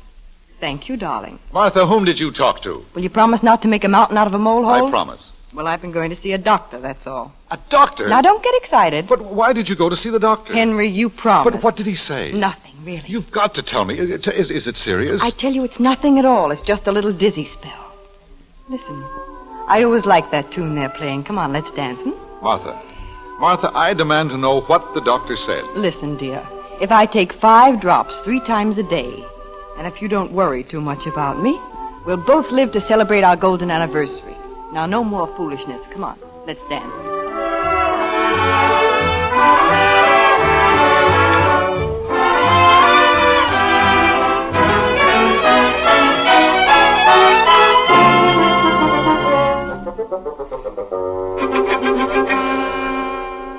Well, I didn't know it then, Your Satanic Majesty, but that was our last anniversary. It was the last time we danced together. There were only a few more months left for Martha, and she made them the happiest of our lives together. Mm-hmm. But you didn't die, Mr. Van Cleve. You must have indulged in a few of the deadly sins. No, I'm afraid not. Well, that's the story of my life, Your Majesty. Now, if you could assign me a room on the cooler side of the house. No, definitely no, Mr. Van Cleve. We have no place in hell for you. You'll have to make reservations elsewhere. But there's only one other place to go. But we have our standards. We cannot accept a demi-sinner. But they won't accept a demi-angel. That's your problem. Now, if you excuse me. But you can't send me away. You've got to take me. I'll ring the elevator for you. I refuse to go. I stand on my right. Excuse me. Hello? This is Old Nick speaking. Oh, Mr. Van Cleve, just a moment. Here, it's for you. Thank you. Hello? Hello, Henry? Martha. Henry, you get right out of hell. Do you hear me? But, darling. You heard what I said. It's full of wicked women, and it's no place for you. I know, but... You know how susceptible you are, and with all that heat, you know how men like you go all to pieces even in the tropics. Martha, will you please listen to me? I have a lovely apartment picked out for us up here in the annex. It's not very large, and it's not on the sunny side, Henry, but we can make out for a few 100 years. Martha, I don't care if it's the annex to the annex, and we have to stay there a few 100,000 years. If it's with you, just wait for me, darling. I'll be right there. This way, Mr. Van Cleve. Your elevator's waiting. Thank you, Your Majesty. Step right in, sir. Express car at all levels. Heavenly heights to hell's hot basement. Going down, sir? No, son, going up. Straight up to Martha.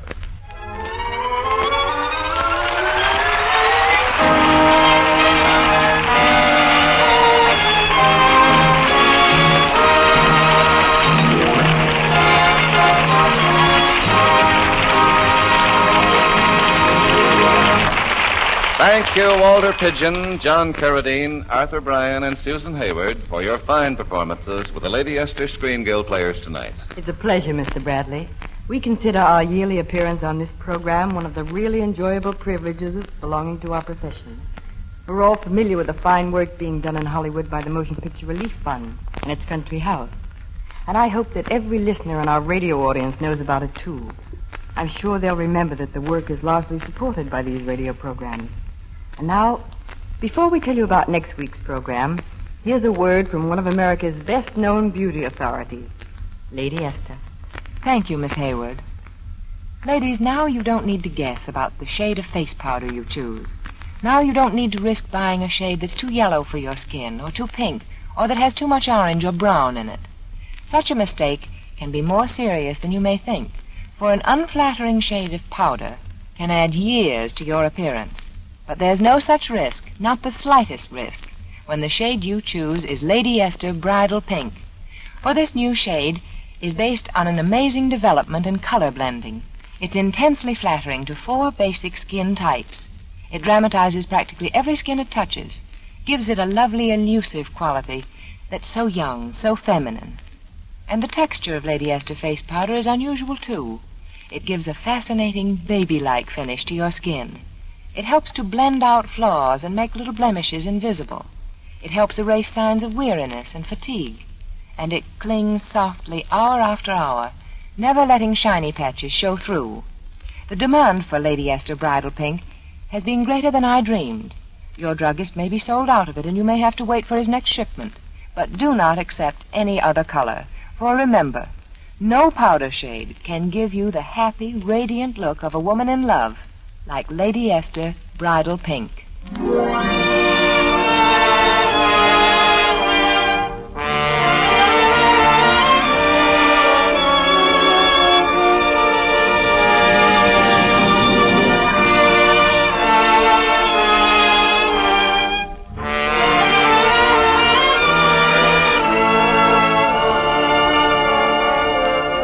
Next week, the Lady Esther Screen Guild Players will present First Love. It will star Arthur Treacher, Peter Lawford, and Shirley Temple. Be sure to listen. Walter Pidgeon can soon be seen in the Metro-Goldwyn-Mayer picture Weekend at the Waldorf. John Carradine can soon be seen in the Benedict Bogius production Captain Kidd. Music on tonight's program was arranged and conducted by Wilbur Hatch. You save enough on the largest size jar of Lady Esther face cream to buy a box of Lady Esther face powder. So remember, ask for the largest size. This is Truman Bradley speaking for Lady Esther, saying thank you and good night. This is CBS, the Columbia Broadcasting System.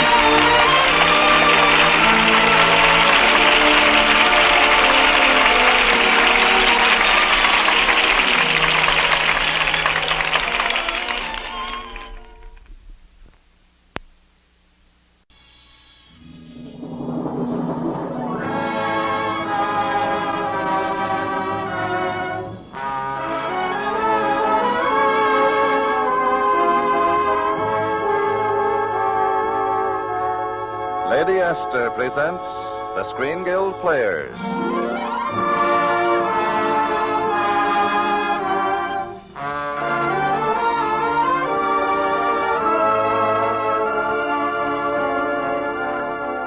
The Lady Esther Screen Guild play tonight, Over 21.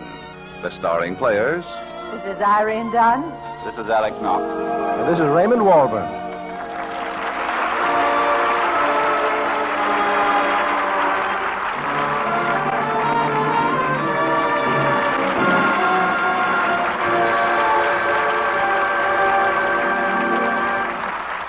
Tonight, Lady Esther presents the Screen Guild Players in Columbia Pictures' delightful comedy, Over 21. It stars Irene Dunn as Polly, Alexander Knox as Max, and Raymond Walburn as Robert Gull. The Lady Esther Screen Guild Players in Over 21.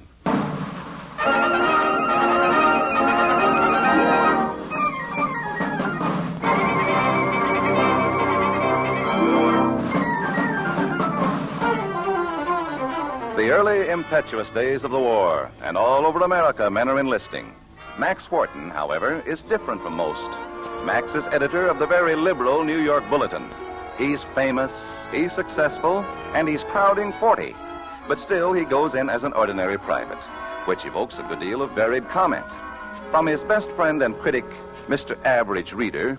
Publicity, it's a gag, that's all.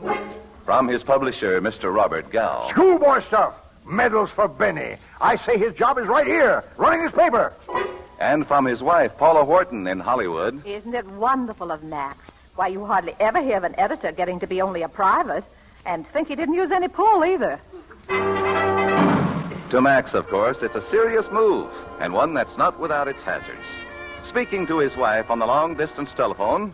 Of course, a lot of people will think I'm grandstanding. You know why I'm doing it, Polly? Well, of course I do, Max. Oh, what did Gal say? He's having kittens. I warned him that when I leave, though, I leave. No inter-office communications, no wires, no phone calls, nothing. Well, naturally. You're going to be a soldier. Oh, I'm going to try. Of course, I'm no spring chicken, darling. You know, over 21, a man slows down. Oh, silly. When did you get to be an editor? When I was 35, but... Well, that's what I mean. When do you leave? This afternoon. Basic training. Then maybe officer's candidate school.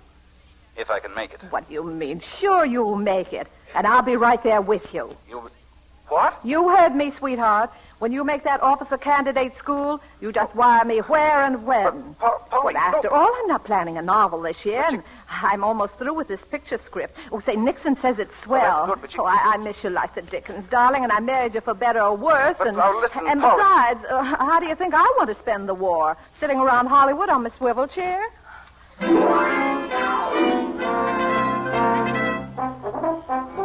Which explains the presence of a famous woman writer at the Tetley Field, Miami Officer Candidate School. Well, not really at the school.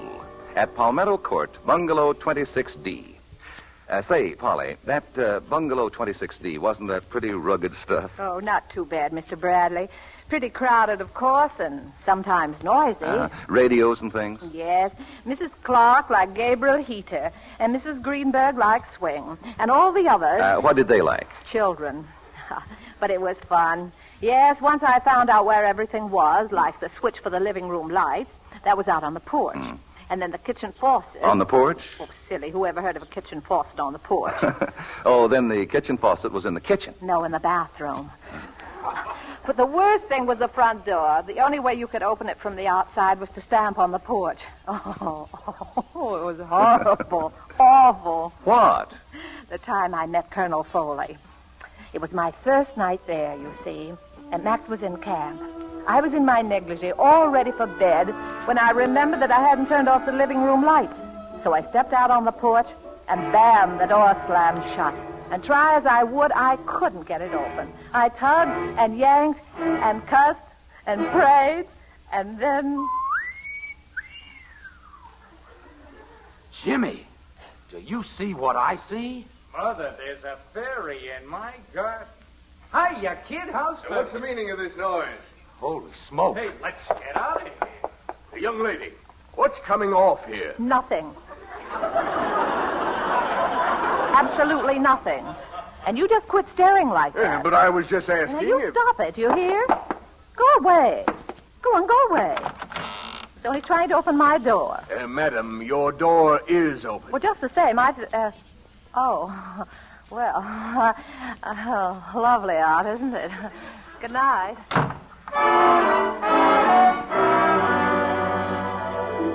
But don't get me wrong. I loved the place. The neighbors were really wonderful. All Army wives, of course. And at least I got to see Max. Yes, I got to see him. I wasn't so sure he ever saw me, though. Max was so worried and working so hard. White phosphorus is used as a standard filling in the 75 millimeter, the 105 Max. millimeter, the 100... White phosphorus, 75 millimeter, the 105... Max. Oh, I'm sorry, Polly.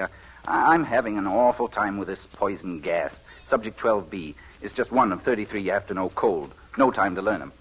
33 subjects? That sounds like a short history of the world. And all the cleaning, scrubbing, polishing, drilling, that goes right on.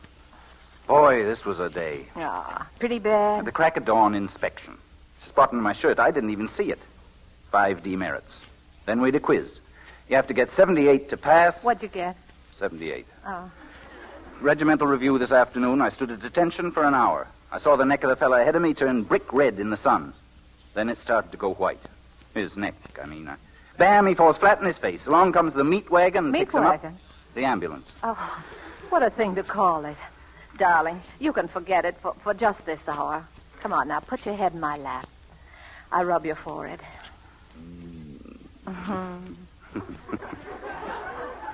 Polly, I almost forgot what you were like. Now, don't talk. Relax. Polly, Yes, dear. I wouldn't have done it if I hadn't thought it was right. Done what, Max? Left the paper. Oh. But I kept thinking about after the war, when we come to talking about reorganizing the world and what kind of peace we want and how to make it stick. If I've been in it like this, I can say what I want. Not for personal glory, for the paper, to give it some authority. Max, Yeah? we promised ourselves not to talk about the paper. That's right. Not even read it, not even have it in the place. I'm sorry, baby. I better get back. A lot of demerits for being late. Still, if Gow starts yelling for me... Max, who in the world is Gow? Robert Gow? I never heard of him. No, we'll never even mention his name again. And if he ever shows up, I'll shoot him like a dog. Hello? Long distance calling. 1 moment, please. Miami ready. Go ahead. Hello? Hello, is that you, Polly? This is Robert Gow. Who? You heard me, Robert Drexel Gow. Will you put Max on? Well, I'm sorry. I don't think I can, Mr. Nixon. What? Nixon? Nixon, are you deaf? Well, I told you this is Robert Gow. I've got to talk to Max. Well, thanks, but I'm afraid it's quite impossible right now. Maybe later, Mr. Nixon. Will you stop calling me Mr. Nixon? No, I simply can't. No. Goodbye. Well, can you imagine that, Max? Joel Nixon, Hollywood. What do you want? Oh, he's got a story he wants me to work on. You heard what I told him. I'm too busy becoming a lieutenant. Well, I hope one of us makes it. Oh, you will, Max. You've got to. And I'll do my share. I'll wash and dust and scrub and cook. You'll cook? Cook. You'll graduate a lieutenant if I have to kill you. But, Mrs. Fortin, it's so easy. I don't see why you're so worried about a little dinner. Well, I'm not so worried about myself. I'm more worried about Max. It's his first dinner at home, you see, and I promised I'd cook. Oh, well, I guess when you're writing all them books, you get cold on your cooking, more or less. Yeah, I'm practically frigid, more or less. Well, maybe I can help you out this afternoon. I could make some biscuits. You could... Swell. A pot of stew. Grand. And if I have the time, an apple pie. Think that'll do? Will it do, Mrs. Clark? You've just saved my life, more or less.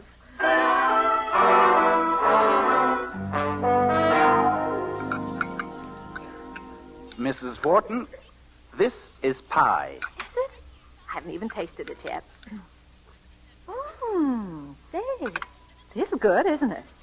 Polly, when did you learn to bake a pie like this? Not since I've known you. Oh, shucks. Way back when I was a little girl at my mother's knee. You never forget those things once you learn. How do you go about it? What, you mean? I've always wondered. Oh, you mean... Yeah, making a pie. Oh, now, Max, I don't want to bore you. Oh, you won't. I always wanted to know. Intellectual curiosity. Oh. Now, what do you do first? Well, first, since it's an apple pie, well, naturally, first you take your apples. Uh-huh. And, well, you just cut them up into ever so many little pieces, and then, then you have your apples. Uh-huh. How about the crust? My mother says that's the real test of a pie, the crust. Your mother never spoke a truer word, Max. Yes, a nice flaky crust is at the bottom of the whole thing. Oh, joke.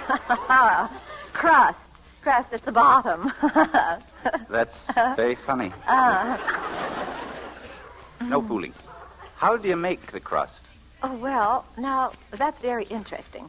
First, you take a little pot, not very big, about so high, or, well, it could be a little higher. What's the size of the pot got to do with it? That's an ignorant question. All right. So you got your pot. Very well. So you set your pot, we'll say, right here. Now you put the things into it, and you just mix, and you keep mixing until you're sure it'll turn out nice and flaky, and then you roll it out, and then into the pan it goes, and then in go your apples, and then more crust on top, and then into the oven with the whole thing, and, well, before you know it, you're eating apple pie.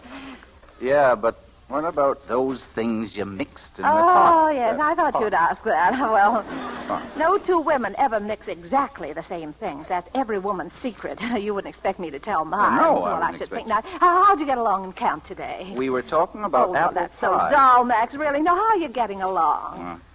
I'm still getting my regular 78s, never more, never less. You know, I'd almost rather flunk out. Oh, don't say that. I can just see the headlines. Max Wharton, bright young editor of the Bulletin, heaved out of the army on his an incompetent moron.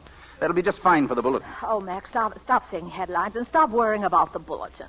Now, come on, you've got an hour off. Relax. That's right. Polly, Yes. fella stopped me today. He's on the camp paper. He wanted to run a piece about me. He said I could write it myself. I turned him down. Well, that's fine. I better start on these dishes. You don't think I'm passing up a chance? I mean, if I write about myself, I write about what I believe in. I've got plenty to say. Well, if you feel like doing it, dear, I think it's wonderful. It'll just take me half an hour, you know. Just half an hour. Well, swell. My portable's right here. Yeah, no, wait. Now, I write this blast for the camp paper, and some smart guy, just one smart guy, picks on a word or a phrase. He writes an answer. I've got a reply. He answers my reply. No, isn't that just what I swore I wouldn't do? Haven't I got trouble enough with my studies? No, that's out. Darling, I'm not sure, but I think this was your idea. Well, it was no good. Well, it's just as you say. Now for those dishes. That's up to me, though, isn't it? What? Or whether I get dragged into a controversy or not. Suppose I write it and forget it. Absolutely forget it. Well, if you can, darling, that's... Well, sure I can. Why can't I? Where's the typewriter? Right here, and there's some paper in the drawer, and...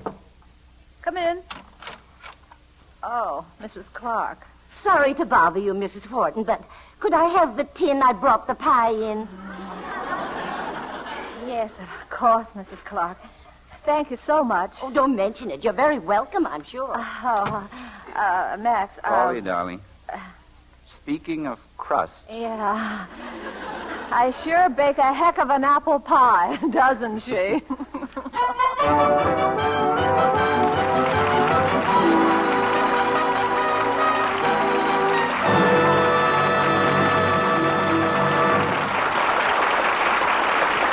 The second act of the Lady Esther Screen Guild play will follow in just a moment. Now, a word from Lady Esther. Tonight I'd like you to join me in a little experiment. Are you ready? Well, first close your eyes. Are they closed? Now, run your fingertips over the inside of your arm. Feel how soft the skin is, how silky. Now feel your forehead, your chin, your cheeks. Feel the difference? Yes, you feel the dryness, the little bumps. Now, I want you to make me prove that Lady Esther Face Cream can make the skin of your face as soft and baby smooth as the skin of your inner arm. Remember, I said prove, and not in 30 days or even 30 minutes. All I ask is 30 seconds for my convincing patch test, which will show you the glamorous difference Lady Esther Face Cream makes in your appearance. Sorry. To make this interesting patch test, just smooth a little Lady Esther four-purpose face cream on one patch of skin, like one cheek. Wipe it off. Then compare that cheek with the other. See the difference, the clear, fresh look of that patch of skin. Then, most convincing of all, feel the difference with your fingertips from just one application of Lady Esther face cream. You see, this one cream by itself thoroughly cleans your skin, softens your skin, helps nature refine the pores, and it leaves a smooth base on which face powder looks simply marvelous. I'm sure you want this proof. Proof you can see on your own skin, in your own mirror. Decide now to let the patch test show you the instant beautifying effect of Lady Esther four-purpose face cream.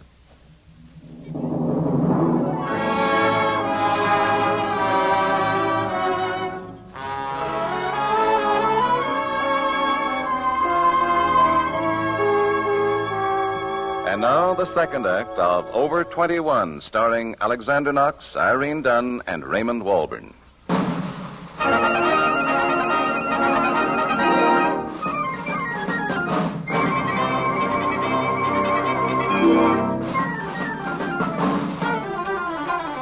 Well, Max continues grubbing, and Polly continues scrubbing. And things seem pretty well under control, only they haven't figured on Colonel Foley, or to be exact, on the Colonel's lady. I'm just overcome. I'm simply overcome. To think I'd meet a famous writer like Paula Wharton right here in the commissary at the cheese counter. And you know, my mother is crazy about your books, too. You've got to let me bring her over. You've just simply got to. Which is a prospect harrowing enough, but a whole lot worse when guess who walks in? Robert Gow. No, not Gow. Nixon. Joel Nixon. You bullhead. What are you doing down here? Well, you gave me all that double talk on the phone, and then you wouldn't answer my other calls. Where's Max? He may not get here for days. Robert, I warn you, you leave Max alone. The way he left me? With a $2 million investment that's going to seed? Here's yesterday's paper. Take a look at the tripe that Kennedy's turning out. The bulletin isn't allowed in this house. Well, that's just what I thought, and it's high time that it was now. If I can get a few editorials from Max... Listen, Robert. Max is down here competing with 20-year-olds. He's 39. He's hanging on by his eyebrows. 1 second for an outside interest, and he's sunk. Well, there's only one intelligent thing I can do. What? I've got a darn good offer for the paper. You wouldn't sell it. Why not? I'm sentimental, too, but not stupid. I gambled $2 million on the brains and the courage of a man named Max Wharton. If I can't have his help... Max will die if he ever dreams that you... Oh, there he is now. Oh, my gosh. Get rid of that bulletin, Robert. How? Well, stuff it under the sofa cushions or someplace. And Robert, not a word about anything. There's still a chance if you keep your mouth shut. Polly, guess what I just... Oh. Darling. Hello, Max. Yes, look who dropped in. That's Gow, dear. Look at him. Look how happy he is. Not a care in the world.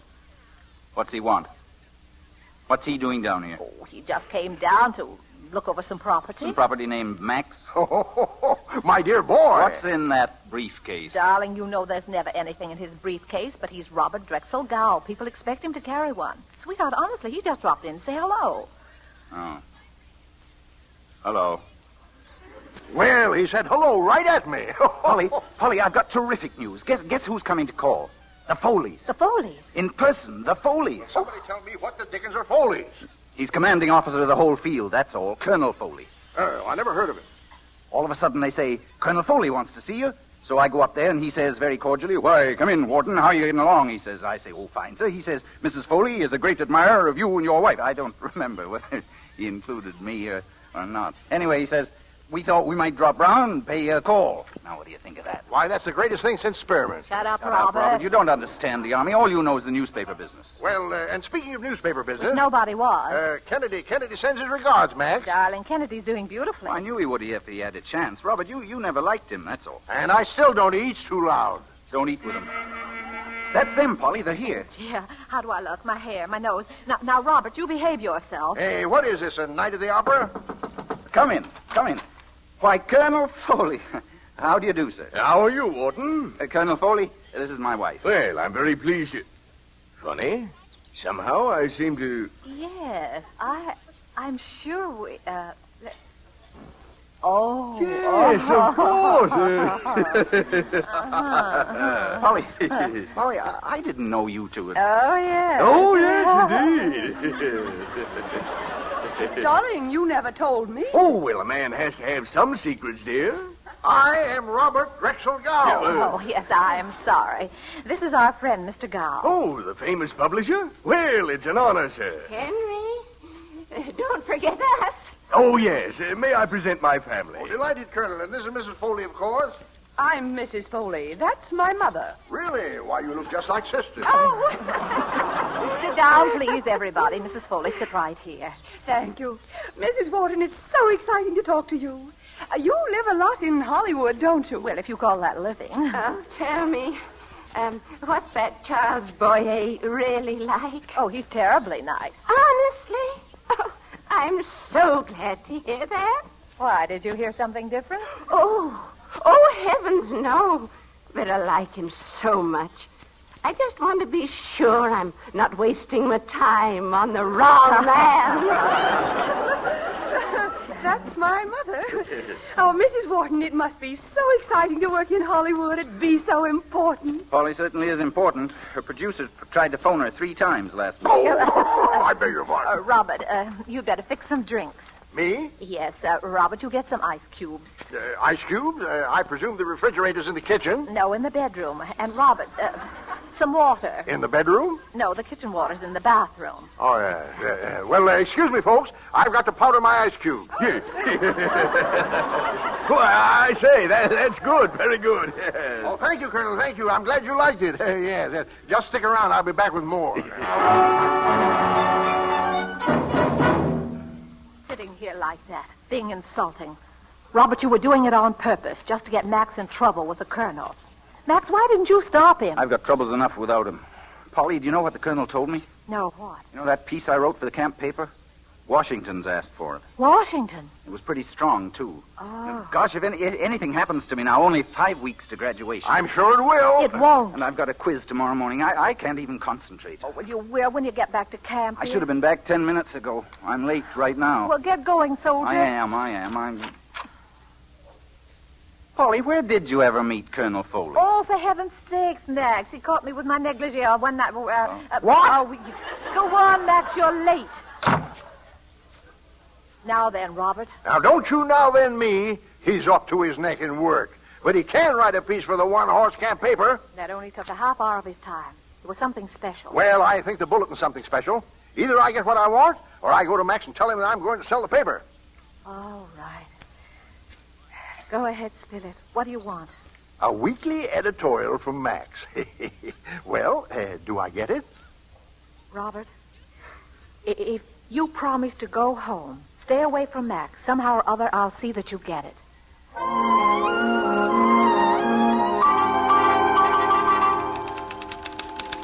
Polly! Hey, Angel. Oh, gosh. Darling, I got 15 minutes off, and I thought I'd run... Say, you working? Well, I didn't mean to tell you, Max. I thought you'd worry. Nixon kept calling me from Hollywood. He had a story he couldn't lick, and he's been so darn nice to me, I thought... Why, sure, Polly. I understand. Anyway, it ought to keep you out of trouble. Yeah, I hope.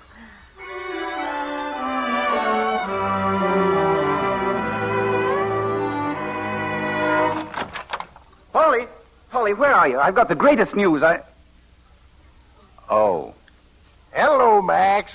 What are you doing down here again? What am I doing? Didn't you get my telegram? What telegram? Well, about last week's editorials. I've got a great idea What for the you. devil are you talking about? Say, has all this drilling gone to your head? Look here, if you don't start Max, making sense... darling, you're home.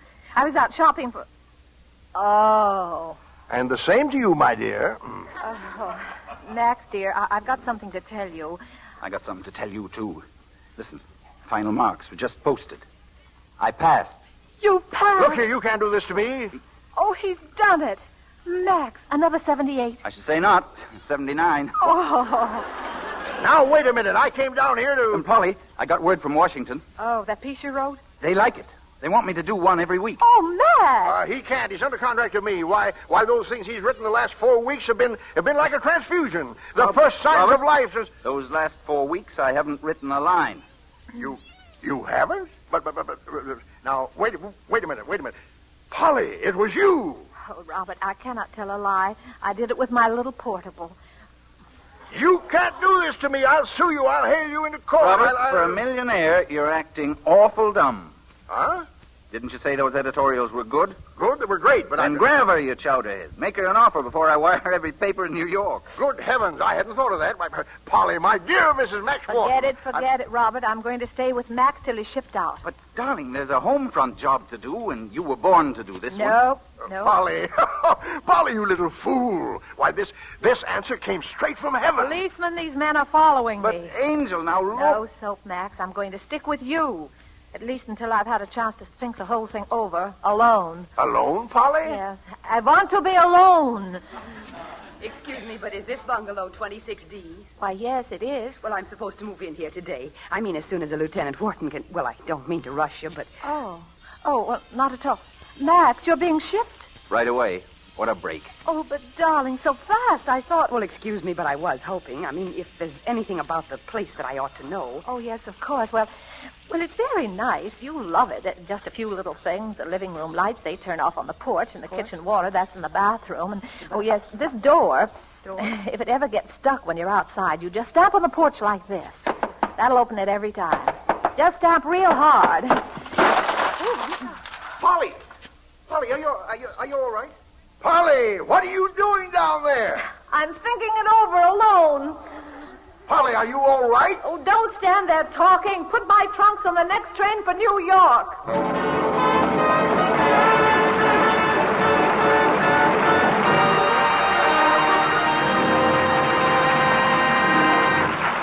Thank you, Alexander Knox, Raymond Walburn, and Irene Dunn for a delightful half hour. It was a pleasure to be here, Mr. Bradley. We know that the Motion Picture Relief Fund and its country house, so vital to all of us in the industry, are supported largely by these radio programs, and we're all proud to help the good work. And now, before we tell you about next week's show, here's a word from one of America's best-known beauty authorities, Lady Esther. Thank you, Miss Dunn. Ladies, when you buy a face powder, you naturally expect it to be flattering. That's what you use powder for, to flatter you, to make your skin look smoother and lovelier. But Lady Esther Bridal Pink Face Powder goes a step further. Lady Esther Bridal Pink is not just flattering, it's intensely flattering, and to almost every skin it touches.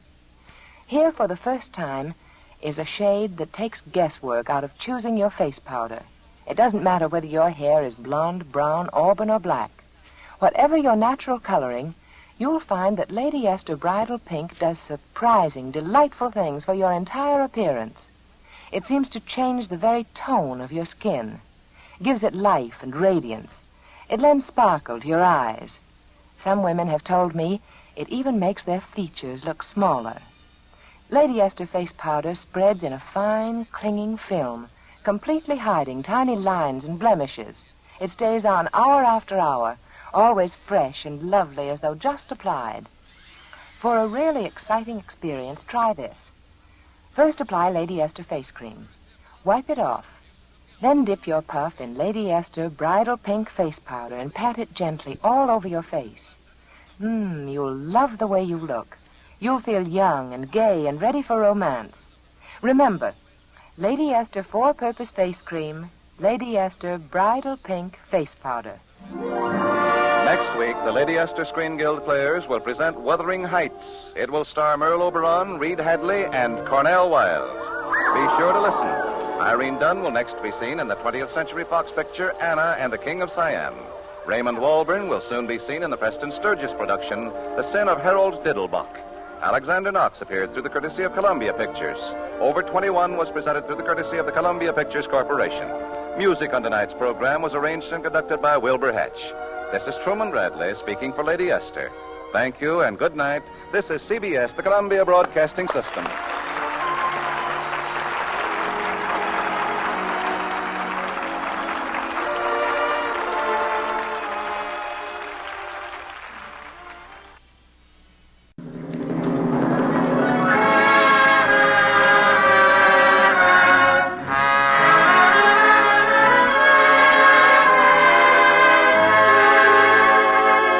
Lady Esther presents the Screen Guild Players.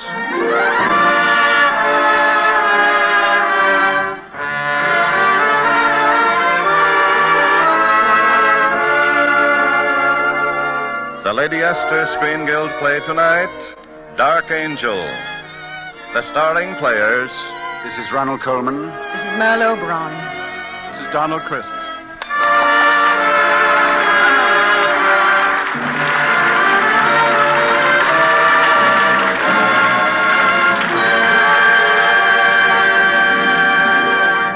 Tonight, Lady Esther presents the Screen Guild players in one of the most beautiful love stories the screen has ever known. It is a radio adaptation of the Samuel Goldwyn picture Dark Angel, and it stars Merle Oberon as Kitty Vane, Ronald Coleman as Alan Trent, and Donald Crisp as Sir George Barton. The Lady Esther Screen Guild players in Dark Angel.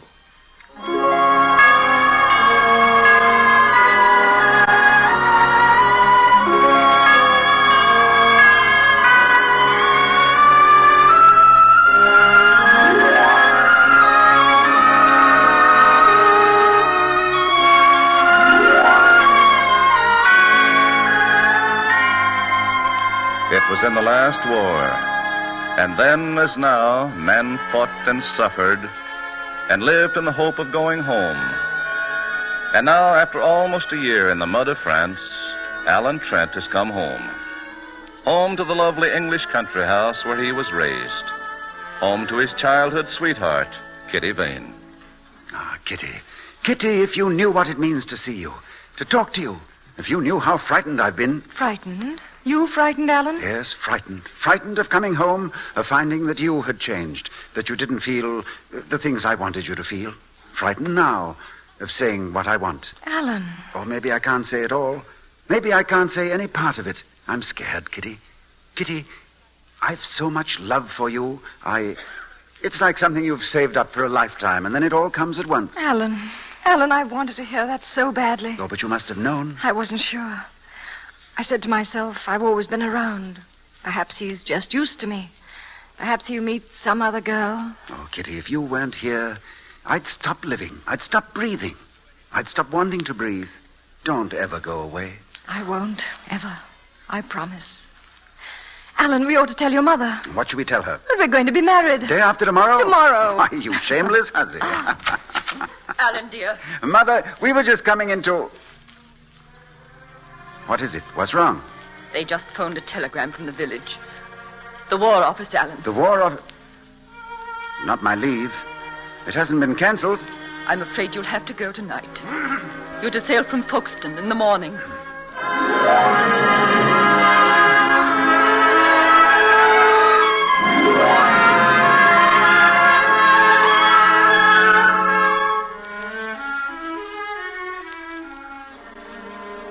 But whom else could we ask, sir? You're our vicar. If you just marry us tonight, before I go... Alan, I've tried to explain to you. There must be some way. You've known us all our lives. And no two I'd rather see joined in marriage. Even 2 hours ago, it might have been possible. Now it's too late. Too late. I'm sorry. I have an evening service. Alan, I wish there was something I could do. Well, thank you anyway, sir. God bless you both. Good night. After all these years, Kitty, we're 2 hours late. 2 hours that may change our lives. No, they won't change our lives. Alan, I'm coming to Folkestone with you. Oh, darling, you can't. Why not? If we belong to each other. I marry you, Alan Trent, in front of a church. And I marry you, Kitty Vane, for always, until the day I die.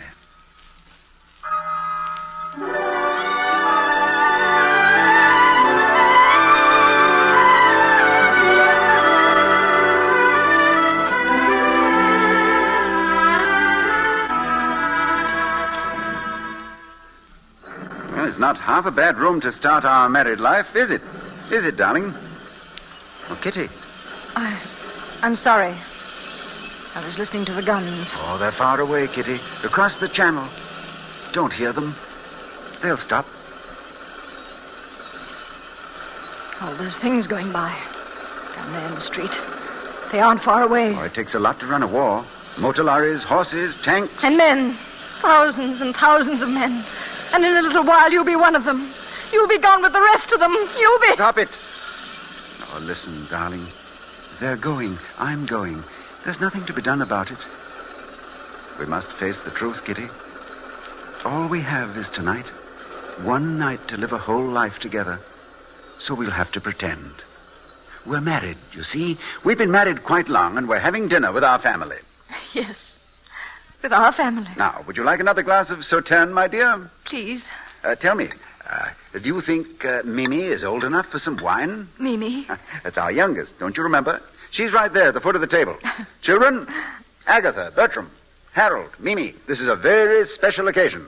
Your parents' 25th wedding anniversary. 15th. Please, my dear. Children, 25 years ago, your mother was a lovely sight. The most beautiful girl I ever saw. And your father, children? Kitty, can't you do something with Mimi? She just bit little Harold on the arm. Mimi, behave yourself. Now, children, as I was saying, your father was the finest, dearest, kindest. Your father loved your mother as no one ever loved before. Your mother loved your father since the world began. Since before time. Since...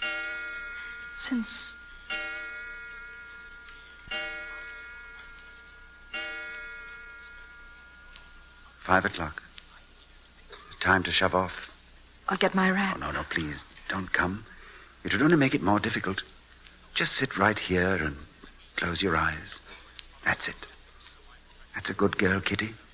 That's a brave girl. I love you. I will always love you. Goodbye, darling. Goodbye, Alan. Goodbye, my love.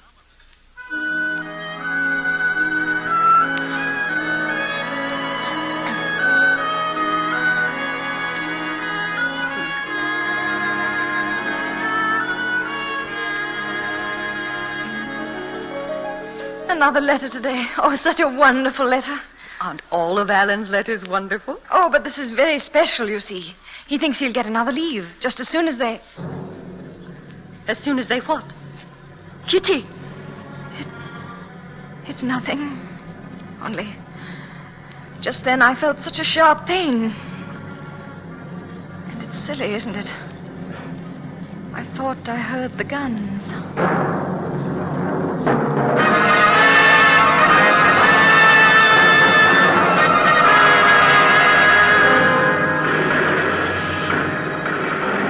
Remember, men, we're a small patrol.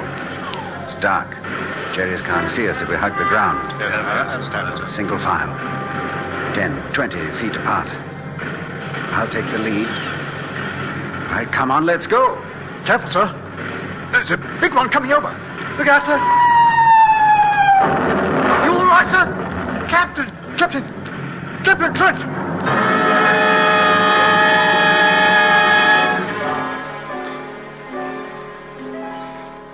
I won't believe it. I won't. What if he hasn't written for a month? Maybe he's busy. Maybe he's had no chance to write. 2 months. That's not so long. Maybe his letters have just gone astray. Anything could happen in a war. 3 months. What if it's true? 4 months. What if it's true? 6 months. 6 months. Oh, Alan. Alan, I loved you so much.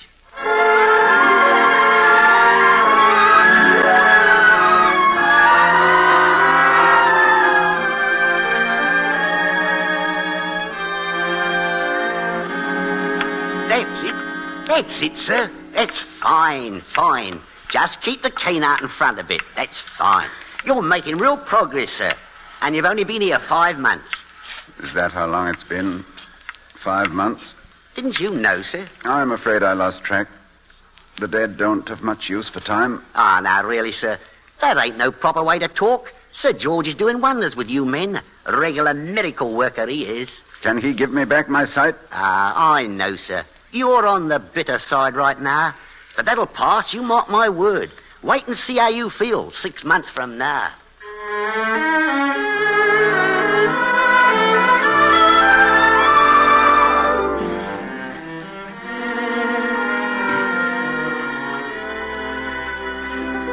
You sent for me, Sir George?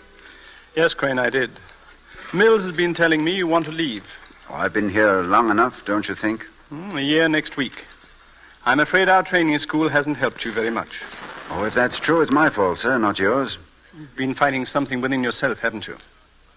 And you don't want to talk about it? Well, then the rest is just routine. I'm assigning Mills to you as an orderly. I'd rather not. Those are rules, Crane. He'll take you to your home and get you settled and... I'm not going home. I have no home. And your name isn't Roger Crane, is it? It's as good a name as any other. Your card says that when you were picked up, all means of identification had been destroyed. And later you gave your name as Roger Crane. I could have checked that, you know. I know. I've been grateful you didn't. As a matter of fact, I even had a clue. It was among your personal things. A picture. A picture? The picture of a very pretty young girl. And across the bottom was written, "Come back to Kitty." Why aren't you going back to her? Because I'm blind. Because I won't be pitied. So because I won't let myself be a nuisance. That's been your fight. Well, all right. Then fight it through. Go home. Do it for me. Help me to prove to myself that my work hasn't failed. That you can go back to your friends and live among them like an ordinary man. You think I could? Yes, Crane, I do. I've wanted to. Every hour, every day. It's still early morning. The sun is out. Before it goes down, you can be home. Before it goes down, I can be home. Yes, it's true. Think of it. Before it goes down, I'll be home. I'll be home.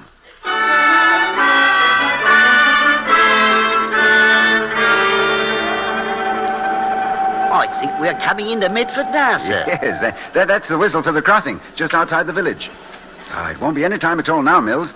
Our place is just 15 minutes from the station. 20 perhaps in that dilapidated old cab. A cab, sir? Won't there be anyone there to meet you? Oh, I know. I didn't tell him I was coming.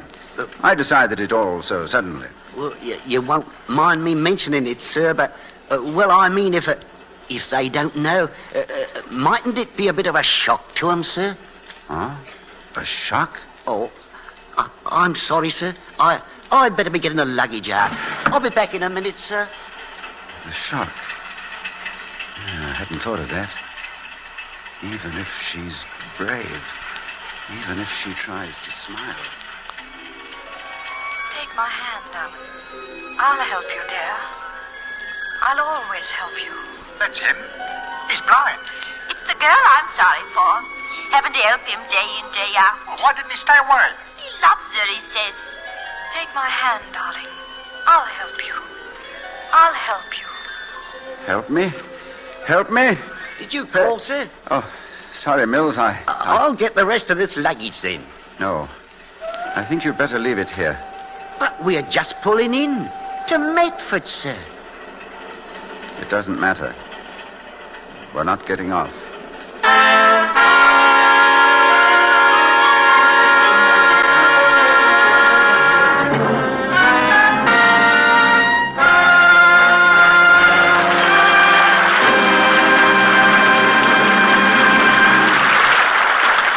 Lady Esther has presented Act One of Dark Angel, starring Donald Crisp, Merle Oberon, and Ronald Coleman. In just a moment, we will hear the Lady Esther Screen Guild players in Act Two. But first, a word from our hostess, Lady Esther. Deep in every woman's heart is the belief that she could be more fascinating if only she put her mind to it. Don't you think that's true? A woman can make herself look more fascinating. And the way to start is with the face, which is your subject, you, and frame it as you would frame a lovely painting. Now, the very first step, perhaps the most important step of all, is to find a truly flattering face powder. By that I mean not just a covering to hide the shine, not just a lifeless film or coating on the skin, but a face powder that gives your skin a youthful radiance of its own. So many women have written me that just changing to Lady Esther face powder has made a thrilling change in their appearance. They say my powder does wonderful things for the appearance of their skin, helps to make it look softer, smoother, and more youthful. They say it gives their skin a certain clean, fresh look that everyone admires. Well, there's a very good reason why my powder is so unusually flattering. You see, Lady Esther face powder isn't just mixed, just sifted, the way ordinary powder is made. My powder then goes through the patented and exclusive Lady Esther Twin Hurricane process. The tiny particles of color and powder are blown together with the force of hurricanes until they're perfectly blended into a delicate film of beauty for your skin. Try Lady Esther face powder and see how much smoother it is than ordinary powder, how it helps hide little lines and blemishes. See how deep and lovely the shades are, how Lady Esther face powder adds instant new beauty and interest to the appearance of your skin.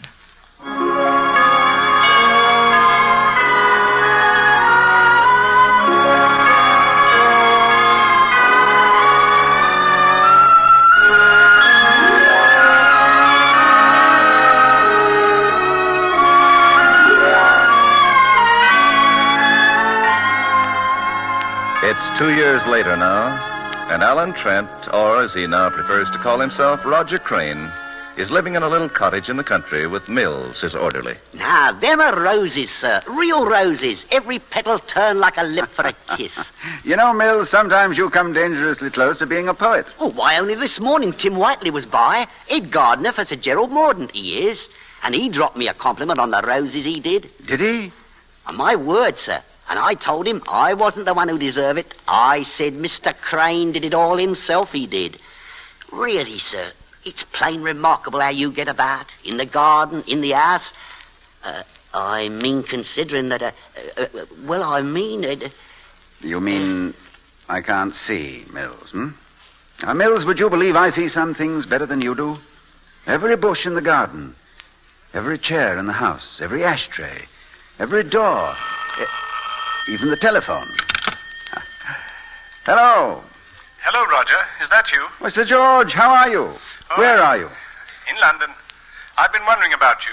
Haven't heard from you in weeks. Oh, I've been busy, that's all. My roses, you know. Look, Roger, I'm a bit on the tired side. Thought I'd get away for a day or so. Could you stand a guest? When can you come? The late afternoon train? We'll be looking for you. It'll be wonderful to see you again, Sir George.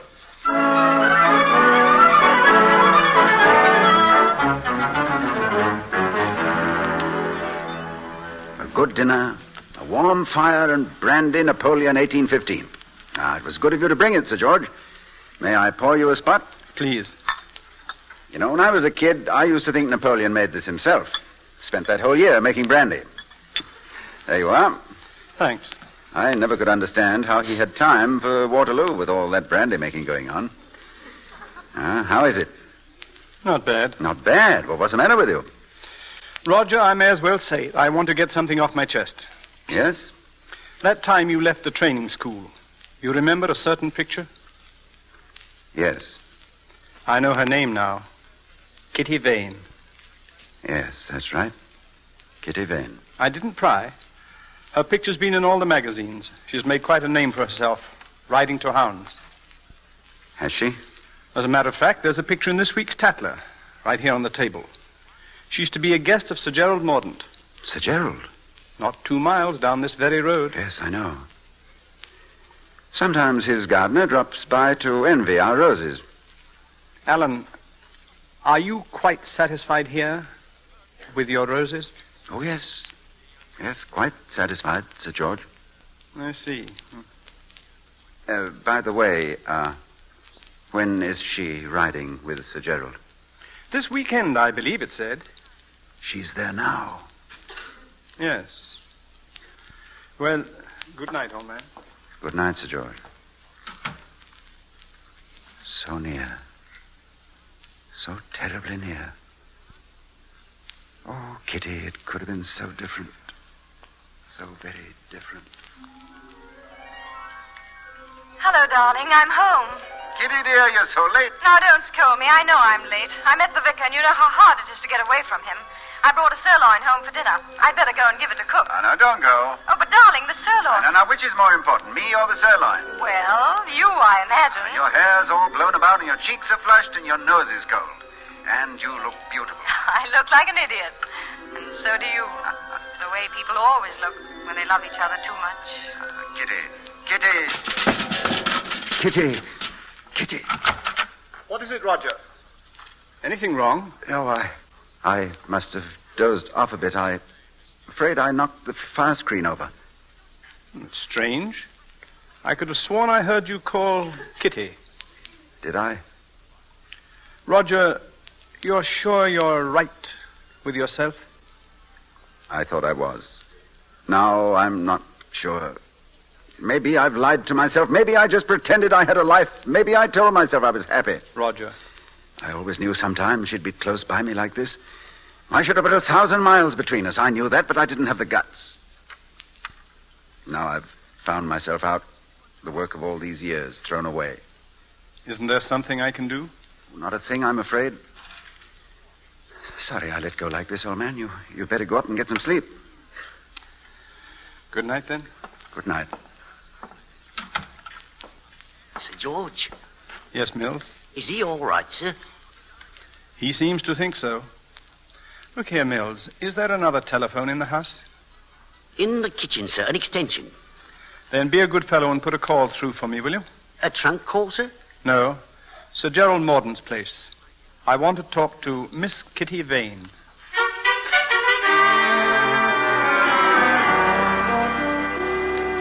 Sir George, you mean to say that on your own authority, without even asking me, you... I'm sorry, Roger. I knew that it was right and that it had to be done. I had to see you get this thing straight. Now, please understand. Did you tell her I was blind? No, just that you were here. Is she coming alone? I think so. She didn't say. She ought to be here any minute now. I'll go to my room. You want to be alone, I'm sure. I won't be tricked like this. I won't. Mills! Mills! Yes, sir. I'm here, sir. Mills, is the room as it usually is? Yes, sir. Quite the same, I'd say. Ah, it's got to be absolutely the same. Now, have a good look. My pipe. Matches. Cigarettes on the table? Yes, sir. Everything in its place, sir.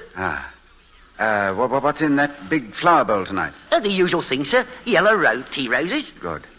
Thanks, that's all. No, wait. Where's this week's Tatler? Right here, sir, by the lamp. All right. What? There's someone stopping here, I believe. Looks like a lady, sir. Yes. A very pretty lady. All right, Mills. Show her in. Right, sir.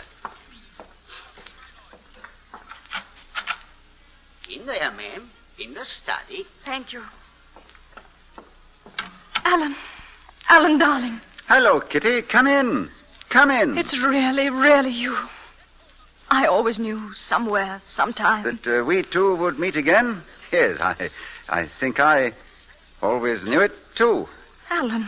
It's good to see you, Kitty. Sit down. Here. This chair's the most comfortable, I think. Cigarettes are right there, and you'll have some coffee, won't you? Alan, you've so much to tell me. Oh, that's a long story. First, I want to hear about you. You'll take sugar and cream, of course, if I remember correctly. Alan, where have you been? Where? Oh, I've been here. Been trying to write a bit. Not very good at it, though. I'm afraid I spend too much time in the garden. Those are my roses. I'm terribly proud of them. Alan, what is it? What is what? After all this time, after thinking you dead, after all this time I come here and find you. And you talk of roses. What is it, Alan? Tell me, darling. There's very little to tell. No, you've suffered. Something's hurt you. Why don't you tell me? Alan, why didn't you come home? It's hard to tell you, Kitty. The war did something to me. I've changed. Changed? I don't know. When I came out, I wanted to be alone for a while. Start all over. Build a new life. I always meant to come back someday, but, I liked it here, and, well, I just didn't come back. You mean you found you'd stopped loving me? That was it, Alan? I love you, Kitty. I loved you then, but in a different way, I suppose. I didn't have the courage to tell you. I see. I understand. I loved you then. I love you now as much. I love you with all my heart. I've never loved anyone else. I never will again. Goodbye, Alan. Won't you even shake my hand? Your hand? I've been holding it here. Alan, look at me. What color dress am I wearing? Please go. Please. So that was why. And I was so stupid. I couldn't see. I was the one who couldn't see. No, Kitty, no. You love me, you do. You love me still. Kitty, think what it means. It means life again. I've been dead. Oh, dearest, how could you know me so little? Kitty, listen to me. No, I won't. I won't. You made me promise once never to go away. I never shall. Never. I'll be with you always. Always? Oh, Kitty, if you knew how I've dreamed about this. To hear your voice. To have my arms around you again. Darling, you're crying. I know, and it's no time to cry. I won't. If you kiss me. Well, then just to kiss the tears away. Forever? Forever.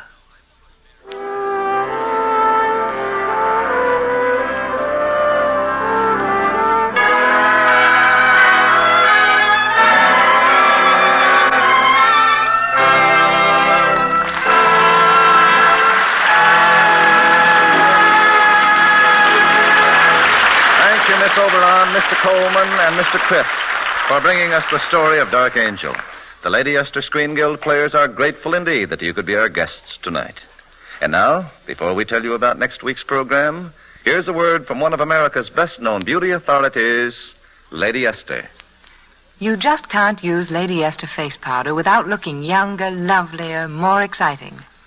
Now, I'm not saying this. Thousands of women are saying it. Women all over the country who've listened to me just as you are listening now and decided to try my powder and see for themselves if it really is so different from ordinary powder, so much more flattering. Well, they'll let us say that they convinced themselves. So many of them took the trouble to sit down and write me nice long letters and tell me all about the wonderful things my powder does for the appearance of the skin. Yes, every day women are discovering that Lady Esther face powder, made a new way by my patented twin hurricane method, is a delightfully new and different kind of face powder. Not only is the texture softer and smoother by far than the texture of ordinary powder, not only does it cling longer and keep the skin looking cool and fresh in hot weather, but even the shades are deeper toned and more lively, shades that add extra glamour and excitement to your summer skin. So why don't you, too, try Lady Esther face powder? There's no better judge in the whole world than your own eyes. And unless you're very different from thousands of others, I'm sure that what you see in your mirror will convince you that Lady Esther face powder is the most flattering powder you've ever used. Lady Esther, next week we'll present that delightful comedy with music, Priorities on Parade. It will star Betty Rhodes, Jerry Colonna, Vera Vague, and Bob Crosby. Be sure to listen. Ronald Coleman appeared through the courtesy of the sponsors of his program, the Electric Autolite Company. Merle Oberon can soon be seen co-starring with Paul Muni in the Columbia picture, The Love of Madame Sand. Donald Crisp is soon to be seen in Metro-Goldwyn-Mayer's Technicolor picture, National Velvet. Truman Bradley saying goodnight for Lady Esther. This is CBS, the Columbia Broadcasting System.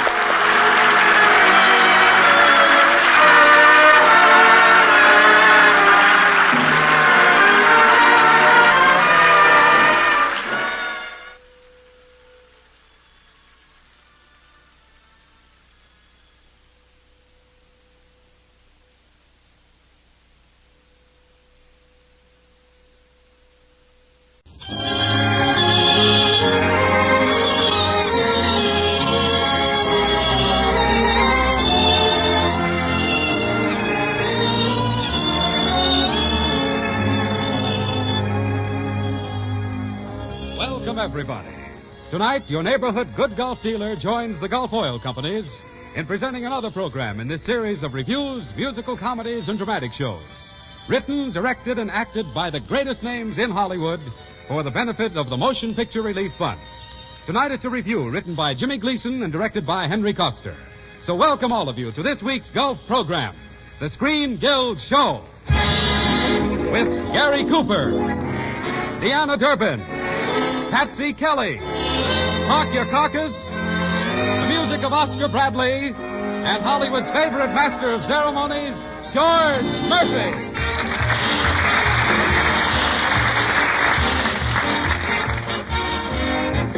I'm recalling times when I was small in light and free Jubilee days. Old folks praying, everybody swaying, Lordly, I chanted my praise. How I sang about the judgment morn, and of Gabriel tooting on his horn. In that sunny land of milk and honey, I had no complaints while I thought of saints. So I say to all who feel forlorn, Sing hallelujah, hallelujah, and you'll shoo the blues away. When cares pursue ya, hallelujah, get you through the darkest day. Satan's lies awaiting and creating skies of gray. But hallelujah, hallelujah, help to shoo the clouds away. Sing, raise your voices on high. Sing till they reach to the sky. But sing,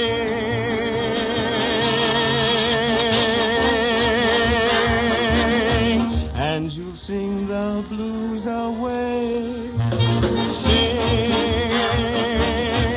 get you through the darkest day. Satan stands awaiting and creating skies of gray. Sing hallelujah, hallelujah, helps to shoo the blues away.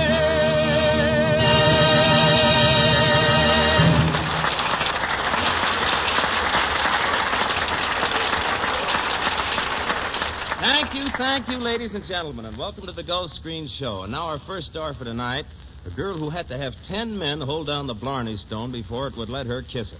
Patsy Kelly. That was fine. It's a fine introduction you gave me. Wonderful. I've heard a sightseeing guide give a better build-up to Pomona. Fine thing for you to say. You, the man I'm going to marry. Well, Patsy, I was only trying to... What? Who's going to marry who? Say, what's this all about? I'm sorry, but it's fate, George. There's nothing you can do about it. We two are destined to be sweethearts from the picture of the same name. The fortune teller told me so. What fortune teller? Why, one of the best Hindu fortune tellers in the world. When I walked into his room, incense was burning. He had a beautiful towel wrapped around his head with his name embroidered on it. And what was his name? Ali Ben Hotel Knickerbocker. One time I had to get him to read my fortune. First he wouldn't do it, but he finally looked in my palm and his eyes lit up. Why? What did he see in it? 50 cents. He looked in my palm and told me I was going to marry a strong, silent he-man exactly like you. Yes, Patsy, and then what did he do? He gave me 40 cents change. Nice guy. Wait a minute, Patsy. I'm not the only strong, silent man on this program. Your fortune teller could have met Oscar Bradley. Who? Oscar Bradley, the orchestra leader. There he is. Where? Oh, my eyesight is bad. I see spots in front of my eyes. Well, the one with the face on it is Oscar. You call that a he-man? Why, if he were half a man, he'd... What? Say, he is a half a man, isn't he? Just a minute, Miss Kelly. I may not look like a strong, silent he-man, but really I am. Oh, you're kidding. Yes, I'm a devil when aroused. Go ahead. Oh, now here. Go ahead. Arouse me. You really want me to arouse you? Please do. Well, okay. Well, did I arouse you? Wait a minute, Patsy. You underestimate Oscar. He really is a he-man. Well, maybe I was wrong. Here, let me take another look at you, Oscar. Come here. Throw out your chest. Go ahead, throw it out. That's it. Now spread out your arms. Go ahead. Like this? Yeah. Now lift up your left foot. Like this? Right. Boy, what a beautiful radiator cap you'd make. Well, Miss Kelly? What do you think of him, Patsy? Now, look, George, when I want a he-man, I don't want to get him on the installment plan. I'm going to go down and tell that guy a thing or two. Oh, don't excite yourself, Patsy. There's nothing in that fortune-telling stuff anyway. Oh, no? Well, if you don't think there's anything in it, just look into this crystal ball I brought to the studio. Crystal ball? This isn't a crystal ball. It's a goldfish bowl. But where's the goldfish? Oh, the goldfish got ambitious. He's out working his way through a college boy. Go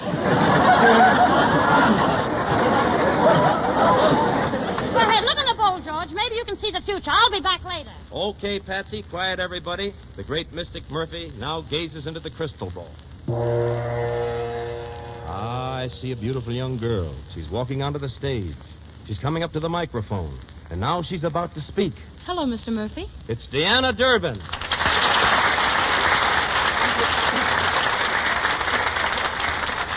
Deanna, it's swell having you on the show with us tonight. Thank you, Mr. Murphy. I've been looking forward to being on the Gulf Screen Guild show. And we've all been looking forward to hearing you sing. All right, Mr. Murphy. I'd like to sing one of my favorite songs, A Heart That's Free. That's swell, Deanna. It's all yours. Oscar?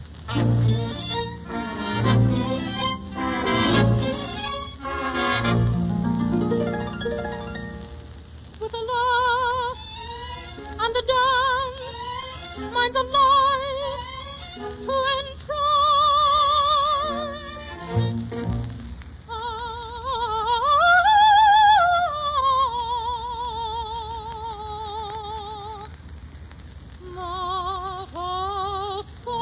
Not a care with a heart debonair, I am free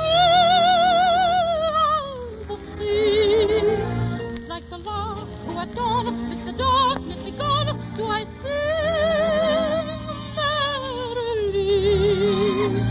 With a laugh and a dance, mind the light to entrance, but I know not but live. And the word that I bring, and the theme that I sing, is the song of a heart that's free. Oh, then let music ring. Oh,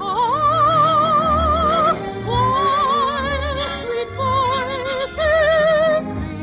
Oh,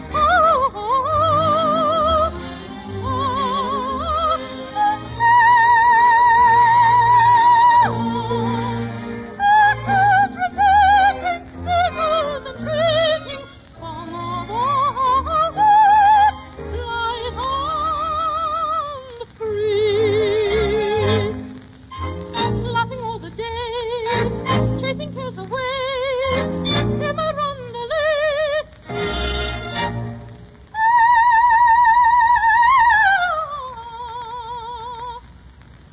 Not a thought, not a care, with a heart debonair, I am free as the sea.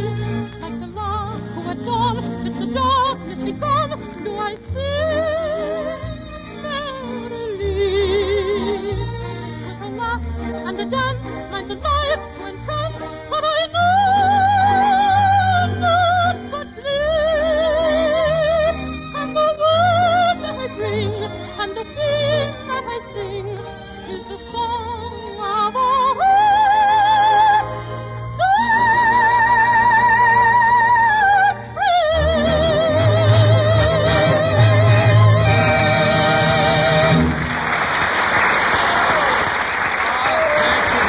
Thank you. That was beautiful. Wonderful. Oh, what a girl. What an artist.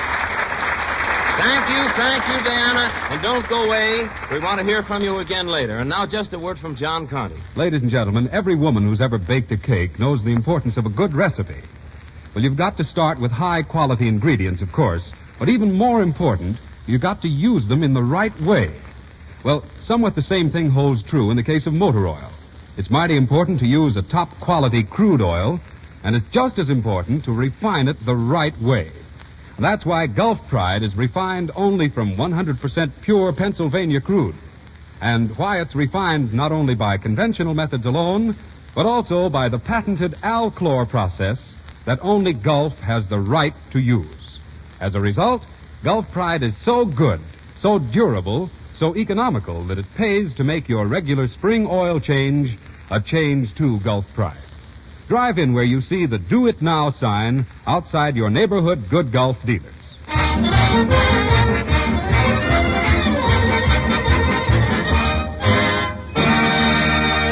Thank you, John Conte. And now, ladies and gentlemen... Oscar, will you stop beating yourself on the chest and giving out with those Tarzan yells? What are you doing that for? Well, I'm practicing so that when Patsy Kelly gets back from that fortune teller, she'll think I'm a real He-Man. Well, that's probably Patsy Kelly now. My word, she's certainly changed. I don't know what she's done to herself, but it's quite an improvement. Wait a minute, Oscar. That isn't Patsy Kelly. It's Park Your Carcass.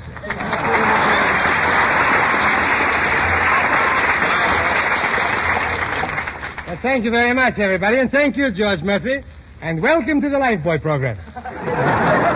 Wait a minute, Park Your Carcass. I'm afraid you're a little confused. This is not the Lifebuoy program. No. This is the Good Gulf Show. Good Gulf? Yeah. What's that? What's what? Red. Gas. Why should I guess? Can't you tell me? What is it, a secret? No, it's gasoline. You know what gasoline is. You mean the stuff what you put on your hair to make it stick down? No, that's Vaseline. I'm talking about gasoline. You see, you've got a G. Well, if you got a G, you got a G. Good heavens, man, I'm talking about good go. What do you want me to do, spell it out for you? No, you don't have to spell it out for me. You know I went to school. Oh, you went to school. I bet you were the star pupil. Oh, there was an awful bunch of idiots in my class. Couldn't even spell hippopotamus. And you could. No, I was one of the idiots, too. Well, at least I'm glad to see that you can pronounce a word like hippopotamus. Oh, sure. And do you know how to pronounce the plural of hippopotamus? Hippopotamuses? No, I figured you'd miss that. The plural is hippopotami. For instance, in the word octopus, the plural is octopi. In the word streptococcus, the plural is streptococci. You mean if I was twins, they would call me Parkyococci?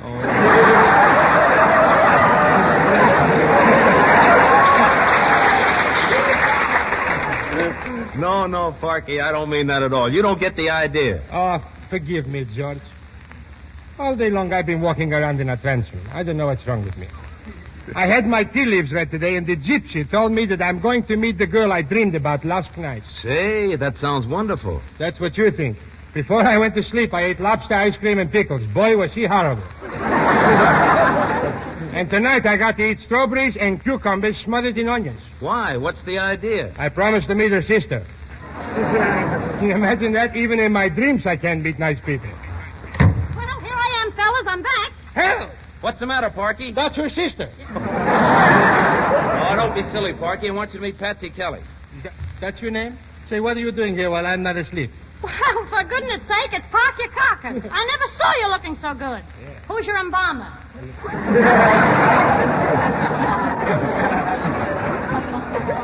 Fine talk.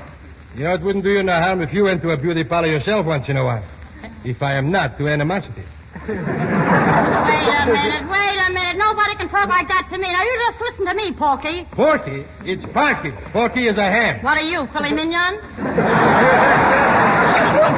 All right, come on, don't be silly. Wait a minute, Patsy. Take it easy. Parky is probably the he-man the fortune teller said you were going to meet. That's right. You, a he-man? Yeah. Just look at yourself. Well, what are you going to believe? What you see or what the fortune teller told you? Oh, take me, sugar pie puss. Can't you see what I am dipsy doodle about you? I'll go to your mother and I'll ask her for your hand. Well, you'll have to go to my daddy, too, and ask him for my heart. Well, as long as I'm making collections, where do you keep your teeth? Yeah. Wait a minute. You don't understand. What I mean is this. Oh, I'm in love. I'm not above a date with a duke or a caddy. But that's suppose, for my baby knows that my heart belongs to daddy. When some good scout invites me out to dine on some fine fitted hattie, my baby sure his love is secure, 'cause my heart belongs to my daddy. Yes, my heart. Oh, dear. Come on, get up there. What do you want, the Anna Durbin? Oh, I'm going to marry my daddy. You want a stepladder? I made it. Now, if you feel romantic, laddie, let me warn you right from the start that my heart belongs to daddy, and my daddy belongs to my heart. Say, you know you sing that song good? All except the singing. Thanks. Just a minute. What's the matter with my singing? Can you do better? If I can do better, I'll really show you how to sing this song. All right. Just stand back and don't let the pieces get in your eyes. I wrote some words for this thing post melody, and now the thing really makes some sense. Listen. I met a girl, and I stole a kiss. I bet you think what I'm naughty. She's 39, but she said don't worry, 'cause life begins at 40. 28 days, it's got September, January, June, and Wednesday. I saw Snow White and the 7 little dwarfs, but my brain belongs to Dopey. Oh, I got to get some shut-eye before I begin to begin. There's 228 days to Christmas. I should worry, I don't know what I'm singing. What I really want to tell you is when all you folks take a shower, that my heart belongs to Lifebuoy. So listen in every Tuesday night.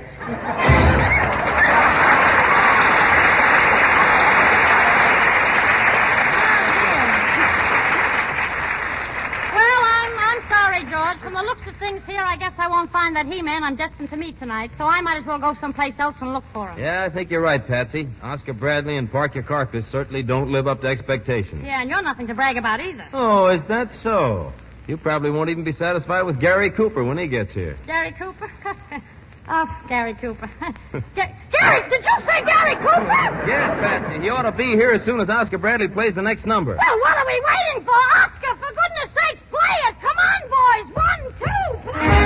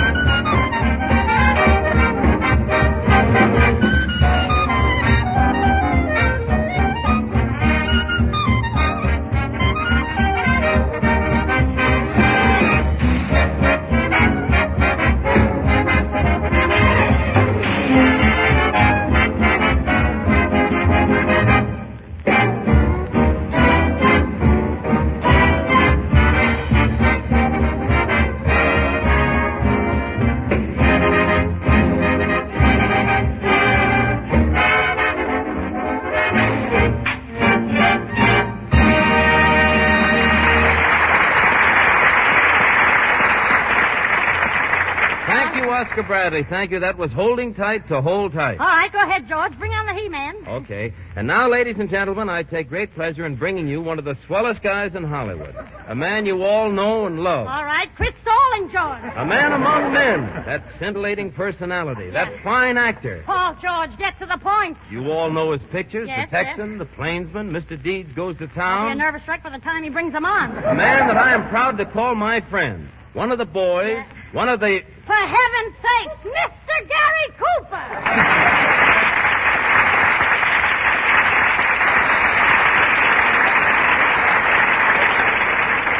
Hello, Gary. Hello, and welcome to the Gulf Screen Guild Show. Thanks, George. Say, tell me, is this really the actor's own program? That's right, Gary. You mean it actually belongs to us? It certainly does. An actor can come on this program and do anything his heart desires. Well, that's wonderful, George. You know, in pictures, we have to do what the director wants. Sometimes we have to read lines we don't like and play characters that aren't natural for us. Well, you don't have to worry about that here, Gary.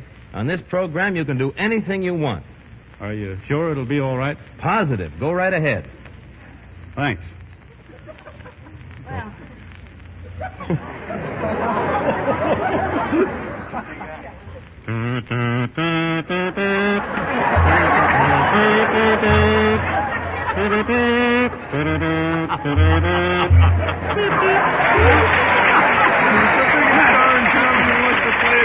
Well, now I can die happy.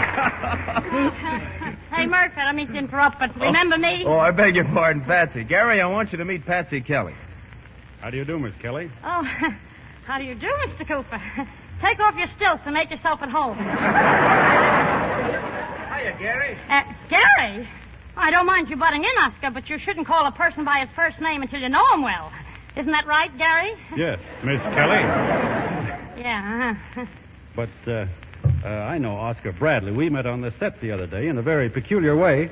Oh, what did you do? Trip over him? No. No, Oscar was watching me play a game of chess, and I moved him twice by mistake. I can believe that. Believe me, we had quite an argument over that. A fine guy for you to pick an argument with. Oh, I wasn't afraid. I stood there and looked him straight in the knee.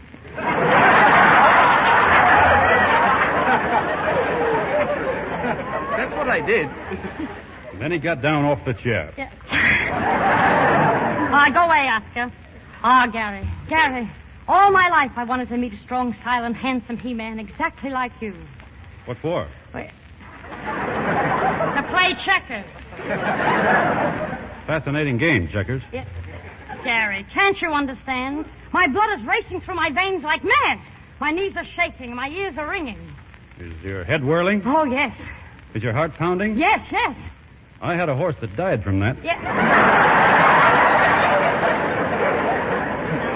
Gary, I'm sorry about your horse and all that, but we're talking about two different things. What I meant was... Well, if it ain't my old pal, Doris Sniffer. How are you, Peter? Boy, and I'm glad you're here. You're just the man I'm looking at. Oh, so you know Gary, too, huh? I know him. Yeah, we're old friends, especially since we met. Yes, especially since we met. Say, you talk with a dialect? Well, that's neither here nor someplace else. Congratulate me, because you see, Popsicle Kelly and me is going to be married. But there's only one little thing which stands in the way. What's that? She hates me. But you could help me, Croupy, really. You see, Patsy likes the strong, silent type. Tell me, how do you make love? Well, I'll try to tell you. Well, now, look, you might as well do this thing right. You can lecture to him, but demonstrate on me. Okay. All right, now pay attention, Parky, and you'll see how a strong, silent man makes love. Go ahead. Okay. Oh, Gary. Pretend it's a moonlight night, and we two are sitting out on the prairie. Watch out for the cactus, ma'am. Yeah, what? My beloved, isn't this night romantic? The stars are playing peekaboo above us as the winds whisper through the trees. Can't you just feel love surging through your veins? Yep. Yeah.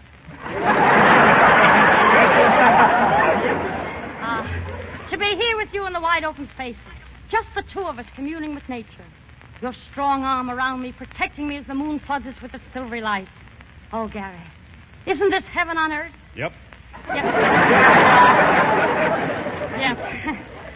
Those words thrill me.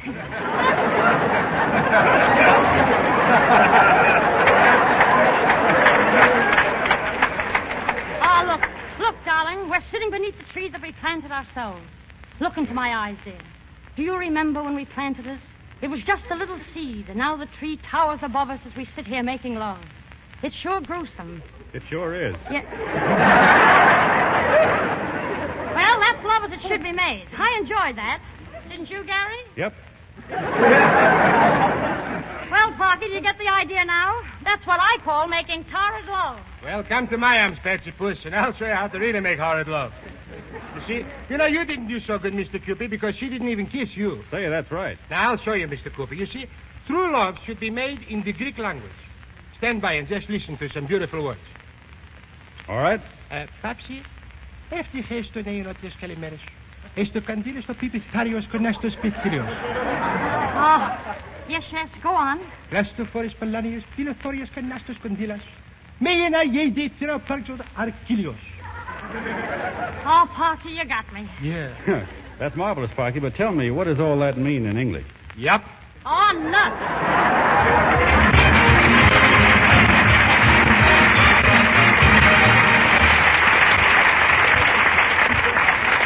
In just a minute, Deanna Durbin will return to sing again, but in the meantime, here are a few words from John Conte. Have you ever gone somewhere for one reason and accidentally made other discoveries that you wouldn't have missed for anything?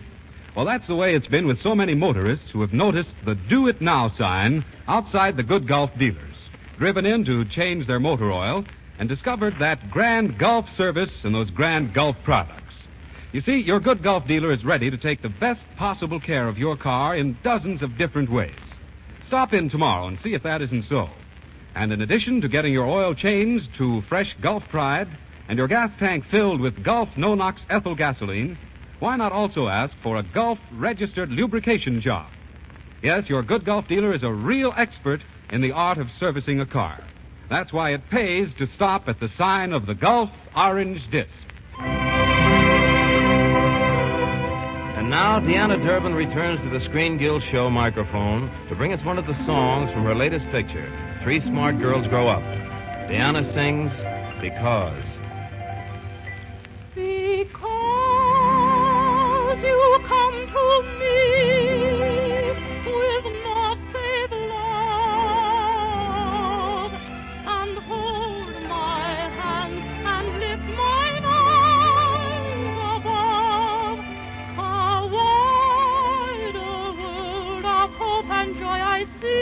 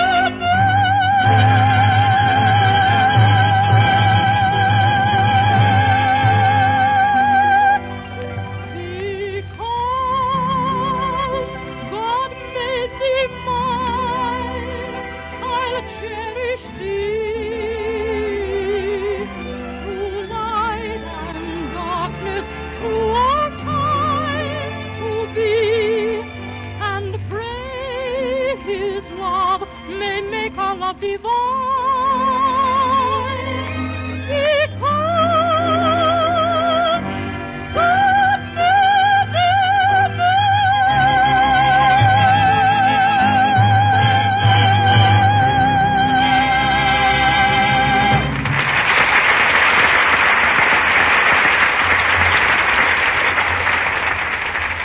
Thank you, Deanna Durbin. That was lovely. And thank you also, Patsy Kelly, Parker Carcass, and Gary Cooper for a swell Gulf Screen Guild show. Oh, George. Yep.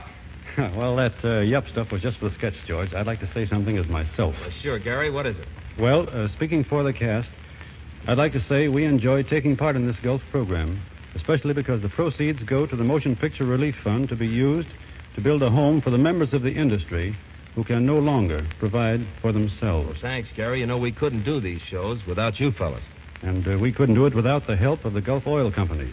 Who's on the show next week, George? Well, next week we'll have a comedy drama written by Delmar Daves, directed by Leo McCarey, and starring Irene Dunn, Cary Grant, Walter Conley, and Herman Bing. Well, I've got a date with my radio for that one. Good night, George. Good night, Gary, and thanks for coming. And remember, everybody, next week, the same time, the same station, the good Gulf dealer in your neighborhood joins the Gulf Oil Companies in welcoming you to another Screen Guild show. And now, ladies and gentlemen, due to studio commitments, I must say goodbye to you for a few weeks. Some of my good friends and your good friends will carry on in my absence. Next week, Cary Grant will be your master of ceremonies. I'll be back as soon as I can. Till then, I'll miss you all these Sunday evenings. This is George Murphy saying thank you for the Gulf Oil Companies, the motion picture industry. Good night. We are grateful to Universal Pictures for Deanna Durbin, who can now be seen in Three Smart Girls Grow Up. To Samuel Goldwyn Productions for Gary Cooper, soon to be seen in The Real Glory. To Hal Roach in the Pepsodent program for Patsy Kelly. And to the Lifebuoy program for Park Your Carcass. John Conte speaking. This is the Columbia Broadcasting System.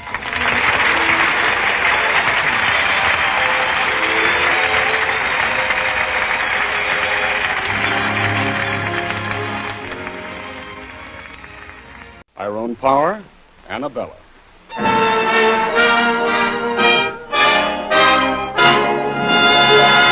The Gulf Screen Guild Theater.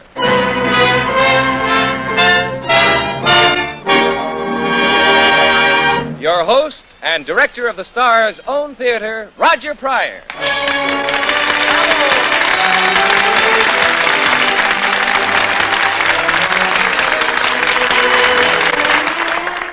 Good evening, everyone. Your neighborhood good Gulf dealer and the Gulf Oil Companies invite you to spend another evening with us here in the Gulf Screen Guild Theater.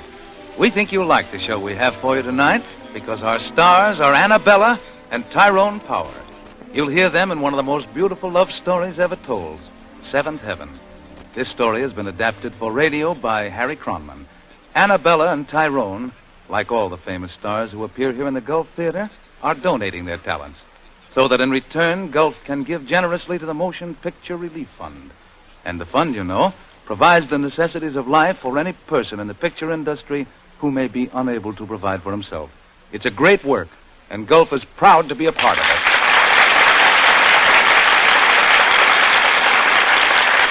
That applause, ladies and gentlemen.